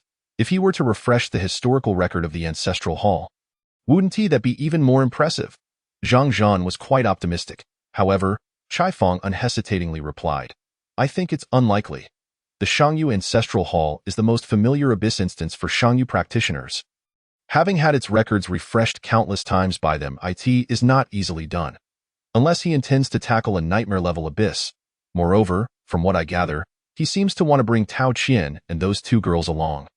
Can he really break a record solo? That's improbable, especially considering entering a nightmare-level abyss. Speaking of which, Chai Fong suddenly thought of something. Wait, isn't there a member missing from his team? Zhang Zhan nodded. Yes. They are short one person. Currently, there are 4 of them, and one young man withdrew from the nightmare-level abyss. Haha, he must be regretting it deeply right now. If they are short one person. Chai Fong rubbed his chin, deep in thought. How about I send someone to him? Send a helper? That's feasible. Perhaps Zheng Wenchang could go, an A-level talent warrior, currently around level 18. However, Chai Fong directly refused. Who said I was going to send a helper? With Zhang Yu's strength, adding someone wouldn't be significant. None of the second phase practitioners in Shangyu are S-level. What help would an A-level provide? Since Zhang Yu intends to solo, he would certainly refuse any assistance. Zhang Zhan, puzzled, asked, Then what do you plan to do? I have a distant cousin who changed professions last year. Due to family matters, she delayed for a year. I'll have her come along for the ride. Zhang Zhan, just now, you seemed skeptical of Zhang Yu. Chai Fong chuckled softly. I am not optimistic about him breaking any records, but during the second phase, he certainly plays a pivotal role, much like the support I provided when I teamed up with you back in the day. Zhang Zhan replied, Chapter 49. In need of a teammate proficient in roasting kidneys in Shangyu City, within the depths of the Shangyu Ancestral Hall. After 2 days of toil, Zhang Yu and his companions finally completed all necessary tasks and at last had the opportunity to focus on the main objective. The number of individuals present is rather scant. Tao Qian surveyed the hall, noticing the few professionals scattered about. One of the staff, seemingly idle, explained, The first batch of professionals this year is still entrenched in the first phase of the abyss. It's nearly impossible to even queue for entry. As for the seasoned professionals, they have either leveled up or completely given up. Is it not normal for there to be so few? Tao Qian nodded in acknowledgement. Indeed, I failed to consider that. After all, I am relatively new to this city. Upon entering the hall, although the crowd was sparse, there were still some holding signs in search of teammates. When Ren Xingyu remarked, We are in need of a teammate. Typically, a party of 4 can enter the abyss, but lacking one member means our experience and rewards will diminish accordingly. If you wish to contend for rankings, it would be prudent to recruit someone. Finding a suitable candidate in the second phase is relatively easy, and most are willing to pay. Approximately 60 to 70% of professionals become stuck at this stage. Some unwilling to risk their lives further in the abyss, while others simply cannot compete, opting instead to find work, save money, and await assistance from more experienced players. Tao Qian inquired, puzzled, Is there truly no one to assist? That shouldn't be the case. During the first phase of the abyss, there seemed to be many. That was the first phase, the staff member replied. With level restrictions, it was effortless for one to guide others through simple or even ordinary abysses. Even then, it required a standard pairing of 2 warriors and a healer. In the second phase, however, capable professionals tend to form their own groups to level up. Who has the leisure to assist others? Unless one is disinterested in progressing to the third phase and only wishes to trade their skills for currency, they might consider lending a hand. Additionally, there are those like Zhang Yu who are vying for rankings. However, the issue is that in a small city like Shangyu, it has been years since a talented contender emerged. Understanding dawned on Tao Qian, who then pointed at the group of professionals searching for teammates, suggesting, then let us simply choose someone from among them. Tao Qian approached a staff member and posted a bulletin on the hall screen. Looking for a support player, party of 4 missing 1. Requirements: obedient, no monster or loot stealing, capable of cooking and grilling, preferably skilled in kidney roasting, not voluntary, price negotiable. Upon seeing this announcement, Zhang Yu gave Tao Qian a thumbs up. You truly understand me. I do not require a teammate with strength. I only need someone adept at roasting kidneys to fill the gap left by Wu Zong. As soon as the announcement was made, a professional privately messaged Zhang Yu. Anonymous, warrior need a teammate. Zhang Yu, summoner indeed. Anonymous, warrior wait, you're a summoner? Anonymous, warrior hold on. Who is the main damage dealer in your party? The warrior who initiated contact with Zhang Yu was taken aback. He had never encountered such an unusual team dynamic, with a summoner as the leader and 2 assassins. Only the monk seemed somewhat credible. Before Zhang Yu could respond, the anonymous warrior quickly added, "Let me speak with the monk. He should be your captain." Zhang Yu asked, "Why speak with him?" The anonymous warrior sent a facepalm emoji and replied, "I need to negotiate the price." Zhang Yu insisted, "You can discuss it with me. Can you make the decisions?" "Yes. I possess a B-level talent, specializing in fire, which allows me to suppress the negative energies within the hall. My level is 18, and I have successfully cleared 5 simple-level ancestral abysses and 1 ordinary level." After introducing himself, he boldly stated, "I'm asking for 800,000. That's not too much, is it?" "What?" Zhang Yu responded, utterly baffled. "Can you even make decisions? Given my abilities, asking for 800,000 is reasonable, although your team composition is quite average. With me and that monk, if we replace 1 assassin with a healer, clearing a simple abyss would pose no challenge. Zhang Yu, summoner, perhaps you should carefully reconsider my announcement." Zhang Yu felt a twinge of frustration at the thought that someone would approach him for money without even reading the bulletin. The other party remained silent for a moment before responding with a questioning emoji. Anonymous, warrior, seriously? Are you all delusional, or am I? Anonymous, warrior, with this configuration and level, you expect to guide someone through the abyss? Anonymous, warrior, and you need someone skilled in kidney roasting? This is absurd. Are you playing with me? The warrior evidently felt insulted. Zhang Yu was perplexed. Did the other party not recognize the significance of a summoner? Zhang Yu, summoner, don't you browse the forums? Anonymous, warrior forums? Just a place where failed professionals boast and chat. What is the point? Are you referencing some post claiming their essay shortcut through the ancestral hall? Anonymous, warrior, let me advise you, don't believe it. Those who do end up dead quickly. Anonymous, warrior, I'm out. I thought I'd finally encountered a business opportunity, but it seems I was mistaken. The warrior ceased all communication with Zhang Yu. Zhang Yu turned to Tao Qian, who also wore a grim expression, clearly having had an unpleasant conversation as well. It appears that finding a genuine support player is more challenging than anticipated. When Ren Xingyu added, I also did not expect it to be this difficult. She had assumed finding a support player would be straightforward. Zhang Yu remarked, it seems the mayor has gone to great lengths to suppress the news of my arrival in Shangyu City, likely fearing I would rise too quickly. Another possibility, when Run Xingyu suggested, is that they simply did not anticipate the nightmarish abyss would yield such substantial experience, not realizing that you had directly become a second-phase professional. What should we do now? Tao Qian inquired. We found a few candidates, but either they are demanding money outright or see you as the captain and withdraw immediately. One candidate was amusing. He knew you had cleared the nightmarish abyss in the first phase, but still refused to join, claiming that being asked to roast kidneys was an insult.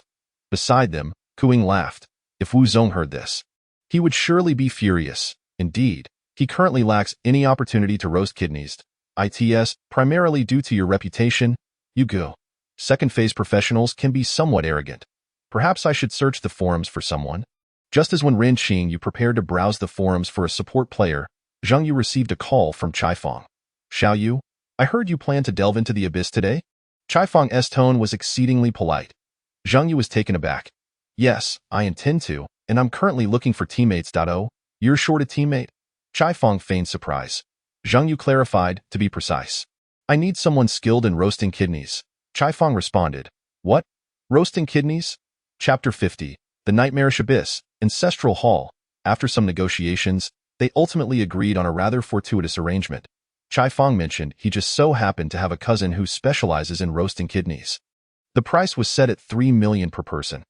Although Chaifeng deemed Zhang Yu's asking price somewhat excessive, he hesitated not at all, understanding that the prodigy he had recruited must be adequately supported. He believed this was likely Zhang Yu's frustration stemming from their failure to allocate resources effectively thus far. Offering a bit more seemed reasonable. So it's settled then. I will wire you the money shortly. And you all can wait a moment. Very well. Zhang Yu hung up the phone, smiling as he announced, I have found a support player. Who? Chaifeng's distant cousin. The head of the resource department? Indeed. Wait, she can roast kidneys? Tao Qian queried. Chaifeng asserted that his cousin's family was in the barbecue business, likely more skilled than Wu Zong. That should be no problem. When Ren Xingyu remarked, is it truly appropriate to discuss whether she can roast kidneys so earnestly? Chai Yun, Ranger, has applied to join the team. Captain has approved Chai Yun, Ranger, to join the team. Chai Yun, Ranger hello, Captain Zhang Yu, everyone. I am Chai Yun, and I am delighted to meet you all. Smiling, Tao Qian, monk so adorable. Zhang Yu, summoner welcome. When Ren Xingyu, assassin welcome, Sister Ku Ying, assassin welcome sister. Upon seeing herself referred to as sister, Chai Yun, en route in a taxi to the Shangyu Ancestral Hall, bit her lip. She was indeed a year older than when Ren Xingyu and had been a professional since last year, having stagnated at level 12. Lacking teammates and mentors, she had spent over a month assembling a team only to nearly perish in the Ancestral Hall. Subsequently, due to family matters and her own insufficient talent, she had given up. She had not intended to pursue this path any further until last night when her cousin Chaifeng called, claiming he had found a formidable player to guide her through the abyss. There would be no risk involved, and she wouldn't need to lift a finger. All she had to do was play the support role. To be regarded as a master by Chaifeng is undoubtedly a commendable achievement. However, the thought that the individual in question is merely a year younger than herself makes her feel somewhat uneasy. Upon arriving at the hall of the Ancestral Temple in Shangyu City, she quickly spotted her team, primarily due to the striking allure of when Ran Qingyu's figure. It was difficult not to notice the group of 4 young individuals clustered together. Zhang Yu also caught sight of Chai Yun, a remarkably healthy girl with sun-kissed skin, long legs, and a short, impeccably styled haircut. Bandages wrapped around her wrists, and her muscular forearms and calves were clearly visible. Zhang Yu nodded at Chai Yun and said, "There's a document I sent in the chat group. Please take a look and ensure there are no mistakes." Understood. Chai Yun's initial impression of Zhang Yu was that he was reliable. At least he wouldn't be the type to inflate his capabilities and rush into the abyss without first consulting the strategy. Yet, she didn't take the time to thoroughly review the materials he provided, considering it somewhat redundant. After all, the hall of the Ancestral Temple in Shangyu City was merely part of the school's curriculum, and every student was well versed in its intricacies. There was no need for a strategy guide. Though Chai Yun held a dismissive attitude towards this, she refrained from expressing it, as she had learned from her brother that Zhang Yu was the prodigy brought over from Jiangshui City. It was only natural that someone unfamiliar with Shangyu City's abyss might not be well informed. 1 hour, Zhang Yu announced. We will enter the abyss in 1 hour. He allowed Chai Yun time to review the information. As a newcomer to the team, she felt it inappropriate to voice her concerns, especially since Chaifeng had previously advised her to speak less, as Zhang Yu preferred a more passive role. However, the more she read, the more she felt something was amiss. Why was the strategy guide focused on the nightmare-level abyss? She suspected Zhang Yu had sourced the wrong guide. For ordinary practitioners, a nightmare-level strategy was merely a source of amusement, devoid of any practical application for skill acquisition. To truly learn, one needed a guide for the difficult level abyss. Unable to contain herself, Chai Yun cautiously cautioned Zhang Yu, is there a chance you've chosen the wrong guide? What do you mean? Zhang Yu inquired, noticing her hesitance. Chai Yun straightforwardly articulated her concern. The strategy posted in the group pertains to the nightmare-level abyss. Zhang Yu nodded. Indeed, that is the guide we are using. Chai Yun was momentarily speechless. Observing her confusion, Zhang Yu elaborated. Although you won't need to engage in combat, the Ancestral Temple abyss is fraught with traps and mechanisms, particularly at the nightmare level, which differs significantly from the ordinary level abyss you are accustomed to. The nightmare level abyss is more realistic, making the guide's value substantial, as it will aid us in setting a new record. Chai Yun emitted a sound of surprise. Isn't your brother supposed to have informed you? Zhang Yu asked. At that moment, Tao Qian interjected, Hey you, did you mention to Chai Fong that we are tackling the nightmare-level ancestral temple? Zhang Yu was taken aback. It seems I didn't. Suddenly, he understood why Chai Fong had reacted strangely when he requested 3 million. He must have thought it was exorbitant. Chai Yun stared at Zhang Yu in disbelief. Are you serious? Zhang Yu sighed. You are the third practitioner to ask me this today. Here's the situation. Due to a communication lapse on my part, my team and I are entering the nightmare-level ancestral temple in Shangyu City. If you feel this poses a risk, you are free to withdraw from the team. I will refund Chai Fong. As for finding a passive team member, they could always seek one on the forums. There would always be willing adventurers. Chai Yun stood there, contemplating, her indecision palpable. Zhang Yu, noticing the calluses on her hands, remarked, Those calluses indicate that you have not forsaken your training over the past year. As a ranger, upper body strength is paramount. Would you like to take a gamble with us? This invitation from Zhang Yu was significant. A practitioner who had taken a year off, yet maintained her training and developed such calluses, was someone who had never truly abandoned the path of a practitioner. Zhang Yu decided to offer her this opportunity. If she was willing to take the risk, the road of a practitioner would open up for her. Chai Yun gazed earnestly at Zhang Yu, her eyes reflecting uncertainty and confusion, yet more prominently, a sense of aspiration. Do you have confidence? 50. Either we succeed or perish. That's a splendid interpretation. I might withdraw midway, Chai Yun stated candidly, leaving nothing concealed. Zhang Yu waved his hand dismissively. That's fine. I've been through this before, but the fee is non-refundable. Chai Yun pondered. 300,000. If you truly manage to conquer the nightmare-level ancestral temple, it would be quite a windfall for me. After a long silence, she muttered to herself, Am I out of my mind? Reason told her that a summoner, accompanied by 4 passive members, could not possibly conquer the nightmare-level abyss.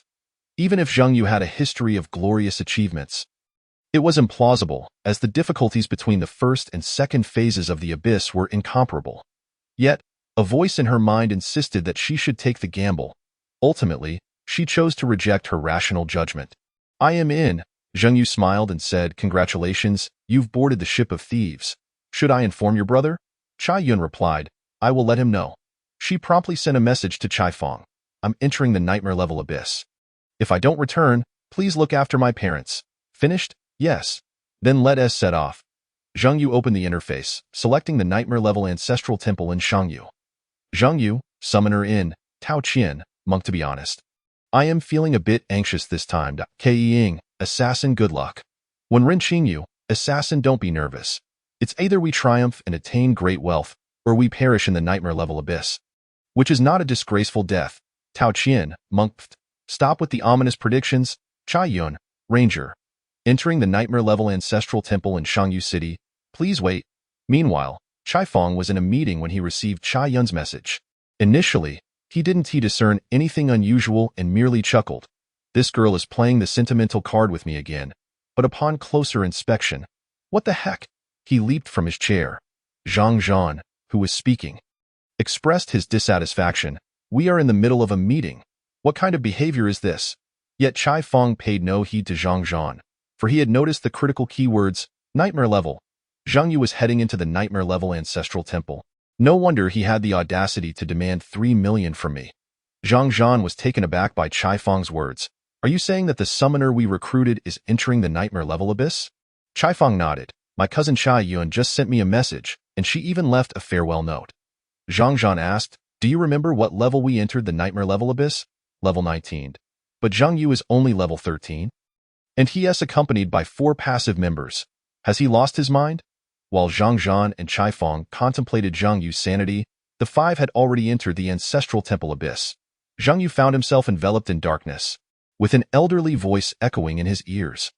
The ancestral temple, primarily used for worship, marriage, funerals, longevity, celebrations, honoring ancestors and sages, offering prayers, celebrating, bestowing blessings, believing that ancestors and deities will protect them. In Shangyu village, it is no different. Their ancestors have safeguarded them for generations, ensuring success in officialdom, freedom from famine, and immunity from warfare and fire. They express gratitude to their ancestors, revering the ancestral temple, until, one day, the ancestors too begin to make demands. I guarantee your safety. You offer your life in worship. Will the ancestors you honor truly protect you? Or rather, are the ones you honor your true ancestors? The voice was deep and resonant, narrating the tale of the ancestral temple abyss as if sharing a ghost story. Chapter 51. It seems I've found a true ally. You have entered the nightmare-level difficulty of the ancestral temple in Shangyu City. This difficulty fully restores the abyss's true appearance and reconstructs its entire history, presenting extreme challenges and a high mortality rate. Please exercise caution. A chilling wind swept through, accompanied by an almost imperceptible sensation of being pushed and pulled. As Zhang Yu and his companions materialized on a dimly lit forest path, Zhang Yu shuddered inexplicably. The wind here was not as biting as that in the cold street abyss, yet it sent an unsettling chill down his spine. As if something was watching him with malice and greed. Watching? Who is staring at me? Zhang Yu glared at the inky shadows along the roadside, expressing his discontent. You choose not to speak, do you? Without hesitation, Zhang Yu summoned the Goblin General. Goblin, charge at him. The Goblin General wasted no time, slapping his giant wolf mount and charging into the right side of the forest path, with a piercing wail that echoed like a ghost's cry. Defeated the blocking ghost LV-15, gained 2094 experience points. Ah, that's better. The oppressive feeling of being scrutinized vanished instantly. Trying to scare me? Who gave you the audacity? Tao Qian remarked. Big brother, you just shattered the eerie atmosphere the ancestral temple abyss was carefully crafting. It was just beginning to evoke a sense of traditional horror, and you obliterated it. Zhang Yu approached the remains of the blocking ghost, gazing down at the heap of white ash on the ground, hands clasped behind his back. After all, this was merely an abyss, as long as there were health points. He was Lin Zhengying. Tao Qian hastily arrived, exclaiming, Brother you are impressive. Speaking of which, who is Lin Zhengying? Zhang Yu replied with a silence. At that moment, the rustling of leaves echoed through the forest, faintly accompanied by the laughter of children. How dare these audacious spirits mock me? Zhang Yu seethed, cursing directly. The children's laughter gradually faded into the swirling cold wind. In truth, Zhang Yu was merely toying around.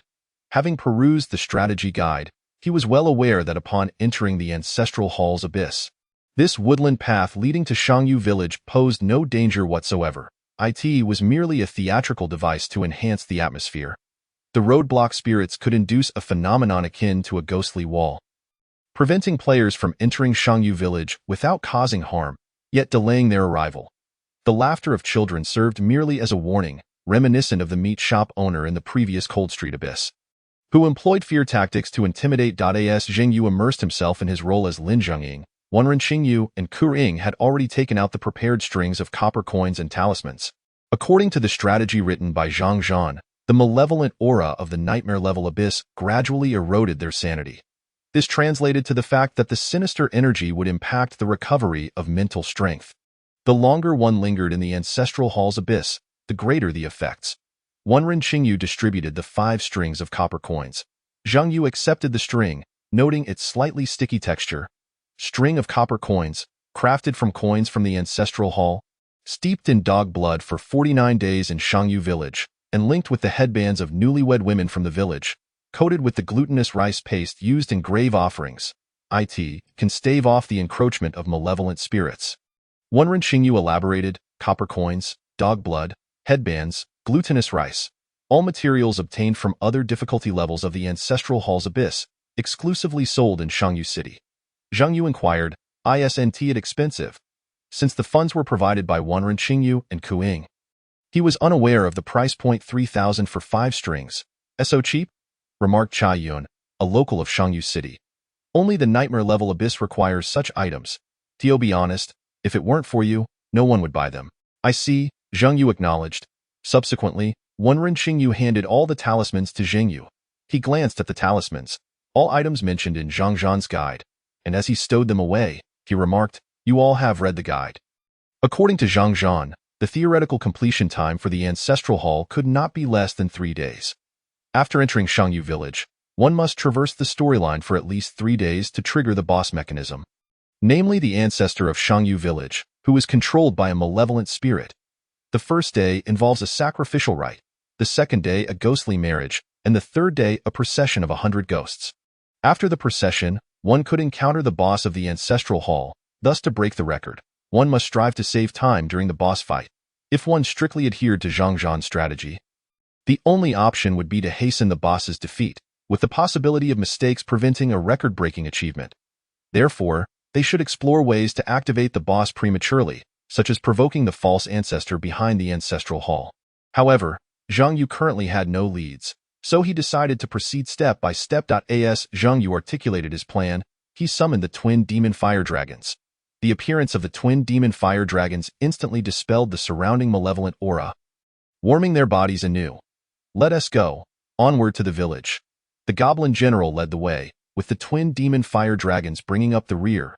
A group of them traversed the pitch-black woodland path towards Shangyu village.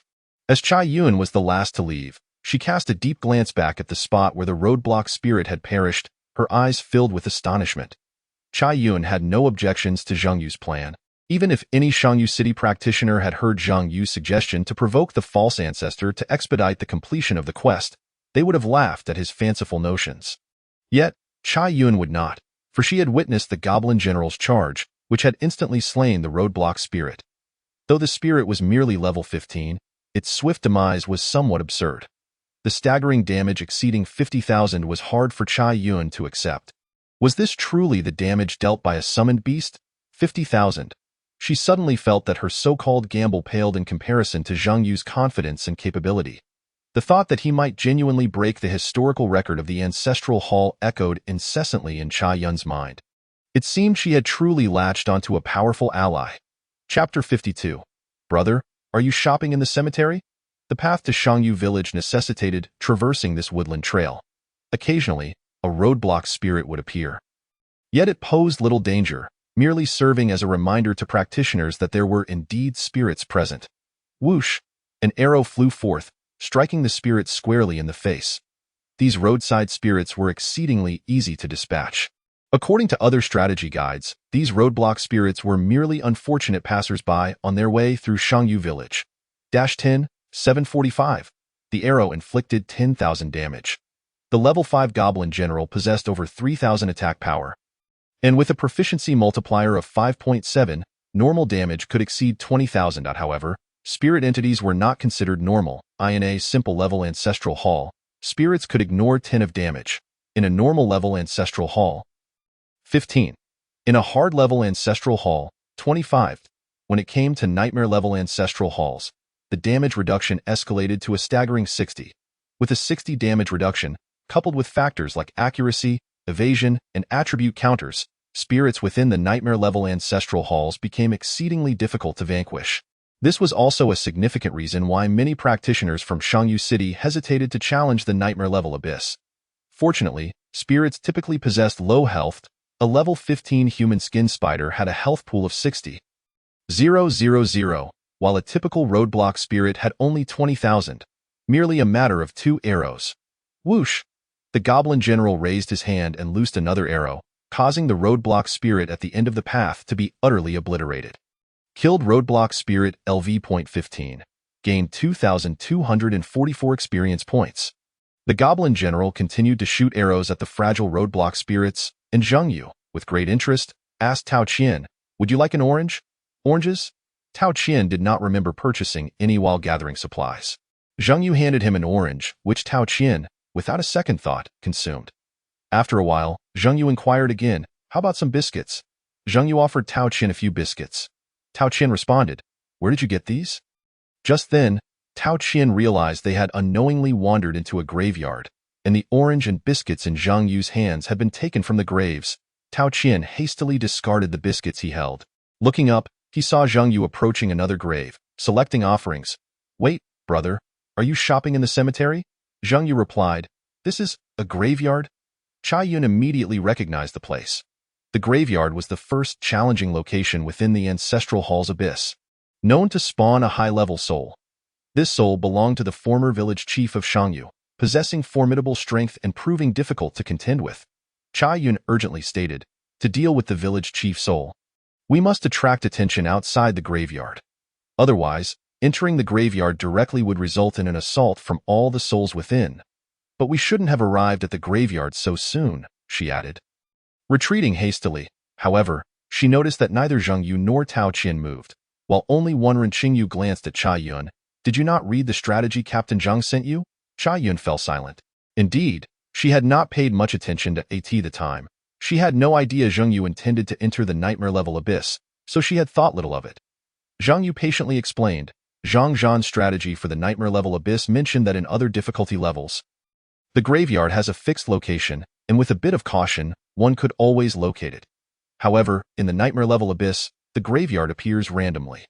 The earlier it appears, the greater the danger. Fortunately, we reached the graveyard within 10 minutes. A full half an hour earlier than Zhang Zhan.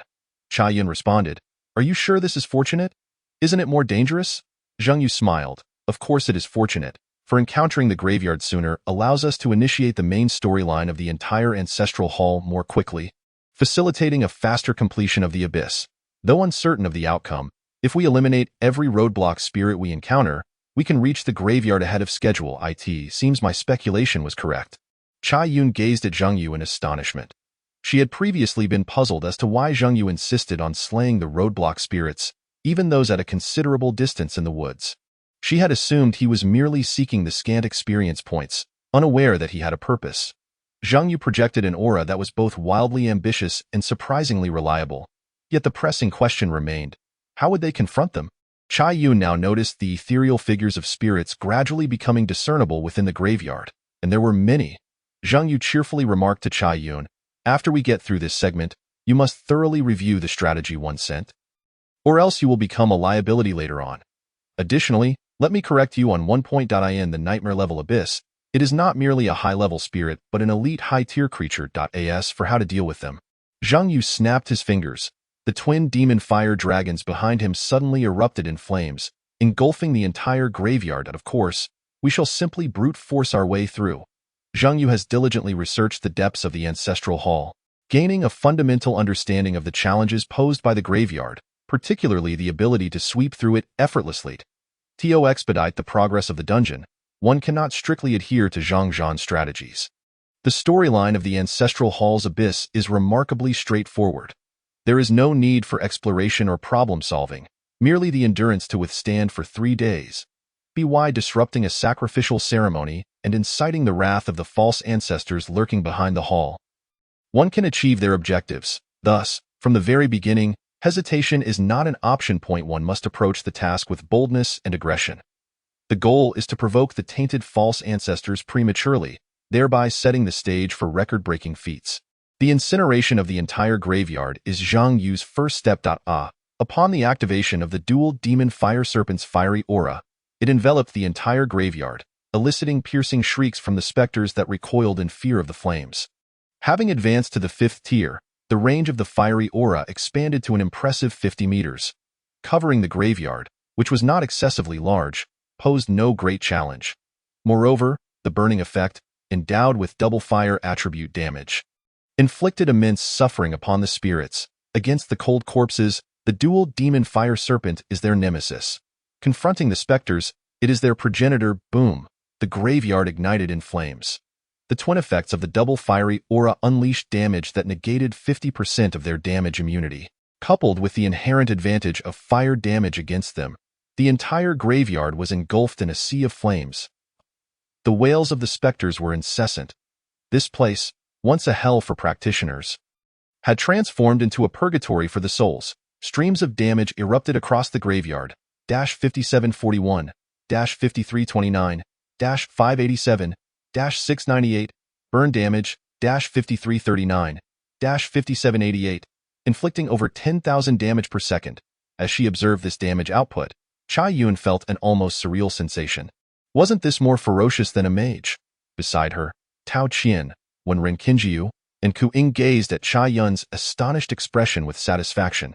Indeed, that half-open mouth, the dazed look in her eyes, and her trembling pinky finger conveyed the essence of the moment. Chapter 53. The most exquisite ingredients often require the simplest cooking methods. Exactly, Tao Qian remarked cheekily, for they too had been in a similar state of awe upon witnessing Zhang Yu's damage output. Mechanisms and dangers were rendered irrelevant in the wake of Zhang Yu's summoned beast's explosive damage. Not only was it an instant kill, but it was also area-wide. The flames continued to rage. The ordinary specters that emerged in the graveyard were all level 20 entities, with their health multiplied threefold.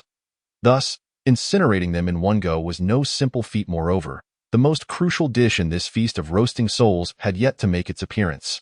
Whoosh! A chilling wind swept through. Wails echoed around them, accompanied by a faint, mournful melody. From the largest grave, a decrepit old man cloaked in black smoke crawled forth. Like the other specters, his form was semi-transparent. However, the black smoke trailing behind him vaguely resembled a peculiar creature. Spectre, village chief of Shangyu, the first to offer his soul to the ancestors. Level, LV20. Rank, Elite. Health, 150. 000. Attack power, 2500. Skill I. Shadow Cloak. Skill 2. Shadow Poison. Skill 3. Possession. Skill 4. This level 20 elite monster elicited a serious expression from Zhang Yu. This elite foe could nearly rival the boss Shao Qi Xiang from the nightmarish depths of Cold Street. It is important to note that this was merely the first challenge within the Ancestral Hall's abyss. What grievance do we, the villagers of Shangyu, harbor against you, distant guest? The specter of the village chief gazed at Zhang Yu ominously. Zhang Yu gestured towards the wailing specters surrounding him, saying, "It seems rather ominous here. With too many unclean entities, allow me to cleanse your space." The village chief specter erupted in furious indignation. The black mist behind him surged forth, enveloping the graveyard in shadowy energy, momentarily suppressing the flames of the dual demon fire serpent. The surrounding specters finally seized the opportunity to rush at Zhang Yu and his companions. Chai Yun felt her legs weaken at this sight.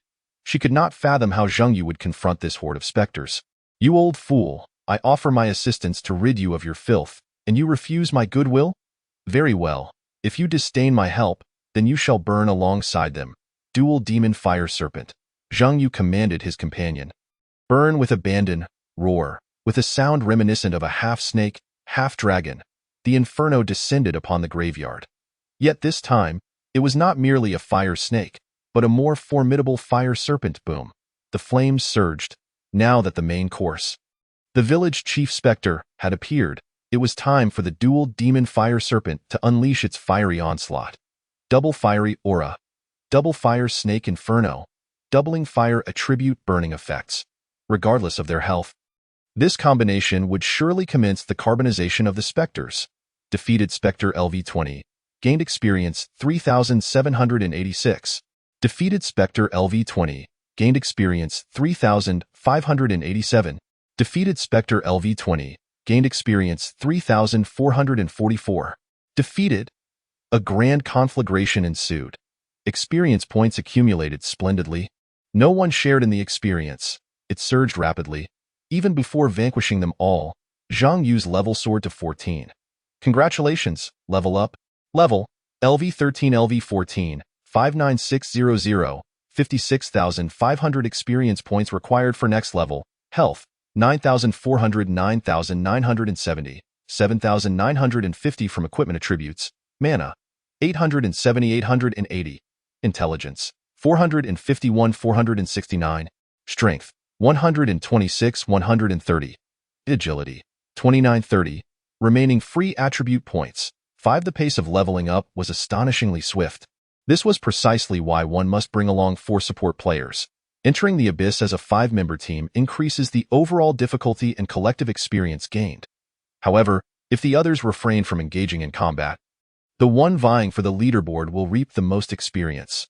Soloing through nightmarish depths allows for a leveling speed beyond anyone's imagination. Just a wave of specters can elevate one's level. Ah! A piercing scream shattered Zhang Yu's immersion in the joy of leveling up. The village chief specter, witnessing his fellow specters being incinerated, unleashed a torrent of shadow energy, enveloping the entire graveyard in an attempt to contend with the fire serpent's inferno. Yet, given its innate attributes that counteract shadow energy, the dual demon fire serpent could not be subdued. Instead, the flames burned even more fiercely. Realizing that it could not suppress the flames and feeling the heat upon itself, it transformed into a cloud of black mist, charging rapidly towards Zheng Yu. But the goblin general, tasked with safeguarding Zheng Yu, was not idle. In such a chaotic melee involving a summoner, one must always be prepared with a guardian creature. The goblin general hefted its heavy hammer and struck the cloud of black mist. Whoosh! The hammer connected with the village chief specter's form, dealing minus 8,742 damage. Yet the specter did not falter. The village chief, now shrouded in black mist, disregarded the hammer and surged directly towards Zheng Yu. While practitioners can inflict direct damage upon specters in the abyss, specters remain fundamentally specters. Physical attacks are indeed challenging to thwart. Zheng Yu, Tao Qian and the others shouted anxiously as they witnessed the specter closing in on him. The summoner possesses a critical vulnerability. All their strength is concentrated in their summoned creatures, making their own health and defense exceedingly fragile. However, in the next moment, Tao Qian realized their concerns were unfounded. The summoner may be weak, but they had completely overlooked that Zheng Yu possessed 3 pieces of platinum-grade equipment. The attack from the village chief specter struck Zheng Yu, colliding with the shield of the Vengeful Ring. Vengeful Engagement Ring. Equipment Effect 1. Spirit Shield. A shield born of vengeance that can withstand 10,000 points of magical damage. Equipment Effect 2. Shield Break. Upon breaking, inflicts 2,500 points of fixed damage to nearby enemies. A shield of 10,000. The village chief specter could not breach it. Even if it were to shatter the shield, Zheng Yu still had the defense from the human skin spider set and the taunting defense from the training dummy. To reach Zheng Yu, it would first have to overcome these layers of protection. 6458. A white damage number appeared above Zheng Yu's head. The white damage indicated a reduction in shield value. 6,000. Honestly, that was quite substantial. The village chief specter attempted to possess Zheng Yu but found itself suspended mid-air due to the shield's resilience. Whoosh! In that fleeting moment, the dual demon fire serpent prepared its most potent breath attack. The serpent's breath. Zheng Yu observed the village chief specter ensnared in the crimson breath, continually wailing, and remarked, "The finest ingredients often require the simplest cooking methods." Carbonizing the specter merely necessitated the addition of ordinary breath capable of melting iron. Defeated specter. Village chief of Shangyu LV20. Gained experience 7,848. Chapter 54. A chilling thought emerges, the perfect strategy for completion. The once vibrant graveyard was now reduced to the crackling sounds of flames. The specters that once boasted of vanquishing Zheng Yu had been utterly obliterated. Following the demise of the village chief specter, the black mist clinging to him spiraled upwards, swirling in the air as if to etch Zheng Yu's visage into memory before dissipating into the void. Congratulations! Acquired the villager's pipe, LV0, silver grade. Congratulations! Acquired the wraith's robe, LV20, silver grade. 2 pieces of equipment have been obtained. 1 is a decorative item, an evidently antiquated pipe that seems ill-suited for a professional smoking pleasure, given the filth that has accumulated upon its mouthpiece, making it rather unappealing. Decorative item, villager's pipe. Wearing level, none. Wearing requirement, none. Grade, silver. Attributes, none. Equipment effect. By placing this pipe in your mouth, you shall receive treatment akin to that of the village chief while in Shangyu village. Is it truly meant to be used like this? Zheng Yu gazed disdainfully at the soiled mouthpiece. It was clear that it was merely a quest item. Despite its unkempt appearance, it could prove invaluable in a critical moment. Although he felt revulsion, this item was not mentioned in Zhang Zhan's strategy guide. Initially, Zhang Zhan and his companions had not defeated the Wraith Village Chief. The Wraith Village Chief would unleash his final skill when his health dropped to 5, a skill that was not visible on the attribute panel. Named Yin-Yang Separation. This meant one could no longer attack the Wraith Village Chief and merely watch as the experience and equipment slipped away. Thus, Zheng Yu had instructed the Twin Flame Fire Serpent to hold back, using Flame Aura to slowly wear down the enemy, ultimately delivering a decisive blow with the Dragon's Breath skill, eliminating the Wraith Village Chief before he could react. This exemplified the advantage of having a strategy.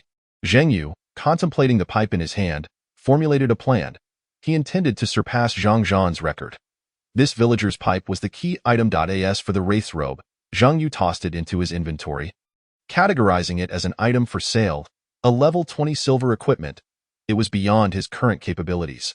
Once Zheng Yu had finished sorting through his spoils, Chai Yun was still in a state of disbelief. Was it truly over? The Wraith Village Chief, dubbed the first formidable obstacle of the nightmare-level abyss, had been vanquished by Zheng Yu with a mere flicker of flames. She stared blankly at the two summoned creatures by Zheng Yu's side, the brawny goblin general and the twin-headed fire dragon, both of whom shattered her preconceived notions about summoners.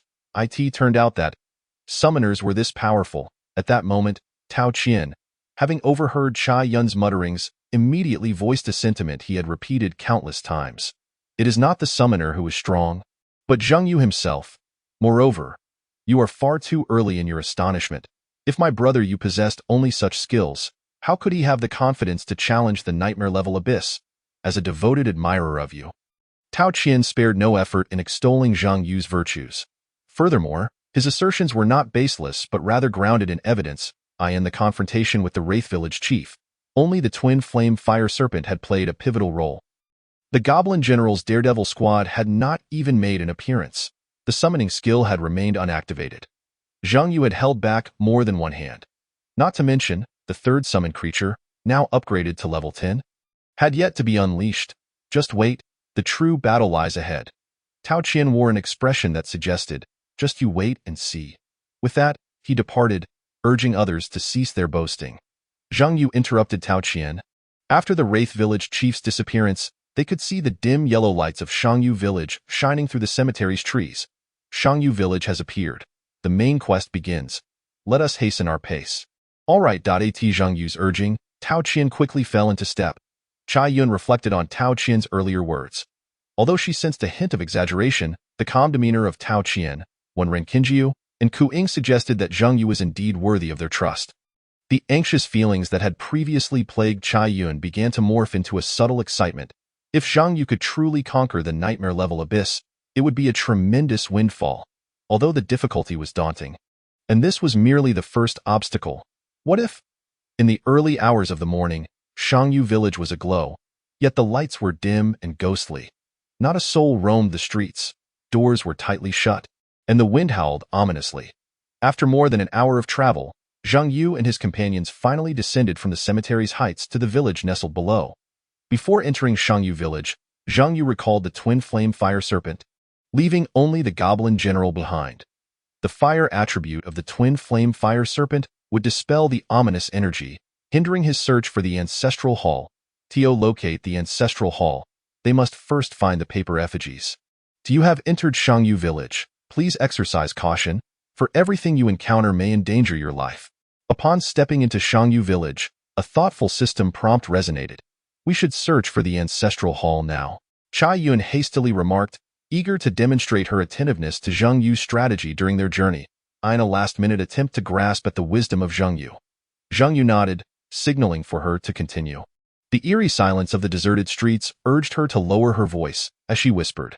Zhang Zhan's strategy indicated that the first task upon entering Shangyu Village is to locate the ancestral hall. Once the ancestral hall is found, hiding within it will trigger a cutscene showcasing the villagers' entire sacrificial ceremony. However, the issue lies in the fact that the architecture of the ancestral hall is not conspicuous, lacking a fixed position, thus requiring a stroke of luck to find. If one were to enter the wrong building, they would become trapped. The second challenge of the Shangyu Ancestral Hall abyss lies in the fact that every household harbors danger. Just as the system warned, every object poses a threat. The swiftest and most convenient method is to utilize talismans, which will ignite based on the intensity of the ominous energy within the room. The stronger the flames, the more powerful the malevolent spirit present. The dwelling with the most intense ominous energy is likely to be the Ancestral Hall. Having reached this point, Zheng Yu interjected. Precisely. This is what Zhang Zhan's guide described, finding the ancestral hall, concealed within a wooden coffin, and then proceeding through the cutscene. However, our goal is to shatter the record left by Zhang Zhan, which means we cannot simply replicate the strategy. We must enact some changes, Chai Yun inquired. How do we change it? Zheng Yu articulated that to genuinely surpass the record and secure the rewards, alterations must be made. The most effective means to do so lies within the narrative's progression. Zheng Yu stated, in my view, Zhang Zhan's completion was achieved through a clever tactic, observing the entire tale of Shangyu Village's misdirected ancestral worship from a third-party perspective. Yet, the guide fails to elucidate why the ancestors were worshipped incorrectly, who was being worshipped, and how Shangyu Village ended up in this ghostly state, nor why the Wraith Village chief obstructed our way in the cemetery. these aspects were absent from Zhang Zhan's guide. Thus, it cannot be deemed a comprehensive strategy. It can only be said that while it may allow one to pass through the abyss, it is far from perfect. As Cha Yun listened to Zhang Yu's assertions, she inexplicably began to trust his perspective, though she recognized that voicing such opinions on the Shangyu City Forum would likely invite scorn. After all, Zhang Zhan's completion record for the Shangyu Ancestral Hall was venerated as a sacred text by the professionals of Shangyu City. Who was she, a mere summoner, to question it? Yet, having witnessed Zhang Yu's prowess and his distinctly unconventional thought process, she, a native Shangyu City practitioner, truly began to wonder. Was Zhang Zhan's strategy not as flawless as it seemed? So, what do you intend to do? Cha Yun asked. Zhang Yu replied. From Zhang Zhan's standpoint, every action he took was correct, yet it still failed to encapsulate the entire story. This indicates that the perspective was flawed. A flawed perspective? Indeed, Zhang Zhan's viewpoint was that of an observer, examining the 3 stages of Shangyu village's sacrificial rites, ghost marriages, and the procession of spirits. But what if we were to shift our perspective and engage in the game from the point of view of the sacrificers? Upon uttering this, Zhang Yu left both Cha Yun and his companions, Tao Qian and Wen Qinjiu, momentarily speechless. Before they could voice their objections, Zhang Yu's next statement sent chills down their spines. Or perhaps, we could directly become the sacrificial offerings. Would that not allow us to confront that foe ancestor head-on?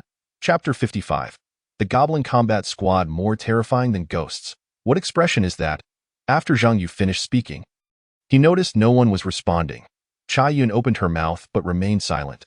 Only Tao Qian, who had forged a closer relationship with Zhang Yu, remarked, "This seems to deviate from the plan, doesn't it? Did we not agree to locate the ancestral hall using the burning intensity of the talismans? To directly become sacrificial offerings, is that not perilous?" Such words could only be uttered by Tao Qian. Having spent time with Zhang Yu, Wen Qinjiu and Kuing had come to realize that Zhang Yu possessed a rather resolute character. Once he made a decision, it was challenging to sway him. Zhang Yu observed the expressions of his companions and chuckled. "Fear not, I am no madman.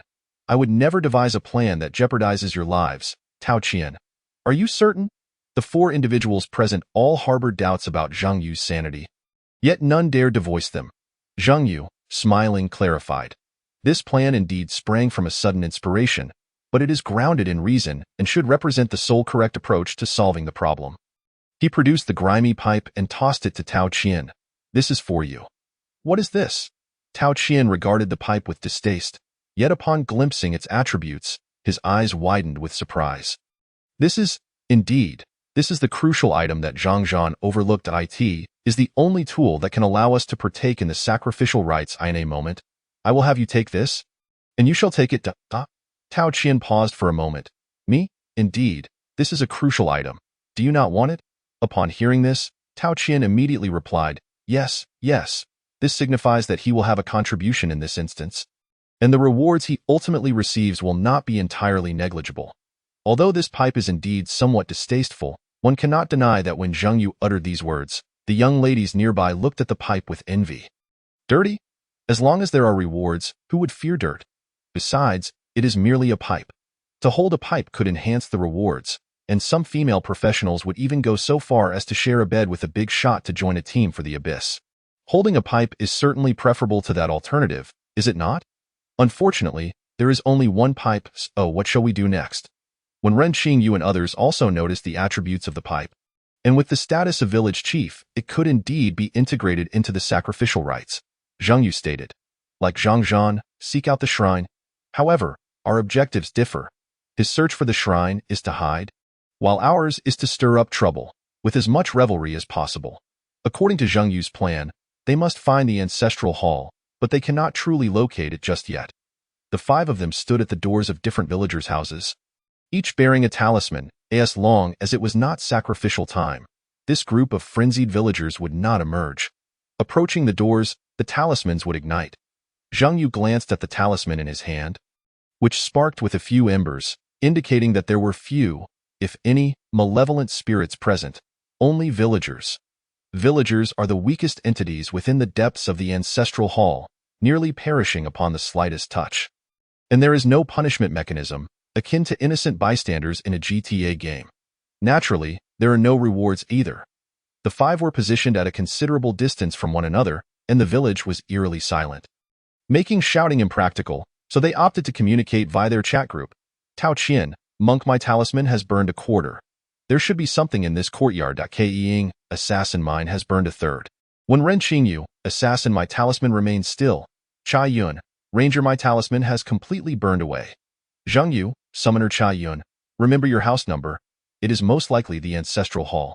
Chai Yun, ranger, understood. Zhang Yu, summoner, let us gather at the entrance of Ku Ying's house. Tao Qian, monk, okay. They converged at the door of the villager's house where Ku Ying resided. The burning talisman indicated the presence of malevolent spirits within. Entering the room would trigger a mechanism, and the spirits would begin to attack the professionals. The more fervently the talisman burned, the stronger the spirits would be. The most vigorous would likely belong to the ancestral hall, though it was not entirely certain. Powerful spirits could also consume a talisman, suggesting it could either be the ancestral hall or a level 20 elite monster.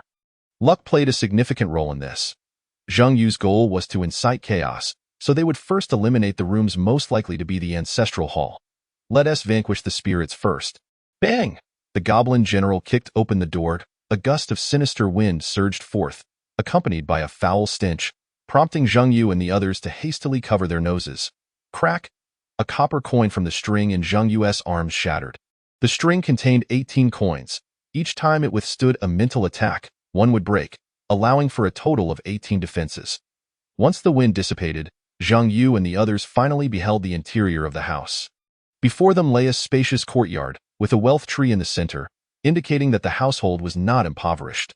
The door directly opposite the courtyard entrance was ajar, and within, they could vaguely see an elderly woman dressed in a gray cotton shirt sitting in a chair. Glaring at them, most disturbingly, blood tears flowed from her eyes. The scene was exceedingly eerie. Zhang Yu felt neither fear nor concern. Not only could he see the health bar above the old woman's head, but moreover, he had no intention of entering the courtyard. What is the strength of a summoner? Answer. There is no need to personally enter the battlefield. Goblin General, charge. The Goblin General, fearless, rushed forward on his wolf steed towards the eerie old woman seated in the hall. Zhang Yu turned his back, entirely disinterested in the unfolding battle, and said to Tao Qian and the others, "We shall remain here and wait. You may frighten as you please. Should I feel fear for even a moment? I will share your surname." The depths of the ancestral hall in Zhang Yu possess a peculiar characteristic: face-to-face kills. Just as the malevolent spirit village chief could evade the Goblin General's obstruction and rush directly to Zhang Yu. It mirrors the scenarios commonly seen in horror films. One is acutely aware that a terrifying moment is imminent, yet when a ghostly visage suddenly appears, one is still startled. Tao Qian and the others were averse to entering the ancestral hall for this very reason. Many second-stage warriors who had traversed the ancestral hall, despite having strategies, would still feel apprehensive. This experience far surpassed merely playing a horror game. However, Zhang Yu was a summoner, which meant that as long as his power was overwhelming, he need not witness the battle to direct it. Bang. Zhang Yu even thoughtfully closed the door behind the Goblin General and the old woman. Continue your fight. I shan't disturb you, Tao Qian. Is this how it can be played? Ku Ying. So we are simply to wait here? When Rune Qingyu. There is more than one ghost in this house. There is another by the wealth tree, and one is even hanging from the beam. It may take a while, Zhang Yu. Who wants an orange, Tao Qian? Not I, when Rune Qingyu. How about some tea? Zhang Yu.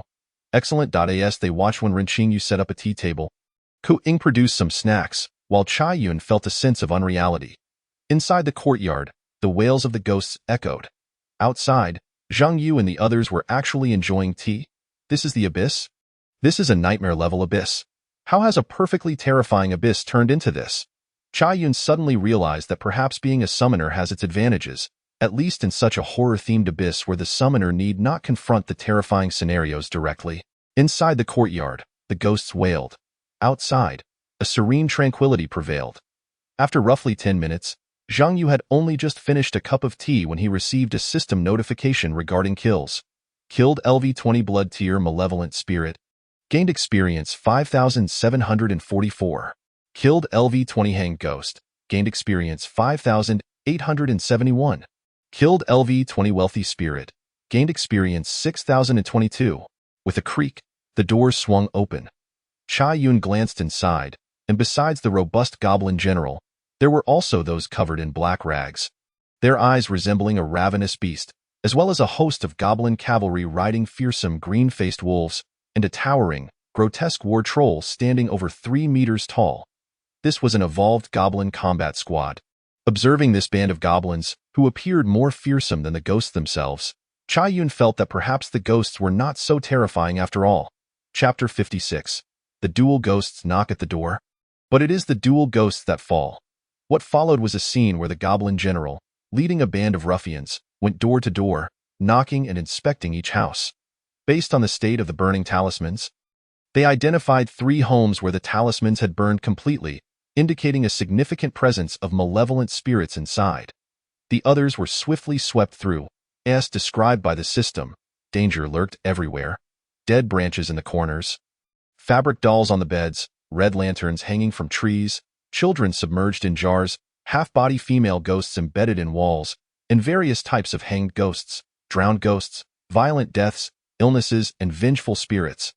According to those who had completed the difficult level Ancestral Hall Abyss, even if one knew there were ghosts present, one would still be petrified, for all that should and should not exist in the Ancestral Hall depths were present.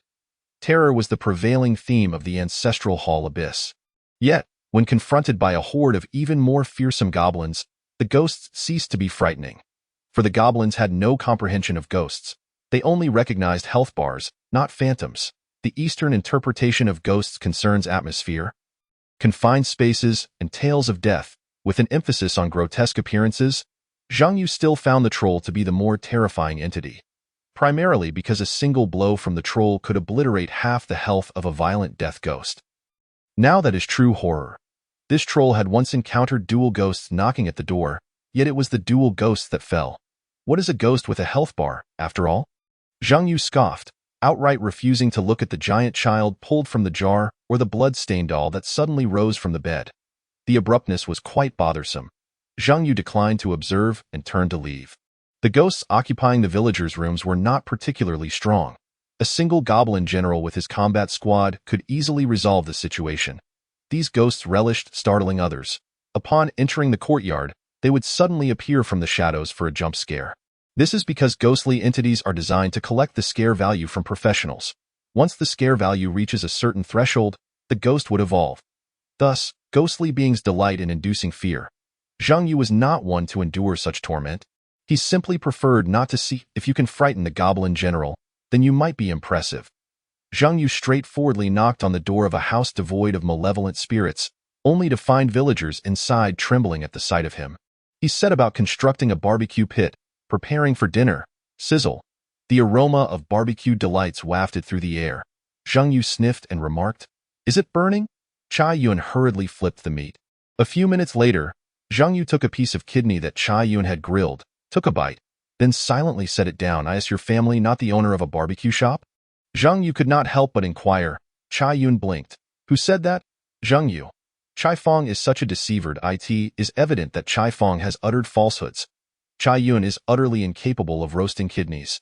Chai-Yun herself is somewhat bewildered, as when she first encountered Zhang Yu, she was asked if she could roast kidneys, a question she dismissed at the time.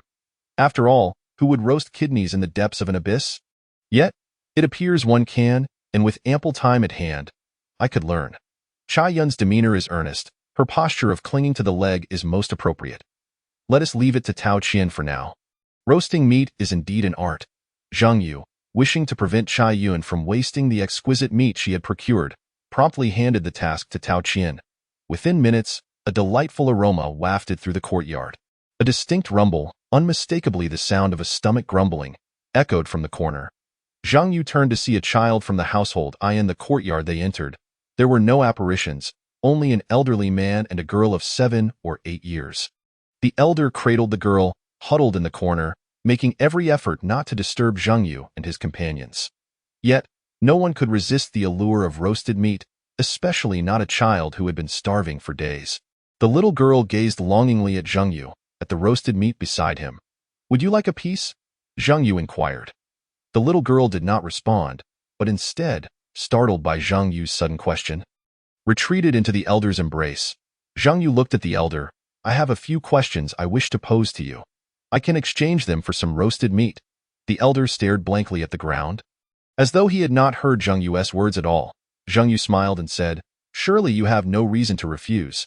You would not wish to contemplate the consequences of declining my offer." Zhang Yu spoke plainly, harboring no intention of fostering a heartfelt connection with the villagers. It is often observed that protagonists forge amicable relations with local inhabitants to extract various pieces of information. Zhang Yu deemed such endeavors unnecessary. Firstly, he was acutely aware of the extreme and closed-minded mentality prevalent in such insular villages. To put it bluntly, the villagers' mindset could be described as terrifying, genuine camaraderie. Should one truly engage, one might expect to be led to ruin. Secondly, he did not believe he possessed the protagonist's halo, capable of charming the locals into divulging information merely through words or charisma. The most effective method, he concluded, was through force. It is swift and convenient. Thus, Zhang Yu presented the elder with two choices. Either bring the child forth to partake in the roasted meat and divulge the village's circumstances, or meet a fate akin to that of the outside spirits torn apart by goblins. Only then did the elder lift his head, gazing at the beaming youth before him, as if he were witnessing the visage of a child from a time long past in the village. He gathered the little girl and approached Zhang Yu, a wise choice indeed. Zhang Yu extended a skewer of roasted meat to the little girl. She looked up, seemingly wanting to express her gratitude, but only managed to emit a faint sound. Zhang Yu noticed that the child had no tongue. "What has happened to her?" Zhang Yu inquired. The elder, understanding the question, gently stroked the girl's head and replied, "For being too talkative, she was stripped of her right to speak." "Be why whom?" The elder remained silent. Rune Qingyu, standing nearby, interjected, "Was it your ancestors?" The elder cast a glance at the group, then offered a rueful smile. "No, he is not our ancestor." "Then who is he?" Rune Qingyu pressed, sensing that the answer was near. The elder merely pointed to the child's mouth. The implication was clear. He could not speak of it, for to do so would mean his own tongue would also be taken. Zhang Yu observed that the child had finished the skewer, and he took another one, offering it to the little girl once more. However, she shook her head. The elder explained, "She has no tongue. She cannot taste. Eating is merely a matter of muscle chewing. Moreover, we do not require food." Rune Qingyu frowned and asked, "But I just heard the child's stomach growling." Still in denial? The elder shook his head, saying, "We do feel hunger, yet we can never feel full. Is it because of your false ancestor?" Rune Qingyu queried. The elder hesitated for a long moment before responding. "I do not know your purpose for coming here, nor do I understand why you have chosen to arrive on the day of the ritual. But I advise you, do not participate in the upcoming ceremony. Find a place to hide. I know of a location, within the ancestral hall, where there are 3 wooden coffins. If you lie inside, they shall not see you." Zhang Yu and Rune Qingyu exchanged glances. Realizing then why Zhang Zhan had opted to conceal himself within a coffin, it appeared that someone had lured him. Chapter 57. The Ritual, Plague, Interests, the Ghost Village. "What if we do not hide?" Zhang Yu asked directly. The elder fixed his bloodshot eyes upon Zhang Yu, stating, "If you do not hide, you will die. Whom?" Zhang Yu pressed further, "I cannot say." Zhang Yu observed the elder, who appeared to be in his 70s. Clad in a dark blue linen coat, his fingers trembling slightly, as if in fear. Zhang Zhan's strategy had explicitly noted that in the nightmarish abyss, one must seek refuge within a coffin. Yet, the consequences of not doing so remained unknown. Clearly, Zhang Zhan had also inquired about the situation from a local villager. They would lead outsiders to the coffins. Whether it was out of goodwill or malice was impossible to discern. "Tell me, how did your village come to be in such a state?" Zhang Yu did not frame it as a question. The elder looked up, seeing the smile on Zhang Yu's face, and the 2 young women behind him, already brandishing their daggers, causing his heart to tremble. He hastily replied, 10 years ago, the village was not like this. Due to years of drought, our harvests were poor, and we could barely survive. We ventured into the mountains and opened the coffins of our ancestors." "Wait," Zhang Yu interrupted the elder. "If you were so impoverished, why disturb the ancestral graves? Is that not a grave taboo?" The elder shook his head, explaining, "This is a tradition passed down through generations in our village. Whenever the village faces insurmountable difficulties, we would excavate the coffin of the oldest ancestor and bring both the coffin and the remains into the ancestral hall. A ritual? Rune Qingyu suddenly understood. Yes, a ritual. The elder continued. This was a desperate measure. Had we not been on the brink of starvation, we would never have considered it. And then? Zheng Yu inquired. The elder coughed violently a couple of times, clearly not in good health. After his fit subsided, he continued. The ritual was a resounding success. Overnight, purple tea leaves sprouted on the southern mountain, their fragrance unforgettable. Once harvested and sold, not only did we acquire food, but everyone in Shangyu village enjoyed a prosperous life. As he recounted these events, a smile spread across the elder's face. Zhang Yu nodded, remarking, "It is evident that in such an insular village, every household could afford to build such large courtyards. Indeed, prosperity was once yours." Prosperous, but not for long, the elder continued, echoing Zhang Yu's sentiments. The tea trade attracted numerous calamities, such as unequal distribution of profits and the plundering by outsiders. To safeguard our hard-won livelihood, you did not resort to another ritual, did you? Zhang Yu interjected, sensing the unfolding narrative. The elder sighed. Yes, in order to drive away competitors, outsiders, and those within the village who harbored treacherous intentions regarding the tea. The village chief secretly convened us elders for a second ritual, unearthing another ancestor's coffin. That year, a plague descended upon our village. With the blessing of our ancestors, those loyal to Shangyu village were spared from infection, while any outsider or treacherous villager would succumb. Zhang Yu pondered, so, your current state of isolation is indeed linked to this plague? Yes.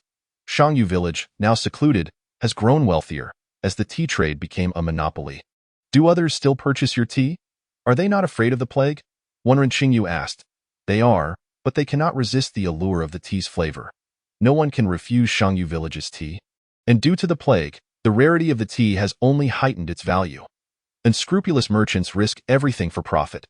Zhang Yu acknowledged, a profit margin exceeding 100 is indeed sufficient to tempt one to gamble with their life. That is quite reasonable. Thus, even though we are confined due to the plague, we still live in abundance, for black market traders provide us with everything we need. Everything, including people? Zhang Yu locked his gaze onto the elder's eyes, seeking to discern any deceit. The elder hesitated before nodding. The village tainted by plague did not choose to isolate itself. Rather, the outside world had severed their connections. For a village to continue its lineage, it must either resort to incest or seek individuals from beyond its borders. Who would come? No one returns. Yet there are black market traders in the face of substantial profit. Abducting a few women into the village is not a difficult task. Clearly, this village bore the characteristics of the most sinister of places Zhang Yu had imagined. Human trafficking, isolation, incest, and Zhang Yu's gaze drifted to the little girl, her missing tongue igniting a flicker of ruthlessness in his eyes.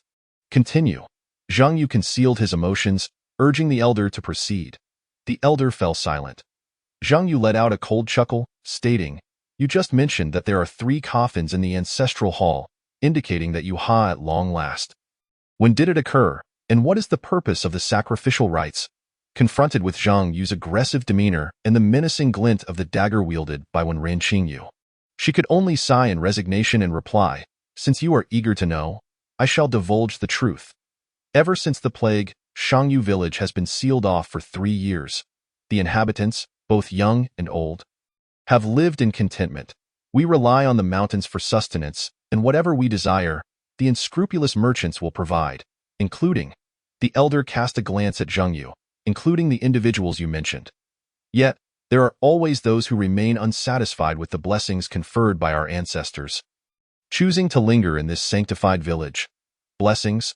When Rune Qingyu found it increasingly difficult to bear, her brows furrowing in dismay, a village that has been isolated from the outside world due to the plague, dependent on the trade of human lives for survival, is perceived by the elder as a gift and a blessing?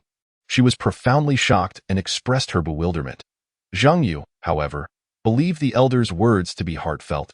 Lacking knowledge and exposure to the world beyond, the impoverished villagers, living in a place where they can obtain whatever they desire, view it as a divine favor, in other words, setting aside the plague for the moment.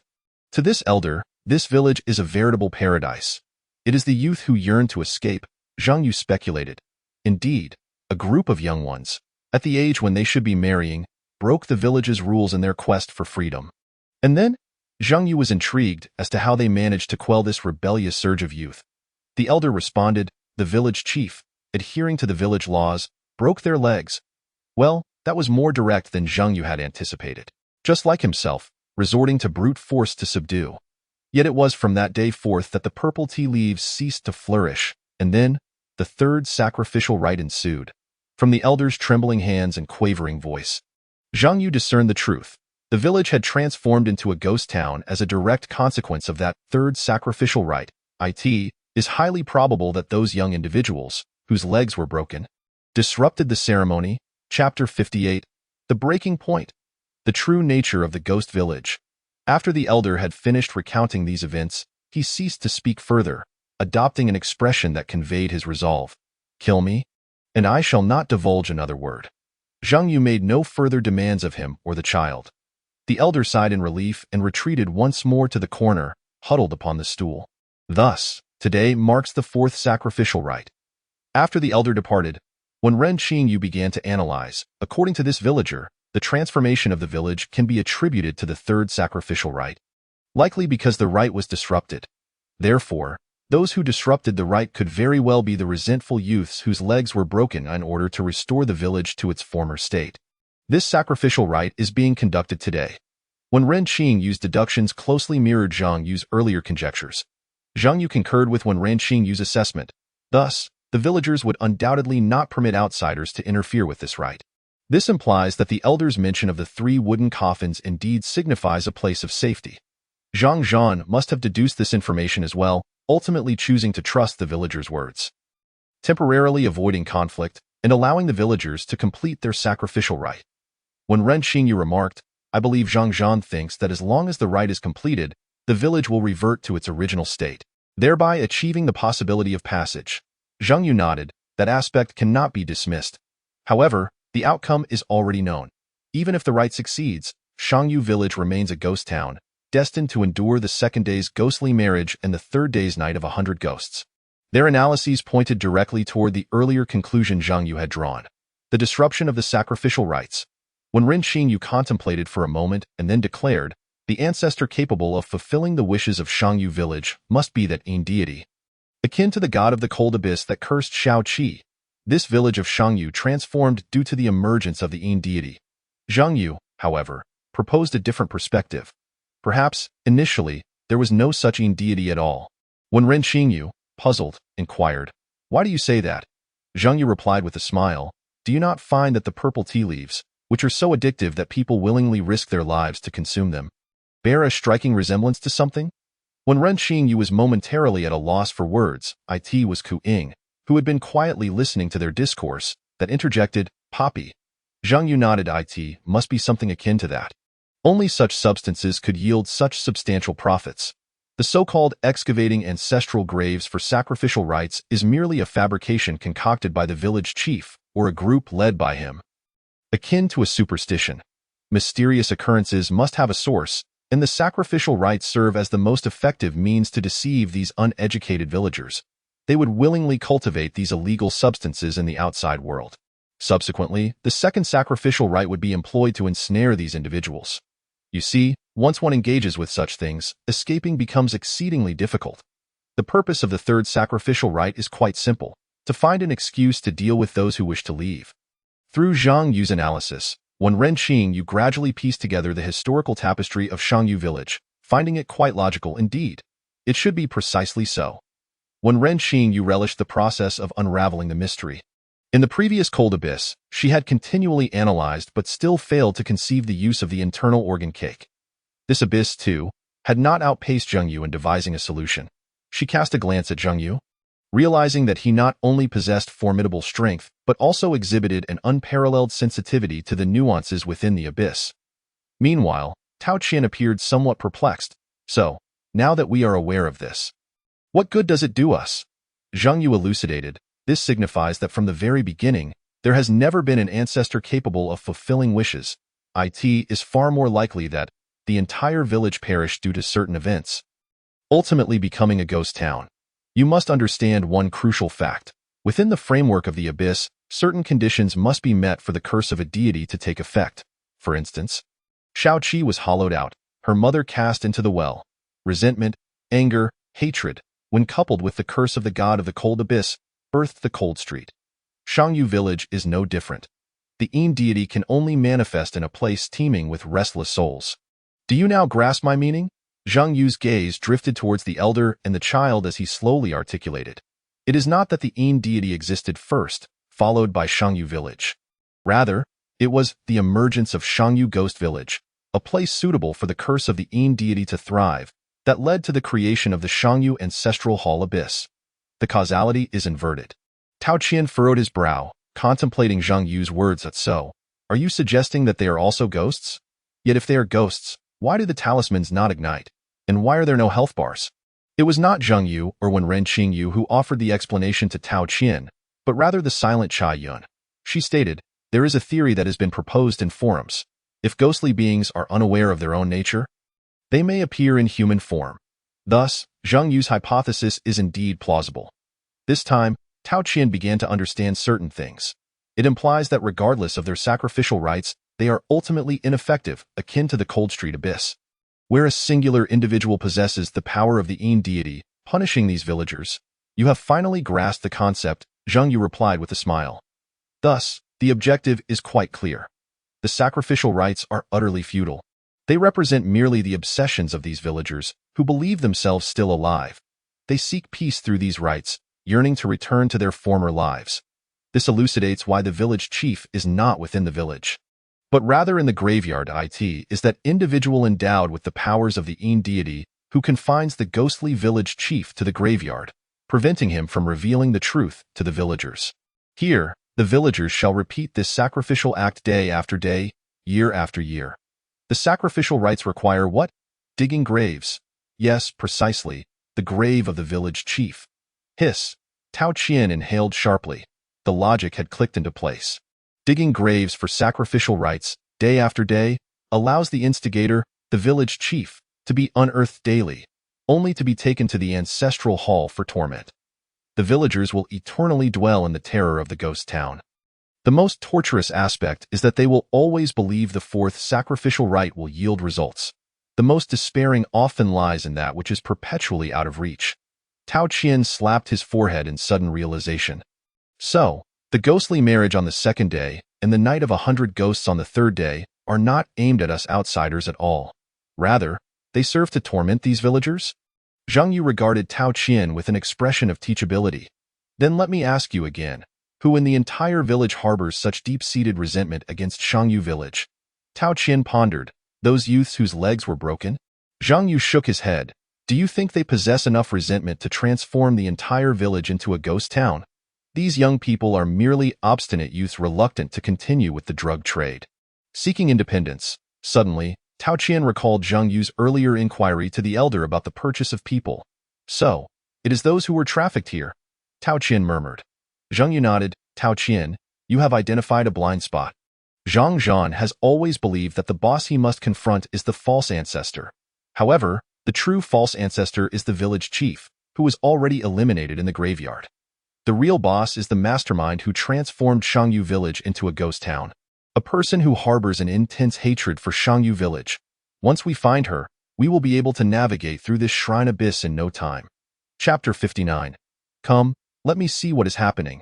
Where has that old man gone? Ku Ying reminded.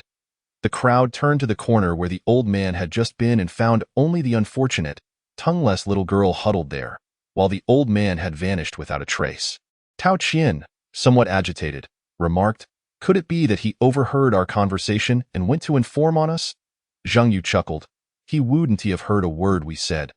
After all, the curse caster of that shadowy deity has been watching us closely. She would never allow the old man to uncover the truth. However, your latter statement holds true. He has indeed gone to report us. From the old man's perspective, our presence poses a threat to their ritual. When Ren Qingyu added, these foolish villagers wholeheartedly believe in the lies spun by the village chief, convinced that the ritual must yield results. They would never permit outsiders like us to disrupt it. Initially, when he suggested we hide in the coffin, it was indeed out of goodwill, but not to evade ghosts, rather to shield us from the other villagers. After all, no one would suspect that someone might be hiding in a coffin meant for sacrificial purposes. However, My and Zheng Yu's attitudes just now clearly rejected the old man's, one might say, well-meaning offer, indicating our intention to participate in the ritual. This must have struck a nerve with him. By now, he should have already gone to inform the other villagers. Upon finishing her analysis, when Ren Qingyu glanced at Zheng Yu, her expression seemingly inquiring if her deductions were accurate. Zheng Yu nodded in satisfaction. Among the group, only when Ren Qingyu could assist him in untangling the logic of the abyss. After finishing his last bite of kidney, Zheng Yu stood and declared, "Let us go. Having feasted, it is time to create a ruckus." The old man had been deliberately set free by him. It was necessary for someone to relay information to allow the ritual to commence prematurely. The goblin general, leading the trolls, had been creating chaos in Shangyu village for quite some time. Yet they had not emerged, indicating that these villagers were truly inept, as long as the ritual could be completed. They could endure anything. However, if anyone sought to disrupt the ritual, they would undoubtedly take action. What Zheng Yu desired was for these villagers to begin their movements. It was far easier to deal with them than for them to continue hiding like turtles. "Oh, and bring her along," Zheng Yu instructed, pointing to the little girl in the corner. Tao Qian volunteered to carry the girl, following Zheng Yu out of the courtyard. That moment, the streets were in disarray. Unrestrained by the goblin general, the goblin combat squad, led by the trolls, had descended into madness. Ghosts? To the trolls, they were mere playthings. Excluding the goblin shaman, the rest of the goblin combat squad was bloodthirsty. Particularly the death warriors, their eyes turning crimson upon sighting a ghost. Although the ghosts in Shangyu village were all level 20, their numbers were few and mainly relied on fright rather than combat prowess, making them easy targets for the goblins. Typically, a ghost would be beset by a dozen goblins. The goblin combat squad boasted ranged and melee fighters, those unafraid of death, magic users, and the trolls as formidable tanks to draw aggro. Whether they were hanged ghosts, those who died of illness, or seemingly strong violent ghosts, none stood a chance against the goblin combat squad. The ghosts were treated as prey in the chaos of the streets. When Ren Qingyu observed the scene and remarked, "This hidden boss of Shangyu village truly possesses remarkable composure." Their initial plan had been to create a disturbance, hoping to unsettle certain forces and hasten the conclusion of the narrative. Yet, it appeared that the more they stirred up trouble, the less the shadowy deity curse caster seemed to care. The only casualties were the weak ghosts. She was indifferent to the level of chaos. After all, Shangyu village existed as a torturous space for the villagers, repeating every 3 days. The rituals were false, the ghost marriages were false, and the procession of 100 ghosts was merely a means of punishment employed by her. It mattered little to her if Zheng Yu continued to wreak havoc. Zheng Yu smiled, stating, "Her ability to endure stems from her indifference. The ritual itself is a fabrication. Even if we were to dismantle it, she could simply proceed with ghost marriages and the procession of 100 ghosts." When Ren Qingyu grasped Zheng Yu's words, realizing that their current objective was to sabotage the ritual. "Indeed. With force?" Tao Qian inquired, already brandishing the golden monk's staff.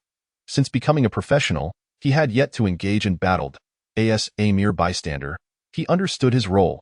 He considered himself no match for level 20 ghostly beings. Yet he felt confident in confronting a few villagers without encroaching upon Zheng Yu's experience. Zheng Yu replied curtly, "Do you believe that brute force will yield results?"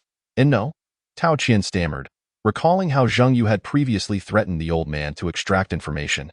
Zheng Yu queried, "In a village teeming with ghosts, where the ritual has repeated countless times without producing even a single villager who sees the truth, do you believe your staff is more effective than the shadowy deity?" Tao Qian retorted, "Do not speak of these villagers, who have been confined and have never seen the world. Even those in cities are willing to sacrifice themselves for their so-called beliefs. They cannot be awakened." Zheng Yu shook his head. He had witnessed his relatives fall into misguided paths, unable to be swayed, even by their own children or parents. Tao Qian hesitated, but upon seeing the villagers emerging from the mist, each bearing a maddened expression and terrifying eyes that seemed ready to devour him, he shivered and asked, "What if we resorted to lethal force? Surely they must fear death." Tao Qian contemplated employing a kill the chicken to scare the monkey strategy. "Unless you eliminate them all, it serves no purpose. They are, after all, ghosts. Should you slay them, their fear will only deepen, and they will cling to the last vestiges of hope in the rituals that once assisted them. But annihilating them poses an issue as well, for you would effectively be avenging the hidden boss, leading to a reset of the cycle, the ritual, ghost marriages, and the procession of 100 ghosts. We would not only fail to locate the boss, but also prolong our endeavor. Tao Qian was left bewildered. Then what should we do? Use the pipe, you fool. When Rune Xingyu interjected dryly, your memory truly leaves much to be desired. They do not trust their relatives, their children, their parents, or even the police, yet they will unquestionably believe the words of one person, the village chief who led them astray. The village chief's status was akin to that of a cult leader. Prompted by when Rune Xingyu's reminder, Tao Qian suddenly recalled the chief's pipe. I have it. He quickly retrieved the pipe. Looking to Zheng Yu for confirmation, shall I bring it along? Zheng Yu nodded, advising, once you have it, say nothing further. Find someone to lead us to the shrine. We must engage in battle within the shrine. Understood. Just as Tao Qian was about to place the pipe in his mouth, a familiar voice rang out. ITS them. They intend to ruin the ritual. They must be from the black market outside. Looking to steal our tea leaves, the speaker was none other than the old man. Zheng Yu's attention remained fixed not on the old man, but rather on the tongueless little girl. Upon seeing the old man again, the girl not only failed to exhibit any signs of reliance or excitement, but instead took a step back. A flicker of understanding crossed Zheng Yu's eyes. As the villagers approached Zheng Yu and his companions, their anger palpable, ready to interrogate them, Tao Qian stepped forward with the pipe in his mouth, shaking his head. Come, let me see what is happening. Chapter 60. He is not a man, but a ghost. Zheng Yu remarked, I instructed you to impersonate the village chief, not to act like a rogue. Tao Qian now resembled a lewd old man, cleaning his teeth, ruffling his hair, and shaking his head, akin to the ruffians one might encounter outside a school.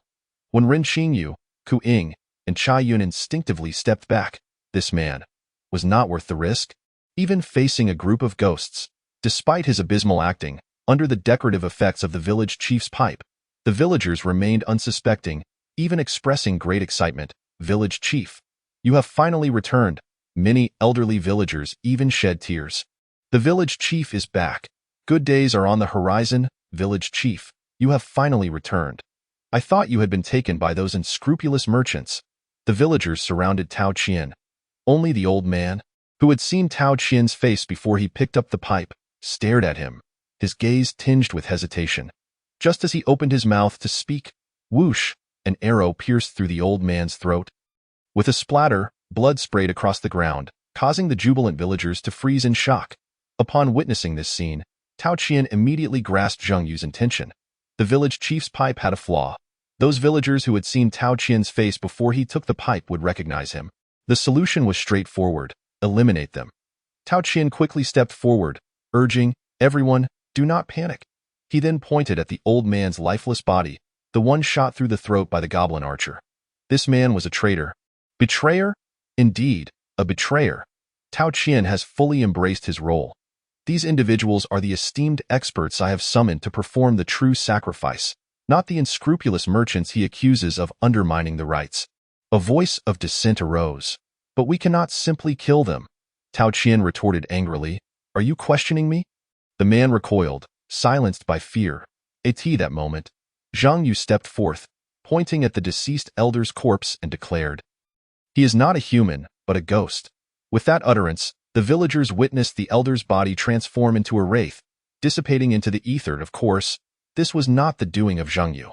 He merely appeared at a most opportune moment. For all present were specters. This further corroborated Zheng Yu's earlier conjecture. This ghostly village harbored no living souls. In a realm where the living existed, how could there simultaneously be the hanged, the starved, the sickly dead? Truly, they were phantoms.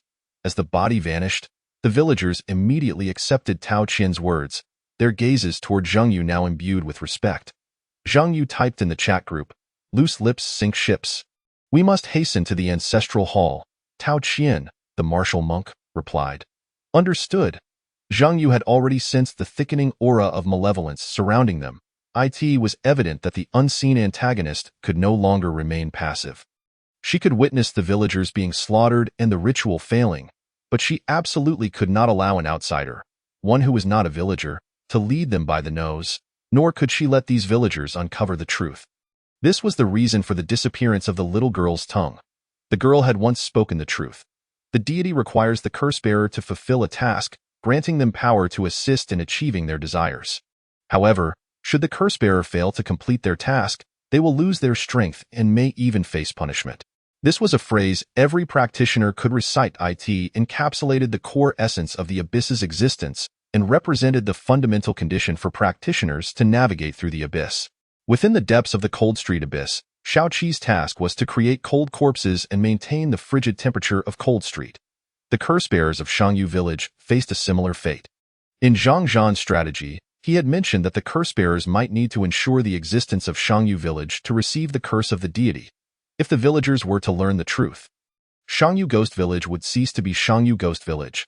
She would undoubtedly obstruct any revelation of the truth. However, throughout the entire ordeal, no practitioner had dared to challenge the nightmare-level abyss, following Zhang Yu's strategic path. They all huddled within coffins, adhering to the 3-day timeline. Consequently, there was no opportunity for revealing the truth. More critically, no one had ever proposed the hypothesis that the villagers might be ghosts. Yet, the truth could not be divulged here. First, it was improbable that the villagers would believe it. Second, the entirety of Shangyu Village served as the main battlefield for the curse-bearers.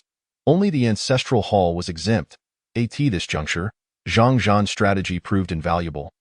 As the ancestral hall was indeed a suitable venue for combat, Tao Qian intentionally walked among the villagers, allowing them to lead the way to the ancestral hall, unaware of its location. The villagers were all aflame with excitement. In the previous 3 sacrificial ceremonies, the presence of the village chief guaranteed success. To them, the village chief was the crucial figure capable of communicating with their ancestors. The ancestral hall stood as the largest structure in Shangyu Village. From the outside, it bore no distinguishing features from the other houses. However, its interior space was far more expansive than one might imagine. At the center stood a copper vat over 2 meters wide, within which burned a pale blue flame. The main hall housed 3 coffins, the very ancestral coffins used in prior sacrifices. Strangely, the coffins had yet to decay. Upon entering the ancestral hall, Zhang Yu distinctly felt the oppressive aura of malevolence was kept at bay outside. This courtyard possessed something significant. Zhang Yu murmured to himself. The pervasive aura of malevolence throughout Shangyu Village explained why Zhang Yu had claimed that the curse-bearer was always watching them. The malevolent energy was the curse-bearer's power. Yet, upon entering the sacrificial hall, the malevolence diminished considerably. This indicated that something must exist within the hall. No wonder Zhang Zhan insisted on fighting here. There was indeed rationale behind it. In the midst of conversation, Tao Qian had already been surrounded by the villagers and ushered into the hall. Zhang Yu and the others crossed over the coffins and entered the hall. The space had already been transformed to resemble an ancestral hall, adorned with various altars and inscriptions dedicated to the ancestors. However, in the center stood a clay sculpture. The sculpture was half white and half black, with the black side glaring fiercely and the white side devoid of eyes or mouth. Its hands clasped together, yet, within the joined palms, a knife blade was clearly visible. Chapter 61. The mightiest elite monster. The ghostly bride in our ED. Is it possible for anyone to worship such a bizarre entity? When Ranqingyu remarked derisively. This was the sculpture referred to as the dual-faced deity by practitioners on the forum. It was speculated to represent the true form of the deity, yet this remained merely conjecture. Practitioners had yet to earn the right to confront a divine entity in this second-stage abyss. Upon entering the ancestral hall, Zhang Yu instructed the goblin general to guard the entrance. He approached Tao Qian and said, "Before the sacrificial rite, I have a question for you. Answer me truthfully, and I shall assist you in completing the sacrifice, granting you peace." As the village chief, Tao Qian felt compelled to respond, assuring, "Rest assured. This is part of ensuring the success of the sacrifice." With the village chief's assurance, the villagers lowered their guard. Zhang Yu inquired, "How many of the women you purchased are still alive?" Whoosh! A gale of malevolent wind violently slammed against the doors of the hall. Even before receiving an answer, Zhang Yu understood he had posed the right question upon witnessing the commotion outside. This unseen figure must be one of the abducted women. "Are you referring to pigs?" A villager queried. "Pigs?" The almost derogatory term incited a desire to curse from Ranqingyu, but she was swiftly silenced by Zhang Yu's gaze. "Pigs?" Zhang Yu's expression remained calm, for he recalled reading news articles where women trafficked into villages were indeed referred to as pigs. mere creatures tasked with reproduction. Akin to swine, I do not comprehend what you mean by pigs. Zhang Yu feigned ignorance, a farmer's wife explained. They are the women bought from merchants who can bear children. The village chief said such women are unworthy of living among us. So they were all placed in the pigsty at the east end of the village. Zhang Yu feigned disinterest. Pigsty? Ah, it is merely named a pigsty. However, it is not a true pigsty. The women bought are kept there, and anyone who desires one may go and take one back for the purpose of continuing the lineage. If they are no longer wanted, they can simply return them. Zhang Yu's breath quickened slightly. Unable to contain her fury any longer, when Rune vented in the chat group. These beasts are more despicable than I ever imagined. Ku Ying. I no longer wish to complete this quest. Let these damned creatures suffer here, just like those cold corpses. Zhang Yu and his companions were nearly furious. Yet the villagers found this behavior entirely normal, exhibiting no resistance to Zhang Yu's inquiries. However, the unseen figure outside was another story. Boom. Just as Zhang Yu posed the question regarding the pigsty, a tremendous roar erupted outside. She was growing anxious. Zhang Yu observed the raging malevolent wind outside and was certain her hiding place must be within the pigsty. The wailing of spirits echoed beyond the ancestral hall. Zhang Yu instructed the goblin general to maintain vigilance outside, as he had another question to pose. Where is the pigsty? Zhang Yu's tone grew increasingly detached. At the east end of the village. Are there still people alive within? Probably not. Ever since you disappeared, Chief, the pigsty has become the most haunted spot in the village. No one dares to go there. When was the last time you visited? How many were still alive? Perhaps two. Boom. The commotion outside intensified. Your goblin wolf riders have perished. Your goblin death knights have perished. 2 system notifications arrived, signaling that the assaults outside were growing more ferocious. Zhang Yu had essentially gathered all the questions he needed to ask. It was evident that she no longer wished to proceed with the sacrificial rite. Concealing the truth was now her imperative. That should suffice. Zhang Yu received several more death notifications, all from the Goblin Combat Squad. Armed with this crucial information, he issued a direct command to the Goblin General. Let them in. The battle outside is far too passive. Boom. A resounding crash echoed as a troll's body was hurled into the courtyard of the ancestral hall. Standing outside was a form shrouded in darkness. Formless and enormous, a swirling mass of black mist, within which various ghostly figures could be discerned. A true amalgamation of spirits. Gathering of wraiths. Level, LV20. Rank, Elite. Health, 280,000. Attack power, 3,000. Skill I, Hang Ghost. Skill 2, Drown Ghost. Skill 3, Frozen Ghost. Skill 4, Burn Ghost. Skill V, Wrong Ghost. Skill 6, Vengeful Spirit, an elite monster. This was the second elite monster they had encountered, aside from the Wraith Village Chief. Moreover, the elite entity known as the Gathering of Wraiths had not been documented in Zhang Zhan's strategy. The good news was that a new narrative had emerged, indicating they were on the right path. The bad news was that this elite monster was rather formidable. Zhang Yu immediately summoned the twin demon fire dragons. At this juncture, they had essentially achieved success. Not only did we uncover the true location of the formidable boss, but we also successfully provoked them, thereby bypassing the so-called sacrificial narrative. Everything was a farce. Engaging with the plot held no significance.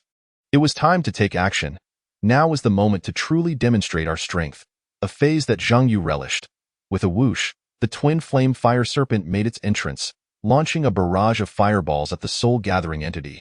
Boom, boom, boom. The flames erupted upon the entity, eliciting anguished wails from the spirits entwined around it.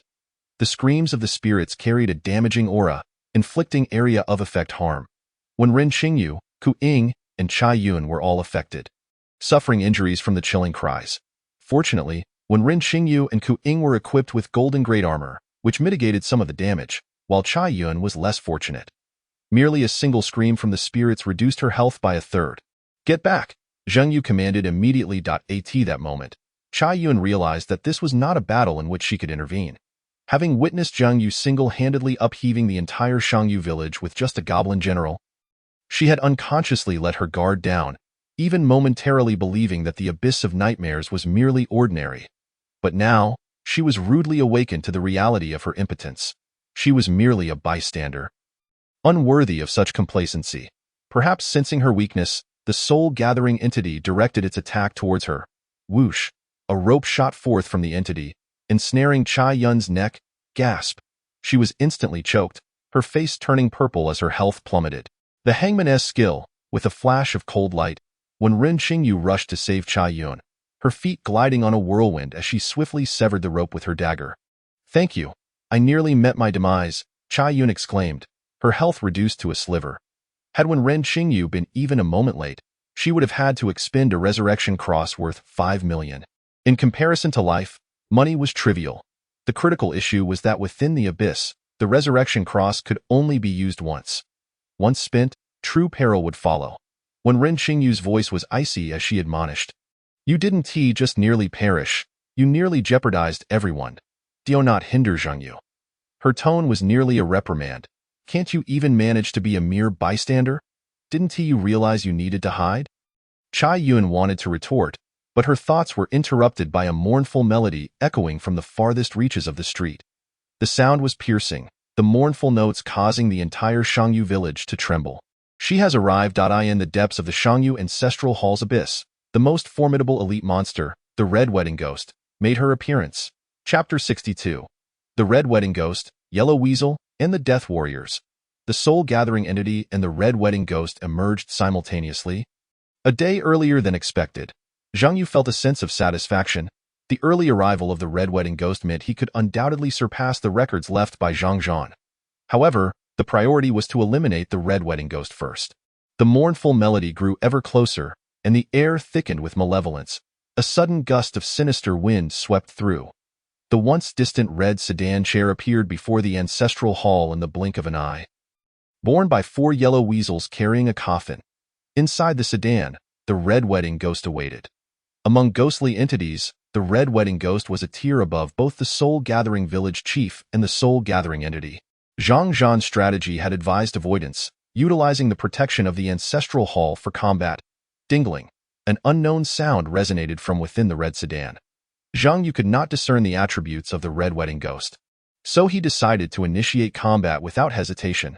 Summon Beast Frenzy, Zhang Yu unleashed the skill, and the flames enveloping the twin flame fire serpent transformed into a vibrant purple, instantly dispersing the surrounding malevolence. The fiery aura radiated outward, igniting the walls, floor, and beams of the ancestral hall. Goblin archers, fire at the sedan. Force the Red Wedding Ghost out. Shield soldiers, fend off the yellow weasels. Goblin general and twin flame fire serpent. Eliminate the soul-gathering entity. Typically, Zhang Yu's forces required no directives, as they swept through their enemies effortlessly. Yet now, faced with 2 level 20 elite monsters, strategic planning was essential. By first dispatching the soul-gathering entity. They could then focus their efforts on the Red Wedding Ghost. Roar! To his surprise, the first move came from the 4 yellow weasels carrying the sedan. These upright walking weasels had one eye a deep emerald green, while the others were a dark crimson. Each bore a deep scar across their brows, with long claws and rapid movements. Yellow Weasel, Level, LV20, Tier, Elite, Health, 140,000, Attack Power, 2,000, Skill I, Spirit Summoning, Skill 2, Possession, Skill 3, Ghostification. They too were elite monsters. Zhang Yu furrowed his brow. Including the 4 yellow weasels, he now faced 6 level 20 elite monsters. However, fortunately, these 4 yellow weasels possessed only 3 skills. Not all elite monsters were equal. These yellow weasels were the weakest among them. Bang! In the face of the swift yellow weasel, the 8 shield soldiers raised their shields, forming a wall to block the first weasel's attack. -0. The weasel struck the goblin shield soldier's shield, dealing 0 damage. This was thanks to the Goblin General's advancement to Tier 5, which had evolved his Goblin Combat Squad. The Goblin Shield soldiers could absorb fixed damage, making them a formidable frontline defense unit. Whoosh, whoosh, whoosh. The combat squad coordinated flawlessly. The shield soldiers held firm, while the archers swiftly unleashed their arrows. The Goblin Wolf Riders flanked from both sides. 4 elite monsters. They were up against an entire combat unit. Moreover, this unit was a well-trained summoner squad led by a general, stronger than any real army, as they were utterly obedient, fearless, and unyielding before death. This was evidenced by the Goblin Death Warriors. Swish! The Death Warriors activated their blink skill. instantly appearing around the Red Wedding Ghost's sedan. Roar. As the Death Warriors attempted to flank, the 4 yellow weasels hurriedly turned to counter, but the Goblin Wolf Riders would not grant them the opportunity to escape. Charge! Battle-hardened Goblin Warriors, mounted on wolves over 3 meters long, surged forward. The impact sent the 4 yellow weasels flying, -24, 158, -26, 584, -19, 854, -21, 147. 4 massive damage numbers erupted, reducing one of the yellow weasels to critical health. Roar. Unexpectedly, the critically wounded yellow weasel suddenly swelled, dropping to all fours as malevolent energy surged into its body, transforming it into a giant yellow weasel the size of a dire wolf. It exhaled a foul stench as it entered its ghostified state. Roar. Simultaneously, a tremendous roar overshadowed that of the ghostified yellow weasel. It was the troll. Zhang Yu had initially refrained from deploying him, waiting for precisely this moment. Among his goblin combat squad, the troll was the most formidable. With a massive physique, incredibly high damage output, and immense health, he could serve as a trump card. The yellow weasel had entered ghostification, but was also in a critically wounded state. Go minimize casualties. It was time for the troll to enter the fray and commence the harvest. Boom! The troll leaped high and crashed down upon the ghostified yellow weasel. A follow-up strike, bang! The ghostified yellow weasel was instantaneously eliminated, given no chance to retaliate. Kill elite monster yellow weasel LV20, gain experience 9, 417. Congratulations! Acquired armor top yellow weasel coat, LV20, golden grade A 9000 experience secured. The experience gained from defeating the Soul Gathering village chief was similar, indicating their strengths were comparable, and the rewards would follow suit. Zhang Yu had no time to inspect the equipment's attributes, but a level 20 golden grade item would easily fetch a small fortune of nearly 1 million. With the yellow weasel's demise, a plume of black smoke erupted from its corpse. Soaring into the red sedan, the Death Warriors closed in, harried by the archers and the death of the yellow weasel. The Red Wedding Ghost finally made her move from within the sedan. Several strands of red silk suddenly emerged, ensnaring the approaching Goblin Death Warriors. With a strange force, they were yanked into the air before crashing down violently. Simultaneously, the malevolent energy emanating from the sedan surged forth, scattering the shield soldiers' defensive wall. Hiss! Gazing at the multitude of damage numbers appearing and the 3 Death Warriors that were instantly slain, Zhang Yu could not help but exclaim in astonishment. Zhang Zhan had not exaggerated. The Red Wedding Ghost was indeed formidable. Yet, no matter how powerful she was, she could not have anticipated that it was not she who had slain the Death Warriors, but rather that the Death Warriors had willingly met their demise. Boom, boom, boom. The fallen 3 Goblin Death Warriors detonated in succession. Flesh, toxins, and black smoke enveloped the red sedan. The evolved Death Warriors' death explosions were even more potent, the blood-laden venom more repulsive. Ghost. Hiss! The highly corrosive blood managed to erode the red silks, splattering them upon the sedan. -2, 548. Damage registered. At this moment, Zhang Yu finally comprehended that this red sedan was also an elite monster. Chapter 63. The Cold Prison Staff, the explosive damage of the Goblin General. Red Palanquin, level, LV20, rank, elite, health, 300,000, attack power, 3,000, skill I, Sanctuary, skill 2, Lamentation, skill 3, Red String, skill 4, Bearer of the Palanquin, good gracious. It truly is an elite monster. Quite impressive. Zhang Yu immediately urged the twin fiery dragons and the Goblin General, saying, "Hurry up, the troll over here can't hold on any longer." Meanwhile, the twin fiery dragons and the Goblin General were also not idle. This spectral entity had too many tricks up its sleeve. One moment, a drowned ghost emerged, dragging the twin fiery dragons into the water.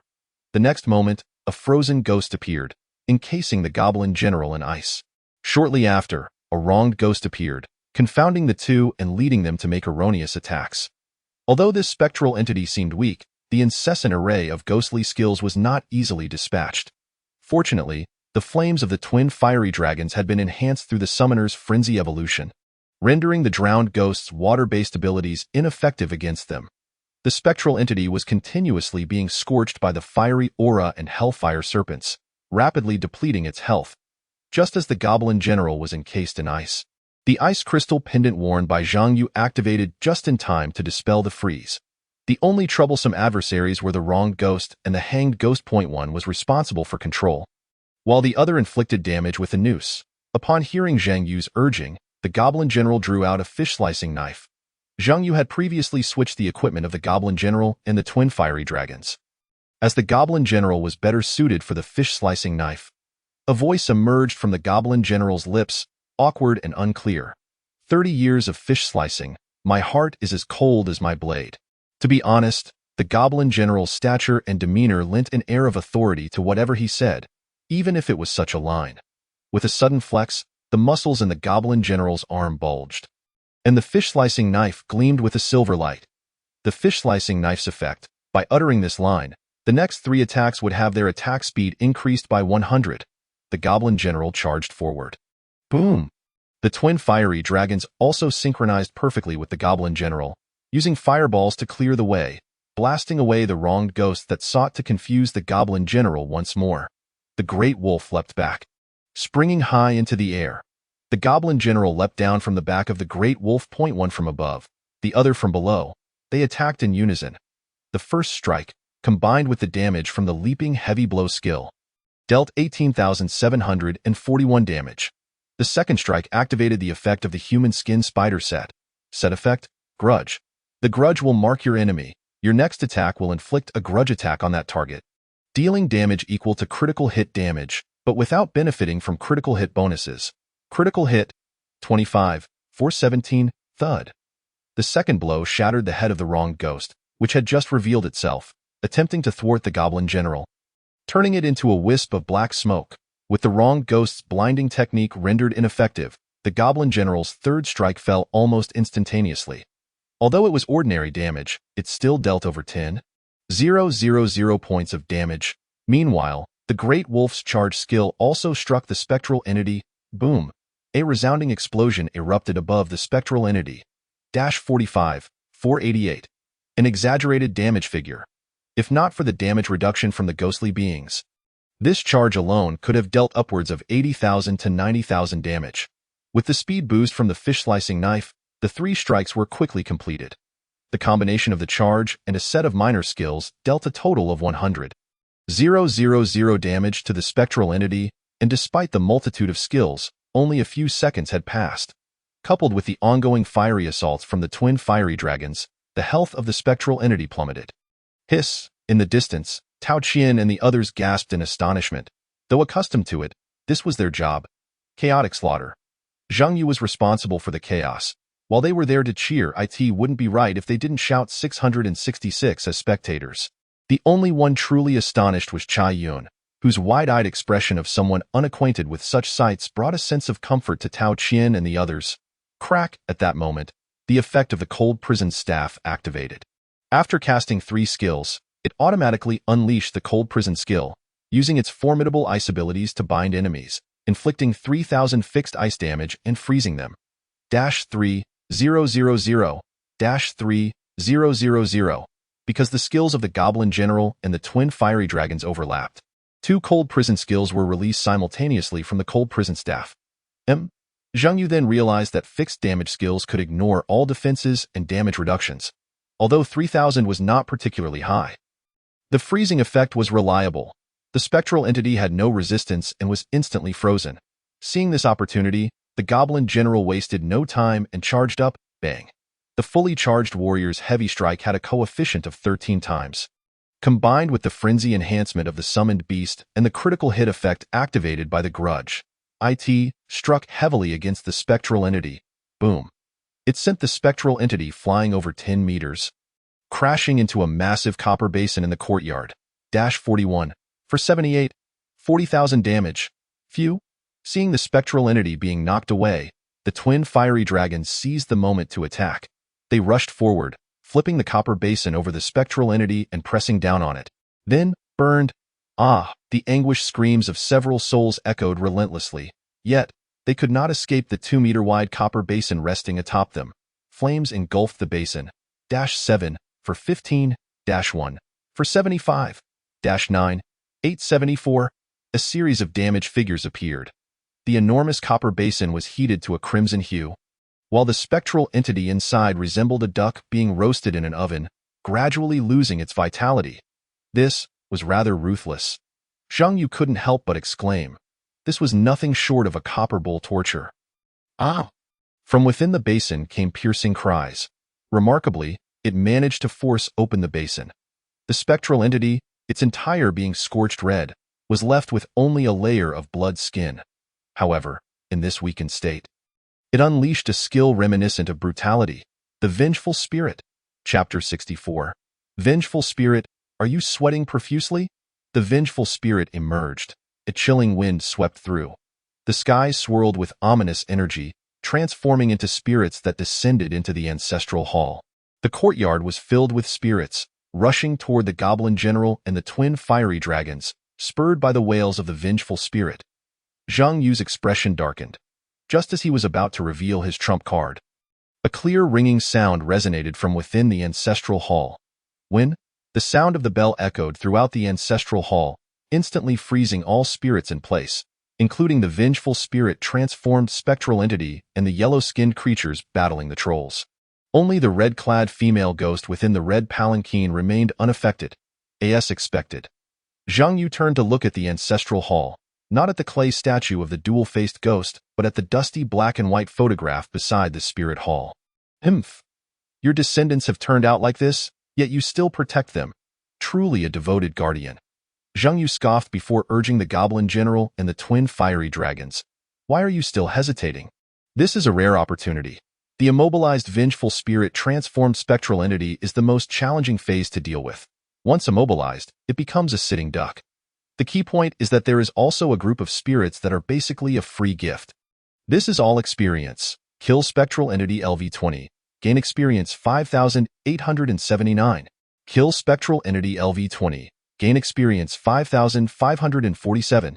Kill spectral entity LV20. Gain experience 5,802. Kill. The twin fiery dragons nearly maximized the output of their fiery aura and hellfire serpents, raking in experience at a rapid pace. Zhang Yu discovered that the ancestors in this ancestral hall were surprisingly formidable. The immobilization lasted quite long and even restrained the red palanquin, preventing the unwilling red-clad female ghost from emerging. This afforded Zhang Yu the time to rapidly accumulate experience. Leveling from level 14 to 15 required 59,000 experience. He had initially thought it would be difficult to level up this time, but this wave of experience nearly filled his experience bar. Ultimately, with a heavy blow from the Goblin General, the immobilized Vengeful Spirit transformed spectral entity was vanquished, and Zhang Yu received the system notification. Kill Elite Monster Spectral Entity LV20. Gain experience 14,452 points. Congratulations! You have obtained the Soul Bracelet, LV20, Platinum Grade. Congratulations! You have obtained the Material Soul Orb. Congratulations! Level up. Level. LV14 LV. 15, 73,600, 56,500 experience points needed for next level. Health. 9,970, 10,610, 7,950 from equipment attributes. Magic. 880, 890. Intelligence. 469, 485 strength. 130, 134. Agility. 30, 31. Remaining free attribute points. 12. Level has increased to 15. Activating the fourth summoning beast space. Level has increased to 15. You have obtained 2 hex runes for enhancement. Please choose. Zhang Yu's heart leaped with joy. The spectral entity had directly awarded him 14,000 experience. Previously, slaying a village full of ghosts had granted substantial experience, but this spectral entity had propelled Zhang Yu's level to 15. For a professional, every 5 levels marked a significant enhancement. For a summoner, it meant an additional summoning space, allowing the summoning of a 4th beast. However, in truth, the 4th summon creature does not significantly enhance his current capabilities, as there are no resources for its cultivation. Zhang Yu has finally come to understand why most summoners abandon their careers around level 15. It is simply too costly to nurture them. He himself is already struggling to support the training of 4 summoned beasts, let alone those with inadequate talents who lack resources and are unable to conquer the nightmarish abyss. Furthermore, his 4th summon creature was not prepared in advance. as Chai Feng from the resource department of Shangyu City had long promised to procure a level 15 summon beast from the national treasury for him. If he could find one with high talent, it would save him a considerable amount of talent points. Zhang Yu still has no time to inspect his equipment, so he places the platinum-level bracelet into his storage and locks it. Fearing he might inadvertently sell it in the temple later, a level 20 platinum-grade item is already top tier. After defeating the Soul Gatherer, the Goblin General and the Twin Fire Dragons can finally join the fray against the red-clad ghost. At this moment, the battlefield here is a scene of utter devastation. 6 Death Knights have perished, 3 Goblin Shield Bearers have fallen, and nearly all the Wolf Riders are dead, leaving only one engaged in a fierce exchange of damage with the ghostly Yellow Weasel. The troll is battered and bruised from the relentless assault of the Red Satin emerging from the palanquin. To be honest, had it not been for the assistance earlier in the shrine, the troll would have already met its demise. However, the situation has now changed. The Goblin General, the Twin Fire Dragons, the troll, and the ready Goblin Sorcerers, poised to sacrifice themselves at any moment, are preparing to launch a counterattack. With a sudden rush, a cloud of black mist erupts from the palanquin, forcing all Goblin combat squads encircling the red palanquin to retreat. The red-clad ghost inside the palanquin makes her voice heard for the first time, emitting a melodious yet mocking laugh. Clearly, this red-clad ghost does not regard the Goblin General and the Twin Fire Dragons as a threat. Although they are formidable, their energy has been drained from the previous battle. Perhaps sensing this, the red-clad ghost in the palanquin halts her assault and speaks. "Young man, with such striking looks, would you care to spend a pleasant evening with your elder sister?" Her voice is laden with temptation.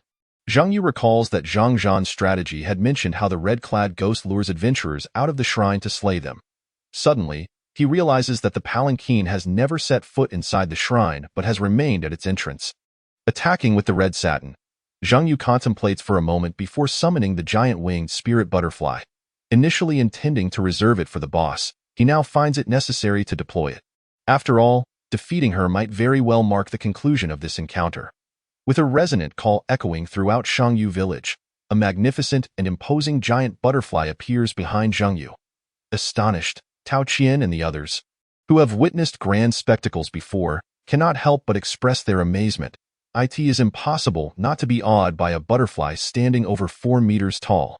Its sheer size is spectacular, and its beauty is unparalleled. As the giant-winged spirit butterfly manifests, it emits an ethereal cry and releases a series of restorative spells. Spirit Butterfly Guardian. A protective bond is established with the troll. Among all of Zhang Yu's summoned creatures, the one with the most substantial health is, surprisingly, the troll itself. A thick shield envelopes the troll, restoring its health. Butterfly Song. The giant-winged spirit butterfly begins to chant, enhancing all summoned creatures by 260 agility and 260 movement speed. To put this in perspective, Zhang Yu's agility is merely 30 points. This enhancement is nearly a 10-fold increase, applied to all. Finally, Spirit Nourishment, restoring the energy of all summoned beasts. After this suite of supportive spells, the troll regains health, the Twin Fire Dragons recover their energy, and with the life sacrifice from the Goblin Sorcerer, the Goblin General also restores his full energy and health. Now, the red-clad ghost faces a well-prepared army of summoned creatures, brimming with vitality and still in a state of frenzy. Zhang Yu gazes at the red-clad ghost in the palanquin and remarks, "If you wish to invite me for a delightful evening, you must possess the capability to do so. How does it feel, ghost, to be drenched in sweat?" Chapter 65. Dealing with a direct man like Zhang Yu requires a forthright approach. The enormous giant-winged spirit butterfly has completely altered the tide of battle. The red-clad ghost ceases her laughter. The remaining 3 yellow weasels instantly enter a ghostly state to prepare for the ensuing conflict. The palanquin, now depleted of 1/3 of its health due to the Death Knight's poison, emits creaking sounds, clearly indicating the immense pressure exerted by the fully revived troll, Goblin General, Twin Fire Dragons, and giant-winged spirit butterfly. "You wished for my company, did you not? Here I come." Zhang Yu smiles as he lightly waves his hand. The summoned creatures surge forward. With a resounding roar, the troll charges ahead, its massive form positioning itself before the palanquin. Wielding a colossal hammer, it brings it down with tremendous force upon the palanquin. "Get lost," comes a sweet yet chilling voice from within the palanquin. The voice, while melodious, is accompanied by a palpable aura of malice. With a resounding crash, a wave of formidable dark energy envelopes the troll. 9871. Red damage appears above the troll's head. 9,000 damage may seem substantial, yet it fails to breach the shield cast by the giant-winged spirit butterfly. The shield absorbs the damage, allowing the troll to continue its advance unimpeded. Bang! The troll's heavy hammer crashes into the palanquin. 5587. This damage is also minimal.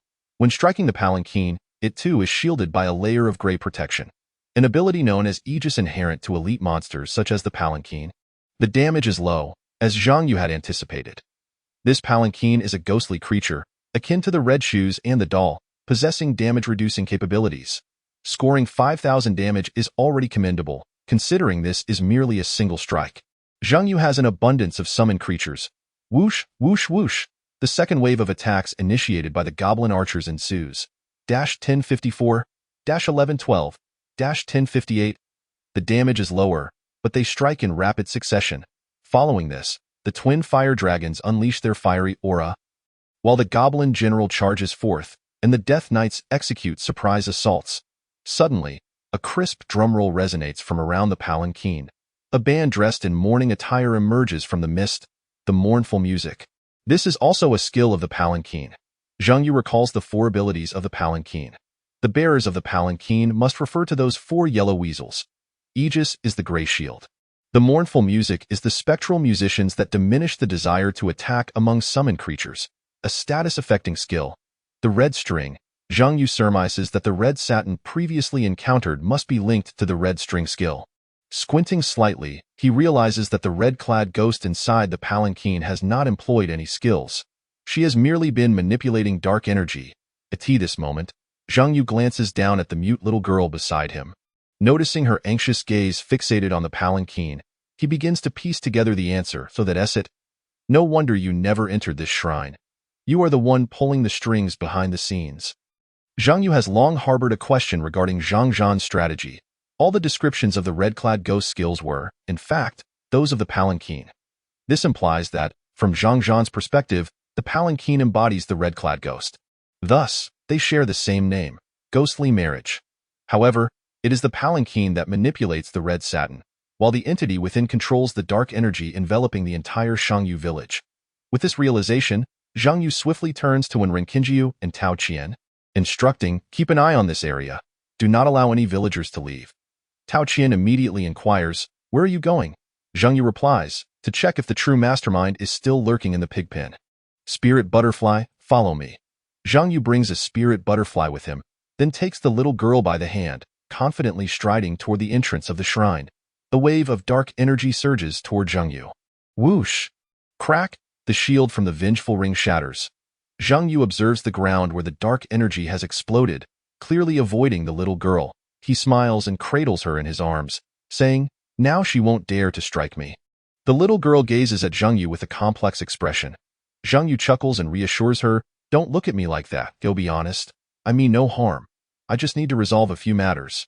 For you, it merely means repeating 3 days. Perhaps I can help alleviate some of the resentment during your repeated days. He had previously served a cursed individual who held him in high regard. And he adds, if you ever meet him.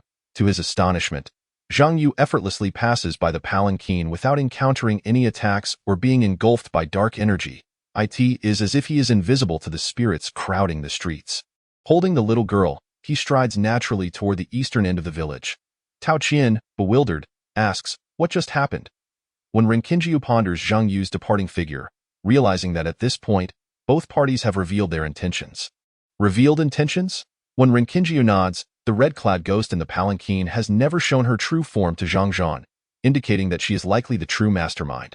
This is why Zhang Zhan's strategy includes only sacrifices, ghost marriages, and the night parade of 100 demons without any ultimate boss battle. The sacrifices are mere illusions, and so are the ghost marriages. The red bridal sedan is the true ghost marriage. At this juncture, with Zhang Yu's summoned beast suppressing the red sedan, we can consider it effectively concluded. Only the final step remains, heading to the pigpen. Tao Qian inquired, what about the night parade of 100 demons? When Ren Qingyu's expression turned somewhat peculiar as she replied, both the sacrifices and the ghost marriages are false. The The night parade of 100 demons is likely also a fabrication. The pigpen. The so-called night parade of 100 demons should simply be a slaughter of villagers perpetrated by those women and children who were sold here. Tao Qian feigned understanding and nodded. Indeed, your conjecture mirrors my own. When Ren Qingyu rolled her eyes, disregarding Tao Qian, she glanced at the time. 7 hours, from the moment they entered the ancestral hall of Shangyu village until now, only 7 hours had elapsed. For over a decade. The Nightmare Abyss had not seen anyone break Zhang Zhan's record, and now, 7 hours, when Ren Qingyu recalled her initial reluctance to join Zhang Yu's team, influenced by Ku Ying's persuasion, harboring a slight disdain for Zhang Yu and even expressing her distrust. In hindsight, her friend truly was a person of great fortune to have latched onto such a formidable ally. When Ren Qingyu gazed earnestly at Ku Ying, who seemed uncomfortable under her scrutiny, asking, "What troubles you?" When Ren Qingyu replied, "I was contemplating how to bind you and Tao Qian together irrevocably." Ke Ying. Tao Qian instantly grasped when Ren Qingyu's implication, gesturing towards the red satin emerging from the red sedan.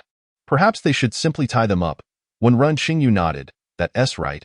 Dealing with a straightforward man like Zhang Yu requires a direct approach." Ke Ying. Meow, meow, meow. Chapter 66. They are unworthy of ancestral protection. Zhang Yu made his way unimpeded to the pigpen. The malevolent energy here was denser than that in the ancestral hall. Upon arriving at the pigpen, the little girl unexpectedly inquired, "How did you know I am also from here?" Her voice was a blend, reminiscent of a ghost, not emanating from her throat.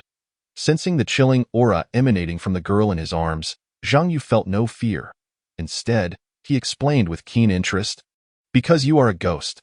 The little girl did not comprehend.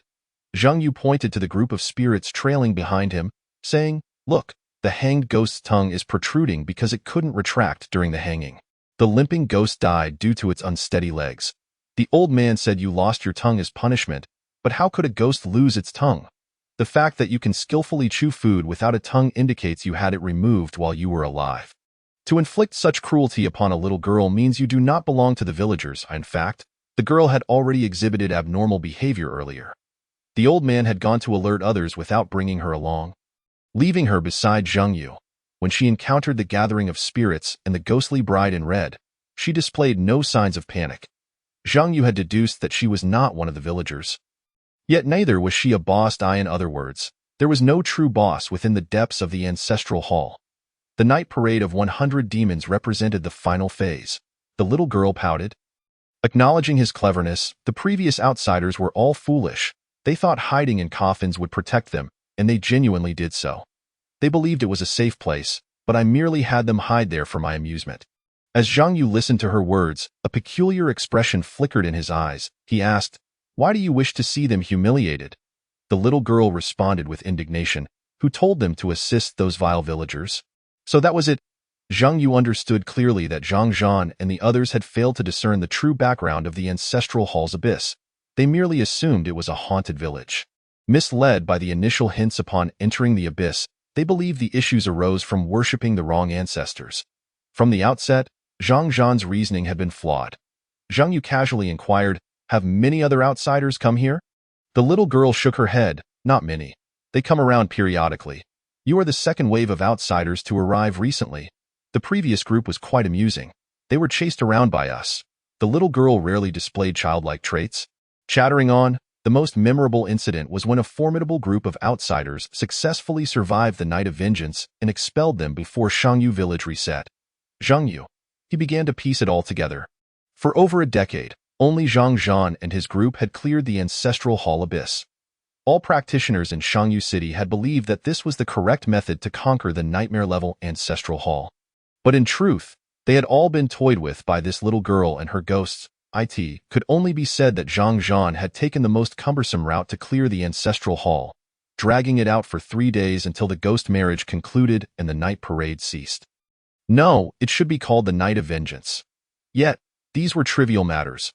What astonished Zhang Yu even more was that they retained the memories of the outsiders. The outsider who successfully survived the Night of Vengeance must have been Zhang Zhan and his companions, later referred to as foolish outsiders by the little girl due to their reliance on Zhang Zhan's strategy. Zhang Yu was the first practitioner to clear it this way, receiving this astonishing news from the little girl. At the entrance of the pigpen, Zhang Yu could perceive the overwhelming resentment within.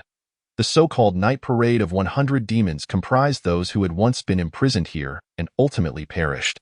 Zhang Yu sensed the vengeful spirits within the pigpen scrutinizing him, as if awaiting his decision.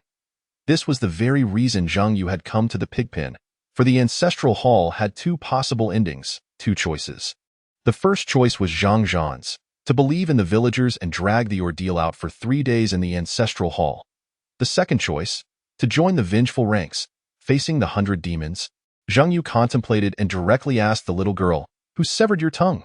The little girl tilted her head. "Guess. Was it that old man beside you? How boring." Upon Zhang Yu's accurate guess, the little girl displayed a look of dissatisfaction. "I'll help you kill him. No need." The little girl was uninterested in Zhang Yu's assistance. However, Zhang Yu added, "Not only will I kill him, but I will also help you take what belongs to you from the ancestral hall." The little girl paused momentarily, then looked at Zhang Yu, asking, "What else do you not know?" Zhang Yu smiled. "Actually, it was a guess. But your demeanor and their attitudes indicated I was correct." Zhang Yu pointed to the spirits in the pigpen who no longer targeted him with their malevolence. One must choose a side. Zhang Yu chose what he believed to be the right one, regardless of whether you are the curse-wielding spirits or the instigators of this ghost village in Shangyu. You are the ones who have suffered. The wicked must be punished. They are unworthy of ancestral protection. The ancestral hall abyss demands practitioners to make a resolute choice, which is why he had traversed to the pigpen without any demons obstructing him. They awaited Zhang Yu's decision. Chapter 67. The title of Living Yama is not wasted. Having made his decision, Zhang Yu garnered the support of the 100 demons. The malevolent energy that had persistently enveloped him dissipated entirely. The little girl turned to Zhang Yu, smiling. "Congratulations, you have earned the approval of my sisters. It is my honor."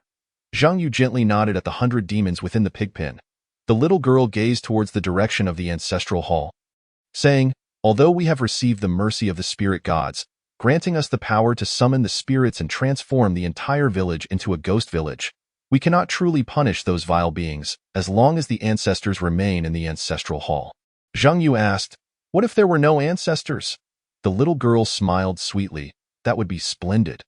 I would make them despair from the very core, tearing them to shreds within the ancestral hall. I will make them dwell in the pigpen while we enter the ancestral hall. I will make them worship me. Let them worship the one they deem the lowest among them. I will turn them into true pigs." Living the lives we once did, the little girl chattered on, using the most adorable voice to utter the most ruthless words.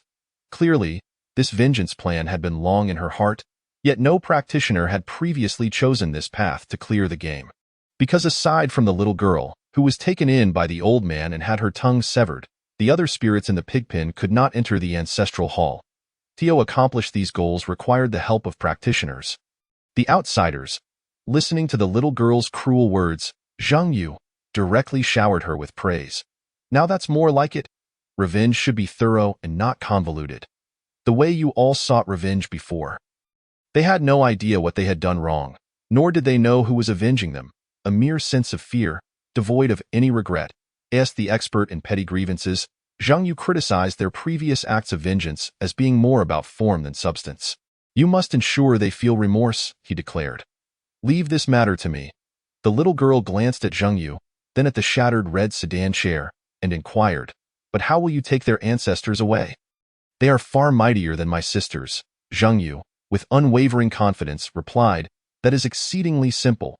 He embraced the little girl and returned to the ancestral hall. At that moment, the red sedan chair lay in complete ruin.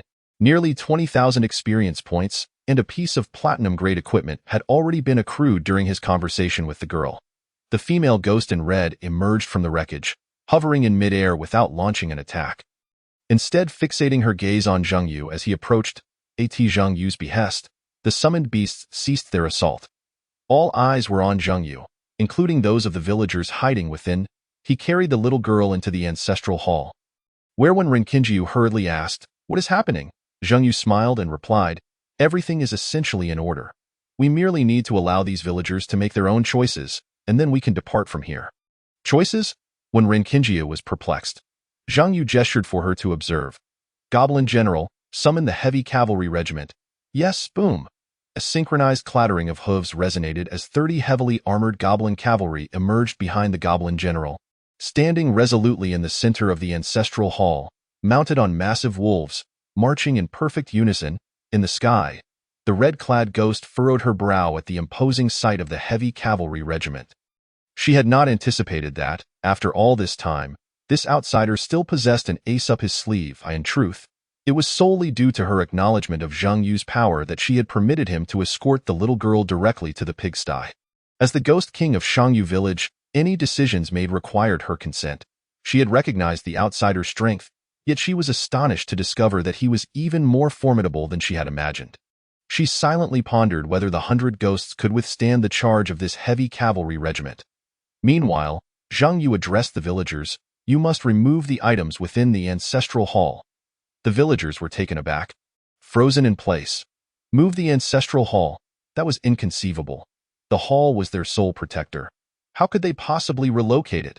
The little girl chuckled. They can't possibly move it. How could you expect them to carry the ancestral hall away? Zhang Yu quietly replied, that is where you are mistaken. The little girl, puzzled, asked, are you going to threaten them with force?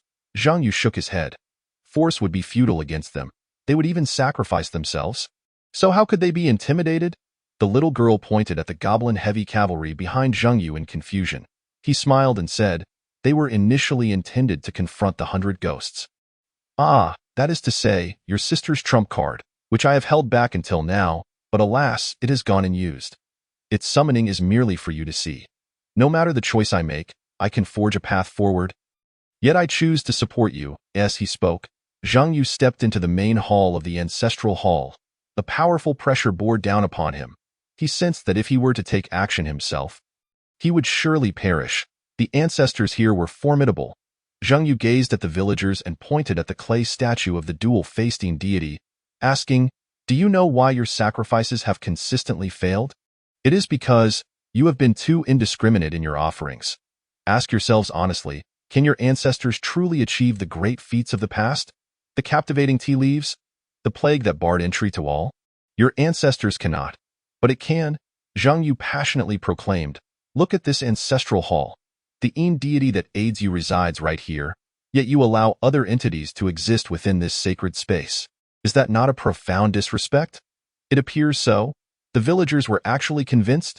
Thus, it is time for you to make a choice. Either remove the chaotic items from the ancestral hall, or I can grant you a swift release from your suffering. Choose for yourselves. Upon finishing, Zhang Yu gestured invitingly towards the innermost recesses of the ancestral hall, to the long-neglected spiritual altar. He sensed that the energy within the altar had become chaotic. He grew anxious. As it was evident to all that the villagers genuinely believed Zhang Yu's words, and some began to stir restlessly. Watching from the sidelines, Ku-Ying remarked in astonishment, they can't possibly be unaware of who has been protecting them. Can they? When Renkinjiu affirmed, they truly do not know. Alas, poor ancestors who have silently safeguarded them, only to be ultimately forsaken by their own descendants, Ku-Ying lamented. Zhang Yu, however, chuckled and said, I believe that is the retribution they deserve. Ancestors who shield demons are not virtuous beings. Indeed, as they conversed, the villagers began to carry the spiritual altar outside. The ancestors, as mighty as Zhang Yu and the red-clad ghost were effortlessly lifted and discarded as if they were refuse. One village woman even spat upon the altar in resentment, exclaiming, it's all your fault. If it weren't for you, our sacrifices would have succeeded long ago. Turning to Tao Qian, the village chief, she asked, isn't that right? Tao Qian, still clutching his pipe, gave a thumbs up. You did well, crack. The altar shattered. Not just that single altar.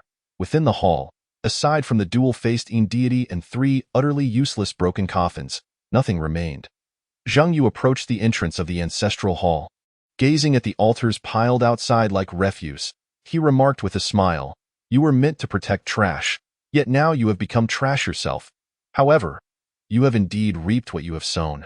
After all, if the upper beam is unsteady, the lower beam will be crooked. You are not a virtuous being either. Perceiving the tumultuous hatred emanating from the shattered altar, Zhang Yu remained unfazed and addressed the red-clad ghost. They are now in your hands. I wish you all a delightful time. With that, Zhang Yu felt a chilling wind sweep past him.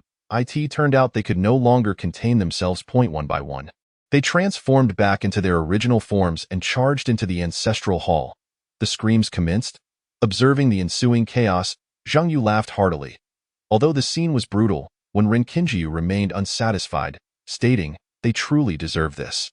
For dealing with such human traffickers, they should face capital punishment." Speaking of capital punishment, Zhang Yu posed a thought-provoking question. If it is all capital punishment, why must we incinerate the bodies afterward? Wouldn't it save costs to simply incinerate them directly? Tao Qian, Rune, you truly live up to the title of the living Yama. P.S. There will be another chapter shortly, but as it's nearing midnight, I will release these 3 chapters first. Chapter 68, eager to know Zhou Yun's expression. This is Zhang Zhan's Joy.in Shangyu City. Chai Fangxing smoked one cigarette after another, occasionally sighing. Zhang Zhan comforted him. Don't worry, Chai Yun has the resurrection cross, right? Nothing will happen. Chai Fang extinguished his cigarette, frowning as he said, have you forgotten? To clear the ancestral hall abyss, one must remain inside for 3 full days. During these 3 days, aside from the first day when the sacrifice poses no danger, the second day's ghost marriage blocks the door, and the third day's 100 ghosts parade, how can anyone simply escape? He grew increasingly frustrated. I just hope they can exit the nightmare-level ancestral hall on the first day. Otherwise, by the second day, that red-clad ghost could ensnare them. Chai Fang lamented, why did I ever think to push Chai Yun onto that lunatic Zhang Yu? Had I known he was mad, I should have. As he became agitated, he suddenly sighed. It was too late for regrets now.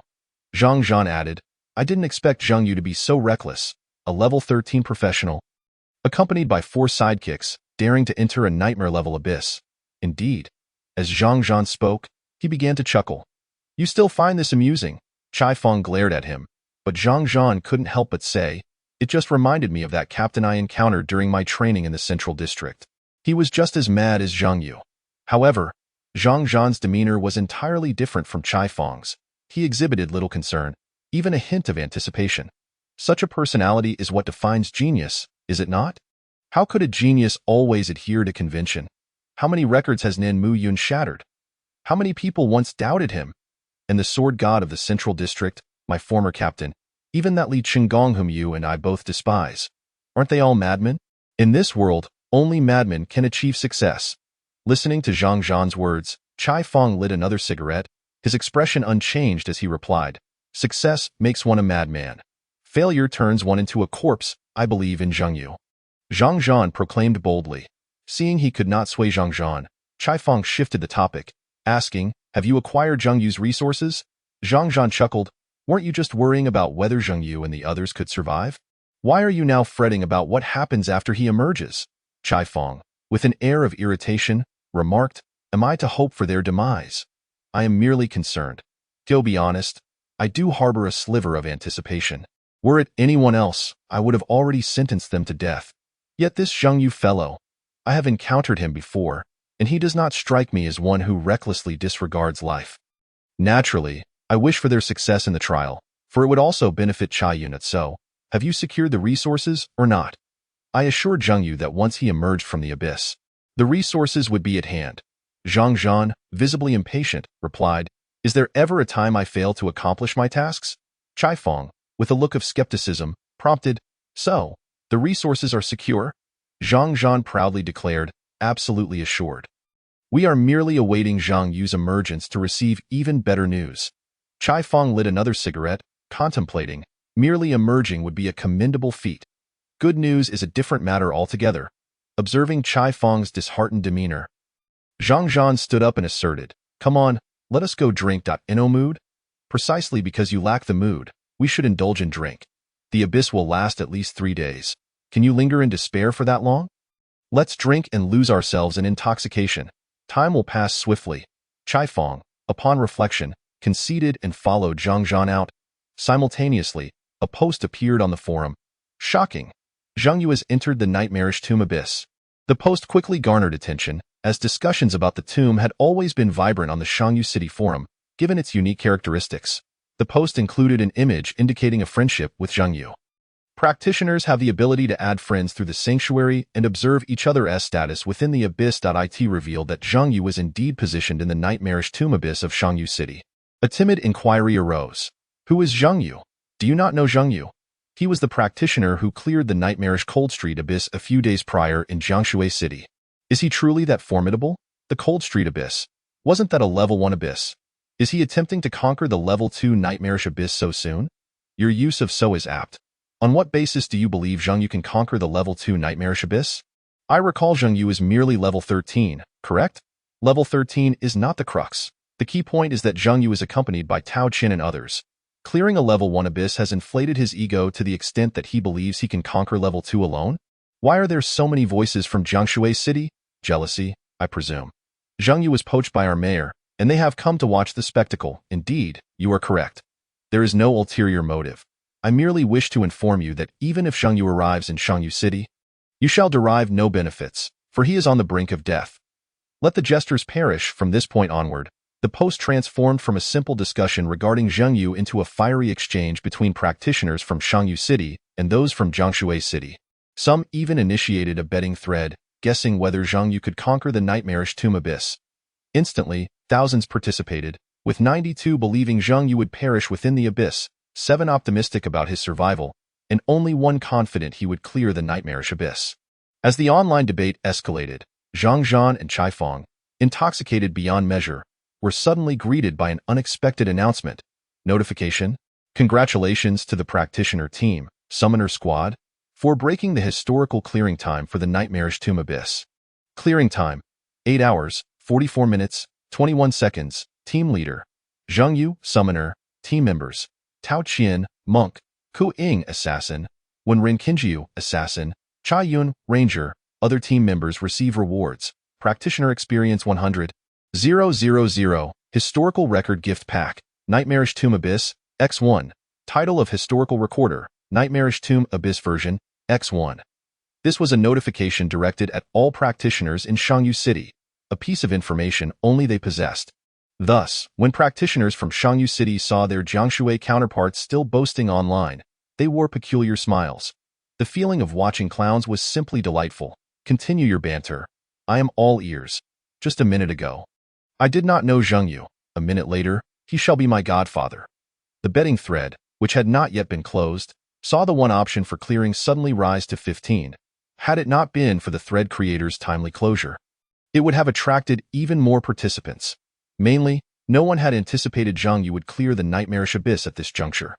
Meanwhile, Zhang Zhan and Chai Fong, akin to patients experiencing a miraculous revival, who had been thoroughly inebriated moments before, now found themselves wide awake, eyes filled with astonishment as they beheld the notification.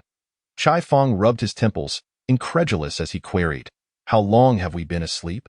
Zhang Zhan, with exasperation, replied, "Practitioners cannot truly get drunk. We can regain clarity at will. Accept reality, Zhang Yu has cleared it. Not only has he cleared it, but he has also shattered the record." Chai Fong mused. This seems to transcend mere record-breaking, does it not? 8 hours? Is that not a touch outrageous? Zhang Zhan chuckled. He likely discovered an alternative method to traverse the tomb that is swifter than my own. While the record has been broken, I am quite pleased. With great pride, he turned to Chai Fong and exclaimed, "How does my foresight fare?" Chai Fong, rather than contesting Zhang Zhan, acquiesced, "Indeed, you have stumbled upon a treasure.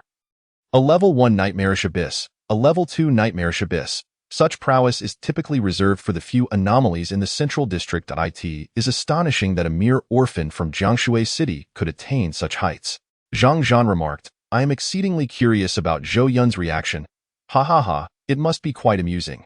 Zhang Yu has cleared the level 1 nightmarish abyss. He has every reason to regret it. I refuse to believe he can remain unscathed now." The thought of Zhang Yu being the prodigy he had acquired from Jiangxue City made Zhang Zhan beam with delight. As long as Zhou Yun was distressed, no one could be happier than he. A request for additional updates, gifts. Chapter 69. Clearing the Tomb Abyss. Once again breaking the record. Within the nightmarish Tomb Abyss, the female specters unleashed their resentment, tearing the souls of the villagers to shreds. The red-clad ghost even explained to Zhang Yu, "The agony of a soul being shredded is indescribable, 100-fold more torturous than physical pain." Zhang Yu could not discern the expression of the red-clad ghost, for her face remained concealed beneath a crimson veil. Once the souls of the villagers had been entirely torn apart, the Shangyu village abyss would reset, allowing for an early departure. Regarding the red-clad ghost's words, Zhang Yu had many inquiries. For instance, how she possessed the awareness that this was the abyss. He recalled that textbooks described the abyss as a history trapped in time. They should lack consciousness. However, before Zhang Yu could voice his questions, the red-clad ghost preemptively stated, "I know what you wish to ask. I can only tell you that I know more than you might assume. Part of it stems from the Yin gods, and part from the peculiarities of ghostly beings. From the Yin gods?" Zhang Yu pondered her statement as the cries of the villagers in the courtyard grew fainter. The system notification then appeared. "You have cleared the Level 2 Nightmarish Tomb Abyss and received rewards. Nightmarish Tomb Abyss Treasure Chest. Practitioner Experience, 100,000. Regrettably, there were no first clear rewards. The experience gained from clearing the Level 2 Nightmarish Tomb Abyss was a staggering 100,000, ample to elevate one level. It is known that after level 15, each level gain becomes exceedingly challenging for practitioners. The Nightmarish Tomb Abyss has concluded. You will exit the instance in 5 minutes. It is time for me to depart," Zhang Yu stated deliberately to the red-clad ghost. For he sensed she was the controller of all the Yin energy in Shangyu village. In other words, the true curse-bearer was the red-clad ghost. The other female specters in the pigsty were merely endowed with her power. Should a confrontation arise, defeating the red-clad ghost would be improbable. The red-clad ghost cast a glance at Zhang Yu and replied, "Next time you come, remember to bring the village chief's coffin along. For coffins can compel the ancestors' original forms to emerge. Additionally, slay that green-eyed yellow weasel. Do not extinguish the fire in the copper basin." After issuing these 3 statements, the red-clad ghost raised her hand, summoning a wave of Yin energy that swept over the fragmented red sedan. In the next moment, the shattered pieces of the sedan appeared to come alive, reassembling themselves into their original form. With an eerie chirping sound, the yellow weasel emerged from the ground, shrouded in a veil of black mist. A mournful melody resonated once more. 4 resurrected yellow weasels lifted a crimson palanquin and respectfully approached the red-clad female specter. They bowed low, tilting the palanquin to facilitate her entrance. The yellow weasel with emerald eyes stepped forward, pulling aside the curtain of the palanquin's door. The red-clad specter elegantly stepped inside. Upon entering, the oppressive aura of her malevolence vanished entirely. Zhang Yu then understood that the crimson palanquin was, in fact, a guise employed by the specter to obscure her ghostly presence. With a creak, the 4 yellow weasels hoisted the palanquin at that moment. The voice of the red-clad specter emerged from within, inquiring, "When shall you return?" Zhang Yu pondered momentarily and asked, "Will you allow me to withdraw?" "No," she replied. "Then in 3 days hence," he concluded. "Very well, I shall await your return." Her words, "I shall await you," caught Zhang Yu off guard. Beside him, when Ren Qingyu immediately turned to Ku Ying and said, "Remember your rival." Ke Ying rolled her eyes, feeling exasperated by her overly vocal friend. Tao Qian, ever the gossip, remarked, "But she is a ghost. And what of it? Perhaps Zhang Yu has a unique taste." Zhang Yu interjected, "If you continue to talk back, I shall have the specter leave you here." When Ren Qingyu promptly fell silent, Zhang Yu glanced at the time and declared, "We shall depart. We will return in 3 days, agreed." Regardless of what Zhang Yu undertook in the abyss, they would follow. For as mere spectators, they had no choice. They cherished every opportunity to enter the abyss, as each entry was a diminishing chance. Zhang Yu had already reached level 15, while they had just attained level 11.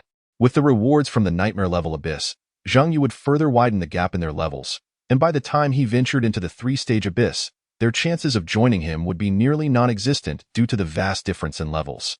If one were to inquire of Tao Qian as to when he believed he had reached the pinnacle of his life, he would respond, "Right now." As for Zhang Yu's reasons for re-entering the ancestral hall of the abyss, they were simple, hidden tasks. The 3 matters mentioned by the red-clad specter, the yellow weasel with emerald eyes, the 4 coffins, and the copper basin of flames, were likely the keys to his oversight. The emphasis placed upon them by the red-clad specter warranted another attempt. In the hall of the ancestral hall abyss, Zhao Ning, as usual, had breakfast before settling down to await his prey. Last night, he had believed he had stumbled upon a business opportunity, only to discover a group of children who inexplicably managed to reach level 10. After waiting for half a year, he finally encountered a summoner leading a team of professionals, which was utterly absurd. Huh. As he pushed open the door, Zhao Ning momentarily thought he had walked into the wrong place. Why were there so many people?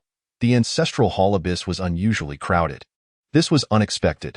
Although it was the awakening season, how could so many achieve level 10 so quickly? Accustomed to the usual desolation of the ancestral hall abyss, Zhao Ning felt somewhat disoriented by the sudden influx of people. The staff in the hall were well acquainted with Zhao Ning and, upon seeing him, directly inquired, "Did you not know?" "Know what?" Zhao Ning asked, his face a mask of confusion.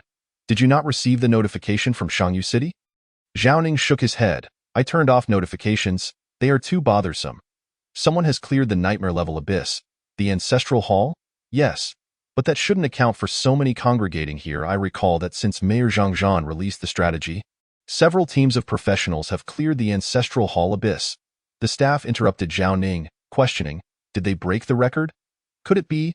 Zhao Ning abruptly looked toward the large screen in the center of the hall, which displayed the historical records of the ancestral hall projected by the temple. He was astonished to discover that the record holder for the nightmare level abyss was now Zheng Yu. Ancestral hall abyss, nightmare level, clearance record, 8 hours 44 minutes 21 seconds. Clearing members, Tao Qian, monk; Ku Ying, assassin; Wen Ren Qingyu, assassin; Chai Yun, ranger. Zhao Ning rubbed his eyes. "Huh? 8 hours?" He rubbed his eyes again. The staff beside him chuckled. "Stop rubbing. You aren't mistaken. It is indeed 8 hours. You don't follow the forums at all, do you? They are in an uproar. Now you understand why they are gathering here, right? There are onlookers, media, and reporters. Most are professionals and companies eager to befriend Zheng Yu. You wouldn't believe it, but even Mayor Zhang Zhan and Minister Chai Feng arrived early. Wow, that's enviable. At such a young age, he commands such attention, with even the mayor and the resource department minister personally welcoming him. His future is boundless. If only I could know Zheng Yu. He is destined to be a figure of mayoral stature. Damn it, I should have spoken more with him yesterday." The staff rambled on. While Zhao Ning wore a look of incredulity, it was them. A summoner, a monk, and 2 assassins. Such an impossible configuration. Zhao Ning could not forget. He never anticipated that the summoner he had directly refused would turn out to be such a significant asset.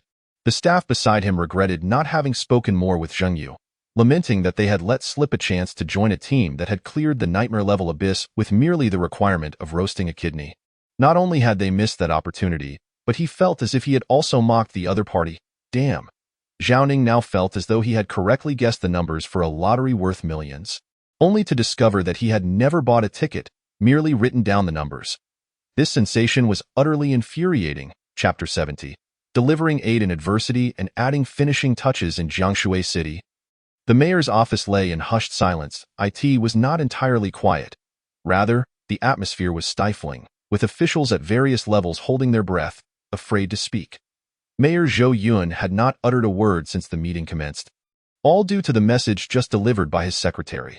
Zhang Yu had once again cleared a nightmare-level abyss and shattered the historical record held by Zhang Zhan for nearly 8 years. Had the record been broken by a professional from Shangyu City, Zhou Yun might have begrudgingly offered congratulations while privately nursing jealousy over a stroke of luck that had gifted their faction a genius. However, the record-breaking professional was originally from Jiangshui City. Zhou Yun gazed at the information regarding Zhang Yu's record-breaking feat. After a long moment, he smiled and remarked, "Why does everyone look at me? It is merely a trivial matter." Zhou Yun's demeanor was composed, as if nothing extraordinary had transpired. To him, the event had reached a point of no return, and he preferred to let it unfold naturally.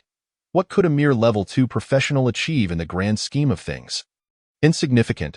What Zhou Yun deemed trivial had ignited a frenzy in the forums, particularly among the professionals of Jiangshui City, who had not immediately learned of Zhang Yu's clearance of the nightmare-level abyss. They were still engaged in mockery and venting their frustrations. Many supported Zhou Yun's decision to allocate resources to Li Feng, as there had been analyses suggesting that if Zhou Yun aligned himself with the Li family faction, Jiangshui City would effectively become a branch of the Li family faction. There was even potential for future opportunities to work within the Li family faction or to team up with faction members to enter the abyss. As for Zhang Yu, he was merely a summoner. However, This derision quickly transformed into self-flagellation as news spread throughout Jiangshui City. With Zhang Yu's departure and Zhou Yun's maneuvers, the professionals from Jiangshui City felt a sense of resentment toward Zhang Yu. In Shangyu City, many believed Zhang Yu would not achieve significant development. Then, on the fourth day of his arrival in Shangyu City, he once again cleared the nightmare-level abyss, breaking the record with an astonishing time. Was this what they meant by lacking development? Was it insignificant? Which professional could clear 2 nightmare-level abysses, especially with record-breaking times? Gradually, posts condemning Zhou Yun began to emerge in the forums, delivering aid in adversity and adding finishing touches. Who profited and who suffered? Original poster, allocating resources to Li Feng and strengthening ties with the Li family faction. Zhou Yun not only expressed loyalty to the Li family faction, but also successfully integrated into it. This can be seen as adding finishing touches. However, does Zhou Yun's entry into the Li family faction truly benefit us? Compared to Zhang Yu, who was originally an orphan wandering in Jiangshui City, cultivating him would be delivering aid in adversity. A genius of this caliber, paired with such kindness, I refuse to believe you cannot see the distinction. This post quickly gained traction. Professionals from Jiangshui City rationally analyzed how far Zhang Yu could go in the future, citing examples of those who had cleared the nightmare-level abyss at levels 1 and 2.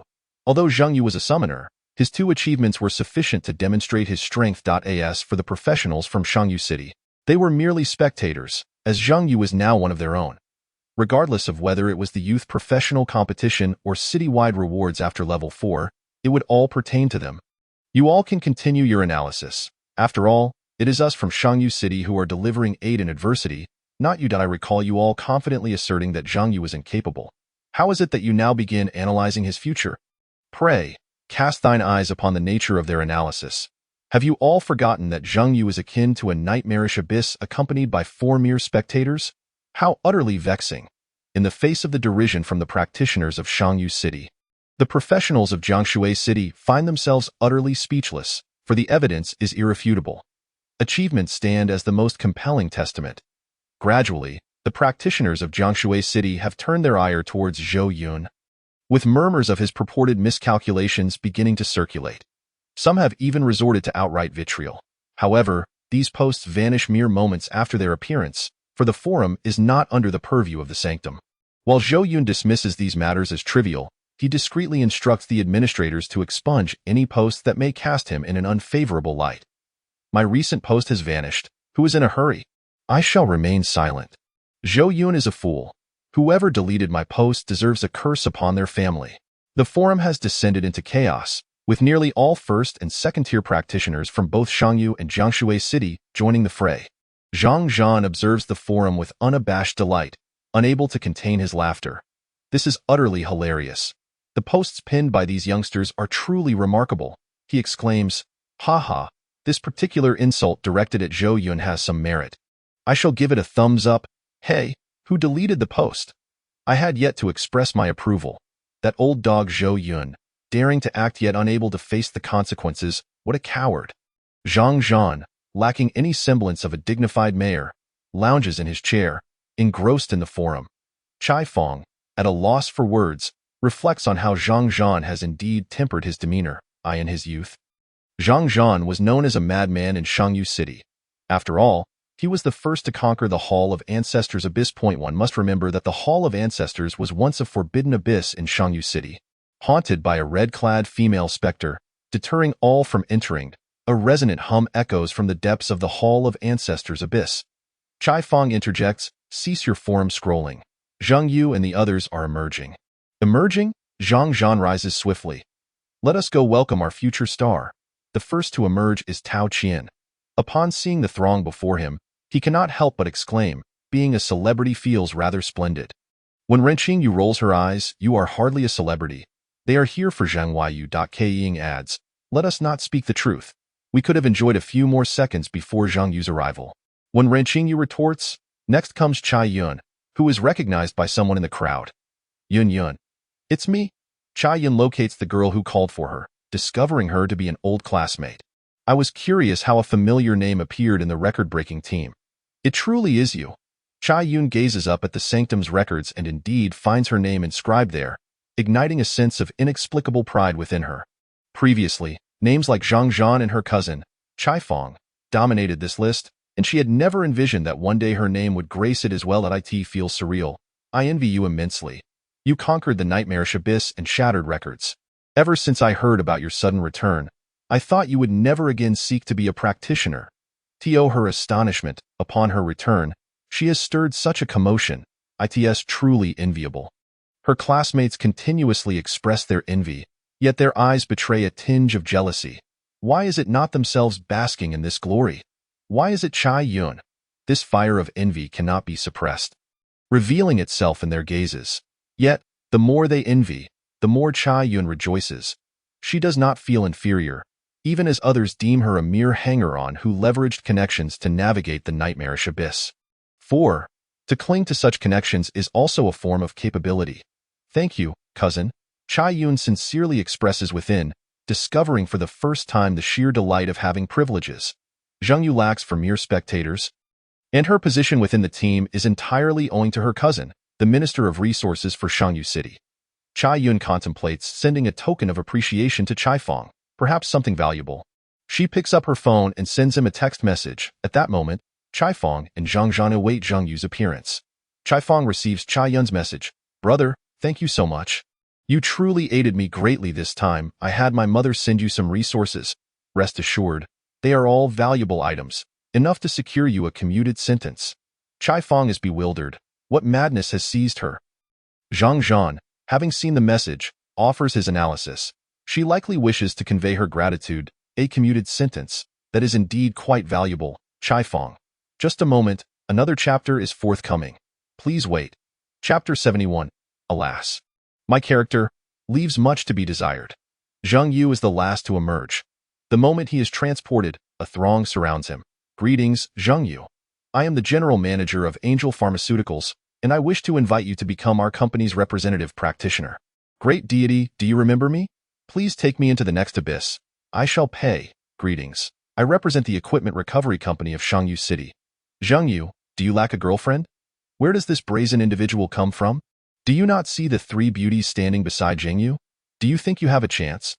Would you mind if I became your fourth wife? Zhang Yu, great deity, could you sell me the strategy for conquering the Hall of Ancestors Abyss separately? I am willing to pay a handsome price for exclusive rights.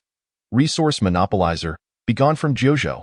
Amidst the cacophony, Zhang Yu is taken aback, having never before encountered such a spectacle. It reminds him of the entertainment stars from his previous life. It must be akin to this. While he contemplates how to extricate himself from their clutches and slip away from the Hall of Ancestors, a voice booms forth. Greetings, everyone. I am Zhang Zhan, the mayor of Shangyu City. His voice, amplified through the speakers, swiftly silences the frenzied crowd. I have matters to discuss with Zhang Yu. Could I have a moment of his time? The request is made politely, and no one dares to refuse. For Zhang Zhan is the mightiest practitioner of Shangyu City. The principle of might dictates respect in this world. Zhang Yu is surprised to find such an upscale lounge within the Hall of Ancestors. He gazes at the exquisite surroundings and the valuable refreshments laid before him, casually remarking, "Haha, I have only visited here twice." Zhang Zhan, taking a seat at the tea table, expertly begins to brew tea. Once was this very occasion, where I, as mayor, sought to discuss your future with you. The other time was 8 years ago, when I occupied your current seat, conversing with the previous mayor about my own future. Zhang Yu accepts the tea that Zhang Zhan offers and smiles. So, I have gained your recognition? Zhang Zhan, straightforward and devoid of any bureaucratic niceties, nods affirmatively. Indeed, my intention in bringing you to Shangyu City is largely a gamble. I shan't indulge in empty platitudes. I am at odds with Zhou Yun, and thus, the stronger you become, the more displeased he shall be, and the more his discomfort shall bring me joy. However, your prowess has surpassed my expectations, compelling me, as mayor, to engage in this dialogue with you. Zhang Yu surmises the subject Zhang Zhan wishes to broach. Factions? Zhang Zhan is unperturbed by Zhang Yu's deduction, having been informed by Chai Fong of the factional matters beforehand. Precisely. Given your current display of strength, reaching level 40 is merely a matter of time, barring unforeseen circumstances. The faction to which Chai Fong and I belong is led by Lu Nanyan, with Zhuge Wuhan as the deputy leader. There are 2 ways to join a faction. The first is to reach level 40 and exhibit your capabilities, at which point factions will extend invitations, or, like Zhou Yun, you may proactively contact the Li family faction. The second method, is nurturing. That is to say, practitioners like yourself will be cultivated with particular focus. Zhang Yu inquires, does this mean I will gain access to the resources of the faction? Zhang Zhan replies, not merely resources. Are you familiar with the mechanics of the three-stage abyss? Zhang Yu shakes his head. He truly does not know. On one hand, such details are not covered in school textbooks, as only a select few practitioners ever reach level 20. On the other hand, prior to acquiring the Hextech Enhancement Rune talent, he had never envisioned himself entering this realm so swiftly. Just a few days have passed. Zhang Zhan elucidates, the three-stage abyss spans levels 20 to 30, with a pivotal transition point at level 25 for second transfers, causing changes within the abyss itself. The three-stage abyss is not permanently open but rather requires a reservation. Reservation? Indeed. Zhang Zhan regards Zhang Yu and continues. Let me be forthright. To the factions, the abyss is also considered a resource. When it opens, who enters first? All of these decisions rest with the factions. Zhang Yu contemplates, does this imply that the composition of 1's team must also consist of faction members? Zhang Zhan nods, but adds, do not worry about your current teammates. Whether it be Tao Qian or Wenran Qingyu, after conquering a few abyss instances, their resources will far exceed those of ordinary practitioners. As your level increases, you may find it challenging to continue teaming with them. I'm aware of that. Zhang Yu nodded and expressed his desire to know if the faction could arrange abyss for him independently, as he intended to venture in by himself. Zhang Zhan furrowed his brow. Not in a team. Indeed, Zhang Yu replied. The three-stage abyss. Before Zhang Zhan could finish his sentence, Zhang Yu interrupted, stating that he had grown weary of hearing that phrase. He was acutely aware of the challenges posed by the three-stage abyss, just as he was cognizant of the difficulties inherent in the nightmare-level temple abyss of the second stage. He had agreed to join the faction, but he had one stipulation, to prioritize his arrangement for the abyss without assigning him teammates. Naturally, if the faction required him to guide someone's son or daughter through the abyss, he would consider it, provided the compensation and priority were satisfactory. Zhang Zhan chuckled. So confident? Zhang Yu shook his head. It's not confidence. It's merely a matter of time constraints. Time? Zhang Yu explained. In the sanctum, one can ascertain the abyss reservations of practitioners above level 40. I noticed Zhou Yun has already booked a 5-stage abyss for 6 months from now. Zhang Zhan stared at Zhang Yu, momentarily taken aback, before exclaiming, you can't be, before Zhang Zhan could finish. Zhang Yu interjected, I won't forget the unpleasantness in Jiangshui City just because you helped me secure resources. Even now, he hasn't offered a single apology. Zhang Zhan inquired, what if he were to apologize?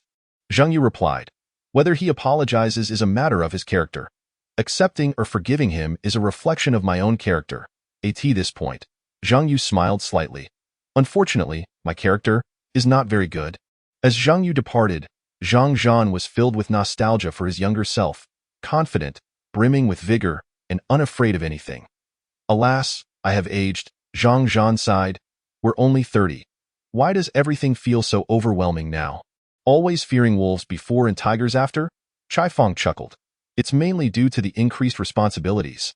Zhang Yu hasn't reached the 5-stage yet, so he is oblivious to the challenges practitioners will face. When you informed him about the faction's monopoly over the abyss, he clearly appeared displeased. As Chai Fong spoke, he lit a cigarette and took a drag, his expression reminiscent of Captain Zhuge Wuhan from years past. Zhang Zhan rose to open the window, letting the smoke dissipate, and remarked, but now, after 7 or 8 years, isn't he just like us? Everyone has their youth. Young practitioners often perceive the abyss as merely a path to upgrading, gaining strength and acquiring social status. Yet, they seldom ponder why the government bestows such high status upon practitioners, or why it allows factions to monopolize the abyss beyond the 3rd stage. However, it is a positive sign that Zhang Yu maintains such confidence. At least for now, it holds an optimistic connotation. Zhang Zhan gazed out the window, observing Zhang Yu and Tao Qian leaving the Temple Abyss Hall in jovial spirits, followed by a cluster of youthful practitioners.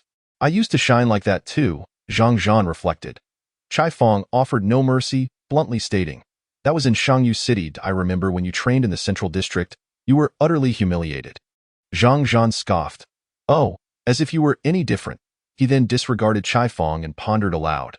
I wonder how those 2 individuals who went to the Central District for training are faring now. Chai Fong, taking a puff of his cigarette, responded, it's been over half a year. They haven't returned. Most likely, they've passed the assessment. You needn't worry about them. Instead, focus on yourself. Zhou Yun has already reserved an abyss 6 months from now. Do you plan to stagnate at level 45? The topic of leveling up weighed heavily on Zhang Zhan's mind. Unfortunately, the 2 recently opened 5-stage abysses were one 5-star abyss, which he was unqualified to enter, and a 2-star abyss, which was already full. Oh, right. There's also a 6-star abyss currently seeking a main character. Should I go for it? Zhang Zhan asked with a grin, only to receive a roll of the eyes from Chai Fong. You aren't even qualified to be a member of the 5-star abyss, yet you wish to take the lead in the 6-star abyss. Do you not see the improbability? Suddenly, Zhang Zhan recalled Zhang Yu's earlier remarks. Given the current pace of his progress, if Zhang Yu were granted another 6 months, he might very well elevate Zhang Zhan through the 6-star or even 7-star difficulty abysses. Chai Fong was left speechless. Wait, are you serious? You, the strongest practitioner to emerge from Shangyu City in the past decade, are waiting for a kid younger than you to lead you through the abyss? Where's your pride? Zhang Zhan shrugged nonchalantly. It doesn't matter. If Shangyu can maintain this pace of leveling without encountering a bottleneck, it's indeed possible. Practitioners are not judged by their years of experience. Who dictated that older individuals must be stronger? Zhuge Wuhan is 2 years younger than both of us, yet he is now the vice leader. Who knows, right? What if? Chai Fong chuckled in response. That what if scenario is rather minuscule. However, it is indeed worth anticipating. Upon returning to the villa, it was already noon. Chai Yun, wishing to express her gratitude, had invited a professional culinary team to host a celebratory banquet within the villa. She even sought the chef's guidance on the art of grilling kidneys. Although she was acutely aware that her opportunities to accompany Zhang Yu into the abyss might be limited to 1 or 2 more times, she felt it was imperative to convey her appreciation. Whether or not she could clear another nightmare-level abyss would depend on Zhang Yu's willingness to take her along. After indulging in a hearty meal, Zhang Yu, faced with Chai Yun's eager expression, did not keep her in suspense. During the 2nd stage, I will not change teammates. You and Wen Qingyu should prepare the supplies for the next session. By the way, the price for the next session has risen to 5 million. No problem, Chai Yun readily agreed. She raised no objections to Zhang Yu's price increase, promptly acquiescing. Moreover, 5 million was merely the standard market price, and there were few capable individuals available to guide through the abyss. Chai Yun, Wen Qingyu, and Ku Ying were tasked with procuring supplies while Tao Qin assisted Zhang Yu with various procedures. The paperwork for obtaining supplies was rather cumbersome, but fortunately, it did not require the individual's personal presence. Zhang Yu remained in the villa, beginning to tally the spoils of this venture. There were 2 rewards in total. The Nightmare Level Completion Reward, Temple Abyss Treasure Chest, Nightmare Level, Practitioner Experience 100,000. Historical Record Reward, Temple Abyss Historical Record Chest, Nightmare Level, Practitioner Experience 100,000. Setting aside other factors, the sheer amount of experience from these 2 rewards, totaling 200,000, was already remarkable. Zhang Yu inquired with Tao Qin, and their completion experience rewards totaled only 40,000. Zhang Yu promptly claimed all the experience.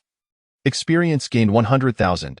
Experience gained 100,000. At level, LV 15 LV 17, 91,000.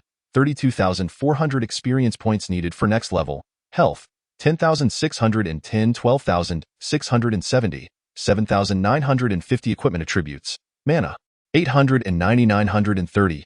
Intelligence, 485 527. Strength, 134 141. Agility, 3133. Remaining free attribute points, 28. With 200,000 experience points, he advanced 2 levels in an instant.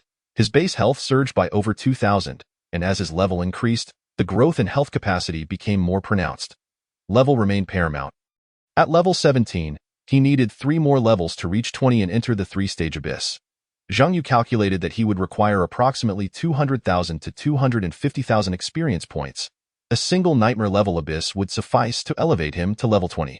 Fortunately, reaching level 20 would allow him to cap his level, enabling him to grind in the 2-stage abyss and access the 3-stage abyss.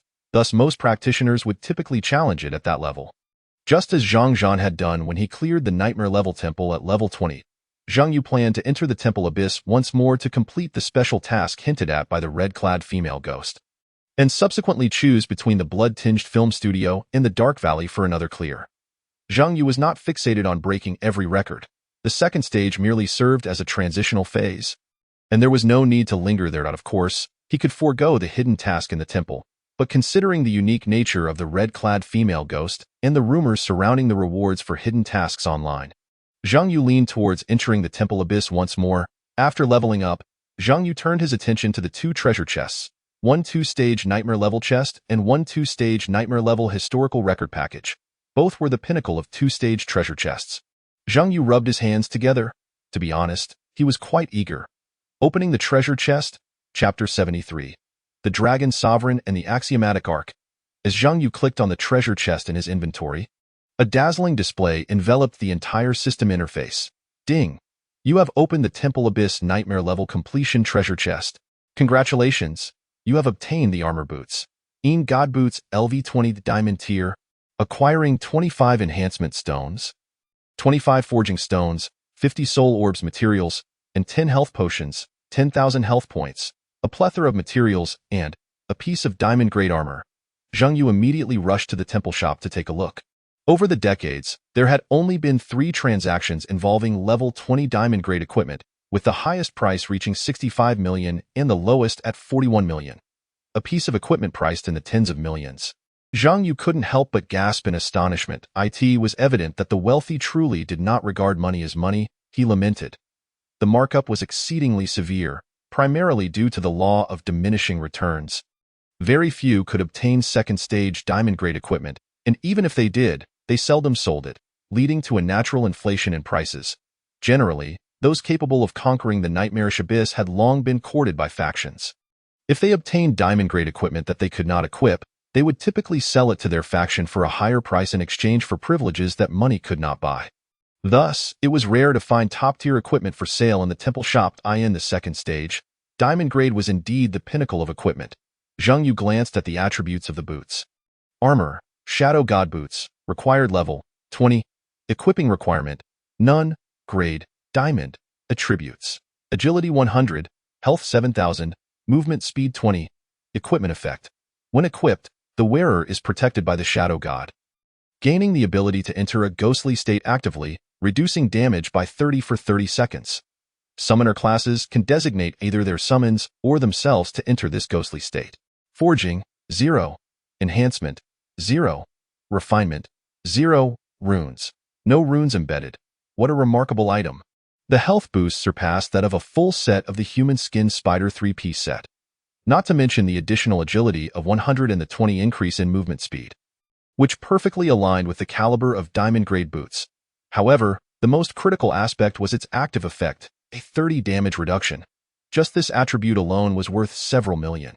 If there were no equipment with better attributes than these boots, they could be worn indefinitely, unless something of a higher grade than diamond were to emerge. But above diamond lies the resplendent grade, which could only be obtained in the 4th stage of the Starry Abyss. A challenge far superior to that of the Nightmarish Abyss. Thus, diamond-grade equipment was already considered top-tier at level 40. Quite impressive. The Human Skin Spider 3-piece set comprised a hat, a top, and gloves, and he was just missing a pair of boots, which the Shadow God Boots would perfectly fill. By equipping the boots, his base health combined with the equipment's health would reach nearly 20,000, alleviating his prior fears of being instantly defeated. The health provided by the equipment was sufficient to ensure he would not be taken down in one blow. Additionally, there was the shield from the grievance ring, the taunt from the training dummy, and the protection from the giant-winged spirit butterfly. It would not be an easy task to eliminate him. However, he would have to wait until he reached level 20 to wear the diamond-grade boots. Zhang Yu then opened the Historical Record Gift Package. You have opened the Historical Record Gift Package, Temple Abyss Nightmarish level. Detected that your class is Summoner, the prize pool is locked to Summoner class equipment. Congratulations! You have obtained Summoner Beast equipment, Soul-Claiming Swona, LV20, Diamond Grade. Congratulations!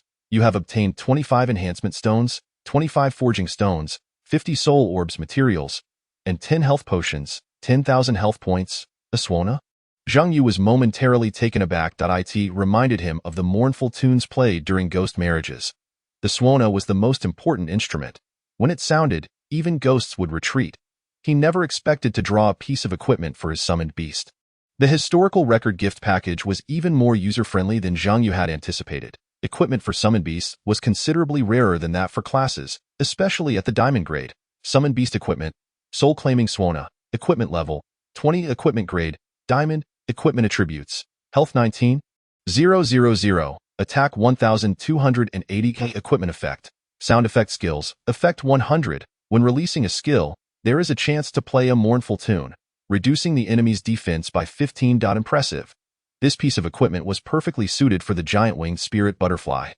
It could only be worn by the giant-winged spirit butterfly, as only its butterfly call skill qualifies as a sound effect skilled. An effect increase of 100 meant that the originally enhanced speed would double.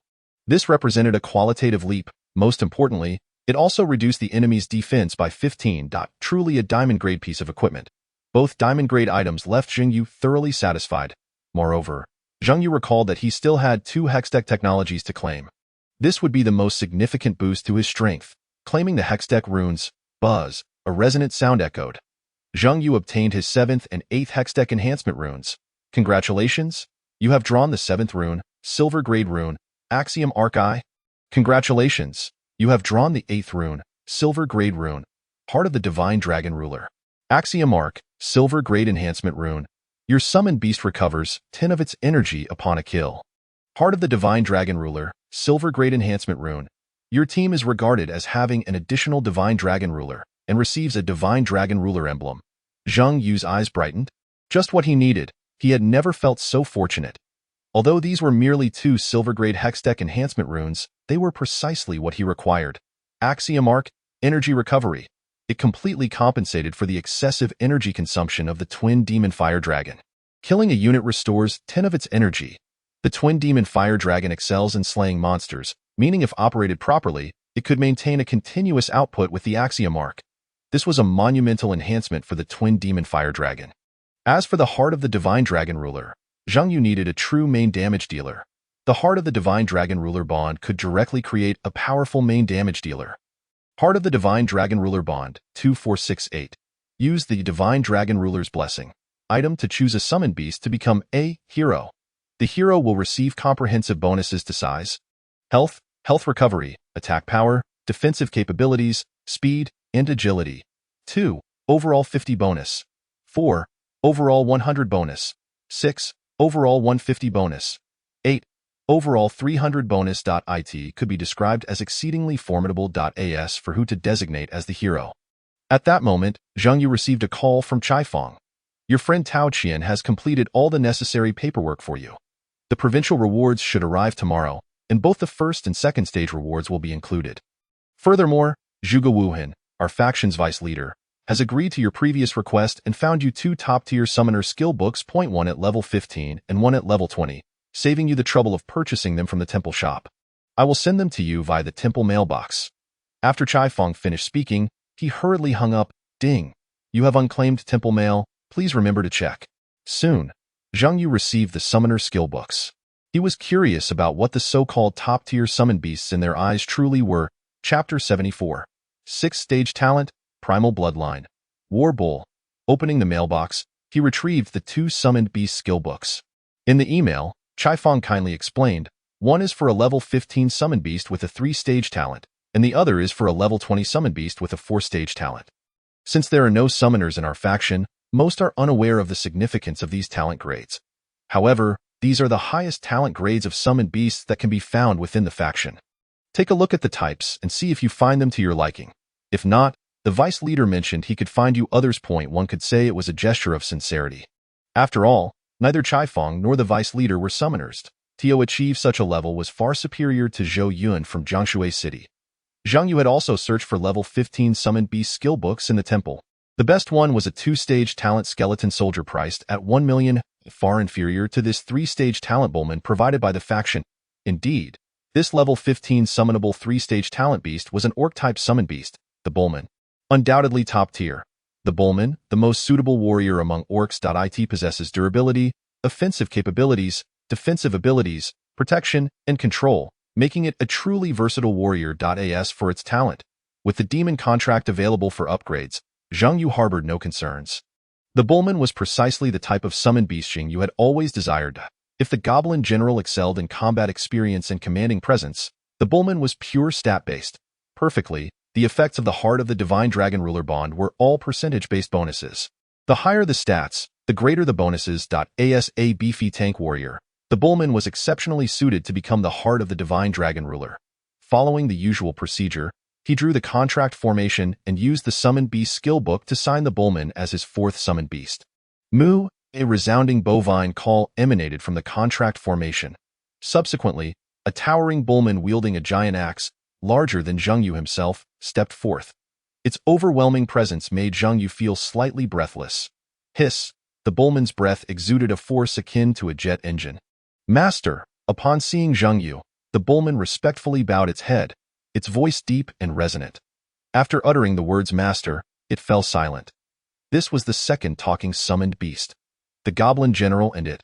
The twin fire dragons never spoke, leaving one to wonder whether they were incapable of speech or simply too reclusive to engage in conversation.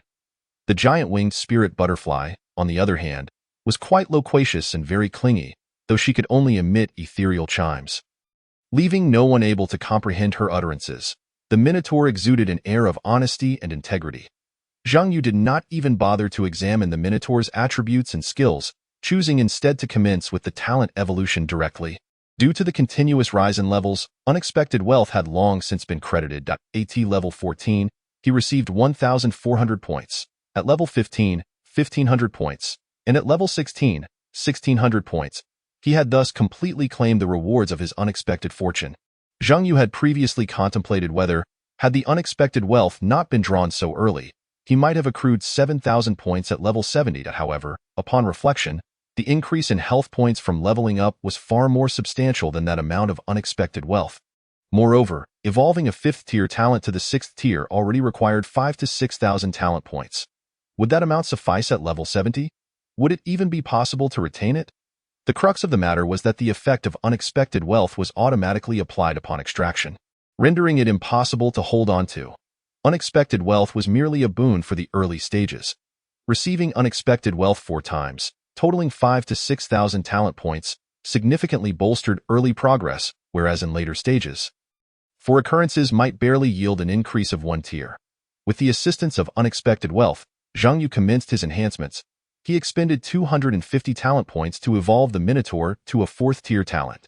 Summoned Beast, Minotaur, Tier 3, Talent Evolution Summoned Beast, Elite Minotaur, Tier 4. Yet, Tier 4 was insufficient. He continued to advance, consuming 600 talent points. Summoned Beast, Minotaur, Tier 4, Talent Evolution Summoned Beast, War Minotaur, Tier 5.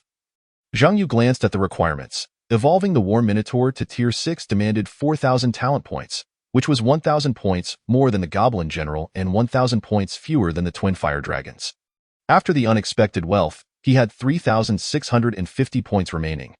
Coupled with previously saved talent points, if he converted all 28 points gained from leveling up into health, he would only need to sacrifice 3,500 health points to amass the requisite 4,000 talent points. Zheng Yu calculated that his remaining base health was nearly 5,000. By utilizing the demon contract to sacrifice 3,500 health points, bolstered by equipment, his total was still considerable. Thus, he resolved to proceed. Consuming 4,000 talent points, evolving War Minotaur. Summoned Beast, War Minotaur, Tier 5, Talent Evolution Summoned Beast, Primal Bloodline, War Minotaur, Tier 6. Zheng Yu's first Tier 6 Summoned Beast emerged. He immediately affixed the Dragon Sovereign's emblem onto the War Minotaur and transferred the Steward emblem from the Twin Fire Dragons to the War Minotaur. The Steward emblem increased health, making it highly suitable for the War Minotaur. Summoned beasts could wear multiple bond emblems. Currently, the War Minotaur bore 2 types of bonds: the Heroic Bond from the Dragon Sovereign, enhancing all attributes by 50, and the VIP Steward Bond from the Steward emblem, increasing health by 20 and transferring the VIP effect directly to the Minotaur. Boom. With a resounding thud, a massive, imposing War Minotaur, muscular and robust, emerged from the summoning array. Compared to the Tier 3 Minotaur, this primal bloodline, War Minotaur emanated a far more formidable presence, suffused with an aura of bloodlust and menace, its skin adorned with crimson markings, a manifestation of its primal lineage. Summoned Beast, Primal Bloodline, War Minotaur, Level 17, increases with the Summoner's level, Health 60,500, Attack Power 6,324, 527, Summoner's Intelligence 8, Coefficient 50, Dragon Sovereign's Enhancement, Talent Tier 6, 20,000 talent points needed for upgrade. Skill I, War. Trample LV. 17. The War Minotaur initiates a trampling attack against all obstacles ahead. Skill 2. Primal Charge LV. 17. The War Minotaur charges forward, unstoppable, reducing damage taken by 90 during the charge. Skill 3. War Roar LV. 17. Emits a war cry, enhancing allies' attack power by 20 for 30 seconds and causing enemies to be stunned. Skill 4. Primal Bloodline LV. 17. Originating from the Primal War Minotaur, it possesses extraordinary physical prowess, growing stronger with each battle. When in a critical state, health recovery speed is increased by 300, and healing effects are also enhanced by 300. Summon Beast Equipment. None observing the attributes of the War Minotaur. Zhang Yu could only utter one word: invincible. One wondered if the War Minotaur stood a chance against the red-clothed ghost. With 60,000 health points, 6,000 attack power, crowd control capabilities, damage output, and the endurance of the primal bloodline, it seemed there might indeed be a glimmer of hope. Having acquired equipment, contracted a fourth summon beast, and elevated the Minotaur to Tier 6, Zhang Yu finally had the time to begin drafting a strategy for the Temple Abyss. The forum members were beside themselves with curiosity, eager to learn how Zhang Yu had navigated the Temple Abyss, while also speculating whether an 8-hour completion time was even attainable. Zhang Yu's strategy post provided them with an answer.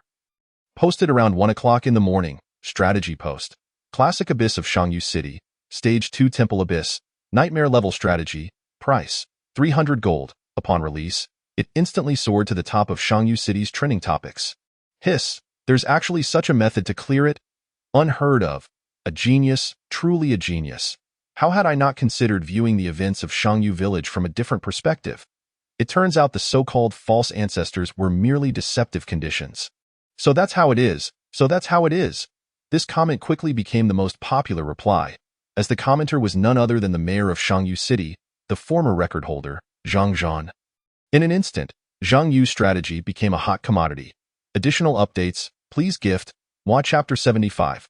No need to guess, personally tested, the extreme time is 5 hours and 21 minutes. Zhang Yu's strategy post became the most talked about thread on the forum, spawning hundreds of discussion posts analyzing his strategy overnight. Do not underestimate the forum veterans.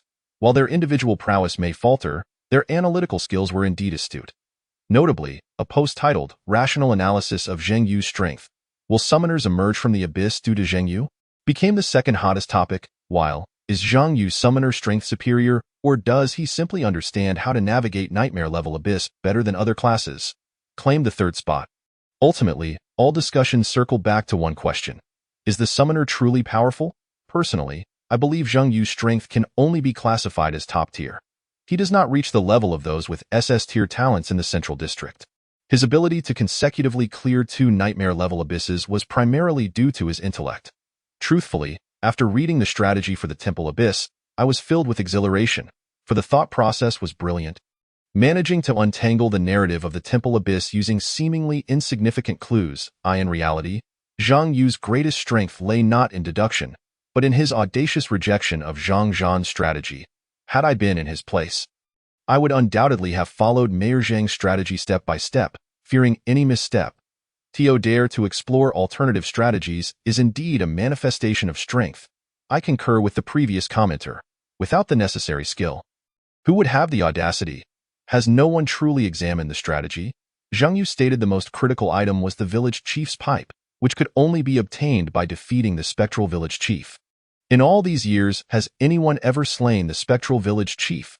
Furthermore, at the temple, one must defeat the red palanquin to gain the red-clothed ghost's approval. Doesn't that all reflect strength? A group engaged in rational discussion, while another faction argued over different matters. For instance, who is the true consort? Wenren Qinjiu, Ku Ying, or Chai Yun? Post 1, bro, you must be truly idle. Post 7, I vote for Wenren Qinjiu. That figure is absolutely stunning. Post 19, who is the true consort? What does it have to do with you? And more. The Goblin General is so handsome. Poke me, I'm in. Post 2, one should not. At the very least, it is inappropriate. Post 8, I believe the giant-winged spirit butterfly is the true beauty. Had I known that summoners could summon such exquisite beasts, I would have chosen summoner for the sake of aesthetics. Post 9, don't fantasize. I have encountered other summoners. and they either summoned an ugly goblin or a weak fire elemental sprite. There was simply no giant winged spirit butterfly. Post 10. You must possess an S-tier talent first. Post 16. The issue is that other summoners' goblins are utterly hideous. Why is Zhang Yu's goblin so cool? There were also some genuine analytical posts. I believe Zhang Yu's nightmare level clearance time can be further reduced. Strategy post. How to advance further on Zhang Yu's strategy, breaking the extreme of 8 hours and 44 minutes. Prediction post. Theoretical extreme time for the Temple Abyss. Of course. The majority of posts were generated for entertainment at this moment. Zhang Zhan was browsing the forum, chuckling as he remarked, "It's been a while since I've seen such liveliness on the forum. The last time it was this bustling was when I nearly crashed the server after clearing the Temple Abyss." Zhang Zhan gazed nostalgically and then inquired of Chai Fong. "Which abyss does Zhang Yu plan to tackle next? The movie studio or the dark abyss?" Chai Fong replied, "The temple again." Once more, the temple? In a moment of contemplation, Zhang Zhan furrowed his brow and remarked, "Something feels amiss. There's no reason for Zhang Yu to be unaware that the record for rewards can only be claimed once." "Did you not advise him?" Chai Fong shrugged nonchalantly. "I did, but he mentioned hidden quests and perfect completions." Zhang Zhan's eyes sparkled with intrigue. Was he confident? Who could say? If he truly managed to achieve a perfect completion of the nightmarish Temple Abyss, it would undoubtedly benefit the new practitioners of Shangyu City. This time, Chai Fong refrained from making any definitive assertions regarding Zhang Yu's capabilities. Having been publicly embarrassed once, he had no desire to endure a second humiliation. 3 days swiftly passed. Zhang Yu's strategy remained at the pinnacle of the popularity charts, drawing not only the attention of Shangyu's practitioners, but also those from Jiangshui City and its neighboring locales, all of whom were filled with curiosity. The fervor showed no signs of waning. However, on that fateful morning, a news flash catapulted to the forefront once more. Breaking news! Zhang Yu has once again entered the nightmarish Temple Abyss. Comments erupted across the forum, with one user questioning, "I don't understand. Zhang Yu's abilities should allow him to conquer the other two nightmarish abysses. Why venture into the temple?" Another chimed in, "Do you truly believe the nightmarish abyss is easily traversable? He must consider the danger involved. Completing a quest with a strategy guide is far less daunting than tackling an uncharted film studio." A third user added, "If it were me, I would also choose to re-enter the temple. Having conquered it once, it would be familiar territory."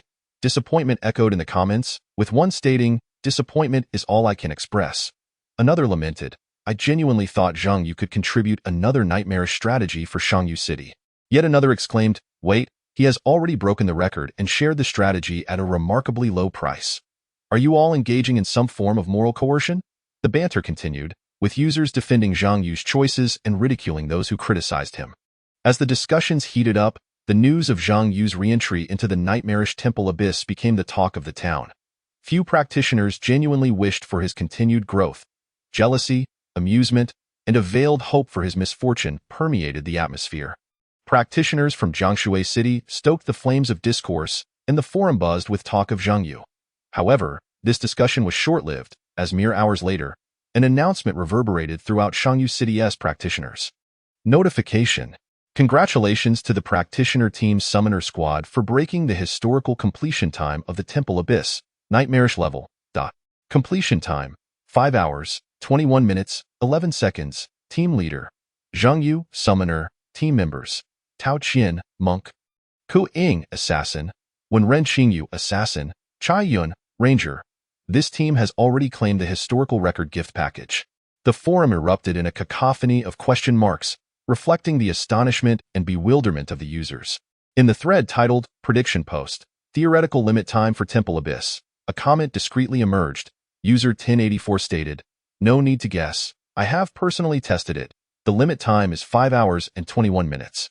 Of course, if one avoids hidden quests and doesn't aim for a perfect completion, it should be possible to finish in 4.5 hours.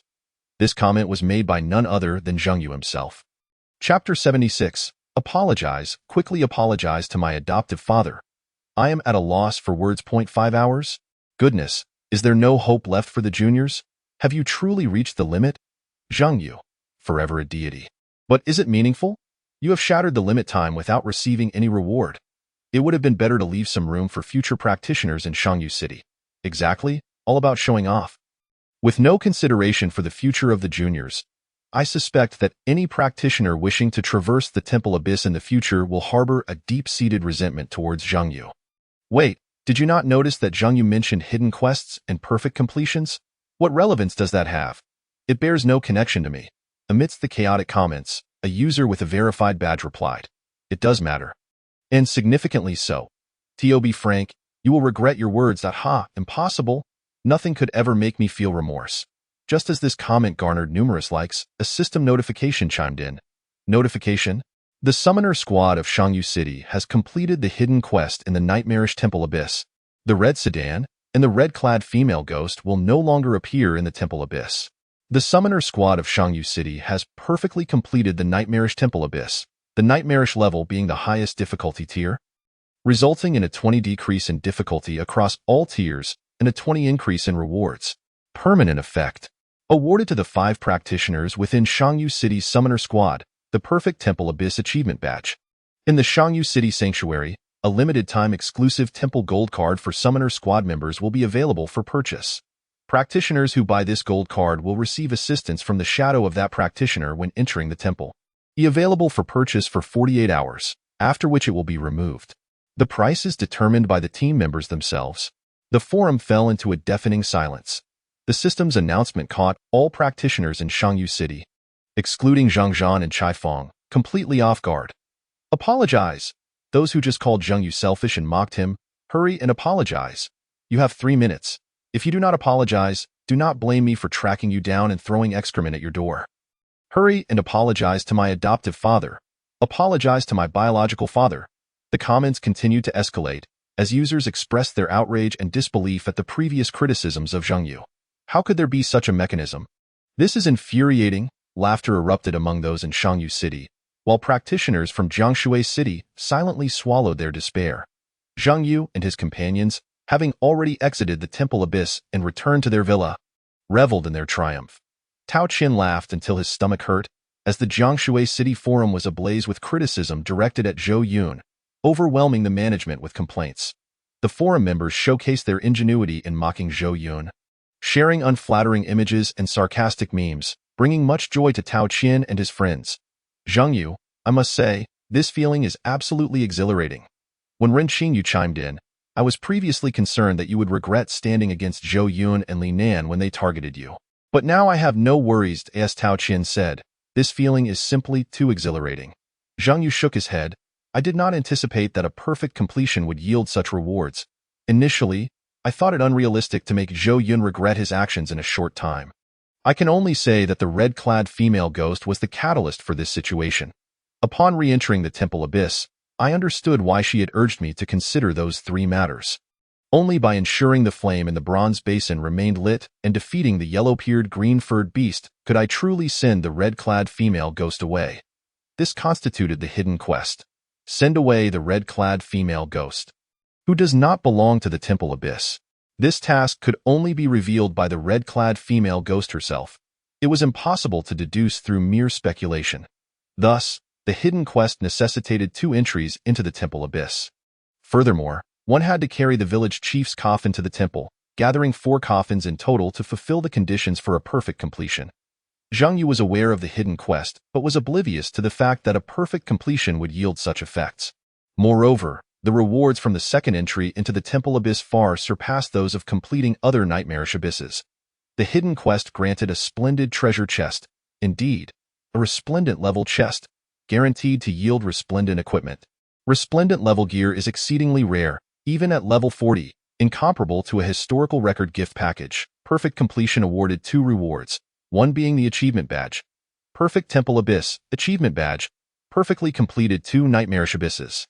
Base achievement attributes: Intelligence 2, Strength 2. Special achievement attribute: Defense against ghost-type beings increased by 10. The effects are decent, making it a commendable achievement badge. The other reward was the gold card privilege. Zhang Yu accessed the temple mall, and a notification promptly appeared. You have successfully completed the Abyss of the Shrine, earning the exclusive privilege gold card for the Abyss. For the next 48 hours, it will be prominently displayed at the top of the Shengmiao store in Shangyu City. You will retain 50 of the revenue from the sale of the gold card. Please set the price. Upon noticing the top position in the store, Zhang Yu observed that 5 gold cards were indeed present, each inscribed with the names of the 5 individuals. Currently, they were listed as unpriced and available for sale.